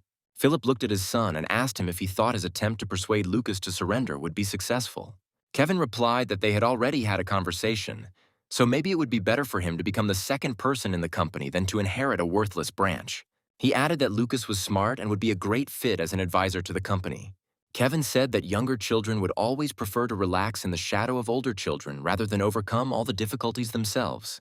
Philip knew there was no harm in finding out what was on Lucas's mind and trying to win him over to their side. In any case, Lucas is the most diligent and conscientious in their entire family. Using him as an advisor would be just perfect. The father gave his son permission to meet Lucas, under the pretext that he came to inquire about his health, since Lucas had been in an accident. Philip warned his son that this was a very delicate conversation, so he should be careful and not go too far. As soon as his father left, Kevin sharply asked Jessica what right she had to interrupt their conversation. He haughtily reminded his wife that she should keep a low profile and not poke her nose into their family affairs. Sitting on the soft sofa, Jack looked with interest at the service staff and the furnishings. After some time, Kevin appeared, and Jack expressed his admiration for the huge area of the villa. Kevin replied that he bought the house thinking it would be perfect for thinking about business and enjoying cocktails alone. But Jack knew his cousin very well and his interests, which had nothing to do with thoughts about business. He understood that this luxurious place with strict security was ideal for inviting girls here and having fun. It was obvious that Kevin had bought the house with company money, and the cost of the luxurious interior had also been paid for from the same piggy bank. Kevin probably didn't think about it being an illegal embezzlement and easily spent the money that many people earn by working late into the night. Jack looked at Kevin and tried to understand why he invited him here. He knew that Kevin clearly understood the meaning of his trip to Kunsan, so what did his brother want to find out from him? Kevin poured Jack a glass of alcohol with ice and asked him about his health and whether there were any complications after the accident. Jack knew Kevin wasn't really interested in the answer, but he said the accident hadn't been that bad for him and he'd only gotten off with some bruises. Kevin replied that he was very glad, because he thought it was something serious, because he had been in the hospital for so long. Jack said he would have been discharged earlier if the chairman's assistant, Michael, hadn't kicked up a fuss. He told how Michael brought in the staff, blocked access to the wards, then secretly transported them to Seoul, even controlling the media so that they wouldn't find out anything. Kevin replied that it was good that the media didn't find out. Otherwise, the stock price would have fallen sharply, and asked how his grandfather was doing and how the operation went. Jack replied that he hadn't seen him for a long time since he was transferred to another hospital, and Jack was discharged almost immediately. Kevin wondered if he could ask how he and his grandfather ended up so far from home, or if it was their shared secret. Jack didn't want to answer right away, and, deciding to tease Kevin, he asked if his grandfather had any secrets with his other grandchildren. Kevin replied that he personally had no secrets with his grandfather since the chairman didn't like him. He added that he had not met his grandfather since his wedding. His father advised him to focus on work. Maybe then his grandfather would look at him differently. Kevin asked Lucas again what he and his grandfather were doing in that area early in the morning. Jack replied that his grandfather had suddenly called him and said that they were going together to Gunsan, to the museum that was the origin of the Cintez Group. Kevin exclaimed that his grandfather had really taken him to that very warehouse, to which Jack replied that, apparently, with age, his grandfather was increasingly overcome by memories. When his brother asked if there was anything special, Jack realized that Kevin was going crazy with curiosity about whether Lucas had been appointed successor or not. He asked what could be so special about some nearly abandoned warehouse in Gunsan. Kevin quickly replied that everything was fine, he was just asking. Jack asked if Kevin wanted to tell him something, as this was all feeling a bit awkward.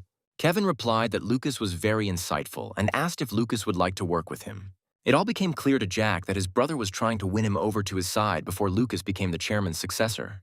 Kevin said that when he was a manager, he had a hard time finding someone like Lucas. He added that the people who work for him have good positions and status, but Kevin feels some regret. Jack replied that his brother's proposal was, of course, interesting, but it didn't suit him. Kevin asked what exactly he was unhappy with. His brother himself, or some circumstances. Jack replied that he didn't like working with people. He liked to act alone and study and work. Kevin asked if this was the reason he took a job at an investment firm. Jack replied that this was true.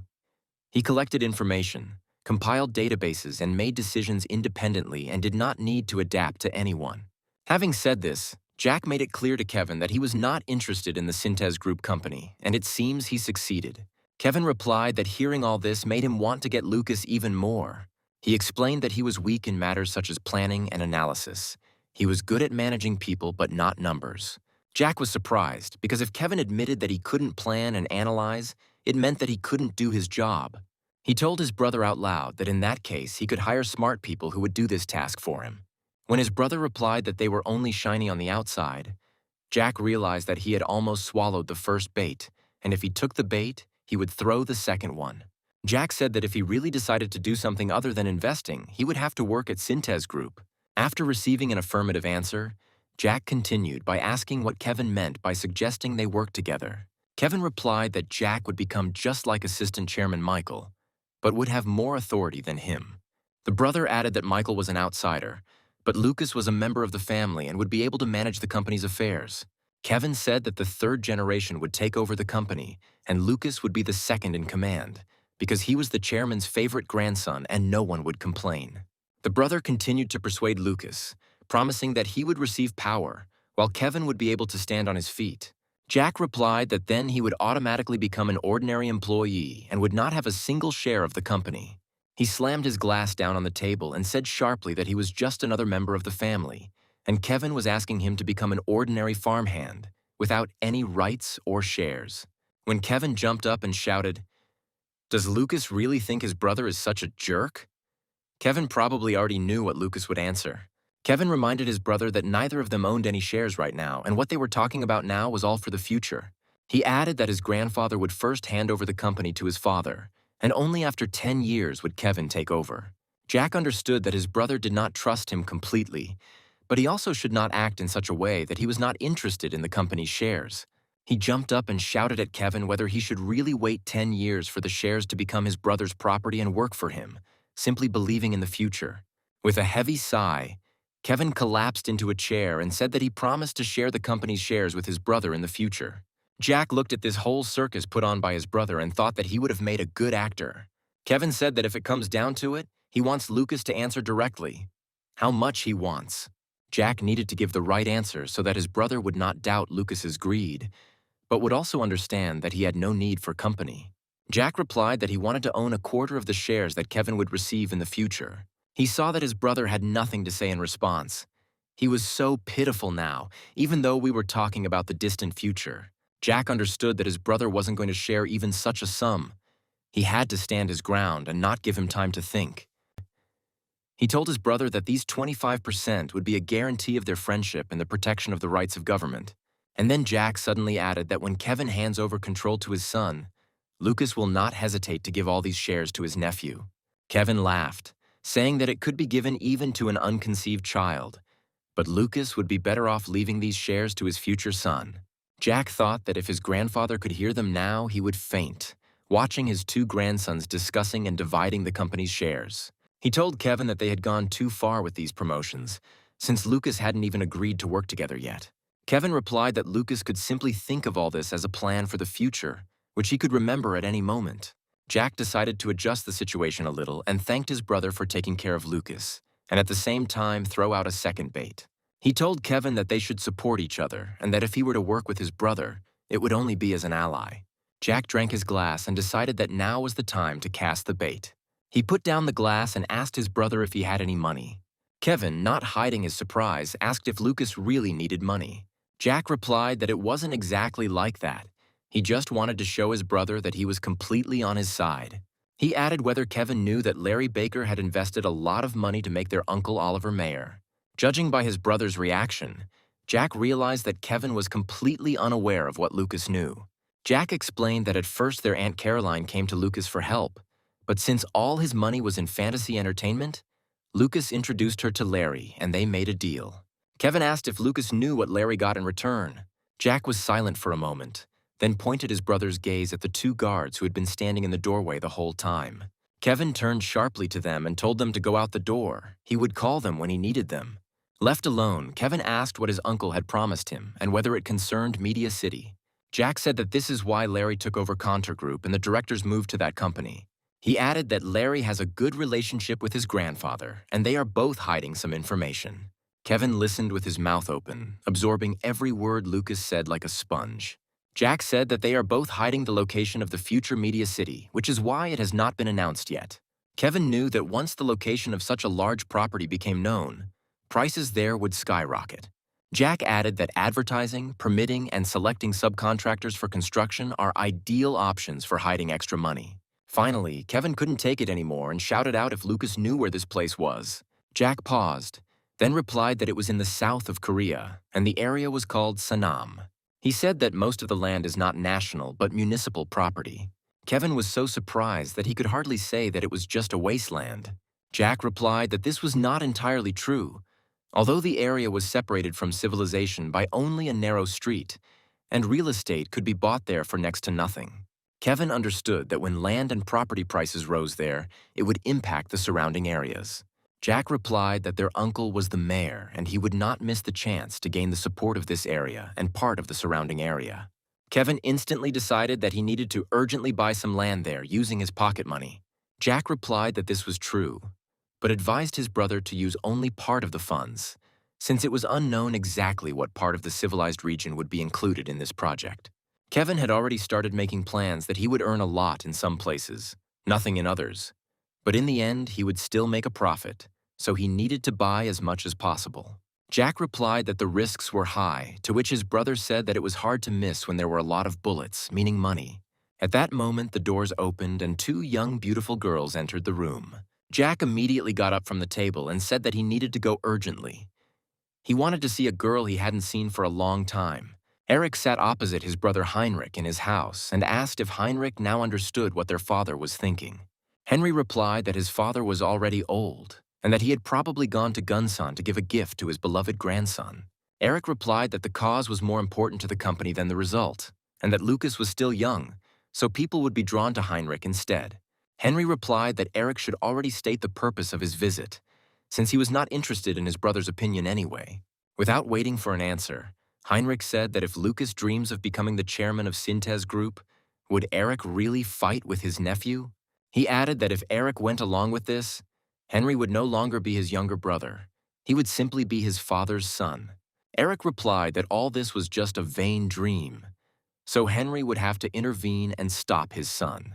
Henry replied that he was not going to be a father who would stop his son from dreaming and pursuing his goals. He added that Eric should work his way up to the chairman position by fighting with his older brother. Henry said that he would not allow Lucas to make unconditional concessions to him and give in to Eric's pressure. Eric understood that Henry was not very happy with the situation in which his son was drawn into a struggle for the inheritance, but he was not going to give it up either. He told his brother that he would talk to Lucas himself, and that would be the first step towards solving this problem. Henry replied that he would be present at this conversation, and Eric agreed. After some time, Lucas returned and shouted from the doorway that he was already home. Jack saw that his uncle Eric was visiting them and greeted him politely. Jack thought that both uncles were lined up, but he understood why they both wanted to talk to him. Eric invited Lucas to have a drink with them and his father. Jack handed him a glass. Eric immediately asked whether Lucas wanted to become the chairman of the company, and whether it would be impudent to skip a generation. Henry asked his brother to behave more politely, to which he replied that his son was not a brat like his other nephews, and that he would treat him as an equal. He added that he just wanted to hear about Lucas's plans as an independent adult. Jack said he was aware of the significance of the warehouse in Kunsan, but he understood that it was impossible at the moment. He added that if his uncle wanted to know about his plans, Lucas was ready to take everything his grandfather gave him and then resell it to the highest bidder. Eric was surprised by his nephew's answer, which means Lucas's goal is only money. Jack replied that his plans did not include the goal of receiving money for any goods. He added that it was difficult to talk about it until he got his hands on something. Jack hoped that this answer was enough for Eric to understand what Lucas meant. Uncle chuckled and said that Lucas was very careful and smart. Eric said it looked like Lucas wanted to put both uncles on the scales and see whose side would tip. He added that if neither cup outweighed the other, then Lucas's product would skyrocket in price. Jack replied that it was too much work for him and that he intended to sell everything at the very beginning. Eric stood up and said that Lucas was the youngest in their family, and if not for this shortcoming, he could have become the third-generation chairman. Jack took Eric's hint that Lucas would never become the second chairman. All this indicated that Eric had not lost hope of becoming the company's second chairman. After Eric left, Heinrich asked his son if Lucas had really given up on the chairman's chair. Jack, clearing the table, replied that for now that was the case. Father asked if this meant that Lucas could change his mind at any moment. Jack said that everything would depend on what exactly and how much his grandfather would offer him. Henry replied that Lucas should let him know if he needed help, as it was his parental duty. Assistant Chairman Michael informed Richard that Philip had held breakfast with the directors of the secondary branches. The chairman asked if Michael knew exactly what was said at that meeting. The assistant replied that he had some guesses, but there was no point in calling and asking everyone present. He added that this would raise concerns, and if Deputy Chairman Felipe became more vigilant and began to carry out secret activities, it would become more difficult to monitor him. The aide suggested that Philip had asked the directors to support him with shares owned by the branches and promised that he would henceforth treat them as major investors.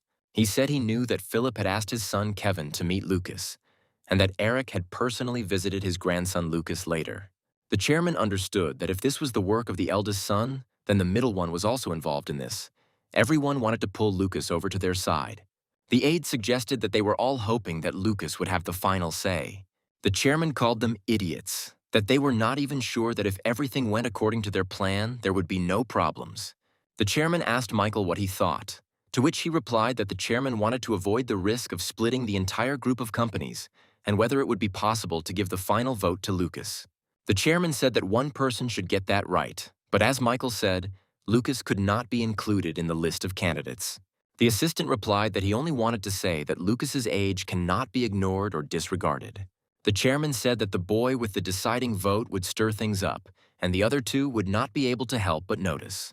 He added that the question is who is stronger, the one who rocks the boat or the one who notices it. Michael wondered if Lucas had enough power to shake up the board, how much the chairman thought he would inherit. He asked if the chairman intended to make Lucas a balancing force in this situation. The chairman replied that they first needed to figure out how to increase the controlling stake, and then find a way to transfer the chairman's share. The assistant replied that he would prepare everything. The chairman asked what was known about the accident. Michael replied that he had assigned a man to the truck driver. He added that he was being constantly watched, and sooner or later, it would become known who was behind all this. Kevin's men came and reported that there was practically no land for sale in the Sanam area. They explained that someone had already bought everything up. They checked the property register, and it turned out that all the transactions took place last spring. Kevin clenched his fists and thought that this was definitely the work of Larry Baker and his Uncle Henry. Kevin asked, "What about the part of the civilized area adjacent to Sanam? Was it really all sold out there too?" The aides replied that there were almost no deals in that part of the area, and Kevin would be able to buy as much real estate and land there as he wanted.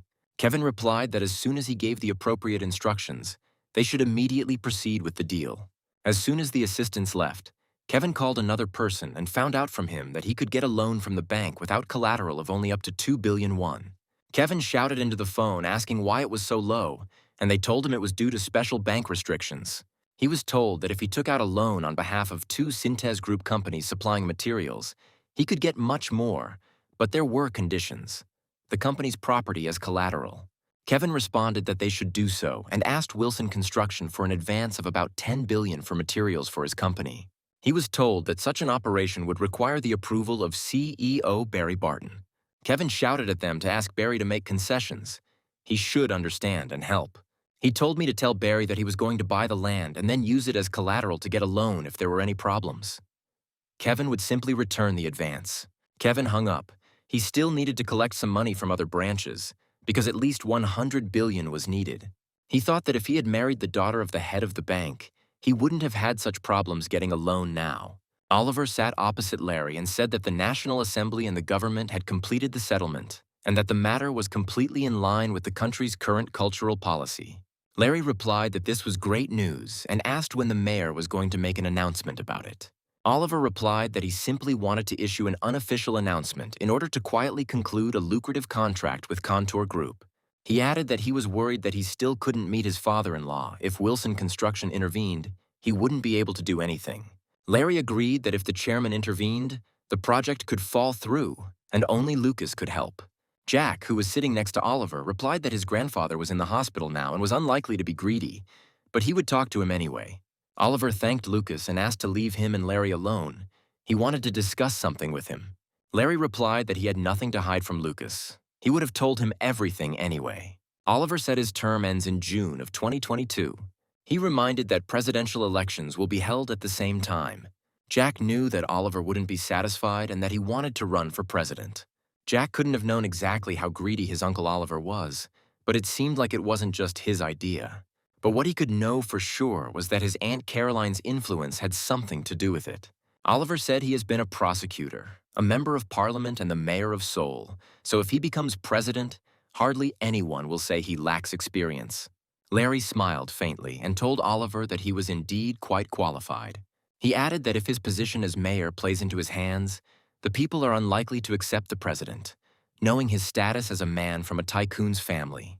Oliver replied that he had 4 years ahead of him. He just needed to do something good in exchange. And besides, he was a son-in-law, not the son of a rich family. Larry said they would leave this problem for later. Then he asked if Oliver had anything else to say, since he hadn't come here just for this news.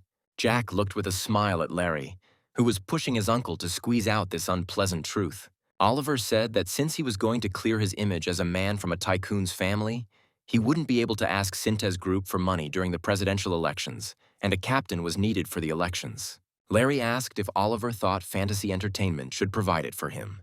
He replied that he was not asking to take responsibility for the entire election fund, but that the magnates could also become assistants.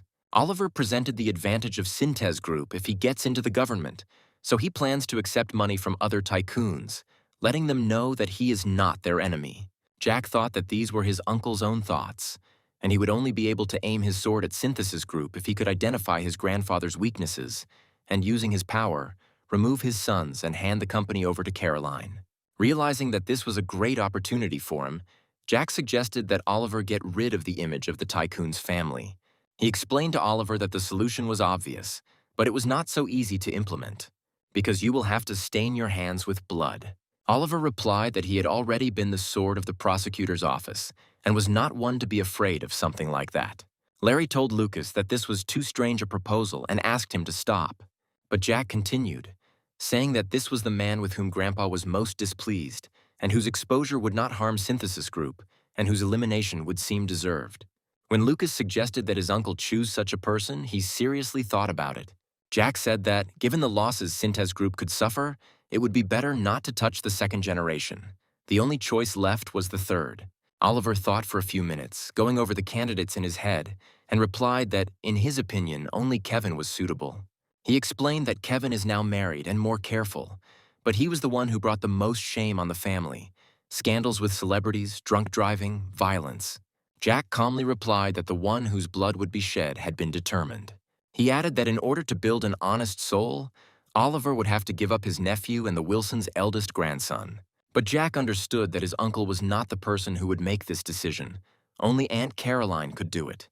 Oliver said that even if Kevin got into an accident with a celebrity while drunk, there was nothing the mayor of Seoul could do. Jack answered him that he himself had to come up with a way to do this. He suggested that Oliver simply hand everything over to his aunt, and she would be smart enough to finish everything for him. Oliver stood up and said he needed time to think things over. Caroline greeted Jack with open arms and a sweet smile. She told Jack that he was becoming more and more like his mother every year. Caroline said she invited Lucas because she heard something interesting from his uncle. Jack replied that he was simply offering his uncle a way to shed his label as a son-in-law in a tycoon's family. The aunt replied that Lucas was very cunning. Didn't he know how easily his uncle believed everything? Caroline took the tea and said that, as she understood it, Lucas suggested that his uncle abandon his relative. Jack replied that if his aunt could survive such a loss, then they could come up with a plan together. Caroline said she assumed Lucas really didn't like Kevin. Jack answered honestly that he didn't like it. He was always putting on airs and showing with his whole appearance how cool he was. He added that Kevin thinks he's better than everyone because he was born the first grandson and treats everyone as if they are below him. Caroline said that even if Kevin was scolded, her father would not be very angry. She would endure it. Jack replied that the people of this family did not care about the harsh law. They were only afraid of their grandfather's condemnation. He understood that his aunt thought that since Kevin was the eldest grandson, he would simply be scolded. But he is not sure that this time everything will be resolved so simply. Jack said that he would confide in his aunt and asked to tell his uncle that during the announcement of the construction of Media City, he added another district to the ad. Jack asked his uncle to say Sanam and part of Susek District instead of Sanam District. He added that he just had something on his mind. Carolina replied that Lucas wasn't trying to come up with a plan, he already had one. Jack replied that there might be a plan, but only in general outline for now. Carolina replied that this was probably why his grandfather was so crazy about his grandson. Jack replied, "It's just that he's the youngest." Caroline said that when she had power, Lucas could give her what he had and get half. None of her brothers would offer him that much. Jack asked what power she was talking about. Carolina said she was referring to the power his uncle would gain by becoming president. Jack responded that even if he became president, his uncle wouldn't be able to do anything with Cintez Group. Aunt replied that he would have control over the tax office, intelligence, the prosecutor's office, the audit chamber, the trade commission, and much more. She added that they won't be able to do anything with the Cintez Group company, but they can do anything with the people. Jack asked if by people she meant both uncles. Carolina replied that if you knock out all the dirt that has stuck to their hands, then only she will remain, and then the shareholders themselves will understand that there is not much choice. She added that Lucas, as a shareholder, could also side with her, in exchange for which she would give him half. Jack thought, one will make Lucas the second person. The second one is ready to buy it at a high price. The third one is ready to give him half. Jack said out loud that all this would happen in about 10 years, so they were in no hurry. He added, moreover, that just one whim of his grandfather and Lucas would forever remain his last child. Carolina replied that everything could happen sooner, before the chairman changed his mind. The chairman looked at Lucas and asked if he wouldn't give at least half.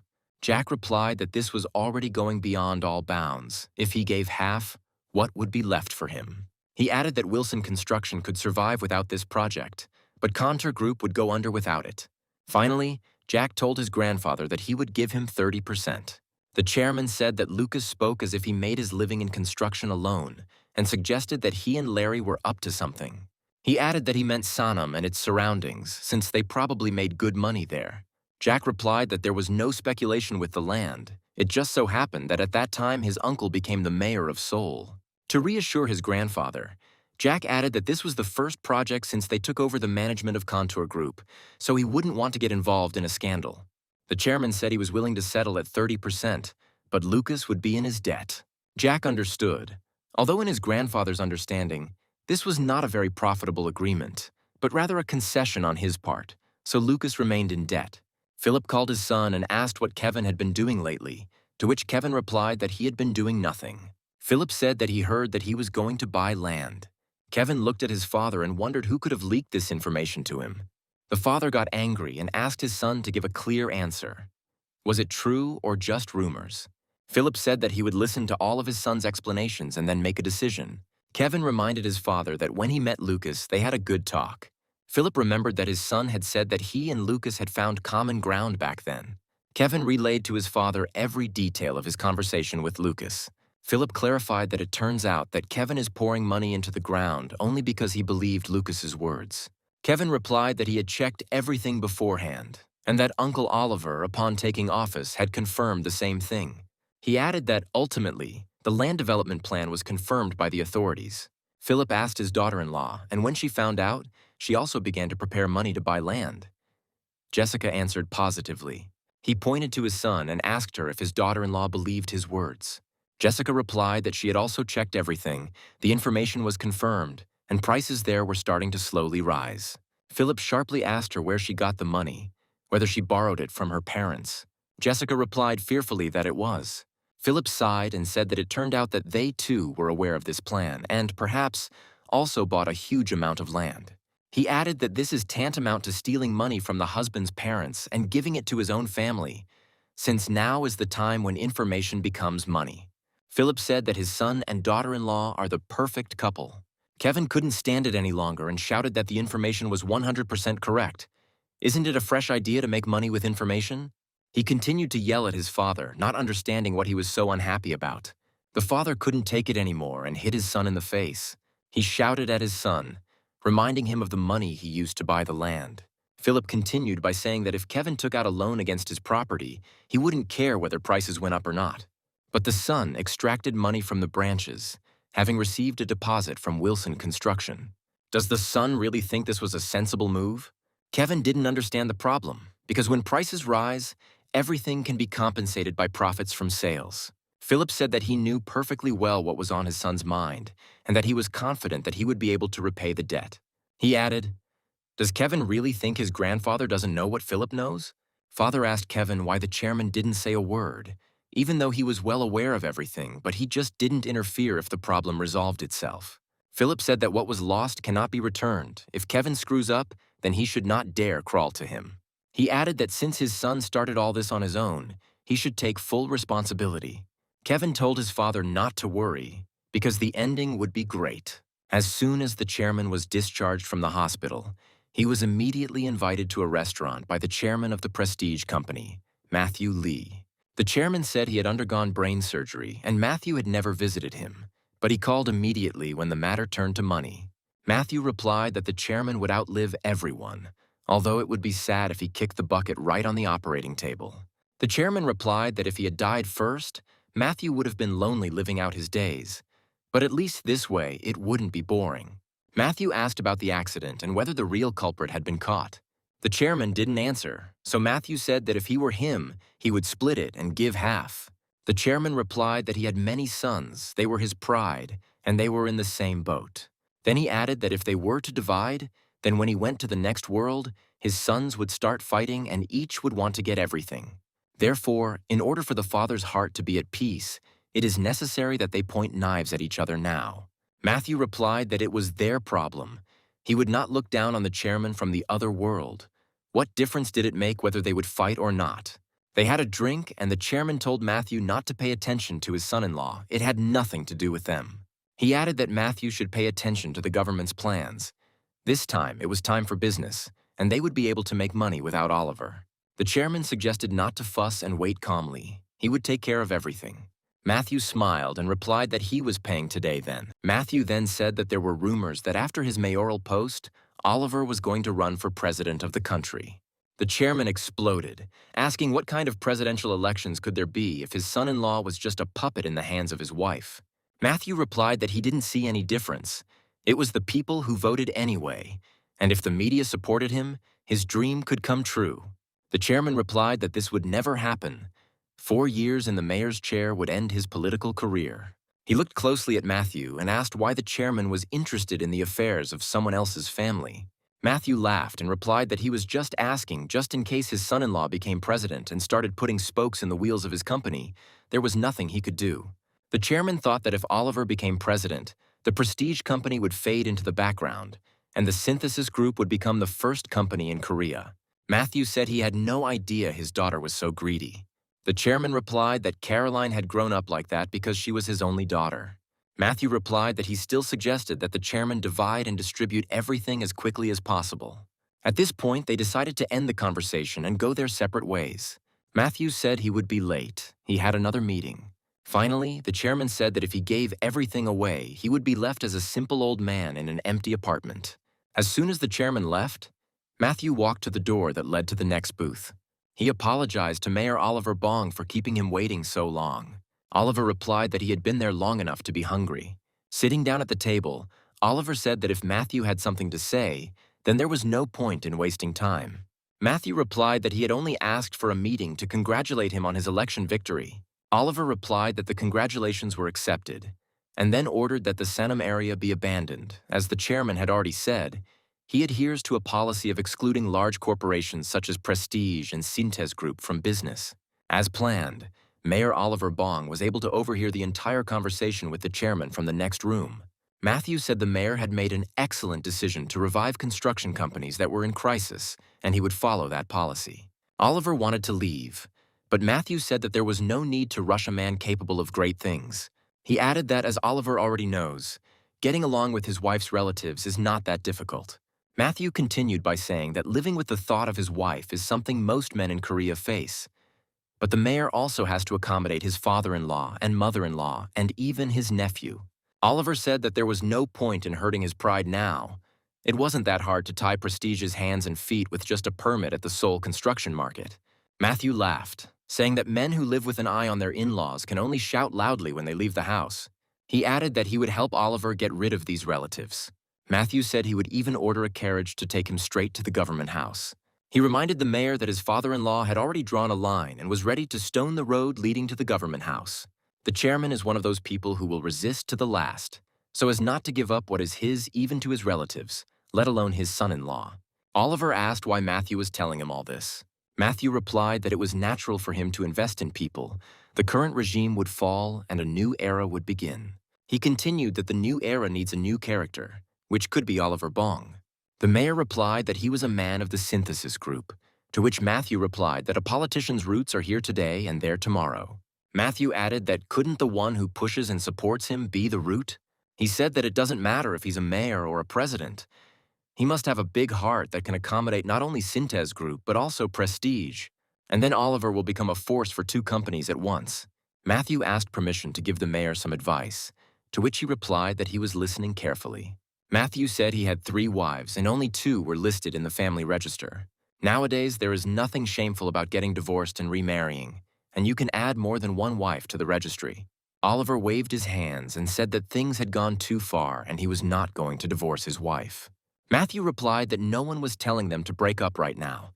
They could live together and decide for themselves when to cry for help. He looked closely at the mayor and added that, to tell the truth, when he became mayor of Seoul, the knife had already appeared in his hands. Oliver thought that Caroline wouldn't have been able to get the department store without him, and that, as mayor, he could make a run for the presidency. And if Oliver becomes president, Carolina won't be able to use him. He will use her to get Cintez Group. Oliver asked if they would bring the fornication soon. He had developed a ravenous appetite. Matthew laughed in response as it sounded ambiguous. Caroline sat in her husband, Mayor Oliver's office, and asked him how much Kevin had managed to collect. Oliver replied that after the development plan was announced, various speculators began buying up land like crazy. Jack said Kevin had intended to buy the land for twice the market price, but the price had risen so sharply that he had to put in 5 times more. Carolina expressed her concern that everything might change now.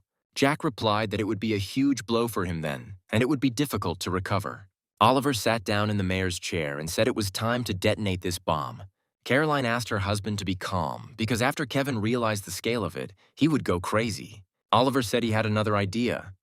If they dealt with Kevin right away, they could be in big trouble. Oliver suggested removing Kevin from Grandpa's sight, thereby changing their original goal. Caroline reminded Oliver that in order to shed his label as the son-in-law of a family of magnates, he must personally condemn Kevin. Oliver replied that he would do so, but if the first shot was fired elsewhere, he would simply have to step on Kevin, who had been mown down by the shot. Jack was surprised. The man who always did what his aunt told him suddenly came up with his own plan. Oliver continued by saying that he had been a prosecutor for so many years, that he knew that an investigation always starts at the edges. You can't act openly. The tax office will be his bullets, and the prosecutor's office will be his knife. Jack wondered if Oliver had some hidden intentions that he wasn't telling anyone about. At a press conference, Oliver said that to overcome the crisis, ordinary people began to take out old rings that they had been saving for a rainy day. But when the price of the precious metals stabilized, the rich began to buy gold, land, buildings, and shares for next to nothing. To ensure that the construction company does not lose its last strength during these difficult times, a cultural and construction project was developed. But it was discovered that there was speculation in real estate for the purpose of personal and unfair enrichment. An investigation was conducted, which confirmed the fact of speculation in the Susek area. The mayor drank a glass of water and said that the development plan had been revised in connection with this. At that point, he announced that the Susek district was excluded from the new city's development plan and that the scope would be limited to the Sanam district only. Oliver added that as long as he is mayor of Seoul, he will carefully monitor that speculators do not make a penny of profit. Jack heard all this and understood that there was no money in the country and that there was land speculation going on here, and an investigation would definitely begin. Larry thought that Oliver was a former prosecutor after all, and when he sets a goal for himself and deals with it, his true colors come out. He said out loud that Oliver did have a head on his shoulders after all. He caught Kevin and didn't even get his hands dirty and didn't upset the chairman. Jack asked Larry if he had noticed that Oliver had changed a lot, and Larry agreed with Lucas's suspicion. Jack assumed that Oliver was planning to escape from his wife's oppression. Larry replied that this position could change Oliver so much. That's why confidence is pouring out of him. He added that he even heard that Oliver had already moved out from his wife and was living in a hotel, having abandoned Caroline. Something told Jack that Kevin and Jessica would have a conflict before the Seoul mayor's family did. Jessica walked around the room, restless, because she had invested the $5 billion she received from her parents, but the value had fallen by half. But a much bigger problem was the money that the parents themselves invested. Even though they didn't know the exact amount, the atmosphere was as if someone had died. And then she was informed that the deputy chairman was looking for her. Jessica was scared. She imagined the conversation she was about to have. When she got to the hotel, she saw Kevin sitting in a chair with a hangover, and Philip said that she looked absolutely terrible. He looked at his daughter-in-law and said that she looked like she had been drinking too, and Jessica replied that she just didn't feel well. He asked if she was so ill that she even skipped breakfast. She knew that he himself understood the situation perfectly well, but he continued to put pressure on her. Philip looked at Jessica and said that now she would listen to everything he said and then pass it on to her parents. The girl replied that she would do everything as he said. Philip said she should stick to the tactic that she never bought the land. He then added that no matter how much land was purchased, she knew nothing about it. Philip said that either her father or someone else from her family had bought land in her name, but without her knowledge, and that she knew nothing and had nothing to do with the matter. Jessica looked at her father and said that unfortunately this option might not work. After all, she personally went to that area together with real estate agents. She's also the daughter of a media mogul family, and even the greenest reporter, after visiting a couple of real estate offices, would easily find out that she actually personally inspected and purchased the land there. Philip replied irritably that it seemed she still didn't understand what he was talking about, since it was unknown what might happen if people found out that Cintez Group's daughter-in-law had been involved in a land speculation case immediately after the wedding. He then added that if an article were published that even a single line would update the fact that she had a hand in it, then not only she, but also her parents would pay a high price for it. Jessica meekly lowered her head and told Philip that she would do as they had agreed. The father looked at his dejected son and told him to raise his head. Then at least he'll be able to slap him.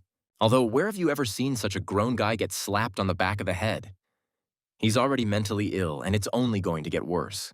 Kevin looked at his father and said that he could solve all these problems.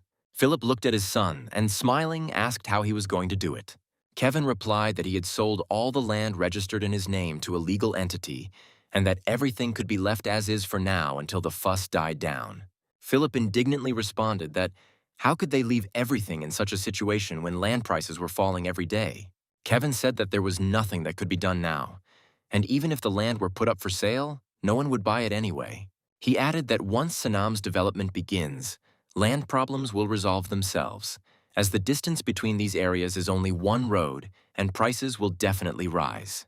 The father said that developing the land would take at least 10 years, and only then would his son be able to earn anything.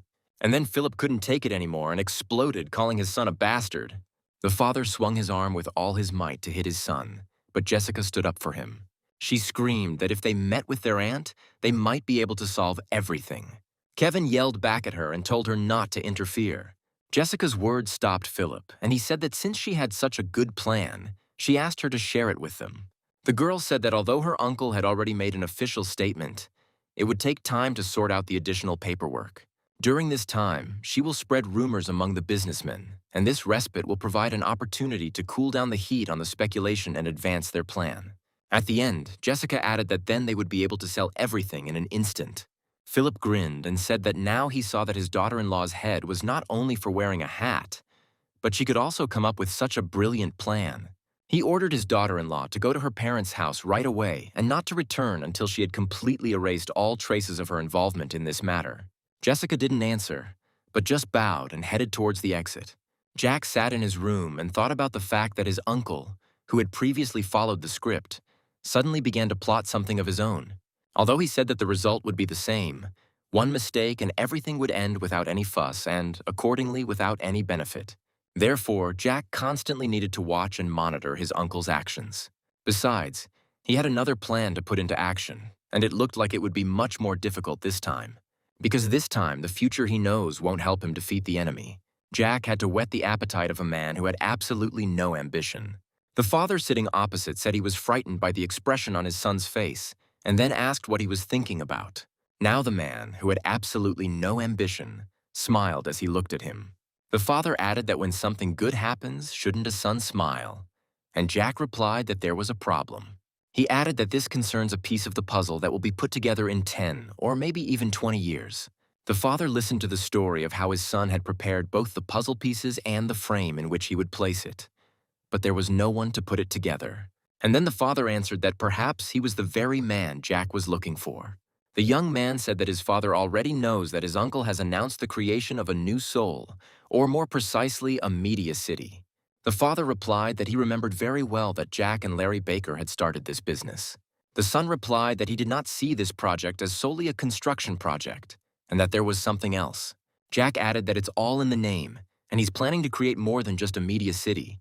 Father Henry asked in surprise what it meant that it would not just be a shell, but also a core. Jack nodded his head and said that in the current era, analog technology is moving towards digital, and this is a symbol of the new millennium. He wants to fill Sanam with new media companies. Henry looked at his son in amazement. He was surprised by Jack's plan. My father was silent for a moment and then said that there are many businesses related to media, such as film production, independent producers, and recording studios. But at the same time, there is a clear division of labor, and it is impossible to cover this entire industry. Jack chuckled and replied that one doesn't have to look far for an example and suggested remembering Cintez Group. After all, they deal with almost everything from electronics to food products. Henry listened attentively to his son because he completely agreed with him. Jack said that he now talks not only about films, TV series, and music, but also plans to open his own channel. The father asked in surprise whether his son meant the television broadcast. Jack replied that it was, but realized that his father needed some clarification. He said that when it comes to a channel or TV broadcast, everyone thinks of broadcasting, but cable is still at a very low level. He then added that this is not exactly television and radio broadcasting. It would be better to start with cable. It is always better to start with something simple. The father replied, "Does his son really think that the cable broadcasting business is so simple, since it's not even easy to apply for opening a business? And now most of these companies are losing money." Jack said he agreed with his father, but he could start by acquiring a company that was losing money. He then added that we need to check to see if there is such a company up for sale. The NTK company immediately came to my father's mind. Despite the fact that this company's broadcast was free, it was incurring gigantic losses due to investments in foreign currency. Now that the company has entered the multiplex cinema business, it is on the brink of collapse due to the currency crisis.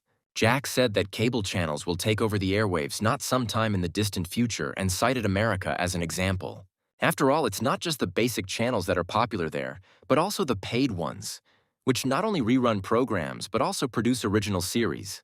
The father thought for a moment and then said that they were not in the US, and most of the content came from 3 broadcasting companies. Jack nodded and said that this way they would be able to compete with unique programming and high-quality dramas. After all, even if a restaurant with delicious food is located in a secluded place, customers find it themselves. Ultimately, the key to a channel's success lies in quality content. Jack reminded his father that the market was just beginning to develop, and his father said that in theory that was true. Henry then said that there would be many people who would agree that Jack's plan was entirely feasible. But most of these people are scammers. It was clear to Jack that his father still didn't understand that his son was referring specifically to him. Henry shrugged and said that building a viable business was a tall order, and his son needed someone who could last for at least 10 years. And all those who declare profit from the very beginning are real scammers. Jack pretended to think about it, and then said that there was only one person he could trust. The father irritably replied, asking why his son was asking his opinion when he himself had someone in mind. Jack said that no matter how much he thought about it, he couldn't come up with a better candidate, and he simply came to clarify whether his father had any options of his own. Henry looked at his son in surprise and asked who this man was and if he knew him. At first, he thought about Larry, but then he remembered that he was already up to his ears in work. Jack said the man he was thinking of studied economics and management in England and also worked in the media industry for 10 years. Then he looked closely at his father and said that now this man is in charge of the street on which the largest number of cinemas is concentrated. Henry looked at Jack in surprise and then asked if he meant him. The next day, Philip visited the Cintez Group residence. Sitting in the living room, he was silent for a while, not knowing how to start this conversation. Richard Wilson also remained silent and waited patiently for Philip to state the reason for his visit. Finally, the vice president said that Kevin had borrowed some money from the branches. The father replied that he had already heard about this, and since his son had raised the topic, Kevin had probably lost the money.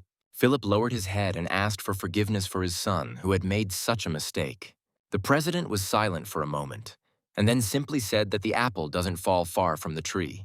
After a short silence, Richard asked if Kevin was obsessed with making money and why he suddenly rushed into buying real estate.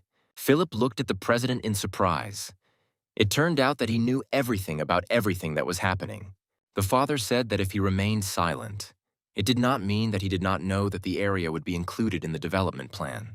He then added that the country was in total chaos, and this was Oliver's son-in-law's first case. So he was careful not to cause unnecessary gossip. So why the hell would Kevin go there? Philip replied that Kevin was the first to receive information about the development of the site, and the president asked who told him about it, Oliver or Caroline. Philip thought that it really could have been Caroline, that she had influenced Kevin to buy the property. And then her husband Oliver took it and cold-bloodedly stabbed her in the back. But there was no way he could tell his father that he had been fooled by his younger sister. So he said that Lucas had accidentally seen the development plan and apparently told Kevin about it while they were drinking together. And so his son had simply used those words as a hint. Richard was extremely surprised to hear that Lucas might have told Kevin about this information, but he said nothing. Philip corrected himself, saying that Lucas had merely mentioned it in passing, and that the real reason was Kevin's greed. The father said gloomily that it was too late to delve into the past, and now the problem was in the future. Then he looked at Philip and said that he didn't want to see his older son being bullied by his younger sister. Philip exclaimed that this would not happen, and he would definitely sort everything out. After these words, Philip stood up and, going to the door, bowed to his father and left. Left alone, Richard thought that perhaps it was all for the best, because at that age it was becoming increasingly difficult to guess where the arrow was aimed from. He realized that Lucas was slowly starting to show his claws, and if this is his plan, then it won't end so easily. So Richard sat in his chair, lost in thought until sunset. At a meeting in the mayor's office, someone mentioned that the third generation was no longer the same, and they had swept away literally everything. One of the assistants said that Kevin registered everything not in his own name, but in the name of two companies in which he is the main shareholder. Oliver thoughtfully asked where Kevin got the money to buy the property. The assistant suggested that Kevin could only have taken such a sum from Cintez Group. The second assistant stated that the regional prosecutor's office was silent for now. But if they dug deeper, they could accuse him of embezzlement or abuse of office. But as soon as they learned that the name of Cintez Group had surfaced, the case was immediately hushed up. The mayor replied that it was all because all these bastards were eating from their trough, and in order to get a bonus, you had to return the favor. The second mate replied that they also received money from this company through Oliver, so how could they fleece them with the same hands? The mayor replied that they had to do this, otherwise they would inevitably drag them all down with them. He then added that his father-in-law is not one of those people who shouts about handing out bribes here and there, and they should draw the line and stop taking this money. Oliver stood up and said that this time they needed to get both of them, Kevin and the one covering him, and they had to do it. The assistant replied that an investigation into Kevin would soon begin, and that would be the end of him. The mayor said he reminds everyone that when he picks up the microphone, all media and broadcasters become his mouthpiece. He then added that the prosecutor's office is now on the side of the ruling party, so he will join the opposition and demand a thorough investigation. It is possible that his nephew will hire a lawyer to avoid responsibility, not for embezzlement, but for purchasing land for commercial purposes. And now their goal is to eliminate the ruling party and the prosecutor's office, which are engaged in concealing information and incompetent investigations. Oliver added that this would form the basis for the prosecutor's office to support him when his term as mayor ends and he launches a bid for the presidency. Aides began vying with each other to ask whether the mayor was really planning to run for president.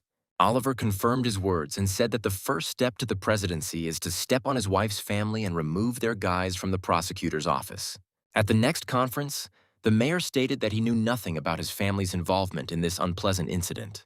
In front of the watchful eyes of reporters, he bowed and apologized. Oliver then stated that he had announced an update to the plan a few days earlier to prevent excessive real estate speculation. Following this, numerous reports were received of illegal circumstances surrounding the purchase of real estate. The Seoul government immediately handed over all information to the prosecutor's office for investigation. However, there is still no indication that they have launched an investigation. The mayor continued to say that, on the contrary, suspicious individuals had begun to flock to the area and demand that all recordings be removed. And then Oliver said that he stated with complete confidence that his wife's family had incited real estate speculation, and that the prosecutor's office, knowing about it, had covered it up. As the mayor of Seoul, he cannot turn a blind eye to such things, so he asks for a national assembly. Since the prosecutor's office is not moving forward with the case, it is the National Assembly that must do so. At that moment, Philip was closely following the conference, the topic of which was that the company Cintez Group was involved in real estate speculation. He called Oliver a son of a bitch through his teeth and angrily turned off the TV. Jack sat in the president's office and couldn't understand why the investigation had begun. He caught the intent gaze of his grandfather, who looked at his grandson and did not say a word. All Jack could think about now was that the president had gotten it all wrong. Perhaps he believes that it was Lucas who did something to get both sides into trouble. Finally, Jack said that his uncle wanted to get rid of the label of the son-in-law of a family of magnates, and he only told him about a way to do it as painlessly as possible. The president looked closely at his grandson and asked if he meant Kevin. Jack replied that that was exactly it, and all it took was to exclude the area from the development plan. He never imagined that his uncle would target the prosecutor's office. The president looked at his grandson again and said that he was surprised that Lucas was no longer even trying to hide it. Jack replied that there was no point in beating around the bush, and that his grandfather probably knew all of this himself, and he thought that at such moments he needed to confidently take a step forward. If he had revealed his plan, he would probably have been even more upset. The president asked his grandson what he was going to do now, and Jack replied that there was hardly any way to intervene. They could take care of themselves. Grandpa frowned and asked if Lucas really thought Mayor Oliver was dancing to his tune. Jack replied that, despite the fact that they had a contract to finance the elections in the amount of $40 billion, he considered it just insurance. The president said, "Did Lucas really think that since he had the reins in his hands, there would be no problems?" Jack replied that to some extent he thought so. The president chuckled and replied that it turned out to be quite different. In the end, the foal broke the reins, was unable to grow normally, and died. Jack thought that by these words his grandfather meant that from now on he had to rein in his uncle and raise him to be a useful horse. Or, on the contrary, the grandfather was going to intervene in everything that was happening. Jack asked the president to explain everything to him in a way he could understand. Grandfather replied that his uncle considered the matter too simple. Jack asked if his grandfather was referring to the prosecutor's office, and he replied that his uncle was from there himself, so he could communicate with them practically on an equal footing. But right now, he's referring to Kevin's wife's family. Naturally, Jack remembered who Jessica's parents were. The president added that at the moment she is very upset, because their family has suffered quite a bit of damage. Then he looked at Lucas and said that his uncle was the cause of everything. The president added that journalists are most afraid of companies like Cintez Group because they give them money. But there is one place they cannot ignore, and that is politics, because that is where they can abuse their power. The president asked Lucas what he thought would happen to the Daily News editorial staff if word got out that it was under the thumb of the mayor of Seoul. In that case, she will be branded as a powerless, cheap newspaper, and it is unlikely that they will be able to bear such shame then. Jack never imagined that the largest media company would start to sharpen its teeth on the mayor of Seoul and would bite him for the next 4 years. Not only will Uncle Oliver be unable to become president, but he won't even be able to run for mayor of Seoul again. Moreover, it is unknown how public opinion will change if Daily News encroaches on the media city. At this point, the president turned to Lucas and asked him if he thought his grandfather was a bad person. Jack was surprised and asked why his grandfather was asking about this. The president replied that he does not forbid children to fight with each other, but on the contrary encourages it, and what's more, they are happy that their grandson got into trouble. Jack thought and replied that he accepted his grandfather as he was. The president smiled and said that since his grandson did not hide his intentions, then he certainly understood the meaning of their trip to Gunsan. Jack replied that he realized this because his uncles and aunts tried to pull him over to their side. Grandfather folded his arms across his chest and said that whoever wins this fight will get everything.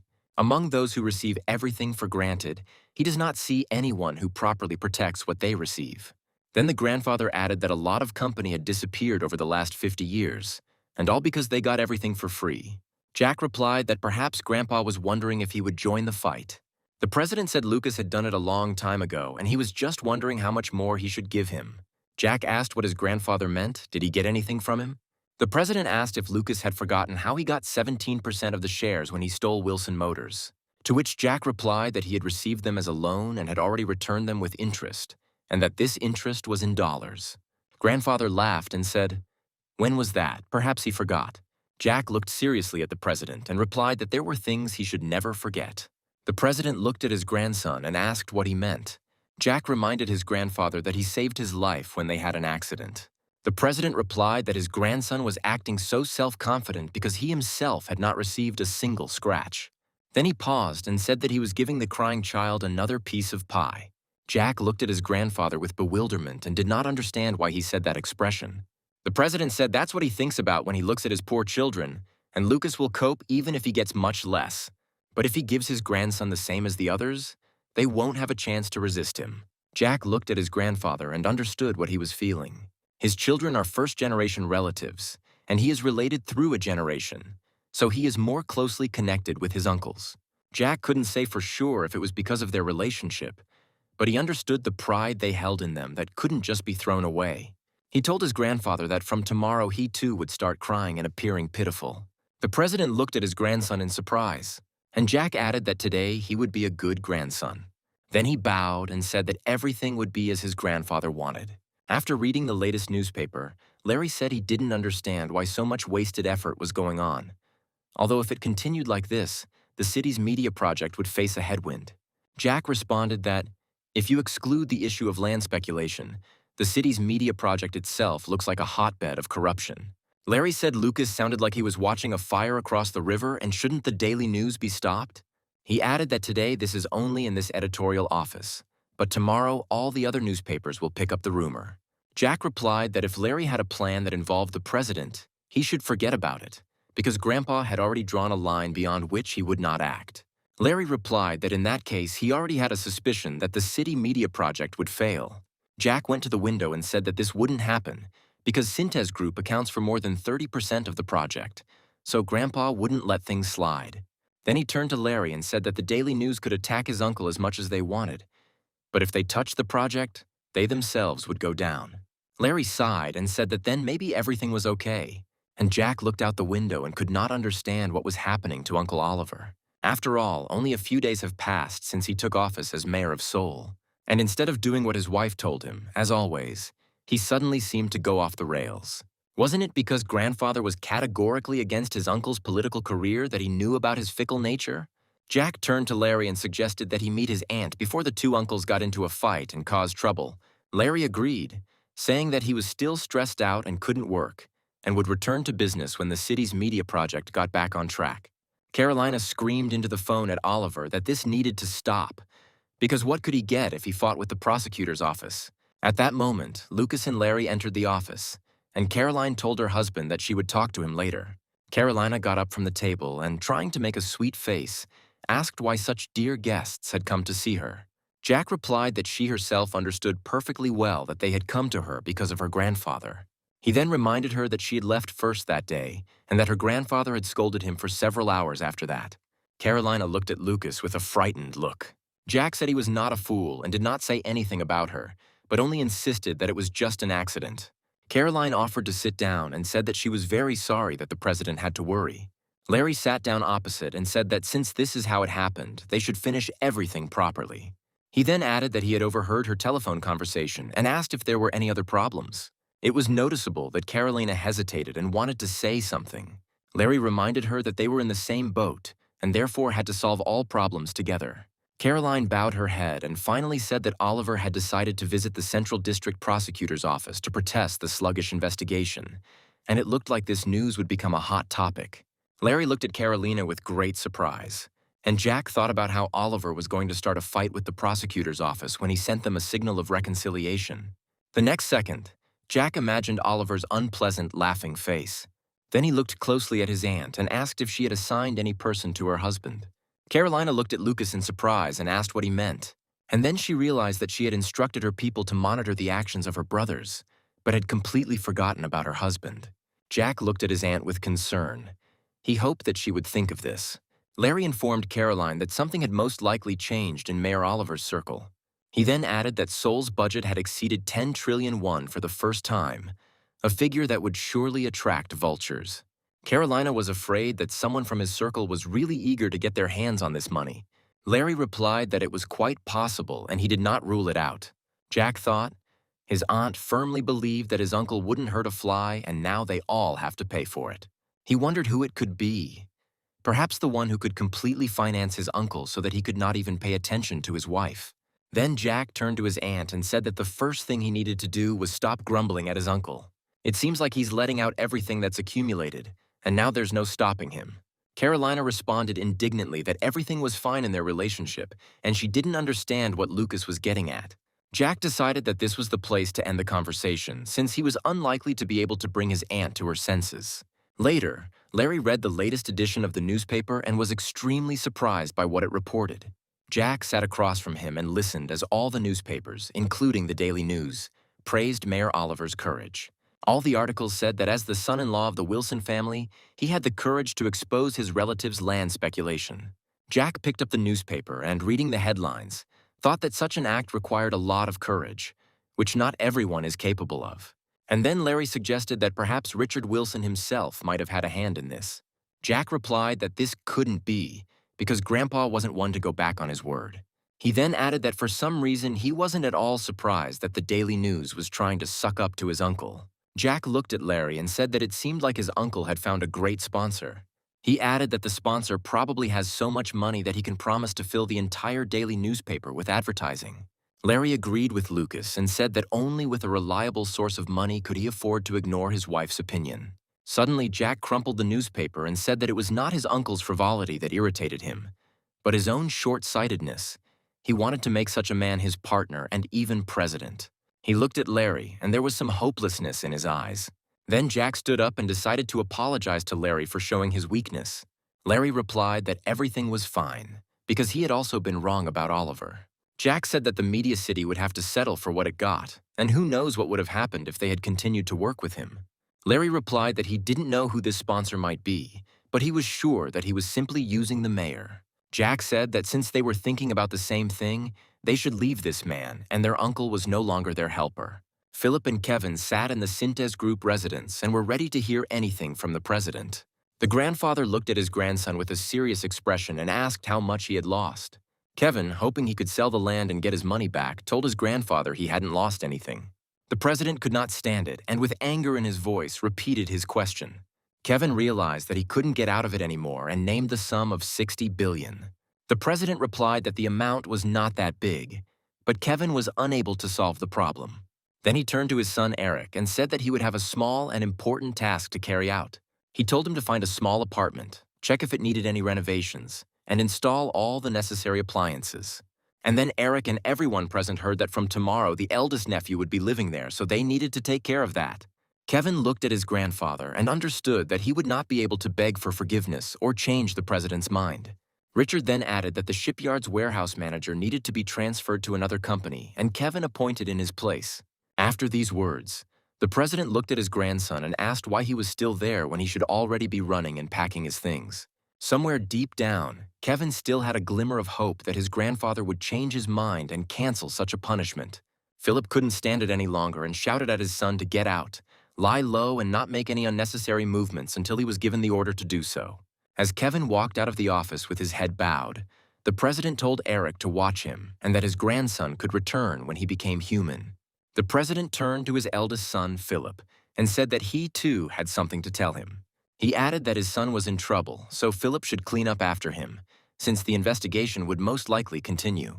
If prosecutors find evidence of embezzlement or abuse of power, Kevin will end up in prison. And if Philip doesn't want his son to end up behind bars, then he must sort things out himself. The president sat with his eyes closed for a minute, and then his gaze fell on Caroline. He looked at his daughter for a while and then said that she should divorce Oliver. To say that Caroline was horrified by what she heard would be an understatement. And the president added that if Oliver wants to get rid of the label of Wilson's son-in-law, then they will make it happen. Oliver will get what he wanted. Carolina tried to object to this idea, otherwise she would be called a divorcee. The president told his daughter that if she did this, he would give her a department store, a hotel, apartments, and a golf course. He explained that he would completely separate them from the main company so that no one could steal them. The president was silent for a moment, and then said that he was not forcing anyone, and that he did not want to become a father who pushed his daughter into divorce. When he added that the choice was up to Carolina, the girl hung her head and understood that something needed to be decided. The president looked at Eric and said that he had been wrong so far before. He wanted to get a capable guy who would take care of Cintez Group. Philip looked at his father and understood that his son had dug his own grave with his own hands. The president looked around at everyone present and said that it was time to get rid of this incompetent person. One of the following days, Jack flew to America. He planned to visit the main office of Fantasy Entertainment. Jack had his own idea about money. The more you earn, the more you should use. He arrived at the office just as a meeting was taking place there. After one of the employees finished his report, Jack said that from now on, investments in internet companies would be prohibited. The employees looked at the manager in amazement and waited for further instructions. Jack added that despite the pretty packaging, they should not be trusted. The same goes for intuition. Whispers began in the office due to the employees' anxiety. Jack saw their confusion because now the place where all the money in the world revolves is Silicon Valley in the USA. He then added that by investing directly, they would not be able to choose when to exit. Jack said that this is exactly what they should have learned when they played computer games as children. And now they must take control of the game, because direct investment is the game that the creators of internet companies play. By this game, Jack meant the American Stock Exchange, which specializes in shares of high-tech companies. Rachel looked at the manager and said that making a profit through direct investment just before the admission of securities and shares to the stock exchange, after all, that was his specialty. She looked at Jack and asked if he was so cautious now. Of course, he couldn't tell her that he had personally seen the internet bubble burst, and with it, a huge amount of money vanish into thin air. Jack stood up and asked what they would call the process of wrapping something unreal in a wrapper of beautiful words to charm people into paying money for it. One of those present stated that this was a scam. Jack replied that he agreed with him, but now these actions are called differently. He added that this is called a venture fund, that is, a risky enterprise for investing in innovative companies. Even if it's just 1 cent, it should be invested in companies with real sales, even if they are not high, but offer specific services. Jack added that he could cite the online bookstore Azon as an example. One of the employees said that if the manager was referring to Azon, which was founded in 1994, then its investment value was 0. He added that last year, before the listing, their shares were valued at $18 apiece. But on the day of the issue on the stock exchange, the price fell to almost 2. Jack looked at him in surprise and asked how he knew so well about it. At this point, his colleagues laughed because they knew that he was involved in the sale and purchase of these shares. Jack smiled and asked the employee how much he ended up losing. He sighed and, lowering his head, named the sum of $50,000. Rachel said they all tried to talk him out of it, saying the company wasn't worth it, but he invested anyway. Jack replied with a serious expression that in his place he would have invested 100 times more. This answer caused great surprise among everyone present. Jack explained that Azon takes orders and delivers books, albeit small ones, but there are sales. He added that the concept is simple, but it is different from internet companies that only make noise. After this, Jack said that before time runs out, it is necessary to return all the money invested in such internet companies. He told me to come up with a suitable excuse and withdraw the money, even if there was some loss.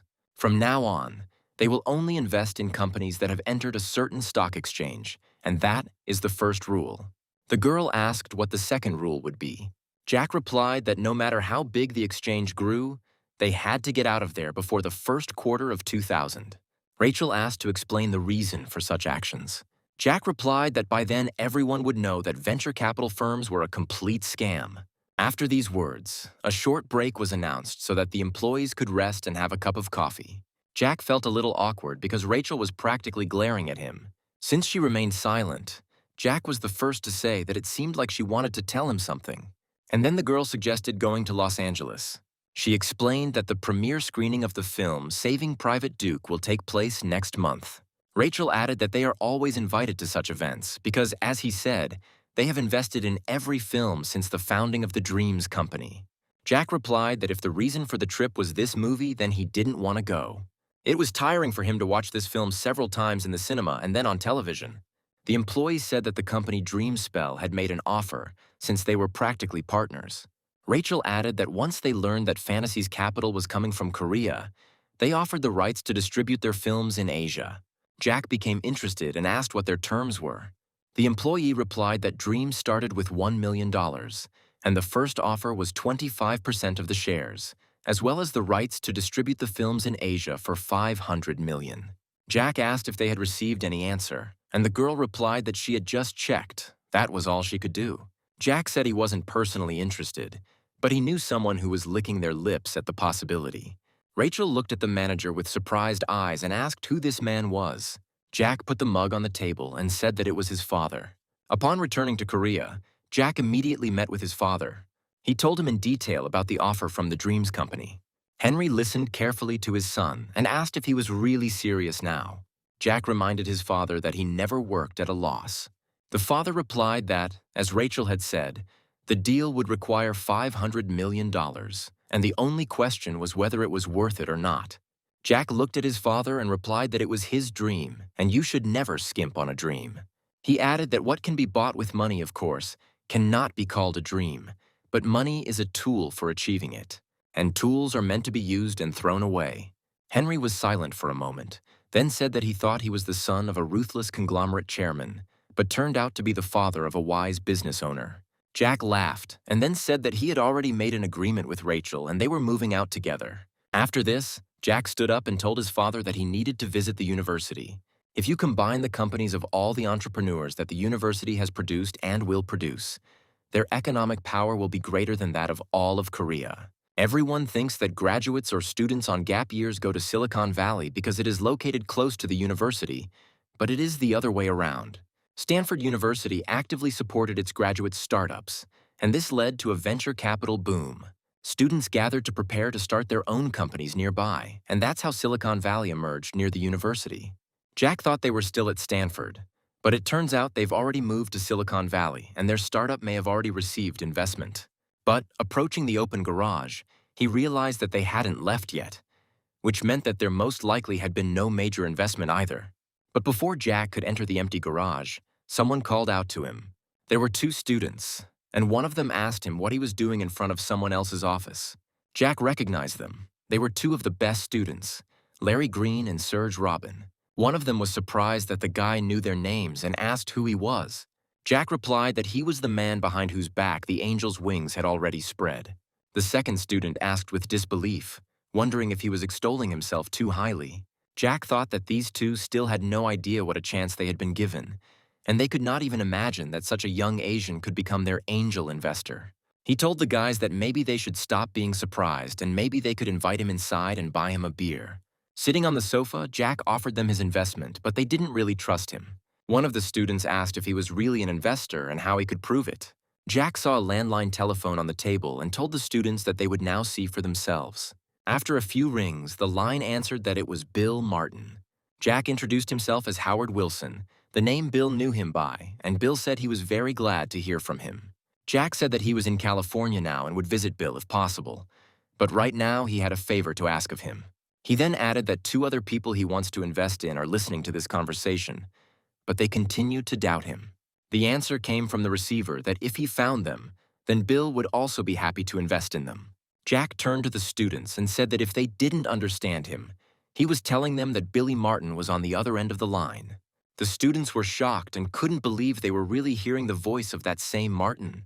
Jack said he would step away for a moment and that the two could talk to Bill Martin. He drank beer and, standing on the porch, heard the enthusiastic cries of the students.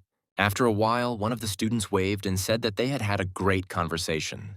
Jack answered the phone and said that he would be staying in the U.S. for some time, and they might meet, to which Bill replied that if he did not find time for him, he would fly to California himself. After that, Jack looked at the students and finally saw the look in their eyes that he wanted to see. Later, while chatting over beer, the students asked if Howard had really invested $9 million in Bill's company when he was only 10 years old. Jack replied that they had heard everything themselves from the telephone conversation. So how could Bill have lied to them? One of the students said they were glad to have met Howard Wilson. The second student added that Bill said that since Howard found them, their business would definitely be successful. And then Jack said that they should forget about Bill Martin because he had already become a successful billionaire. He added that Bill still won't tell the secret of his success. Jack then said that Martin only uses online services, but his business itself is a distribution one. He looked at the students and said that they seemed to be missing something. Jack added, "Did they really think he was less influential than Bill Martin now?" Jack waited until the students' surprise had passed and said that they could now get down to business. He asked them to think in what they needed most: an office, employees, or something else. The students looked at each other and both answered in unison that they needed a server. One of them added that the search engine they developed has already been launched. It is already being successfully used at the Institute and in Silicon Valley, and the indexation is considerable. But the server they are currently using does not have enough communication lines to ensure optimal performance. Jack asked if they had any estimates yet on the costs of purchasing such a server. And when the student replied that they had already calculated everything, Jack suggested that they do everything at once. His answer again caused genuine surprise among the students. Jack added that they should expand the server, move to a proper office, hire more employees, and change their machine. Because if they crash this wreck, he won't be able to get his investment back. Jack was willing to help them comfortably so they could focus on developing the project, as he did not consider them to be scammers who were simply wasting investments without producing any results. He clearly saw the goal that the students wanted to achieve.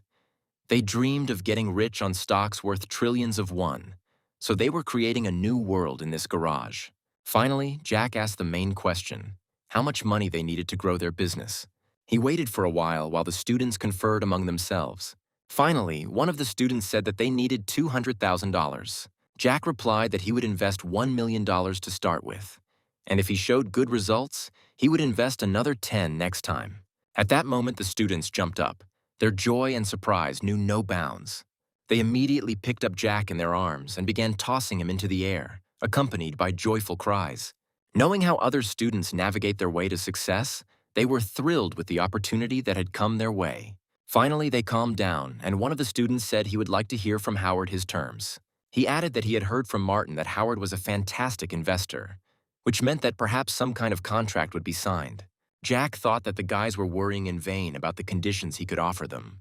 He understood what might happen if he tried to grab a piece of a company whose corporate value would soon be estimated in the tens of trillions. So he gave up the idea of controlling these students who would change the world simply because he knew what the future held for them. And while they are changing the world, he will try to change the future of Cintez Group. If he wanted more, his only weapon might disappear, so he decided to be only so greedy as not to change the future he already knew. Jack told them that they were lucky, but this time he would be greedy. He added that he would gradually invest up to $30 million in them. If further investment is needed after this, it will mean that either the company has already grown to a huge size or they have wasted their money. In the first case, they will have many other investors who will give them additional capital. And then one of the students asked, if the company grows to such a huge size, why might it happen that investment stops? Jack replied that making money from multiple projects is exactly what people with a lot of investing experience do. Jack reminded them of the successes and failures of many Silicon Valley projects, and that additional funding meant the need for additional advice.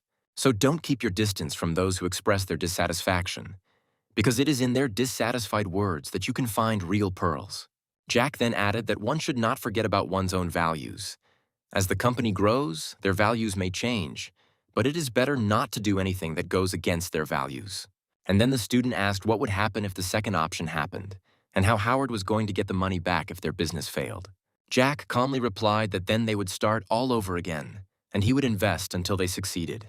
And then the student said that Howard really believed in their success if he was ready to take such risks. Jack smiled discreetly and said that was how it should be. Then one of the students said that investing based solely on one's beliefs was irrational and asked for specific figures. Jack replied that he had no intention of taking away the deciding vote, and so they would use it jointly. He added that therefore, in exchange for a future investment of $30 million, he wanted approximately the same number of shares as each of them had. The student asked what it meant that they would start by dividing the shares into 3 equal parts. He then added that Howard might end up losing out, because given how much he was investing, they could easily agree to half. And Jack answered them that in that case he had a request, simply to protect his shares in the future. At this point, the student extended his hand to Jack and said that they could make a deal before he changed his mind. Jack replied that he would prepare a contract and $1 million by tomorrow. All 3 shook hands and each seemed satisfied with the outcome of the negotiations. Then the second student asked if Howard was really 20 years old. Jack didn't answer this question, but only laughed slightly.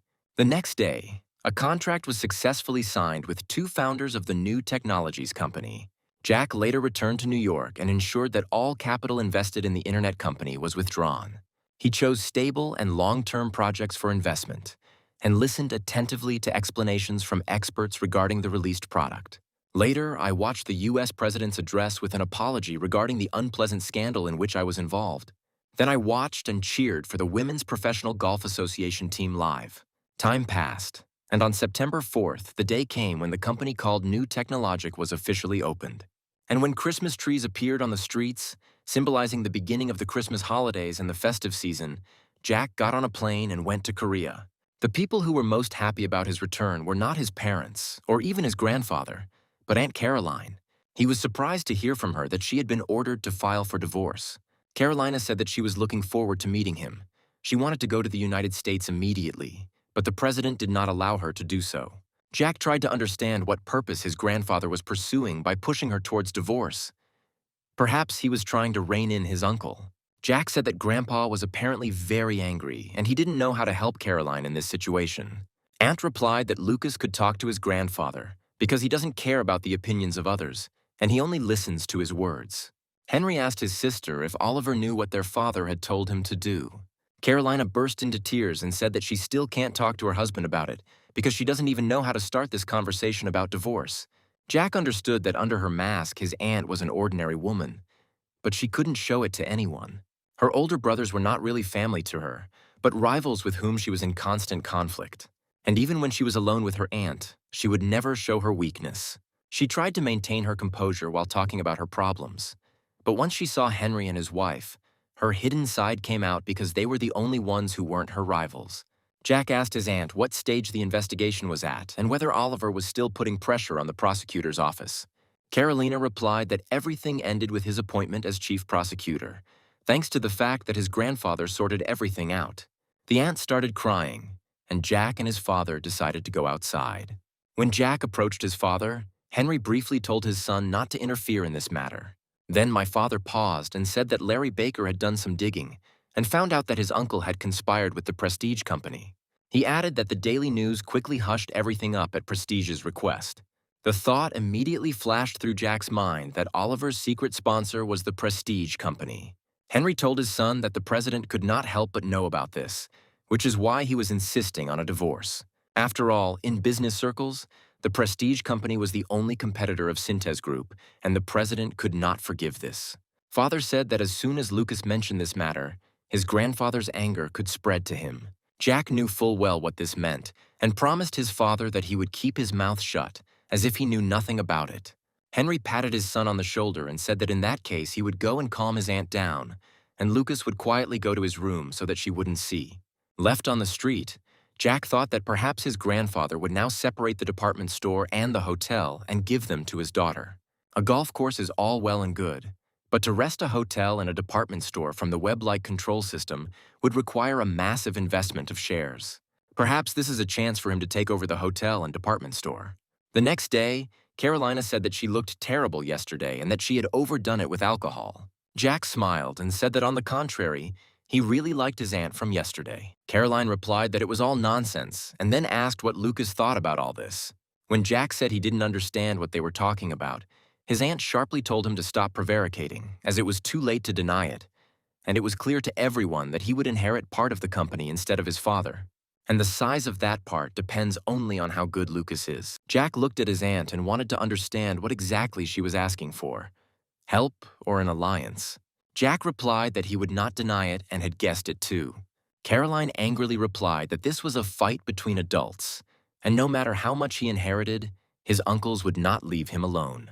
She added that he understood perfectly well that the brothers were trying to steal everything by any means necessary, and if they were lucky, they would simply buy everything at a high price.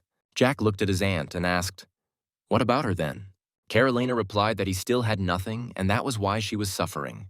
Jack said that a department store, a hotel, a golf course, and apartments. Does it really mean nothing? Carolina looked at her nephew in surprise and asked if he was really offering her a divorce. Jack replied that the choice was his aunt's, either her husband or their Wilson family, but he didn't think she was the type of person who would give up her family for her husband. Caroline looked at Lucas and said that he thought the choice was simple. Jack looked at his aunt in surprise and asked what she meant. Carolina said how he views joining forces to protect what both she and he will have, and then getting something more. And when he asked what would happen if they united, his aunt said that everything they got would be divided in half. She added that she would gather people who would help them, since half of Wilson's power is in the hands of board members, including branch directors. Jack thought for a moment, and Caroline waited for Lucas to answer. After a short silence, Jack said that first it was necessary to take what grandfather gave. He then added that one should not try to grab a big piece at once, but should do everything gradually. The aunt said that from his conversation she understood that Lucas was also insisting on a divorce. Jack replied that she had to be ready for that. Otherwise, he couldn't go after her. Caroline, not understanding what her nephew was getting at, asked how her divorce could help her prepare for everything.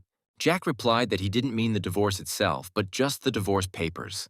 He added that the aunt should hand over the divorce papers to her husband, and he would immediately fall at her feet. Then Jack said that Oliver, as a politician, although he claims that being Wilson's son-in-law is his weakness, without this family he is nobody, and his aunt must make him realize this.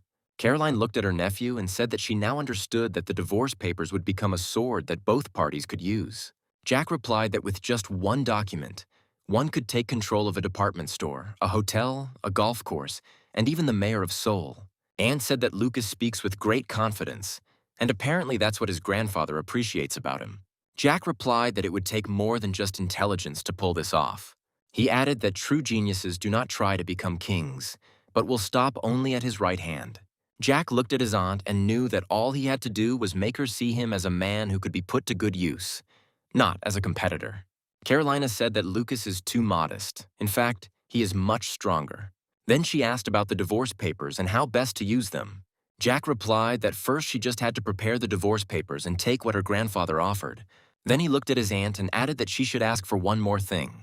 Carolina looked at her nephew in surprise and asked what he meant. Jack mentioned the Wilson Distribution hypermarket, which she should focus on and prepare for its opening. He added that this company is not currently listed, but it should be made a parent company and the shares of the department store and hotel transferred to it. Jack said that then it would be possible to say that the aunt had taken control of the securities trading. That is, she would be no different from the bank. He added that this would not be difficult to do, since the hypermarket and department store have almost the same structure, and the only difference is the number of goods in circulation. Jack said that she had already achieved significant results in managing the department store, so she should get the hypermarket from the divorce. Caroline began to understand her nephew and said that if Wilson Distribution, as the parent company, were separated from the main business, then it could be said that it would take over the foundation. The aunt added that then the shares would be in her hands, and it would be possible to cleanly and accurately transfer the excess funds into her own shares. Jack replied that it was true. It was like moving money from one pocket to another without any loss. This way, the aunt will be able to kill two birds with one stone. Carolina threw herself on her nephew's neck and exclaimed who he took after as so smart. Larry was sitting in the mayor's office. He said that they say that he plans to continue to do business with bad cards in his hands. Oliver rolled his eyes and said he didn't understand what they were talking about. Larry replied that he had heard that he had been frequently talking privately with the chairman of the prestige company lately. Oliver replied that he only met him because of the start of construction of the new city next year. He then told Larry that he would also benefit from this, because if he was not mistaken, the Media City project was already completed. Larry replied that there was a lot of talk about the contract being signed with the prestige company. He then added that their company had no interest in apartments, and that Motors Group chairman Mark Twinton thought the same. Oliver said he thought Larry had come to ask for a piece of the new city.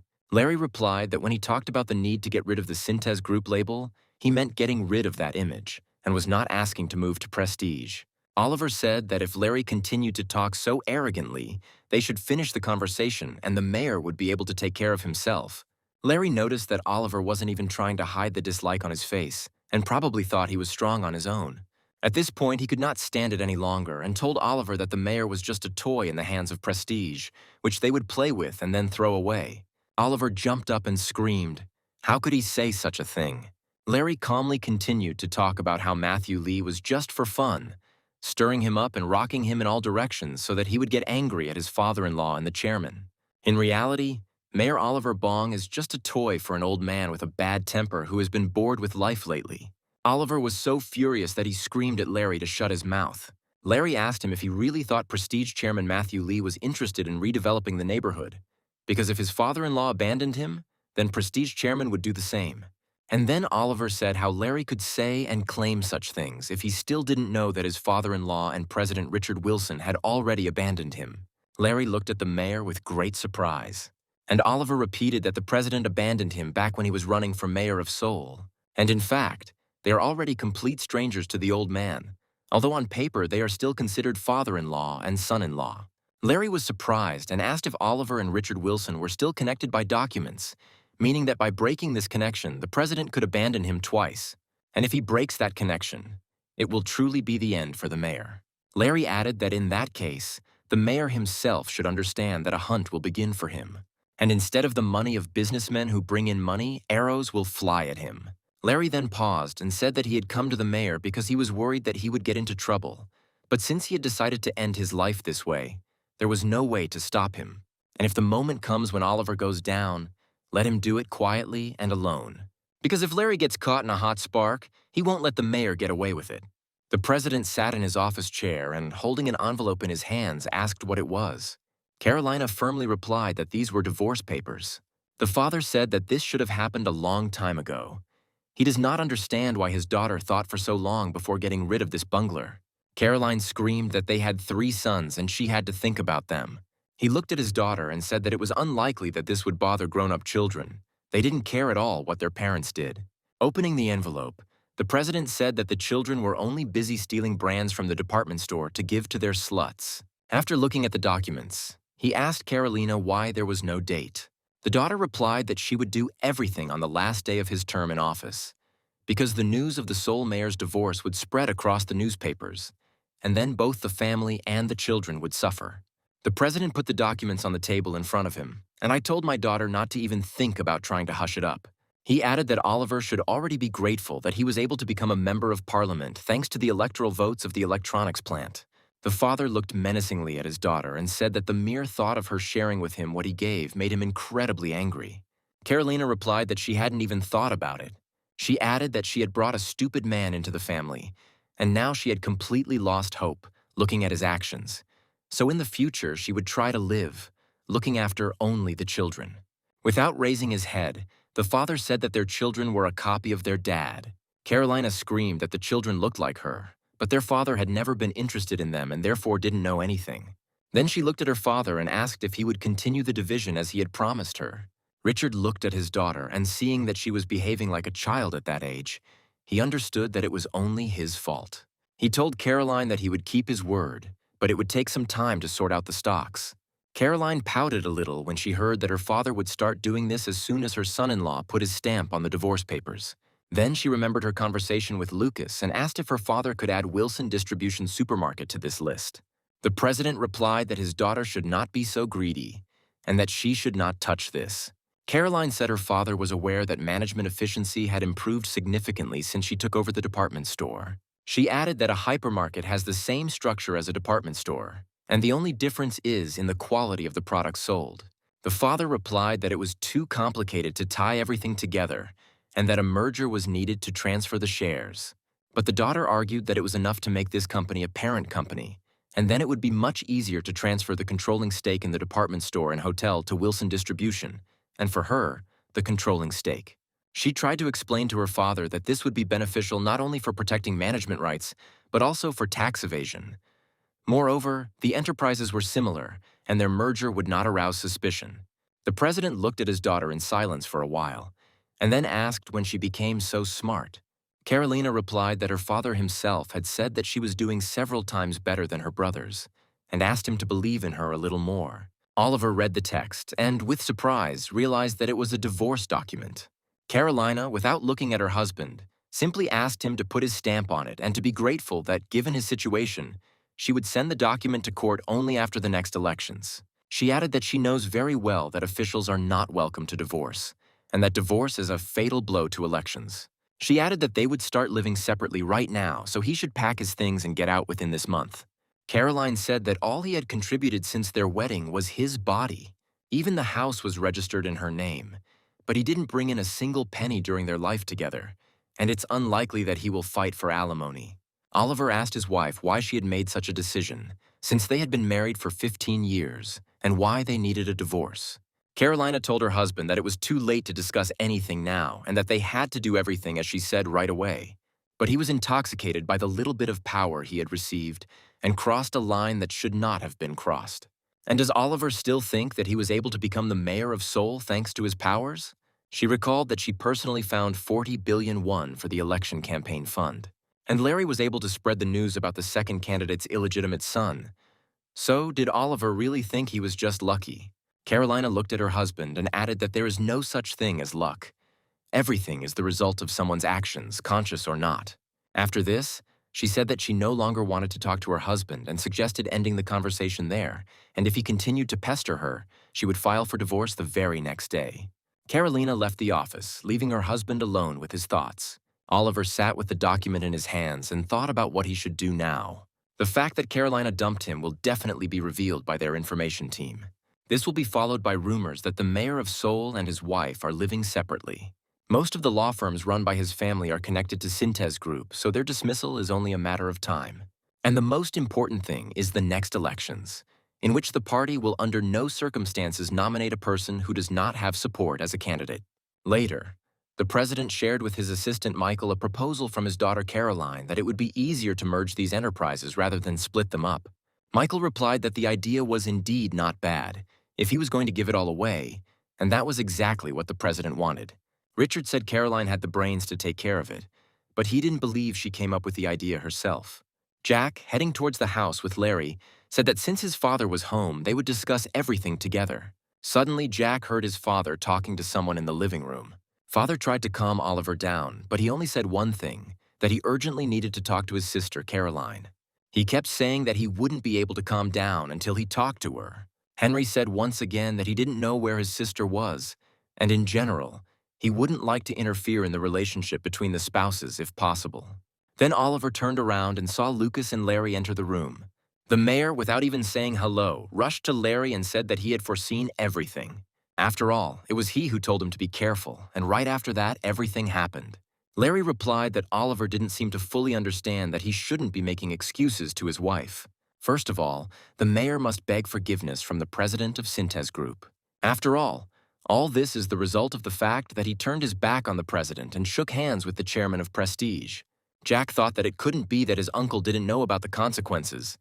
He was just trying to solve the problem by finding an easier opponent. He thought it would be easier to persuade his aunt than his grandfather, so he decided to use his father as an intermediary. The mayor lowered his head and asked if the president was now trying to get revenge on him for this with problems on the personal front. Then he couldn't stand it anymore and, exploding, said that his father-in-law wasn't taking on too much. Henry looked at Oliver and asked if he hadn't known this when he got married. After all, he married Carolina not because his father-in-law has a wonderful character, but because he is the president of Cintez Group. Hearing this, the mayor looked at Henry in surprise, and he continued to say that even if this was too much, Oliver should just shut up, because it was only possible to scold his father if Cintez Group went bankrupt and he was no longer the chairman of the conglomerate. And then Larry intervened, saying that they could only talk if Oliver admitted the essence of the problem. Then he turned to Henry and told him to calm down too. Jack watched as his father didn't say a word and headed for the exit. When the mayor calmed down, Larry told him that first he had to calm the president's anger and he could talk to his wife later. Oliver said that since we were talking about divorce, would his father-in-law really meet with him? Jack asked his uncle if he wasn't the type to shake hands even if the chairman tried to snatch it away. He added that his uncle should still try to meet with the president no matter what. Jack had no desire whatsoever to prevent his aunt and uncle from divorcing, and that would have been the end of their relationship. But first it would be nice to get something from him. And since he couldn't keep the man, he would at least try to get back the money invested in him. Jack advised his uncle to prepare a gift and go to his grandfather. At least he would definitely be able to go into his office. Seeing the silent question in Oliver's gaze, Jack asked if he was really going to go empty-handed. The mayor scratched his head and said that he simply couldn't imagine what he could give his father-in-law. Larry added that in order for the president to accept him again, he needs to give something magnificent. At that moment, Jack couldn't tell if Larry was trying to give him a hint or was making fun of the mayor. Oliver thought deeply, going over in his head the options of what exactly he could give the president. Jack said that he would bring his uncle some water and he could sit down for now. As he left the room, he noticed Larry's gaze and realized that he wanted to talk about something. Jack poured the drink and quietly asked Larry if he had any opinions on the matter. He smiled and quietly replied that he was thinking that they too should get involved in building a residential area. Jack replied that they had no experience in this industry. But did Larry really have an idea? Larry didn't answer, but just winked slyly. The mayor, apparently thinking about the gift all this time, shouted to them that the two of them had met with their father-in-law more often and should know him better. When Larry and Jack returned to the living room, Larry said that Mr. Mayor should first loudly announce the severance of relations with the chairman of Prestige. Jack sat silently opposite. The thought of what Larry had planned haunted him. And then Larry said that when he sees the mayor in such a state, he can no longer say anything. What is the point of making an effort if he will not get anything out of it anyway? And suggested that the mayor sort it out himself. Then he stood up and said that he had his own conversation with Henry, and so he would probably go. Oliver grabbed Larry's hand and asked if he did what they said. Would his father-in-law forgive him? Larry replied that this was just his opinion and he couldn't be sure of anything. And anyway, he was busy. With these words, he, like Henry, left the room. The mayor looked after him, and his eyes showed complete despair. The uncle turned to his nephew and asked pleadingly if perhaps he could answer him something. Jack said he had heard that Seoul's development plan for next year included the development of a new city. And the fact that his uncle had secretly promoted Prestige was a fatal blow. He added that they say that when his grandfather heard about this, he turned over the table in his office. My uncle's gaze was such as if he not only did not see a way out of the situation, but also the meaning of life. Jack knew that all he could do now was watch with pleasure what choice his uncle would make. The 1st of January of '99 arrived.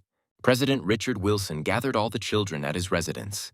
He stated that he had an important announcement to make today and asked him to listen carefully and not complain. He looked at his youngest son, Henry, and said that the conversation would now be about him. The father said that starting this year, he will become the official general director of the medical center and director of the development center. Eldest son Philip listened attentively as the legal procedures were completed, and Henry would take office as soon as the official announcement was made. Second son Eric also listened attentively as each branch would allocate enough money to the development center so that Henry could manage everything wisely. Then the president looked closely at his son and told him not to think about making a profit, but to take just enough so that there would be no shortage. The father was silent for a moment and added that he did not plan to leave him anything else. But when the president asked if his son was happy, Henry thought about it. And then he asked his father if he was suddenly dissatisfied, then would his father give him more? Neither Philip nor Eric expected their younger brother Henry to respond to their father in such a way. The president replied that he would not give it, and his son had no choice. Henry chuckled and asked why he had even asked his opinion then.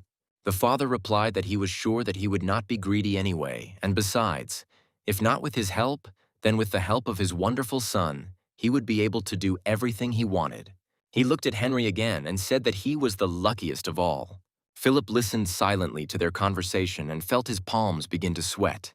After a brief pause, the president said he planned to spin off the department store, hotel, and golf course to form Wilson Distribution. He added that the controlling stake would be removed from the management cycle, and the difference in value from the share exchange would be dealt with by converting them into bonds. After these words, he looked at his daughter Carolina and said that this would be her share. Eric felt a cold trickle of sweat run down his temple. Only he and his older brother Philip remained. Caroline finally swallowed the lump in her throat and thanked her father. The president replied that there was nothing to be grateful for, since a large debt had accrued during the separation process. And when her father said that she would have to earn money quickly and return the money to Cintez Group, the smile instantly disappeared from her face. The president turned to his son Eric and said that from this year on he would be vice chairman. The father added that his son would have to take over branches of the heavy and chemical industries. Up until now, everything has been going smoothly there, so there won't be any problems. Finally, the president looked at Philip and said that he would continue to manage the electronics and food processing division as he had before. The father looked at both older brothers and said that they would both serve as vice chairman. Eric understood that from the outside this all sounded great, but in fact, all responsibility for the branches would lie with them only formally. And Philip thought that even if you add something else to this, it will not make it either hot or cold. The president advised them not to allow the branch general managers to look for him because they did not trust them. He added that if something similar happens, he will transfer all branches to a professional management system. The eldest sons understood that this meant that what he gave, he could take away at any moment. For some time, there was dead silence in the office. Eric thought that the only area his father hadn't mentioned was finance, insurance, securities, cards, as well as assets opened this year. The father did not mention any of this. Eric felt that his father should give this sphere only to him. And when the president once again turned to him, he was ready to hear this good news. My father said that all nonprofit organizations would be there. A university, a cultural and charitable center, and also a research center. Eric didn't understand his father's decision. Did he really mean that he should step away from managing the group altogether? And the president continued, saying that he should assemble a team of professionals there. Eric couldn't resist and tried to express his bewilderment. The father asked what his son was unhappy with, or whether he was aiming for the financial sector. Eric immediately drooped and said that he was quite pleased with his father's decision. Then Philip decided to ask who would be responsible for the finances. The president replied that for now he himself is able to oversee this area. Philip immediately fell silent and realized that it was better not to say anything more on this topic. The father chuckled and asked if they were really that eager to throw the old man overboard. Philip exclaimed that no way, and already regretted asking that question. The president paused, and then thoughtfully replied that he actually wanted to break up this industry, but that it would take a long time, since it would be necessary to carefully sort out the shares. It occurred to Philip that the head of the financial sector was simply not in this room. He even wondered if it could be Lucas, but then the father said that that was all, and the children headed for the exit. Richard sighed and said that they are given it, and they are still unhappy. Michael approached the president and said that the children simply knew that they had not received everything. Richard replied that if they just sat back and did nothing, nothing would fall from the sky. Now he had clearly defined everyone's territory, and whoever was greedier would snatch a piece from the other. The aide replied that he knew the president did not want to split the group. The president responded that business in Korea could only survive if it united. He cited the example of Wilson Electronics, where semiconductors, home appliances, and telephones are all pushing and pulling each other to survive. The same goes for the heavy industry that supports the shipping sector. Without insurance, a lot of companies would close due to financial constraints. Michael said, wouldn't it be better to just pick one person and give them everything? Leaving the presidential residence, Philip said that he suspected that Henry had made arrangements with his father in advance. When his brother replied that he didn't understand what he was talking about, Philip explained that he meant the financial sector. Henry replied that he had only heard about him for the first time today, but about his sister it was really unexpected. Philip looked slyly at his brother and asked if his father's decision had really come as a surprise to him. Henry looked at his brother seriously and asked what he meant by that. And then Philip asked a direct question. Would his father really give this sector to Lucas? Henry felt uncomfortable with this question and told his brother that he thought so too. He added that Lucas is young but has already demonstrated a strong sense of the investment industry, and it will probably be difficult to find someone more suitable than him. Philip couldn't stand it and shouted that he could also give him the bank account. He added that Henry really meant to say that he didn't know what share this unfortunate fellow had in the subsidiary branches. Henry replied that food industry subsidiaries also have a high share of income. Even an unremarkable high-precision equipment company has a fairly large stake in the group, although the actual number of shares is not that important. Philip looked at his brother and said that everything was united into one system. Maybe now, having gotten his hands on the shares of the financial sector branch, he also wanted to get a place in Cintez Group. He added that Henry had been as quiet as a mouse, and now, for the sake of his son, he decided to show his claws. Henry replied that his maximum was a hospital and a center, as his father had said. Philip got wound up again and said that his brother was now saying that he should consider this 20-year-old brat separately. Henry replied that if he were given control of the financial sector, he would step aside, as he was not interested in it. But if his son gets it, he will never ask him to give in. Philip threw away his cigarette butt and, suggesting they talk frankly, asked his brother how much longer their father thought he would live. And what's the point of Lucas heading the financial sector when he's not even 25? Henry remained silent. He really didn't want to answer this question. And Philip continued, saying that if Lucas rises up when the company is so divided, then those devils will definitely come and try to take over the insurance branches. Will Henry then be able to protect his son? The brother smiled and replied that they looked funny now as they were dividing the skin of a bear that had not been killed. Henry didn't want to talk to his brother anymore, and turning around without saying goodbye, he went home. And then one day, my father hosted a dinner at the house for all the employees of the companies that his father had handed over to him. Many of them were glad to meet because, while working in the same company, they might not see each other as they were sitting in different offices. Father gradually began to get to know the people with whom he would have to work. Jack watched with alarm as the guests continued to arrive, as he didn't know how many employees his father had.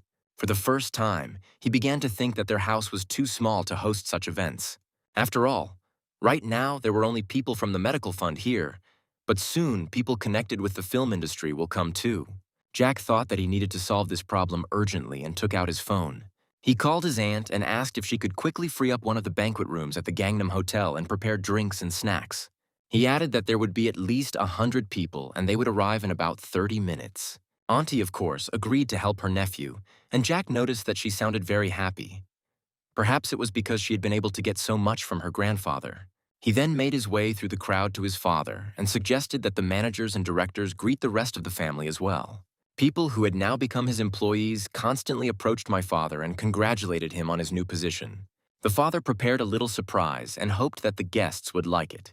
And then a girl of incredible beauty entered the living room, accompanied by her retinue. She was one of the most famous film actresses in Seoul. She greeted Henry politely and smiled sweetly at the guests.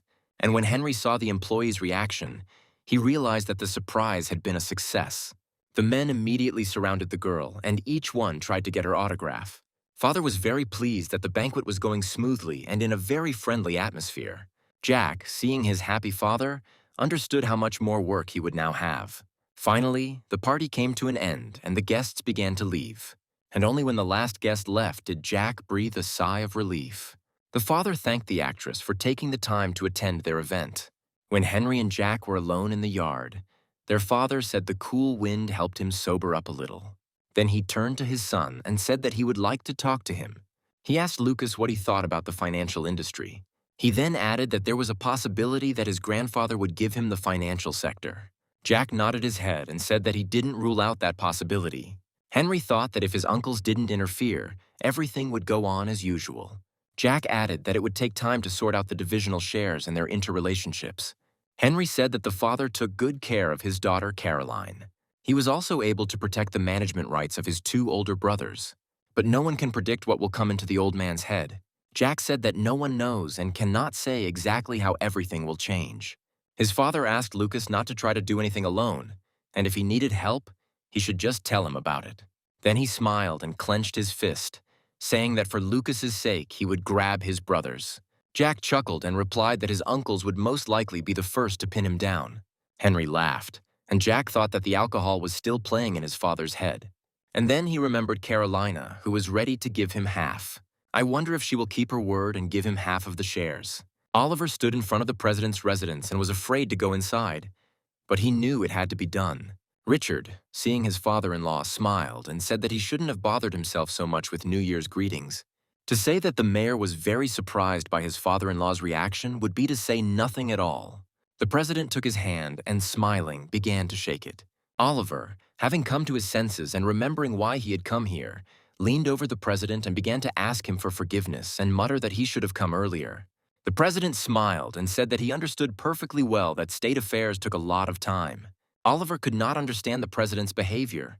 Either the old man had gone crazy, or he simply no longer saw him as a son-in-law. Perhaps his father-in-law is now talking to him as if he were just the mayor of Seoul.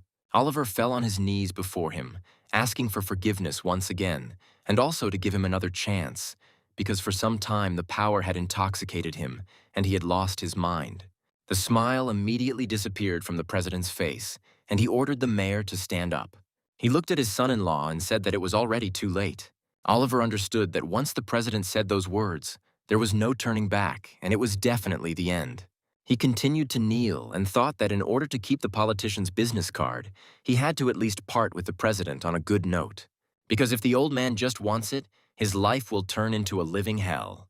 Oliver knew his chances of forgiveness were slim to none, but he still continued to kneel and beg for forgiveness. The mayor said that the plan to build a new city that he had promised had been canceled, and if the president gave you one last chance, he would create a new project for a new city. The president looked silently at his father-in-law, who continued to crawl at his feet. Then he repeated that Oliver should stop making this circus. The president sat down in the chair and told the mayor to say everything clearly and briefly. Oliver replied that he would do absolutely anything the president asked. The president asked if the mayor was ready to do everything, even if nothing changed. Finally, Oliver rose from his knees and said that indeed he was ready for anything. The president paused and then said that there was no talk of canceling the divorce, and Caroline, although reluctant to follow his words, nevertheless made this decision.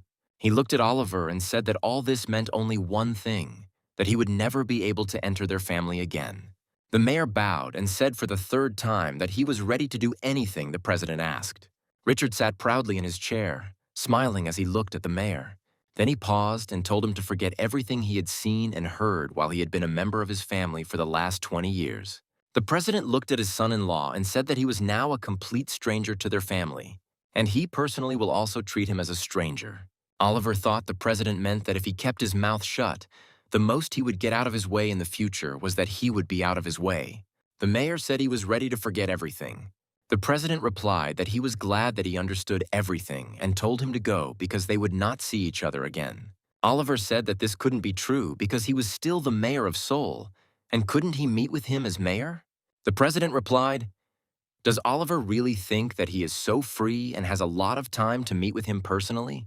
He then added that the only meeting might be the occasion for which the Blue House would contact him after the elections, and if he had any work-related questions, he knew who to contact. Having apologized for his rudeness, the mayor realized that there would be no further conversation. The president said that he didn't want to see him anymore and ordered him to go out. Oliver knew that while his political career was intact, the doors to the law firm that had been the family's mainstay were definitely closed. Larry entered the office and, smiling, congratulated Carolina on her new position. Jack joined in the congratulations and said that she could now confidently be called the chairman of the Wilson Department Store Group. A genuine smile appeared on Caroline's face because she was so happy to see Larry and her nephew. Still smiling, she shook Larry's hand and thanked him for making Lucas such a smart guy. After all, she trusted him, his advice, and did not regret it at all. When they were brought tea, Caroline said that she had long wanted to talk to them about working together and hoped that they would not refuse. Larry replied that working with her department store group was a great opportunity for him. Auntie pointed to a pile of folders lying on the table and said that this was an inventory of debts, and the department store group should pay Cintez Group after the separation. She added that board members had said it would be difficult to manage them until the largest discounter began to make a profit. Without delay, Larry and Jack began to carefully study the documents. Carolina was nervous and silently watched her nephew and Larry work. Finally, after a couple of hours, all the documents were examined. Larry delivered his verdict, saying that the costs of acquiring the land and building the hypermarket were considerable, and that the profit margins from the hotel and department store were slightly overstated. Jack added that due to the recent economic stagnation, it is not worth counting on large sales, and therefore opening several more stores would be overkill. It would only increase the financial burden. The aunt replied that she had planned to do this first. She cannot postpone the development of the hypermarket chain. Perhaps the problem lies in the incompetent people who work for the group. It occurred to Jack that his aunt intended to change her creditor. The president's eldest son, Philip, considers every brick of Cintez Group his own.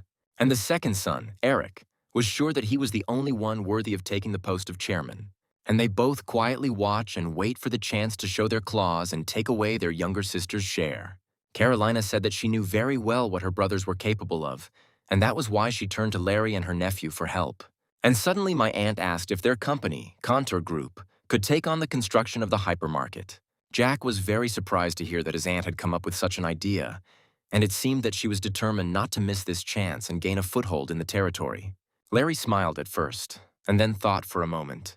Carolina looked at Larry with hope and said that it shouldn't be difficult, and he replied that he should bow his head in gratitude for this chance. Then he looked at Carolina and said that she wasn't making such an offer for nothing. Jack glanced at Larry and saw that he was acting very confidently. It seemed like he had already figured out the situation and just wanted to show whose side had the real advantage. Carolina added that her proposal would be followed by a rather generous reward. Larry replied that it all sounded too good and therefore even more suspicious. Jack smiled discreetly. He understood that Larry was simply pretending not to understand and continuing to ask questions. Perhaps he wants to hear something specific from his aunt. Carolina looked at Larry hopefully and said that she was asking him for a favor. Larry looked thoughtful and asked if she meant they should do everything on credit. Carolina replied that she would pay back with interest as soon as the business was up and running. Larry asked his aunt, since it was a loan, what she could offer as collateral. Caroline replied that she thought they had a trusting relationship and that the question of bail had left her a little stumped. Larry answered her that when someone borrows money, they usually repay the debt only to the bank, forgetting about their friends. This answer left my aunt at a loss, and she did not know what to say. Here, Jack reminded Larry that it was time for him to go and he could look at the document later. He looked closely at Lucas and began to collect the documents into a bag. Then he bowed to Caroline and said that in order not to upset each other, they needed to find the right line of doing business. After these words, Larry went out, leaving his aunt in complete bewilderment. Carolina looked at her nephew and asked why the hell he was behaving like that, pushing her away and suddenly leaving. Jack chuckled and replied that Larry simply knew what her weakness was. He added that he only needed to look at the accounting books to understand the state of the company. Jack sat down opposite and added that Larry simply realized that his aunt's share of the department store could be stolen before his grandfather gave it to her. Carolina asked with concern if things were really that bad. The nephew nodded his head and said that the board members responsible for the financial department were probably also aware and that the situation was dire. The aunt screamed that this was starting to irritate her and called the father a damn old man. Jack looked at her calmly and asked if she still didn't understand anything. Noticing his aunt's surprised look, he added that her grandfather had given her a test, and only if she successfully passed through all this would the department store be in her hands. Seeing that she didn't understand anything, he explained again that her business was based on turnover, and therefore was extremely sensitive to capital, turnover, and economics. So, in other words, her grandfather gave her a test. Finally, Carolina understood the whole point and asked what she should do now. Jack looked closely at his aunt and decided to check how greedy she was. He asked how she felt about postponing plans to build a hypermarket. The aunt replied that she had already said that this could not be done. Then Jack suggested she start a radical reorganization, sell a couple of golf courses, and sort out the unprofitable apartments. He added that the department store and hotel are a symbol and should remain as is. My aunt replied that it would be impossible to start selling, as it would look like a lack of ability. Jack thought she was mistaken, because in times when companies lack funds, selling to accumulate cash is a priority. Jack asked if his aunt was going to get money only from their company. Carolina exclaimed that this was the simplest option. The simpler, the better. She asked her nephew to talk to Larry, because if everything worked out for her, then they wouldn't be the losers either. But when his aunt added that they were in the same boat, Jack smiled sarcastically. The next moment, he decided to test his aunt's trust and suggested that they be honest. Jack asked if the promise she made when they got into the same boat was still valid. Here, Caroline remembered with horror that she had promised to give Jack half. He looked at his aunt and said that, judging by her reaction, she might not answer. He understood everything. The aunt asked what was wrong with her reaction, which he understood. Jack replied that he wasn't sure she would actually split the branches off for him to become a co-owner this year, and there was no guarantee he would get a job in finance. The aunt tried to justify herself by saying that he shouldn't misunderstand her. Not that she didn't want it, as he had said, that as soon as the inheritance procedure was over, they would unite. Jack was sure that she never intended to share with him, but simply wanted to use him. He was not one to settle for a department store branch and suggested that his aunt think twice. He then added that if he got his hands on the financial industry, everything could change, because even one insurance company is worth more than everything it owns. Carolina listened to her nephew and still did not understand what he was getting at. And Jack added that then he would be able to extend a hand to his uncle. Then he said that in any case, the aunt had already asked Larry and there wouldn't be any particular problems. Jack sat down on the sofa, opened the envelope, and began to look through the documents. Larry said that he had done a lot of painstaking work, and now he could say with certainty that $400 billion needed to be invested. Otherwise, she wouldn't even be able to pay the interest. In addition, everything the department store and hotel earn will go towards paying interest, and if sales drop for a month, delays will begin. Jack said that this was not an inheritance, but a debt trap. Just that grandfather gave away the branch with a debt on top. But for them, this is a good opportunity. Larry looked at Jack in surprise and asked if he was really going to take over the department store. Jack replied that it wasn't a department store, but rather a controlling stake, because Cintez Group shares couldn't be bought even for money, as they were only traded within their own walls. Larry told Jack to forget about it. How can you plan anything rationally when it comes to a dream? Jack replied that perhaps it seemed illogical now, but when he sat in the chair of the head of Cintez Group, everything would seem quite reasonable. Because the symbol of this post is not money, but power. After all, the chairman literally builds the country's structures. And only this place is suitable for satisfying grandfather's desires. Larry asked what Jack was going to do with this power. Jack put the papers on the table and said he would think about it when he received it. To start with, they will help their aunt and spend $400 billion, and the collateral will naturally be shares. At that moment, the secretary came in and said that the guest with whom they had arranged a meeting had arrived. At that moment, a man entered the office, but Jack didn't know him at all. From Larry's greeting, Jack learned that his name was Kurt Anderson. Larry asked the guest what brought the recently successful venture capitalist here. Jack began to look at the stranger in surprise. The first thing he noticed was that Kurt was unshaven. The sleeves of his jacket were frayed. Apparently, it was not the first freshness. Kurt's boots were worn and cheap-looking. Larry also noticed Kurt's appearance and asked why he looked like that. Wasn't his business going well? The guest sheepishly apologized and said that he had been so busy lately that he had not had time to change his clothes. Larry replied that it was good that he was so busy. Apparently, he was in great demand everywhere. He then pointed to Jack and said that this was his friend with whom he worked, and he could be called a little genius. Jack extended his hand and introduced himself as Lucas Wilson. Hearing the name Wilson, Kurt realized that Lucas was involved with Cintez Group. He then said that he knew that Lucas was a student. Kurt replied that he had heard about Lucas and what an outstanding talent had emerged in Cintez Group. Larry asked in surprise if such rumors really existed.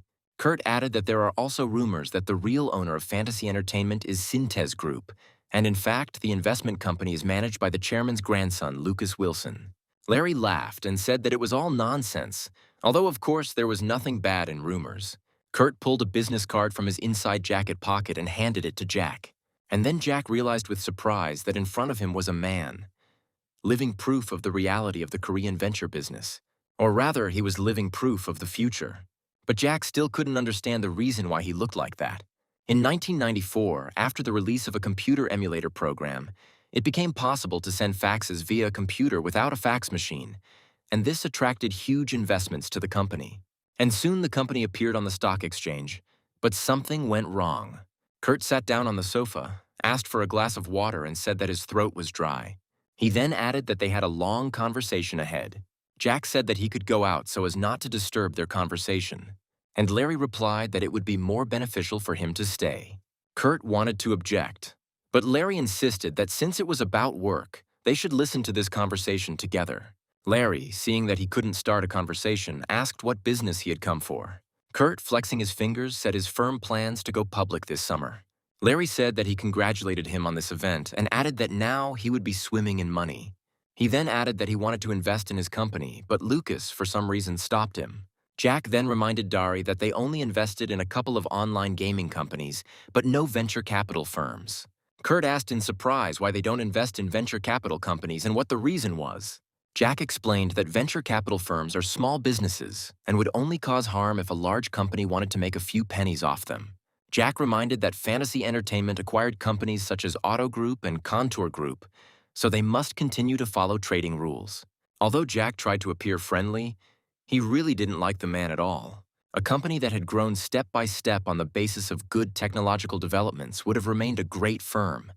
But, blinded by the chance to make a quick profit, they went public and eventually went bankrupt. Because of this, hundreds of thousands of ordinary small investors actually suffered. And this man didn't even take responsibility for it. Larry said that there are plenty of investors and they will soon be on the stock exchange. All that remains is to wait for good news. Kurt awkwardly adjusted his glasses and said that he was actually scared. Larry replied that his house smelled like a holiday, but he was so afraid of something.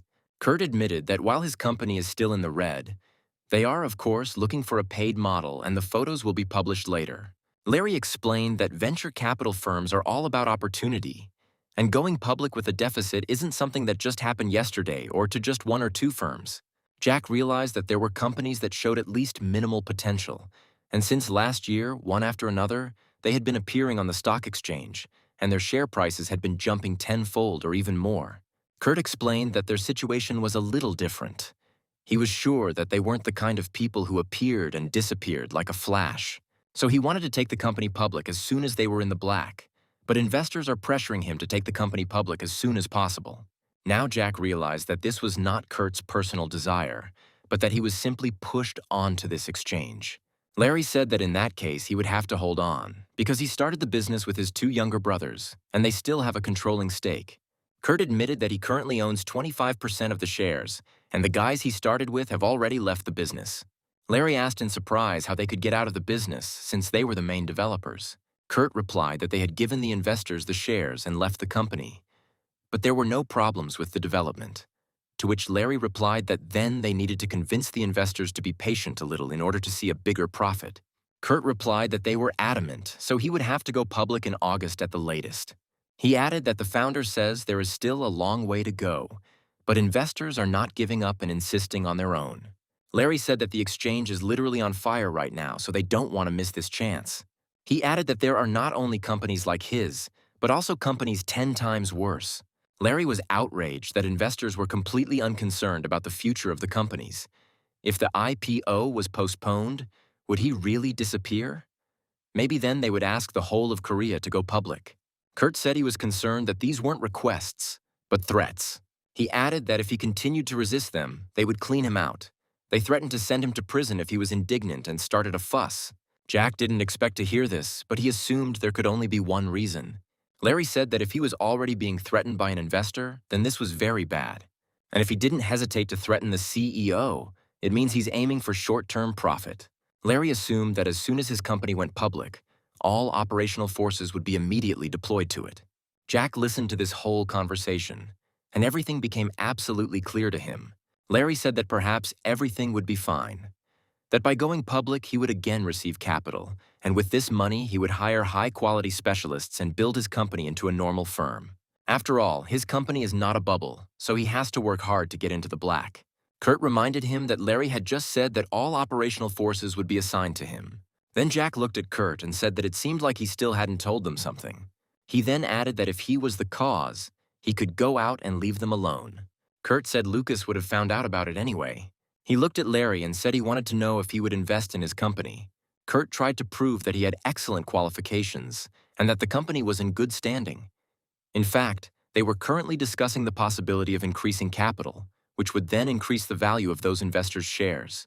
He then added that if Larry were his investor, he would not allow him to take losses, and would not even mind handing over all his shares if it would only help him postpone the IPO and go the normal route. Kurt hung his head and said he didn't want to disappear into the internet bubble. Jack listened and realized that it was probably too late to change anything. Larry thought about it and said that it wasn't like withdrawing money from an account or savings book.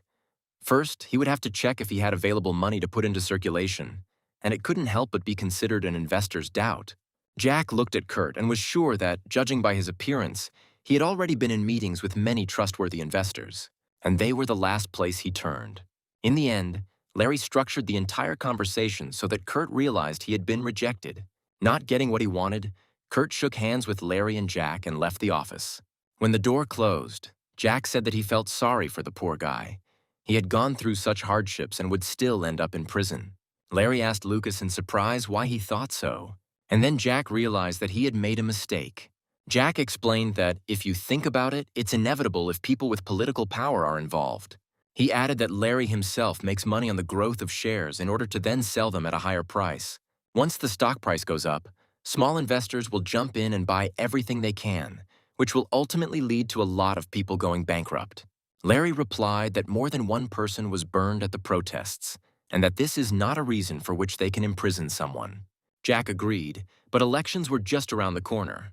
Larry also understood that there was evidence of theft from the company, so he could definitely become a target. Jack asked if Larry was going to help him or stay out of it. Larry said that maybe they would join in this game too. He added that if they intervene, the company will not be crushed in a short period of time. But even if they become the main investors, an IPO is inevitable, and their investments should be aimed only at profit. Larry sat opposite Carolina and looked through the documents with a satisfied look. The aunt asked impatiently if they could mobilize resources right now. Jack understood how upset his aunt was, because only 2 months had passed, and everything that the hotel and department store had earned had been taken away. Larry replied that they would immediately distribute $400 billion among the branches. Just a month ago, she was angry when they demanded bail. But now, finding herself under financial pressure, she quickly found it herself. Carolina said with displeasure that this was robbery. How could they take 30% of the shares? But Larry reminded her that these shares were not even in her hands yet, and no one else would give her money on the security of future profits. Larry added that this is not all the funds. Another $130 million should be taken into account for the construction of the first hypermarket. So he thinks this deal is fair. Jack grinned. Wilson Distribution was now in his hands. Richard Wilson was perplexed when he learned that his daughter had returned the money. He couldn't understand where she could get the money from since the company was going through hard times. Assistant Michael replied that she had borrowed from Fantasy and asked Larry through Lucas. He added that shares of its branches are used as collateral, which is 30% to begin with. And it is possible that Carolina will borrow again. Michael recalled that the president wanted to see his daughter overcome difficulties, but she chose the easy way out. Richard replied that Caroline and difficulties were incompatible. If she had any sense, She would have gotten rid of the hotel apartments and the golf course first and postponed the construction of the hypermarket. So, as soon as she falters, someone will appear who will take everything away. Richard paused, then said he could buy it all back. Michael reminded them that they still have a private loan market in Mendon. Michael, once again, caught himself guessing that Lucas was the real owner of Fantasy. And the chairman is glad that he will take his place. Philip asked if Eric had received the money, and he replied that he had even already paid part of the debt. Philip reported that an application had been received to terminate the contract for the construction of a large department store. He added maliciously that this bastard had finally created significant problems by trying to attract others by pledging shares. And then Philip asked if Eric thought Larry was acting on his father's instructions. Eric didn't understand what he could have in common with their father. Philip recalled that even Wilson Motors was transferred to Fantasy. Eric asked his brother what their father could be planning. Philip replied that he did not rule out the possibility that his father would transfer everything to Lucas, but gradually, including the department store. Otherwise, why would Larry take non-existent shares as collateral? If the father does not give them to Caroline, he will lose $400 billion without any guarantees. Eric replied that if this was their father's will, then what could they do? They could only watch as everything passed into Lucas's hands. Philip said he wasn't going to just watch Lucas clean up the Wilson companies. He suggested to his brother that they push Lucas under the car, like last time. Eric replied with bewilderment that he thought Philip had done it. He jumped up and said sharply that he was no longer going to listen to his brother. Philip replied that there was another option. They could buy out the collateral entrusted to Caroline. He added that they could increase the amount to $500 million. Eric said that if Larry didn't agree to give up the bail, they would make sure that he was acting on his father's orders. Philip smiled contentedly and said that they had not worked together for a long time. Eric decided to ask his brother if he thought Larry represented Lucas and not his father. Philip replied that this would mean that Fantasy belonged to Lucas. Eric said that he didn't want to believe it either, but such thoughts often visited him. Philip replied that he kept all his cash in this country in Fantasy, so how could Lucas possibly be its owner? Eric said that if you allow that thought, then everything falls into place, starting with the fact that his father is eager to hand over Cintez Group to Lucas. Philip said that if you hand over $1 billion, you can only get a car company. Eric added that Larry brought in foreign capital and gave up shares, but it still wasn't worth it. Indeed, no matter how tight the deadlines were, investing in shares made no sense. Moreover, it is already clear that the father is going to transfer the finances to Lucas. Of course, these are all just assumptions, but they have some basis. In any case, you need to start with the department store. Larry asked how much Lucas was willing to invest. Jack replied that $3 billion was enough for such a small company. Larry started counting. There are 2 million shares at $1,500 each.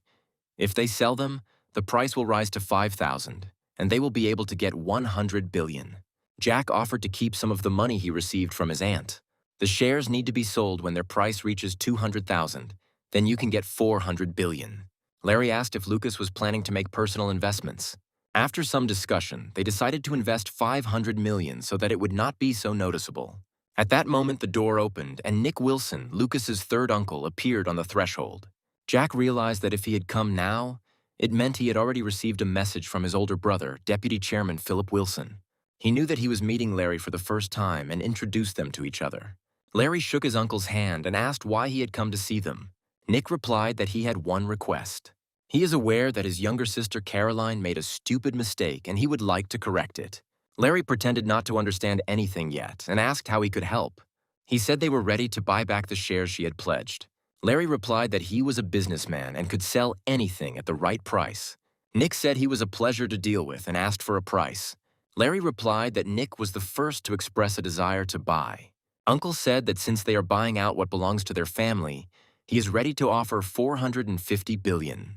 Larry reminded that the price must be reasonable and that this is not enough. Caroline was surprised by the visit of her brothers, Philip and Eric. Philip said that his sister was too calm, although she created chaos in the company. Carolina replied that there was no need to try to hurt her, that time had already passed. Eric said they came to find out what she was up to. The sister replied that she would sort out her own affairs. Eric said that Larry Baker couldn't be trusted, to which Caroline replied that it was just a deal. Philip shouted, did she really think that he lent her money just to get a high interest rate on it when he even refused $100 billion? Carolina replied that she did not understand what billions were being discussed.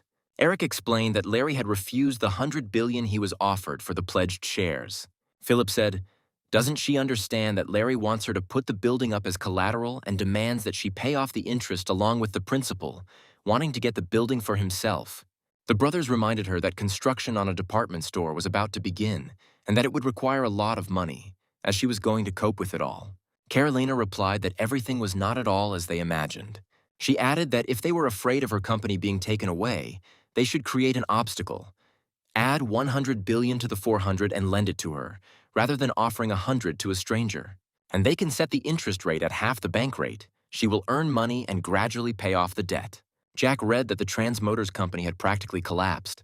The chairman asked if Lucas had any companies in mind to invest in. Jack replied that maybe Grandpa had some decent options. The chairman suggested Trans Motors, considering it a worthy investment. He placed a folder in front of his grandson and asked him to take a look. Jack looked at the documents and replied that he did not have such an opportunity yet. And the problem is not money, but the lack of suitable people. Wilson replied that he could borrow them. Jack looked at his grandfather and realized that he was up to something. He said he could lend him money to run the company. The chairman replied that they had already spread the rumor about the restructuring of Cintez Group, and his grandson was again proposing to manage it. The government would not stand idly by. Therefore, Lucas will act as the nominal director, and when everything calms down, he will return everything to its place. Jack realized that his grandfather was going to hand over the company to Wilson Group. She is responsible for shipbuilding, but she is not in first place. Wilson Contour is in the lead. If Cintez Group and Trans Motors merge, Wilson Contour will move to second place. And now the grandfather has admitted that he wants to use it for this purpose. The chairman said that if Lucas was against it, he could leave. But first he needs to look at some documents. Jack opened the package and saw that it was the cooperation contract that he and Larry had signed with Caroline regarding the department store. He realized that his grandfather knew everything about this contract, and he can change everything if he doesn't like something. Jack replied that he would do everything as the chairman said. Wilson said what he likes about Lucas is that he understands everything without words. Larry reported that Trans Motors' main creditors had called and asked if we were ready to acquire their company. Jack asked if they had received any attractive offers. He understood that his grandfather had already given the creditors a tip. Larry replied that they had promised to write off the debts and were ready to negotiate, promising that Fantasy would not suffer any losses. He looked closely at Lucas and said that it looked like he had done something behind his back. Jack said that he made a deal with his aunt. Larry grabbed his head.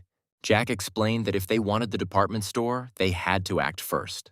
And for this, grandfather must invest all the money in the hypermarket. If the transfer doesn't take place, then Fantasy will borrow $400 billion without collateral, and that's very stupid. Jack added that his grandfather had asked him to do so, and he would pretend that he didn't know that they were taking over a chain of department stores. He explained that when Larry acquires Trans Motors and then sells it to Cintez Group, he will receive a huge profit. Larry asked whether he would be the only one receiving money from this deal. Jack replied that it was, and he could consider it a special bonus. Over the past 5 years, Larry has announced his retirement several times, and Jack has tried his best to delay it. He stood up and said that he had to tell his grandfather that they were going to buy out Trans Motors. Eric agreed with his father that the buyout of Trans Motors was an excellent decision, but the government would question the true meaning of the company's restructuring. The chairman replied that in this case he had found a replacement, and then they would buy out the company and take it for themselves. Eric asked if that company was a replacement, and by any chance not Fantasy. The father replied that he was quick-witted. Fantasy was closely related to them, so it was an appropriate decision.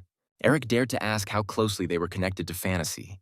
My father replied that Larry Baker had a talent for buying good companies cheaply and selling them at a high price a few years later. Eric said he would meet with Larry and handle the purchase personally, but the chairman replied that it would not be easy.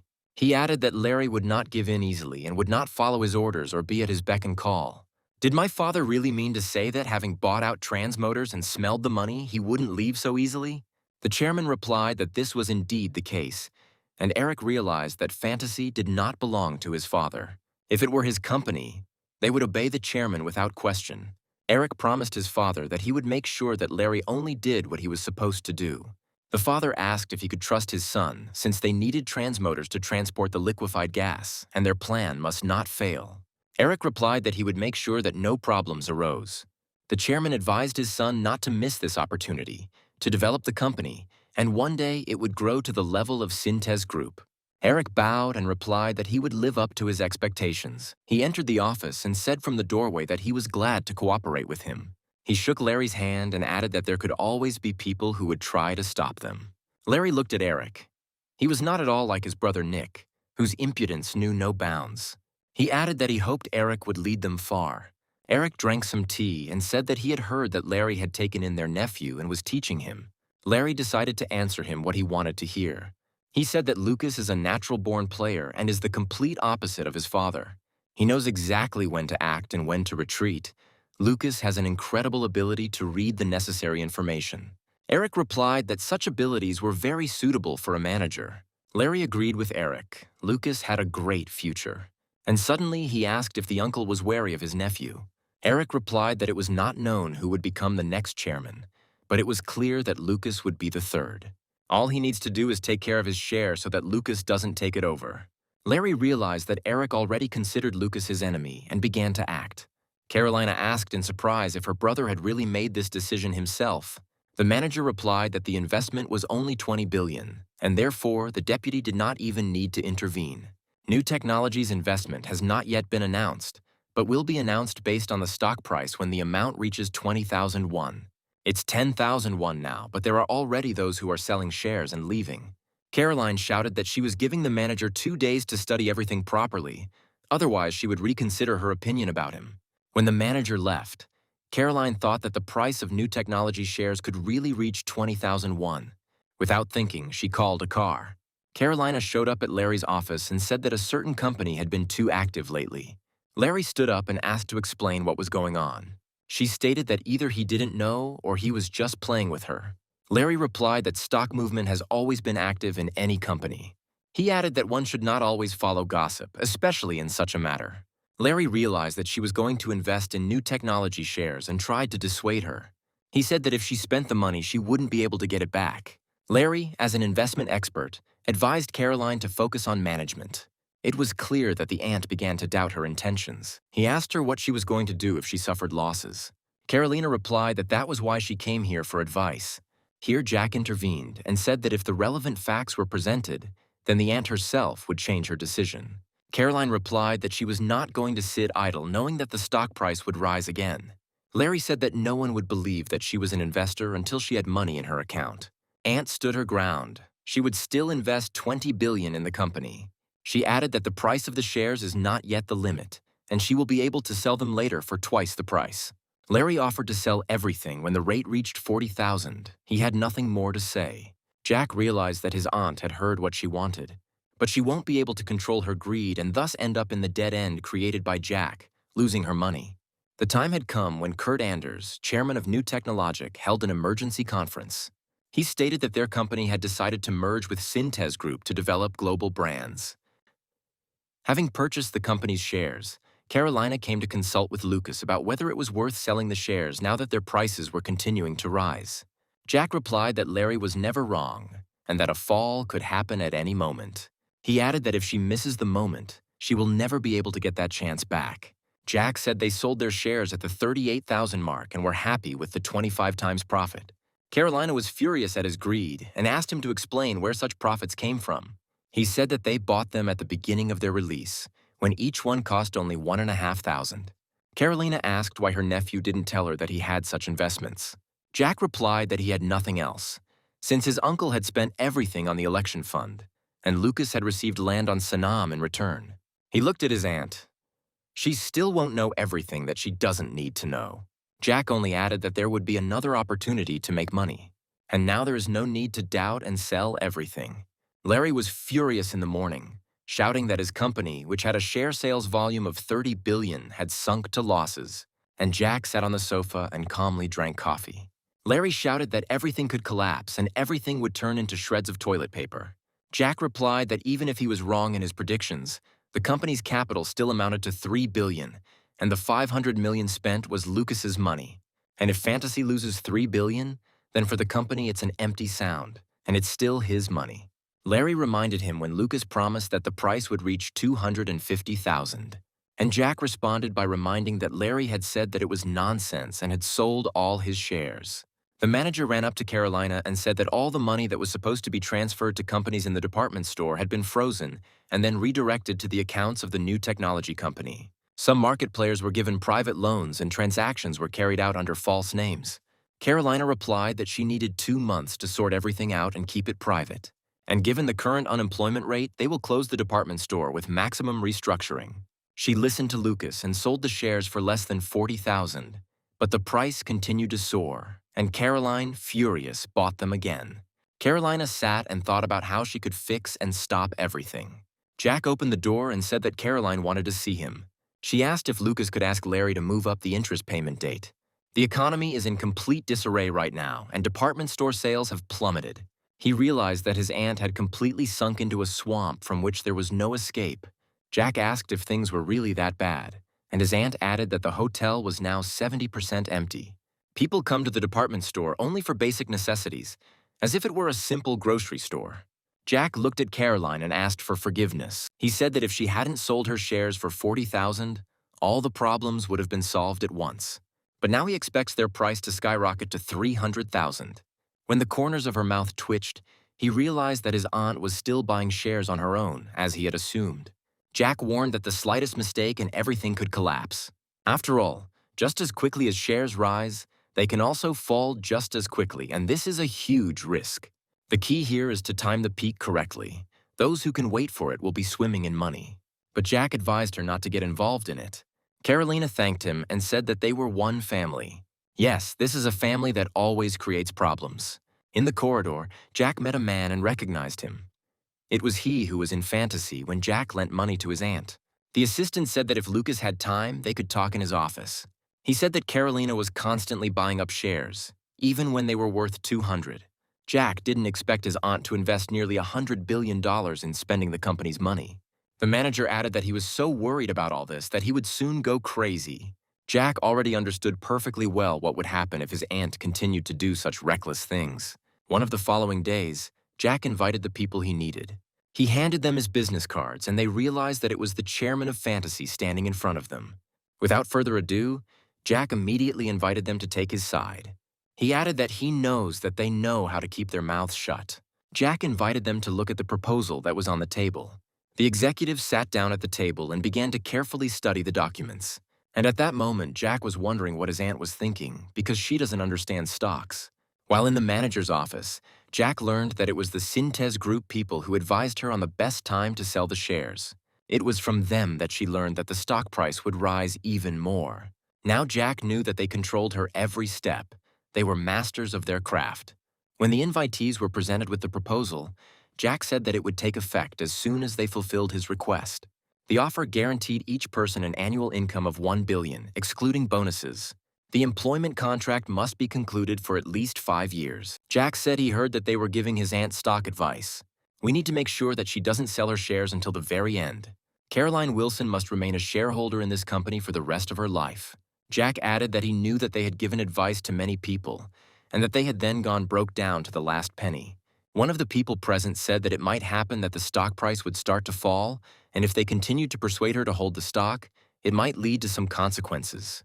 Jack replied that they were all not close enough to his aunt to worry about the consequences. Second, asked directly why Lucas would drown his aunt. Jack replied that let it be a small family quarrel. He looked at Lucas, who didn't seem upset that he had only made $16 billion from selling shares, while Jack had made 80. But after he got rid of them, the price began to fall rapidly, and the $140 billion invested by Carolina has now turned into only 10. She raged and fumed and demanded that her advisors appear immediately. The manager replied that they weren't answering calls and he couldn't contact them.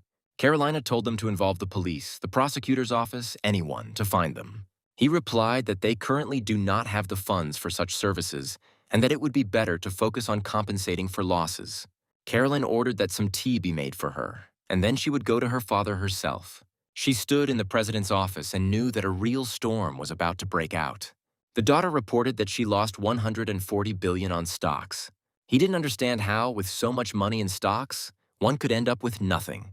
She was supposed to hand over this money to the owners of the outlets in her department store, who then invested it in shares. The daughter added that Cintez Group also invested there, and she simply decided to follow their example. Would they really invest $20 billion in a company knowing full well that it would collapse? The chairman asked what Carolina wanted from him now. Carolina cried and asked her father for help. The father replied that she could turn to Larry again and let him solve her problem. The daughter replied that this was out of the question. She could no longer borrow from Mr. Baker. The chairman said that the separation had gone as she wanted, but now its separation from Cintez Group had no meaning. He put the package on the table and added that she now had an independent company in which she had no shares at all.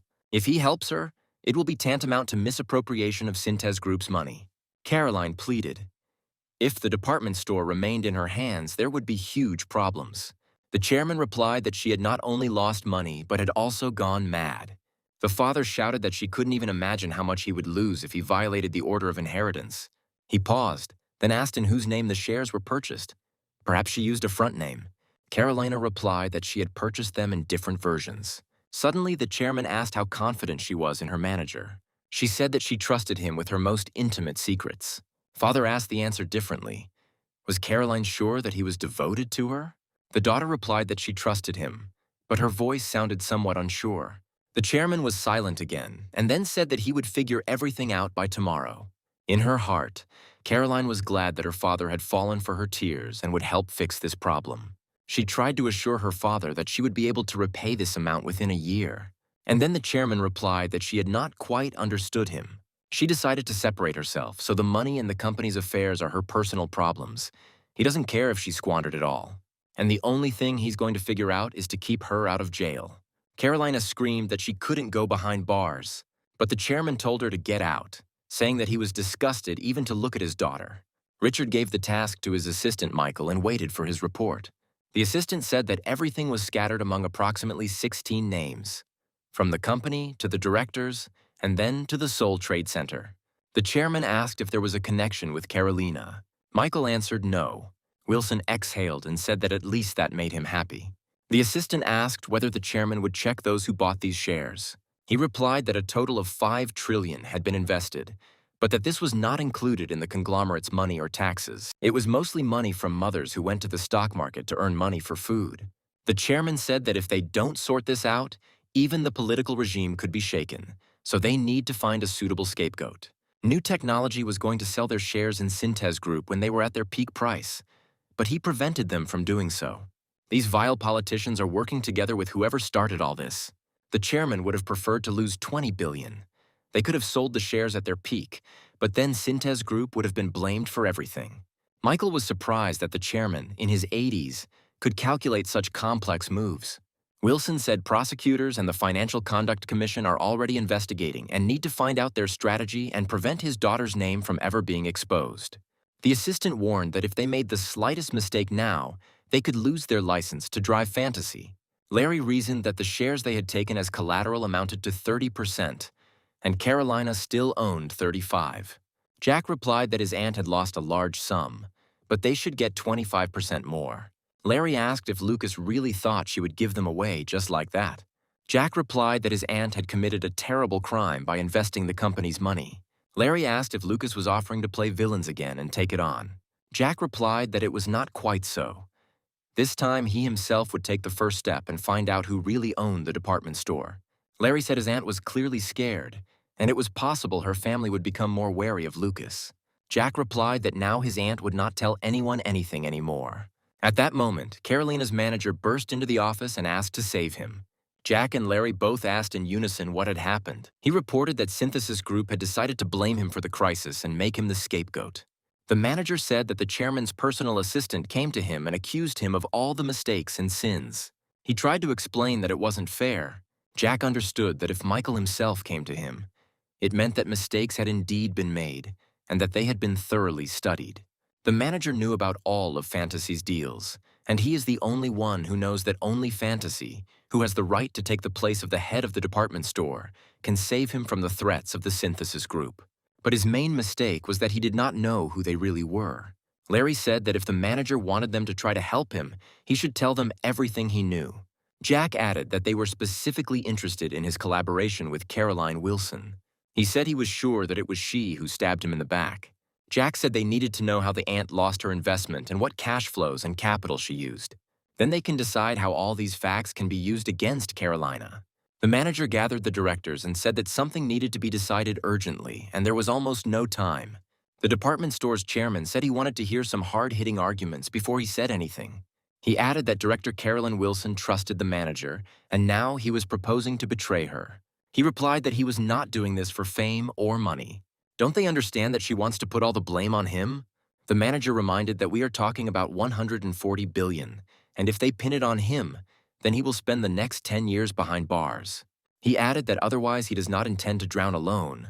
All reports on the work of the department store and the hotel passed through him. And all the details of the theft of the company's funds are also with him. So not only ordinary managers, but also members of the board of directors will be held accountable.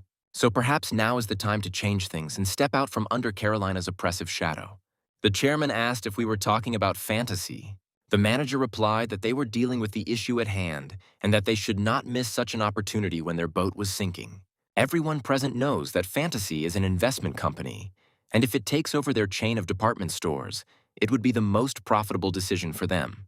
And nothing will stop them from doing this because they have already separated from Cintez Group. The chairman of the board of directors realized that in this case it would be their own business, outside the influence of Wilson Group. Jack made an appointment with Caroline, and she promptly arrived at his office. She asked why Larry was late. Jack replied that he would not be there and Caroline would talk to him. He sat down and added that Larry had asked to check whether she could fulfill all the obligations on the bonds. Aunt replied that if Lucas meant the losses incurred, then there was no reason to worry. He reminded her of debts of more than $100 billion and asked how she was going to repay them. Carolina replied that since her nephew had brought it up, she had a small favor to ask. She asked Lucas to lend her some more money. The aunt asked for $150 billion on the security of her shares at the same interest rate. Jack could see that she still didn't understand the situation she was in. He replied that at the moment she had no way to pay off the debt and interest. Jack reminded her that there were only a few days left until the end of the year, and it was unlikely that she would be able to pay off her debts.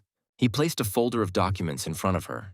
Jack said that under this agreement, she pledged shares of the department store outlets, the hotel, and so on, so they had the right to begin transferring all of this to Fantasy. The aunt jumped up and screamed that Lucas couldn't do this to her. Could it really be that Larry ordered this to be done? Carolina told me to tell him that he would pay dearly for disrespecting Cintez Group.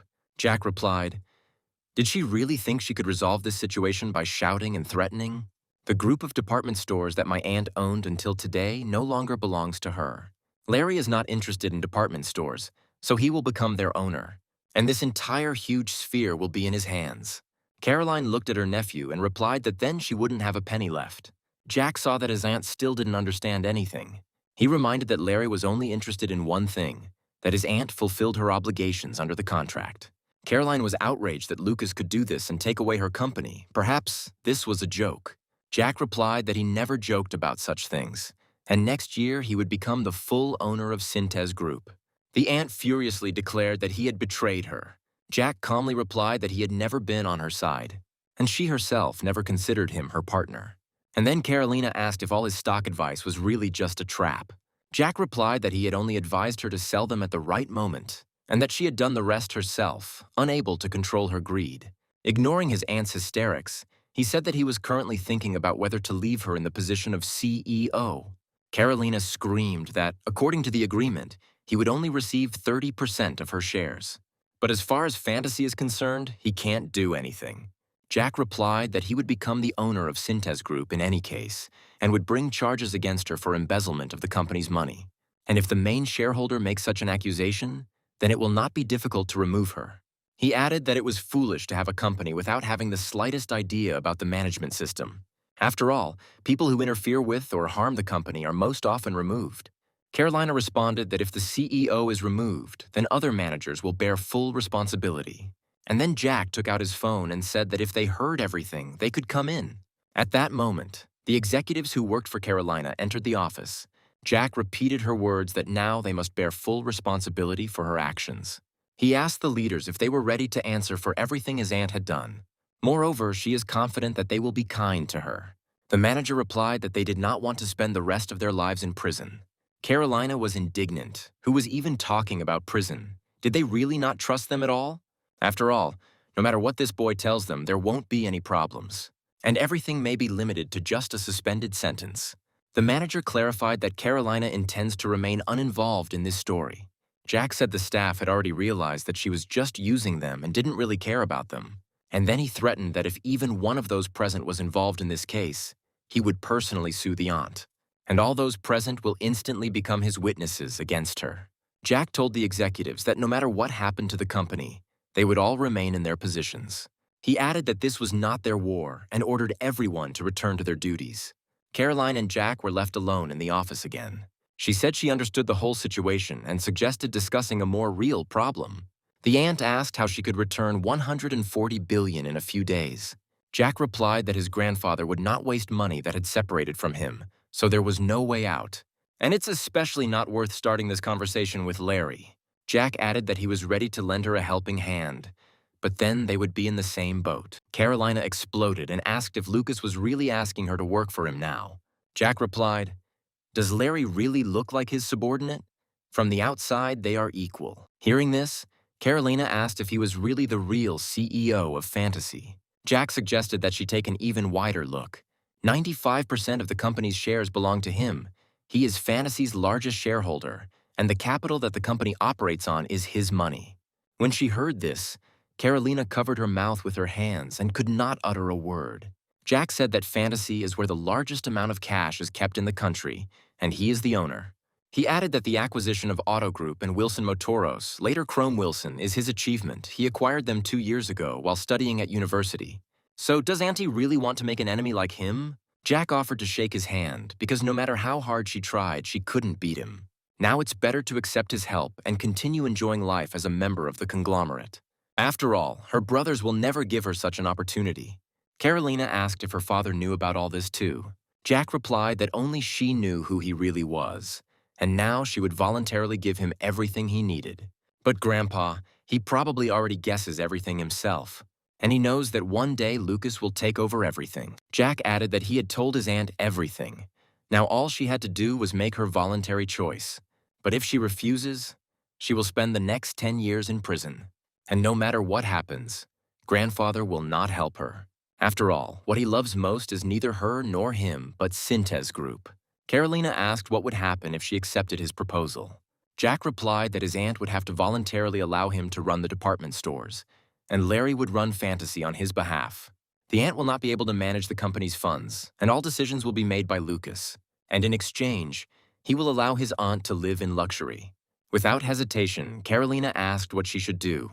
Jack put the documents on the table and replied that in that case, they could get down to business. Taking out a pen, he added that he would buy part of her shares, Cintez Group, for $140 billion. This will make him the largest shareholder with 55%. Jack held out his pen and said that if he were her, he wouldn't hesitate. Now, the first thing to do is to report everything to the head. After all, there is no greater betrayal than receiving such news from third parties. The chairman said that Carolina was probably in shock. Jack replied that she was fine, and he had promised to make sure that she could live her life as before. The chairman thanked Lucas and added that it must have been difficult for her. And then he asked if Lucas was involved in his aunt falling into this trap. Jack replied that he had nothing to do with it, and many people got burned buying and selling new technology shares. But the difference between her and an ordinary person is that she did not use her own funds, but the company's money. The chairman's look was very distrustful. He then asked Lucas not to be like him on one issue.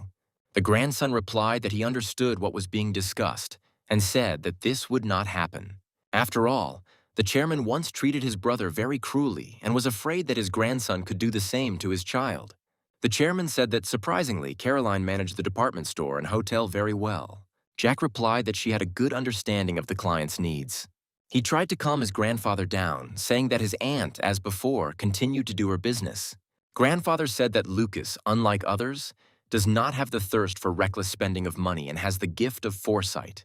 He is one of those who knows the true value of things and advised to further develop it. And this quality will allow Lucas to become even richer. Jack replied that he would keep that in mind. Now the chairman experienced mixed feelings. The awareness of his daughter's unreliability and the fact that his grandson deserved trust. Carolina asked how Lucas intended to proceed, whether he would keep his promise or show her the door. Jack replied that he was a man of his word and would keep his promise. He added that the aunt can do everything the same as before. The aunt will continue to manage the company, but he will be the owner. She will be vice president and she will have great responsibility. From now on, ownership and management will be completely separate from each other. He will monitor performance and leave the position of president vacant for now. And this position may be taken by her, or perhaps by someone else. Carolina asked if Lucas would fire her if she started to perform poorly. Jack replied that it was. That was the job of a leader. His aunt asked if the hotel room would remain her office, to which Jack replied no. Jack added that she would work in the Cintez Group office, but as before, live in her own room. The nephew said she probably guessed that he would continue to promote his candidacy for the post of president of Wilson Group. And if she continues to be on his side, then he will guarantee her the position of vice president of the Cintez Group company. The aunt replied that he was offering her to be in her subordination forever. Jack said that this was one of the options suggested. He added that his path to the top would be long, and she could prepare during this time. Prepare to destroy it. Carolina replied that while he would destroy everyone who stood in his way, she just needed to watch. Jack knew her character. She would constantly chase after an illusory hope. Philip said that Lucas was already showing his claws and the stupid sister lost all her shares. Eric replied that everything was working out for him because their father indulged his grandson. He added that she needed to take control of her people and not worry about it. As for Larry, he is now completely consumed with his fantasies of becoming the head of a conglomerate. After all, the amount of fantasy funding depends directly on the U.S. Americans trust him because he hasn't missed a single chance. If he wants to play the cool boss, American investors won't stand in his way. Philip thought about it and suggested getting rid of the department store and the hotel as quickly as possible. Eric added that if this succeeds, then everyone will flee this sinking ship. The chairman asked whether the restructuring of Motors Group and Auto Group would be their end. After all, Chairman Mark Twinton and James Twain did an excellent job and received positive reviews from the business community. But Jack replied that he would like to make some changes. After all, surpassing prestige remains a difficult task, which means we need to stay ahead of the curve. The chairman asked how Lucas intended to surpass them. Jack replied that production and sales volume are not everything. He added that they should become a favorite car brand. At that moment, the chairman of Auto Group, James Twain, entered the office and apologized for being late. The chairman replied that he was offering his apologies for inviting him on the first day of the new year. He pointed at Lucas and added that it was he who invited James here. James Twain looked at Lucas and replied that he was even nervous that he had been called by the largest shareholder. James looked at the director in bewilderment. Did he really already know that he was the owner of Fantasy? The chairman reassured him that he knew how to keep his mouth shut. He had easily given up Wilson Motors, so he had a right to know. James replied that he really shouldn't have hidden it from them. The chairman thanked the director for the New Year's gift and invited him to go into his office. James listened to Lucas and asked him how he wanted to make it a beloved car company. Jack replied that even if they don't have big sales, they will have a special uniqueness. They will be the ones who have the cars that people will want to buy, and they will be the only company that will create unique cars. Jack recalled that something similar happened in 1996 when Motors Group began producing two-seater open-top cars. But their mistake was that they started churning them out in mass production. James added that the cars lost their uniqueness and eventually had to be discontinued. Jack said that they would not produce the same sports cars, knowing full well that the company would suffer losses. They will begin production of unique compact cars that even women can buy on an installment plan, or coupes that young men can purchase with payments over 3 years, or even a pickup truck, which a middle-aged man can afford as a second car. The director replied that there were already plenty of coupes, pickups, and compact cars, and that pickups weren't sold in their country. Jack said that these are not the cars you want to buy. The car should have an unusual design. It should be beautiful, but unpretentious, and at the same time a coupe, and a pickup should look like a small truck. The director replied that people were always wary of new things, and that they wouldn't be able to sell even a few. He added that the best-selling cars are family cars, and this is an absolutely break-even option. Then Jack suggested launching 2 lines, family and favorite. James replied that Lucas had no idea how huge the expense was. Jack said that even if they were in the red for 10 years, it would be a good thing because by then the situation would have changed. The grandfather and the director looked at each other and suddenly burst out laughing. Having calmed down, the director said that as far as he understood, the main condition of a favorite car is design. Jack replied that he would hire the best car designers, who would only need to explain what design was needed. The director said that Lucas could easily lose a lot of money on this idea. Jack replied that he had enough funds to invest for 10 years. The director warned that a huge startup capital was needed. Jack asked to name an approximate amount right now. James did the math and said it would be around $250 million, which would be enough to produce 100 units. Jack replied that he was ready to invest $500 million, taking into account urgent expenses. The chairman laughed and told the director that he had warned him that the guy had a lot of money. Carolina sat in her ex-husband's office and said that he looked good. Oliver replied that there weren't many women over 50 who looked great. He adjusted his glasses and asked what she had come for. Carolina suggested that they should once again be on the same side, as business partners. Oliver replied that he remembered very well how much he got into trouble when they worked together. He asked if her father had really left her alone and was no longer trying to take away her assets. Carolina said that now he doesn't bother her at all because she has nothing. Her ex-husband asked what that meant, but she replied that that was all he needed to know. He didn't ask for details, only asked why she wanted to collaborate again. Jack visited Caroline and said that he had looked over the reports and it didn't look like she was doing anything, and she asked her not to rush things. He replied that they should develop a strategy in advance before the tough competition starts. Jack said she had a good idea of the size of Incheon Airport, so they shouldn't miss out on an opportunity like duty-free.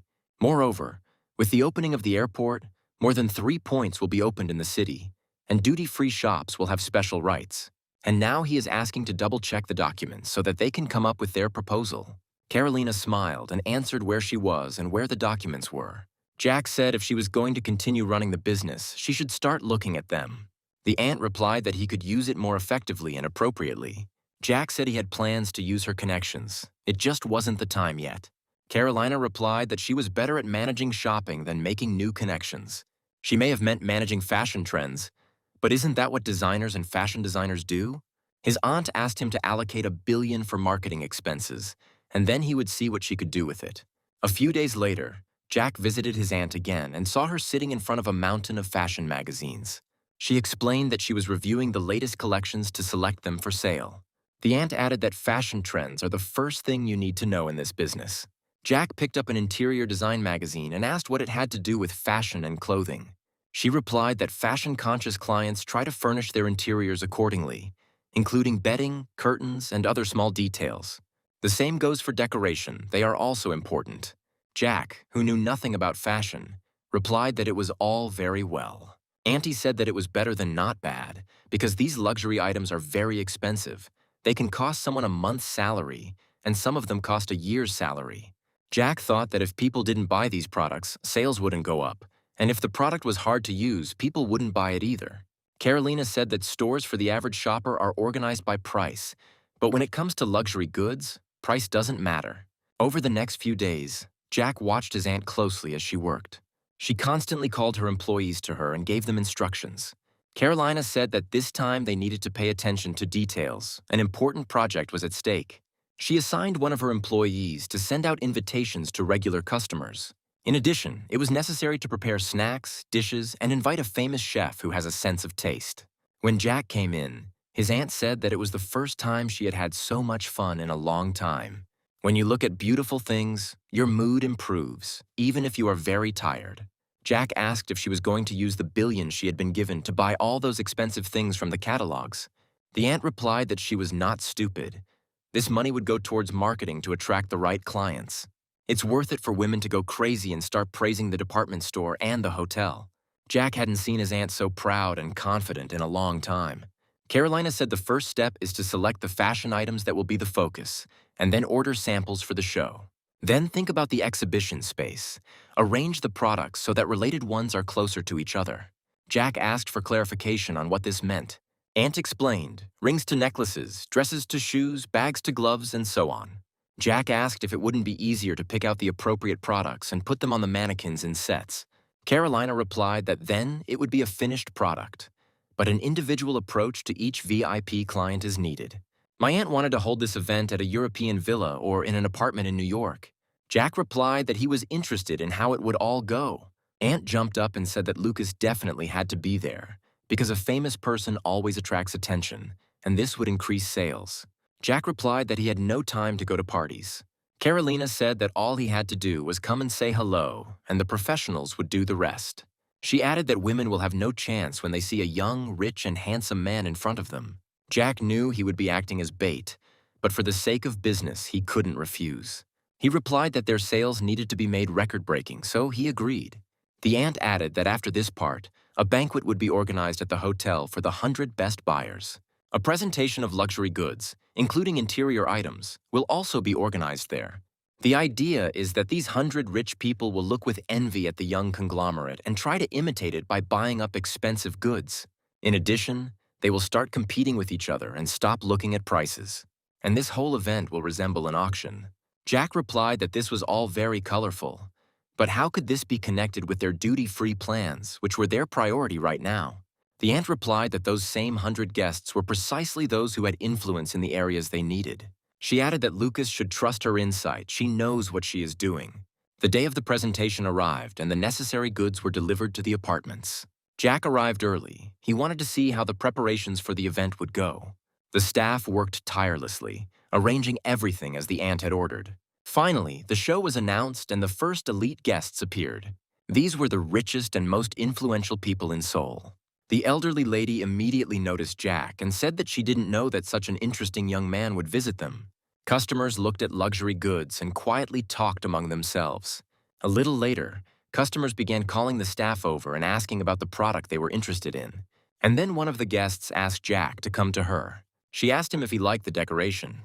Jack replied that it was luxurious and would be very suitable for the guest. Apparently, he said this too loudly because the other clients turned their attention to him with interest. The busty, brown-haired woman, who turned out to be the elderly lady's daughter, quietly said that he really was a very interesting young man.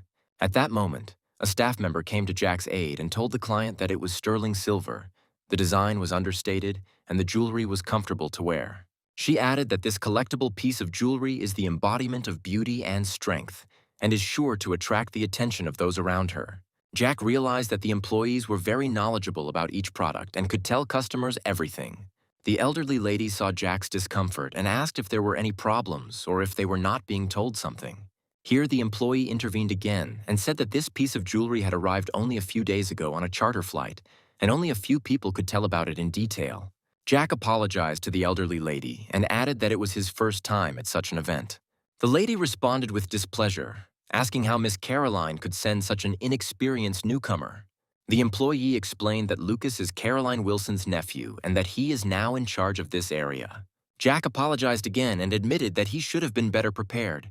The lady said that if he is Caroline's nephew, then he is Richard Wilson's grandson. Jack clarified that he is his youngest grandson. A busty brunette came up to him and asked if he was the same young man who had entered the law faculty and was considered one of the 10 most outstanding minds in the country. Jack replied that it was quite a long time ago, and now he is no longer the most diligent student. The elderly lady looked coquettishly at Jack and asked if he would like to have tea with her. When they were alone, the lady asked what year he was in now. Jack replied that this was his last year of school. She asked him what it was about the department store that had interested him so much that he decided to work there. Jack replied that he was still searching and did not want to rush. The lady asked about his plans after graduation. Maybe he was going to continue his studies abroad. Jack wanted to understand whether she was really interested or whether she was testing the waters so that he would receive the inheritance and step away from the business. In any case, he felt that the woman was trying to establish a connection with him. To change the conversation, Jack said he kept thinking about the hat she bought. The lady looked at the young man with interest, and then Jack declared that she was not right for her. He wanted to know how the woman would react to his words. The lady said that he should think about it. It seemed that working in a department store was not his field. Jack thought the woman would be angry, but she continued drinking tea. She said that if a short old lady was going to buy a hat with a brim that was too big to see anything, she understood perfectly well. She also knows that this hat doesn't suit her, but the thing is, she's not going to wear it. Jack asked her why she bought it then, to which the lady replied that she wanted it that way. She may be old, but she's still a woman, and if he doesn't understand that, he should quit his job at the department store. The lady added that he relies only on his own intelligence and understands nothing about women. They returned to the hall, and the lady told her companions to make their choice, but she was already tired of waiting. She allowed them to buy whatever they wanted. After all, they needed to generate revenue for this department store. The lady looked at Jack and said that they could meet again, chat, and have tea. Jack's next plan was to visit several homes of wealthy clients to whom the purchased goods were delivered. Standing in front of him was the wife of the head of the oil company Cintez Group. The employee explained that they were seeing her for the first time. She usually never comes shopping on her own. Jack knew what was going on. She had already received word that the heir to Cintez Group would be present in person. The woman looked at him and said, "So he is Lucas Wilson, Caroline's nephew." Jack handed her the business card and said that it was true. The woman suggested leaving the work to the employees and having a cup of tea themselves. But then she changed her mind and offered alcohol, saying that she wouldn't mind having a drink during the day. In private, they did not discuss anything important. Mostly, Jack only answered her questions about her personal life. Later, when they left the house, the employee excitedly said that thanks to his presence, they would be able to make more money. Jack replied that he even enjoyed the ride himself. He visited several more houses of influential families and realized that his aunt was right. Through these visits, Jack was able to make his name known in major companies and established close enough connections that he could simply drop in for a cup of tea. The chairman asked in bewilderment why Lucas had taken on this matter himself. Did he really decide to create a queue of families to show off in front of? Department store sales have peaked. The company has found the right way to express its brand's personality. Thanks to a well-organized presentation and trendy buzzwords, customers were actively shopping. The aunt walked importantly among the guests and gave them a welcoming smile. The products were not only sold out, but also reserved, thanks to Carolina's professionalism. Guests probably wanted to be remembered for their purchases so that they would be invited to the next collection show. Aunt quietly approached Jack and said that it was time for them to leave. The less they were seen, the more precious these meetings would be. Jack replied that there were many people here he would like to meet. Carolina said he would have time for that when he visited them at home to thank them for their purchases. His aunt promised to give him a list of the rich people present. Meetings with them would help him obtain permission to open duty-free shops. Jack replied that it provided an excellent opportunity to expand his network of contacts. Aunt told him not to flatter himself. She was doing this for herself. But she is grateful to Lucas for allowing her to be in her place. Jack said it seemed like his aunt was hoping to gain an advantage over her brothers by expanding his network. She replied that that was true, and that Lucas should also be careful with his uncles. For now, his grandfather is his protection, but he won't last forever. And as soon as he dies, the tax and financial services will immediately attack fantasy. To do this, you need to have time to acquire useful connections that can later become a shield. Jack told the employee to prepare everything according to the list, set the date, and inform him. Carolina called the employee to also look at the folder. She hesitated, not knowing how the company owner would react. But her aunt unceremoniously snatched the folder from her hands. Jack explained that what was more important to them was what the person on the list did, not how many purchases they made. She took out a piece of paper and asked what kind of note it was. Jack replied that it was a list of gifts that he would personally deliver to the clients. Aunt looked at the lists for a long time and made minor adjustments. She gave the folder to the employee and told her to do everything as the manager said, taking into account her amendments. Left alone, Caroline said that Lucas was a quick learner and his list was more or less correct. Jack replied that it was not difficult. A necklace for women's clothing and a watch for men's. When he asked what changes his aunt had made, she replied that she had only changed the brand of the watch and necklace to better match the clothes they had chosen. She asked if the people on the list were worth his effort. Jack replied that they were civil servants who only moved up, and he saw it as a long-term investment for 10 years to come. Auntie said that these government officials are already Cintez Group's puppies, and his gifts cost them $300 million. Jack was confident that all this would come back, because the company would not fall into debt anyway. Now his uncles have excellent relations with the current officials, which means he needs to ensure that in 5 years he has the same relations with their successors. Jack told his aunt that her brothers would not stop fighting for the inheritance and that she needed to be prepared for anything. Philip was already aware that Lucas had caused a stir among the influential women of Seoul. He is spoken of as the ideal successor to Cintez Group, which created a real revolution in the industry, and the department store's sales reached their highest peak. Young clients spend a lot of money on purchases to win his attention and impress him. Eric recalled that his brother called him to talk about his son Kevin, and they were discussing Lucas and his authority with women. Philip said that if they didn't get Kevin on the right track, he would be in exile for a long time. Eric replied that his brother knew very well what his son was doing when he came to Seoul. Philip remembered that party on the island where Kevin invited the supermodels and what happened later. He added that his daughter-in-law, who is not at all to blame, is also suffering along with him. In addition, Kurt Anders, the director of New Technologic, may soon be arrested. And the reason is that trillions of won simply evaporated, and a large number of people ended up on the streets. But the day after tomorrow there is an election, and the ruling party needs to secure the voters' votes. So Kurt will be put in jail, and they will have to pull off a rare scam. He offered Eric that they would help the parties calm the anger of those who had lost their money. And for this, he will involve Lucas and Larry. And of course, their younger sister, Carolina. Eric replied that it was a crazy idea and the outcome was unknown.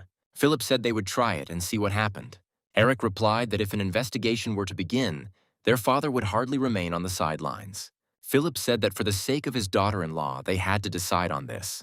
Eric stood up and stated categorically that he would not participate in this. The only thing he can do is bring Kevin to Seoul. Larry read an article that said the daughter of a major conglomerate was running a department store but was making huge losses from stock trading. He told Larry that anyone would understand that he was talking about his aunt. Jack replied that it looked like his uncle was doing it. Larry wondered what was going on in this family if a brother was willing to set up his sister. Uncle won't give up the department store just like that, so this probably won't be the last setup.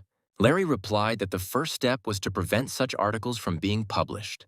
Carolina shouted into the phone that her brother had several printed publications that he used to his advantage. Jack handed his aunt a glass of water and said that they were already working on blocking the publication of such articles.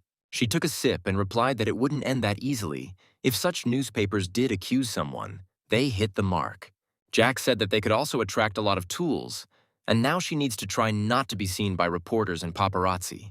He asked if his aunt knew anything about the printed publications that his uncle worked with. Carolina replied that knowledge was of no use, she had no evidence, and she had never thought that it might be needed. When Philip started to move away from her, she pretended not to notice. But when someone points a sword at you, you have to draw your own. Doesn't the aunt want to say by this that she has someone who will influence the course of the accusations? Perhaps she was referring to her ex-husband Oliver, which means they hadn't completely cut off their connection. And then Jack's father called and said that he was in big trouble. They sent him a summons stating that he had to appear as a witness for the prosecution. According to the summons, this desire was expressed by his uncle. Henry summoned the necessary people and eagerly awaited their arrival. Finally, Manager Kim looked into the office and asked what could have happened so urgently. Henry replied that we still needed to wait for Brooke and Alona. The manager replied that they all came together. These were young actors, but they had already won fame among the audience. Henry said that he had a very important request and asked everyone to sit down. He said he knew Brooke and Alona were dating, and rumors about their affair must be spread immediately. The actors looked at the director in bewilderment and did not understand why they had to do this. The manager said that if articles about this appeared in the newspapers now, it could affect the casting of the drama, and refusal could affect their relationship with their manager. After all, Henry is one of the most influential people in the film industry. The manager said that they would get married anyway, and it was already difficult for the two of them to hide their relationship, so they just needed to talk about it. They must not forget that they have achieved everything thanks to Henry Wilson. Henry asked the manager not to put pressure on the couple. They should decide this themselves. He bowed his head to the actors and said that he would thank them for their help. Brooke told Alona that it was bound to happen someday, and would she mind if they announced it early? Alona agreed, and Henry asked that they do it as soon as possible. He told the manager to get this news on the front pages of the newspapers the following morning. Kim replied that newspapers, radio, and the internet would all talk only about these two. The next morning, Richard had already read articles about the relationships of famous actors and didn't understand what kind of nonsense these guys had started. He told Michael that the older brother had started the war and the younger brothers had decided to strike back. The aide said he had information that the Eastern District Attorney's Office had launched a secret investigation against his eldest son, Philip. The chairman responded that Mayor Oliver Bong also worked in that prosecutor's office. Michael assumed that it was Caroline, his ex-wife, who asked Oliver about it. The chairman shouted in anger at how they dared to bring real accusations into family squabbles. He turned to the second mate and asked what he thought about it. He replied that it seemed the chairman could not avoid a personal meeting with the prosecutor. Richard saw the assistant hesitate and asked if there were any problems. The assistant replied that the issue of Fantasy's investments had suddenly come up, and rumors were circulating that the owner of that company had close ties to the chairman. The chairman replied that this relationship simply consisted of these guys taking away his company piece by piece. He asked what about the situation with his daughter and whether it could be somehow hushed up. The assistant replied that Carolina was just a victim who had lost quite a lot of money, but be that as it may, she had gotten it all back. He added that there was one circumstance he would like to check, but he needs to know if the chairman really has anything to do with fantasy. The assistant asked this because Auto Group, Wilson Motors, Wilson Contour, the department store, they absorbed all these companies and, judging by the distributed shares, own the majority of the shares of Cintez Group. Is this possible without any omission on the part of the chairman? Richard replied that he sold the auto business because he didn't have the money to pay for it on the currency board during the crisis, and they took the department store because of his daughter's stupidity. The aide said that in any case, the financial watchdog had begun to look into fantasy. The chairman ordered that these overseers be told that they were doing a useless job. The assistant replied that it would be difficult to convince them otherwise, since they believed that fantasy had speculatively acquired capital during the crisis and then simply laid low. The chairman replied that he knew the fantasy guys very well, and they could not have obtained these funds through speculative means.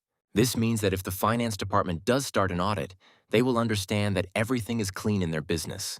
The assistant said he would closely monitor the progress of the case and would immediately contact the chairman if anything important happened. Michael later confirmed that Philip had indeed been involved with the financial regulator recently. The chairman said that it was necessary to ensure that the head of the Financial Supervision Service resigned after the elections. He and his colleagues were too easily influenced by Philip. Jack showed up at the prosecutor's office after receiving a subpoena and mockingly asked why they weren't in the interrogation room. The prosecutor replied that he just wanted to get some information as a witness. Jack said he would answer his questions as thoroughly as he could. The prosecutor replied that in similar situations, in the past, people had to be put against the wall and given time to think, and after that, the conversation went like clockwork. Jack thought that if he decided to immediately show his power, then he would not remain silent.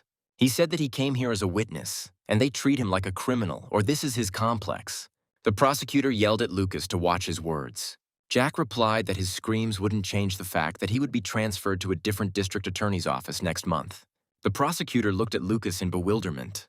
Jack added that the appointment of a prosecutor to the position is not a state secret. The secret may be that the prosecutor got his rich friend off the hook when he was caught drunk driving. But now that's no longer a secret. This is precisely why he was forced to transfer to the district prosecutor's office. Jack added that if you compare the investigation he conducted into the prosecutor and his investigation into Lucas and his money, the prosecutor's case would be 3 times thicker. Therefore, he suggested that it was not worth wasting time and nerves and to end it. The prosecutor won't be able to find anything against him anyway. The prosecutor broke the pen and said that if the rich kid decided to intimidate him, then from now on he would visit the prosecutor's office much more often. Jack replied that he would take it as a compliment. The prosecutor said they knew Caroline Wilson was using company money as if it were her own. Jack was about to leave the office, but stopped. The prosecutor added that as soon as she had money again, the fantasy company purchased shares in the Cintez Group company from her. He did not believe this was a simple coincidence. Jack replied that the company's money had been spent, so a deal was made to cover those costs. The prosecutor stood up and asked for clarification. Jack said the company's money was simply transferred to a shell account and then returned, along with the shares. The prosecutor was furious and had nothing to say. Jack handed him a business card and said that their entire investigation was just a figment of their imagination. The only thing that will come out of this is throwing a handful of dust in their direction. Jack advised the prosecutor to remember that whoever ordered this investigation was not such a big deal. He put the business card in the prosecutor's breast pocket and added that if he was needed, he knew where to find him. Jack added that he could easily prove that he was nothing like Vice President Philip Wilson. Leaving the office, Jack knew he had done everything right. It was with small baits like these that one should start. Larry asked how the meeting with the prosecutor went and whether he was looking for some kind of catch. Jack replied that he had nothing on them, so he was just trying to intimidate them. Larry replied that he had been called too, and it seemed to him that the prosecutor was speaking in Philip's words when asking questions. He added that from the outside it looks like they are only hunting Caroline, but it is clear that Philip is not only targeting his younger sister, and his main prey is Lucas. Larry said that Philip wants to know the whole story about fantasy. He suggested that Lucas contact his grandfather, but Jack replied that he had no right to involve him in this matter and disappoint him. It's like getting into a fight and then running off to complain to your older brother. Grandfather will probably say that this is a simple family quarrel. Jack added that he knows him. The chairman only wants to see results. The prosecutor asked for a meeting and immediately apologized for his past behavior. Jack replied that it was his job and suggested forgetting about it and starting over with a clean slate. He invited the prosecutor to sit down and asked what brought him to him. The prosecutor replied that he had learned something about him. Lucas was not only a third-generation representative of the conglomerate, but also a unique person. Jack replied that they were generally considered to be obedient children who did not cause trouble. The prosecutor said that in that case, it was interesting why his uncles were now keeping their finger on the pulse. Jack ignored his words and asked how things were going. The prosecutor replied that he had been instructed to sort out the situation with him and Larry Baker and bring this matter to an end. All that remained was for him to talk to Caroline Wilson. Jack asked how many people he was friends with in the Southern District Attorney's office. He replied that he only had close relationships with a few employees. Jack asked if they were all aiming for the chief prosecutor position. From the prosecutor's face, Jack could tell that none of them would pass up such an opportunity. But the system was designed in such a way that it was easier to open your own law firm in your own city, and this goal was more realistic. Jack asked how the prosecutor would feel if he became a lawyer with a stratospheric salary. The prosecutor asked what amount was involved. Jack replied that if he agreed to cooperate with him as a lawyer, his annual income would be no less than that of the chief prosecutor. Jack knew that the prosecutor knew perfectly well that Lucas could afford such an offer, since his accounts had already been checked long ago, since the prosecutor was personally handling the case. The prosecutor suggested that if he agreed, he would take on cases of any complexity and without reservations. Jack explained that the more difficult and dangerous the cases, the higher the pay. The prosecutor asked who he would have to fight. Jack hoped that he would figure it out himself. The prosecutor replied that he understood everything. It would be Philip Wilson. Kevin thanked his father for doing everything he could to ensure his return to Seoul. Philip patted his son on the shoulder and asked if he had seen his uncle yet. Kevin replied that he met him as soon as he arrived. Philip added that while Kevin was away, his brother tried very hard. At that moment, the door swung open and Henry, Kevin's uncle, entered the office. He apologized for interrupting the long-awaited reunion between father and son. Henry said he had a conversation with Philip and asked Kevin to leave. The brother replied that there was no need for that. Henry agreed to his presence, saying that it would also be useful for his nephew to hear it. He sat down on the sofa and told his brother that he understood perfectly well why he had come. Henry asked Philip to call the prosecutor immediately, and he would drop the case. Kevin had no idea what they were talking about. Philip replied with a grin that his younger brother had grown up and was now in a different situation. Henry replied that using his relatives for his games was certainly not a bad move, but hiding behind his family was going too far. Philip replied that his brother was not as simple as he seemed, and he could never have imagined that his articles would be covered up by some gossip from the entertainment industry. Henry replied that if Philip did not put a stop to all this, he would make sure that nothing would remain of his current position. Philip replied briefly that his brother did not have enough strength. Does he really think that after all this movie-related fuss he has become a big shot that people will listen to? Kevin said he didn't understand what was going on, but asked his uncle to calm down. Henry replied that he was aware that his nephew had booked a special room in a Seoul hotel for 6 months, but he wondered who would be staying there. He knows Kevin has been obsessed with Miranda Flops lately, but he needs to be careful around her. Kevin had already regretted 100 times that he had interfered in their conversation. The uncle added that if the nephew thinks that she is pure and innocent, then this is not so. The girl ran away from home in high school and went through a lot. Its managers are also dangerous, because their leader is a real gangster who deals in drugs. This gang's plan is quite clear. They are thinking about how to promote Kevin even more. Philip couldn't stand it any longer, jumped up and shouted at his brother to shut up. Heinrich replied that he was opening a new entertainment channel in August, and one of the first news items will be a series of programs about the third generation of prodigal sons. Henry was referring to Kevin and his younger brother Martin. Philip asked what his youngest son Martin had to do with it. The brother replied, "Doesn't the father know who his son lives with in Los Angeles?" Philip said he had no bad news from Los Angeles. Martin was doing well in school and there were no reports of incidents. Henry replied that it only took him a month to find out all this. If he wanted to conduct a more in-depth investigation, there would be many more points. So does Philip really think he can handle all this? The brother replied that Henry was threatening him in vain. Henry agreed. It was hard to watch someone bully his children, but Philip was the one who started it. If everything were like before, if these were just attempts to grab a bigger piece for themselves, then okay. But now, how can we not fight? The brother replied that war is war, but Henry does not dare touch his son. The brother replied that this was his last warning. If his son Lucas is called back to the prosecutor's office, his reporters will be on Philip's trail again. Henry went out, and Philip and his son were left alone. He looked at Kevin and asked if everything his uncle had said was true. The son was silent, and that meant only one thing. Henry couldn't take it anymore, called Kevin a stupid bastard and hit him in the face. He covered his cheek with his hand and fell onto the sofa. The father grabbed the phone and ordered everyone to come, from the secretary to the head of management support. Prosecutor Emile Huang sat across from Lucas and said that the strongest bonds are between classmates at university, and if Lucas had communicated with them, he could have become friends. Jack replied that they all cared about these connections only because money decides everything here. Such support can be bought at any time, and it is not necessary to do it now. The prosecutor replied that there would be those who had more money than Lucas. For example, it could be Deputy Chairman Philip Wilson. Jack replied that if people knew that he and his uncle were of the same income, they would lean towards him. Emile asked if that was why Lucas started with such minor figures as himself and Prosecutor Li Kang. Jack had no idea what connections Emile Huang had, but he knew for sure that he was above him. Jack replied that even his grandfather, the chairman of Cintez Group, would not have promised a future for a request to conduct an investigation. If only there were a prosecutor who would stand up for his grandfather, then he could promise him good prospects. He asks only one thing: to find the necessary evidence, and at the same time promises a bright future. So doesn't it seem to the prosecutor that he gets everything for free in any case? After all, he definitely came to him after talking with Prosecutor Li Kang.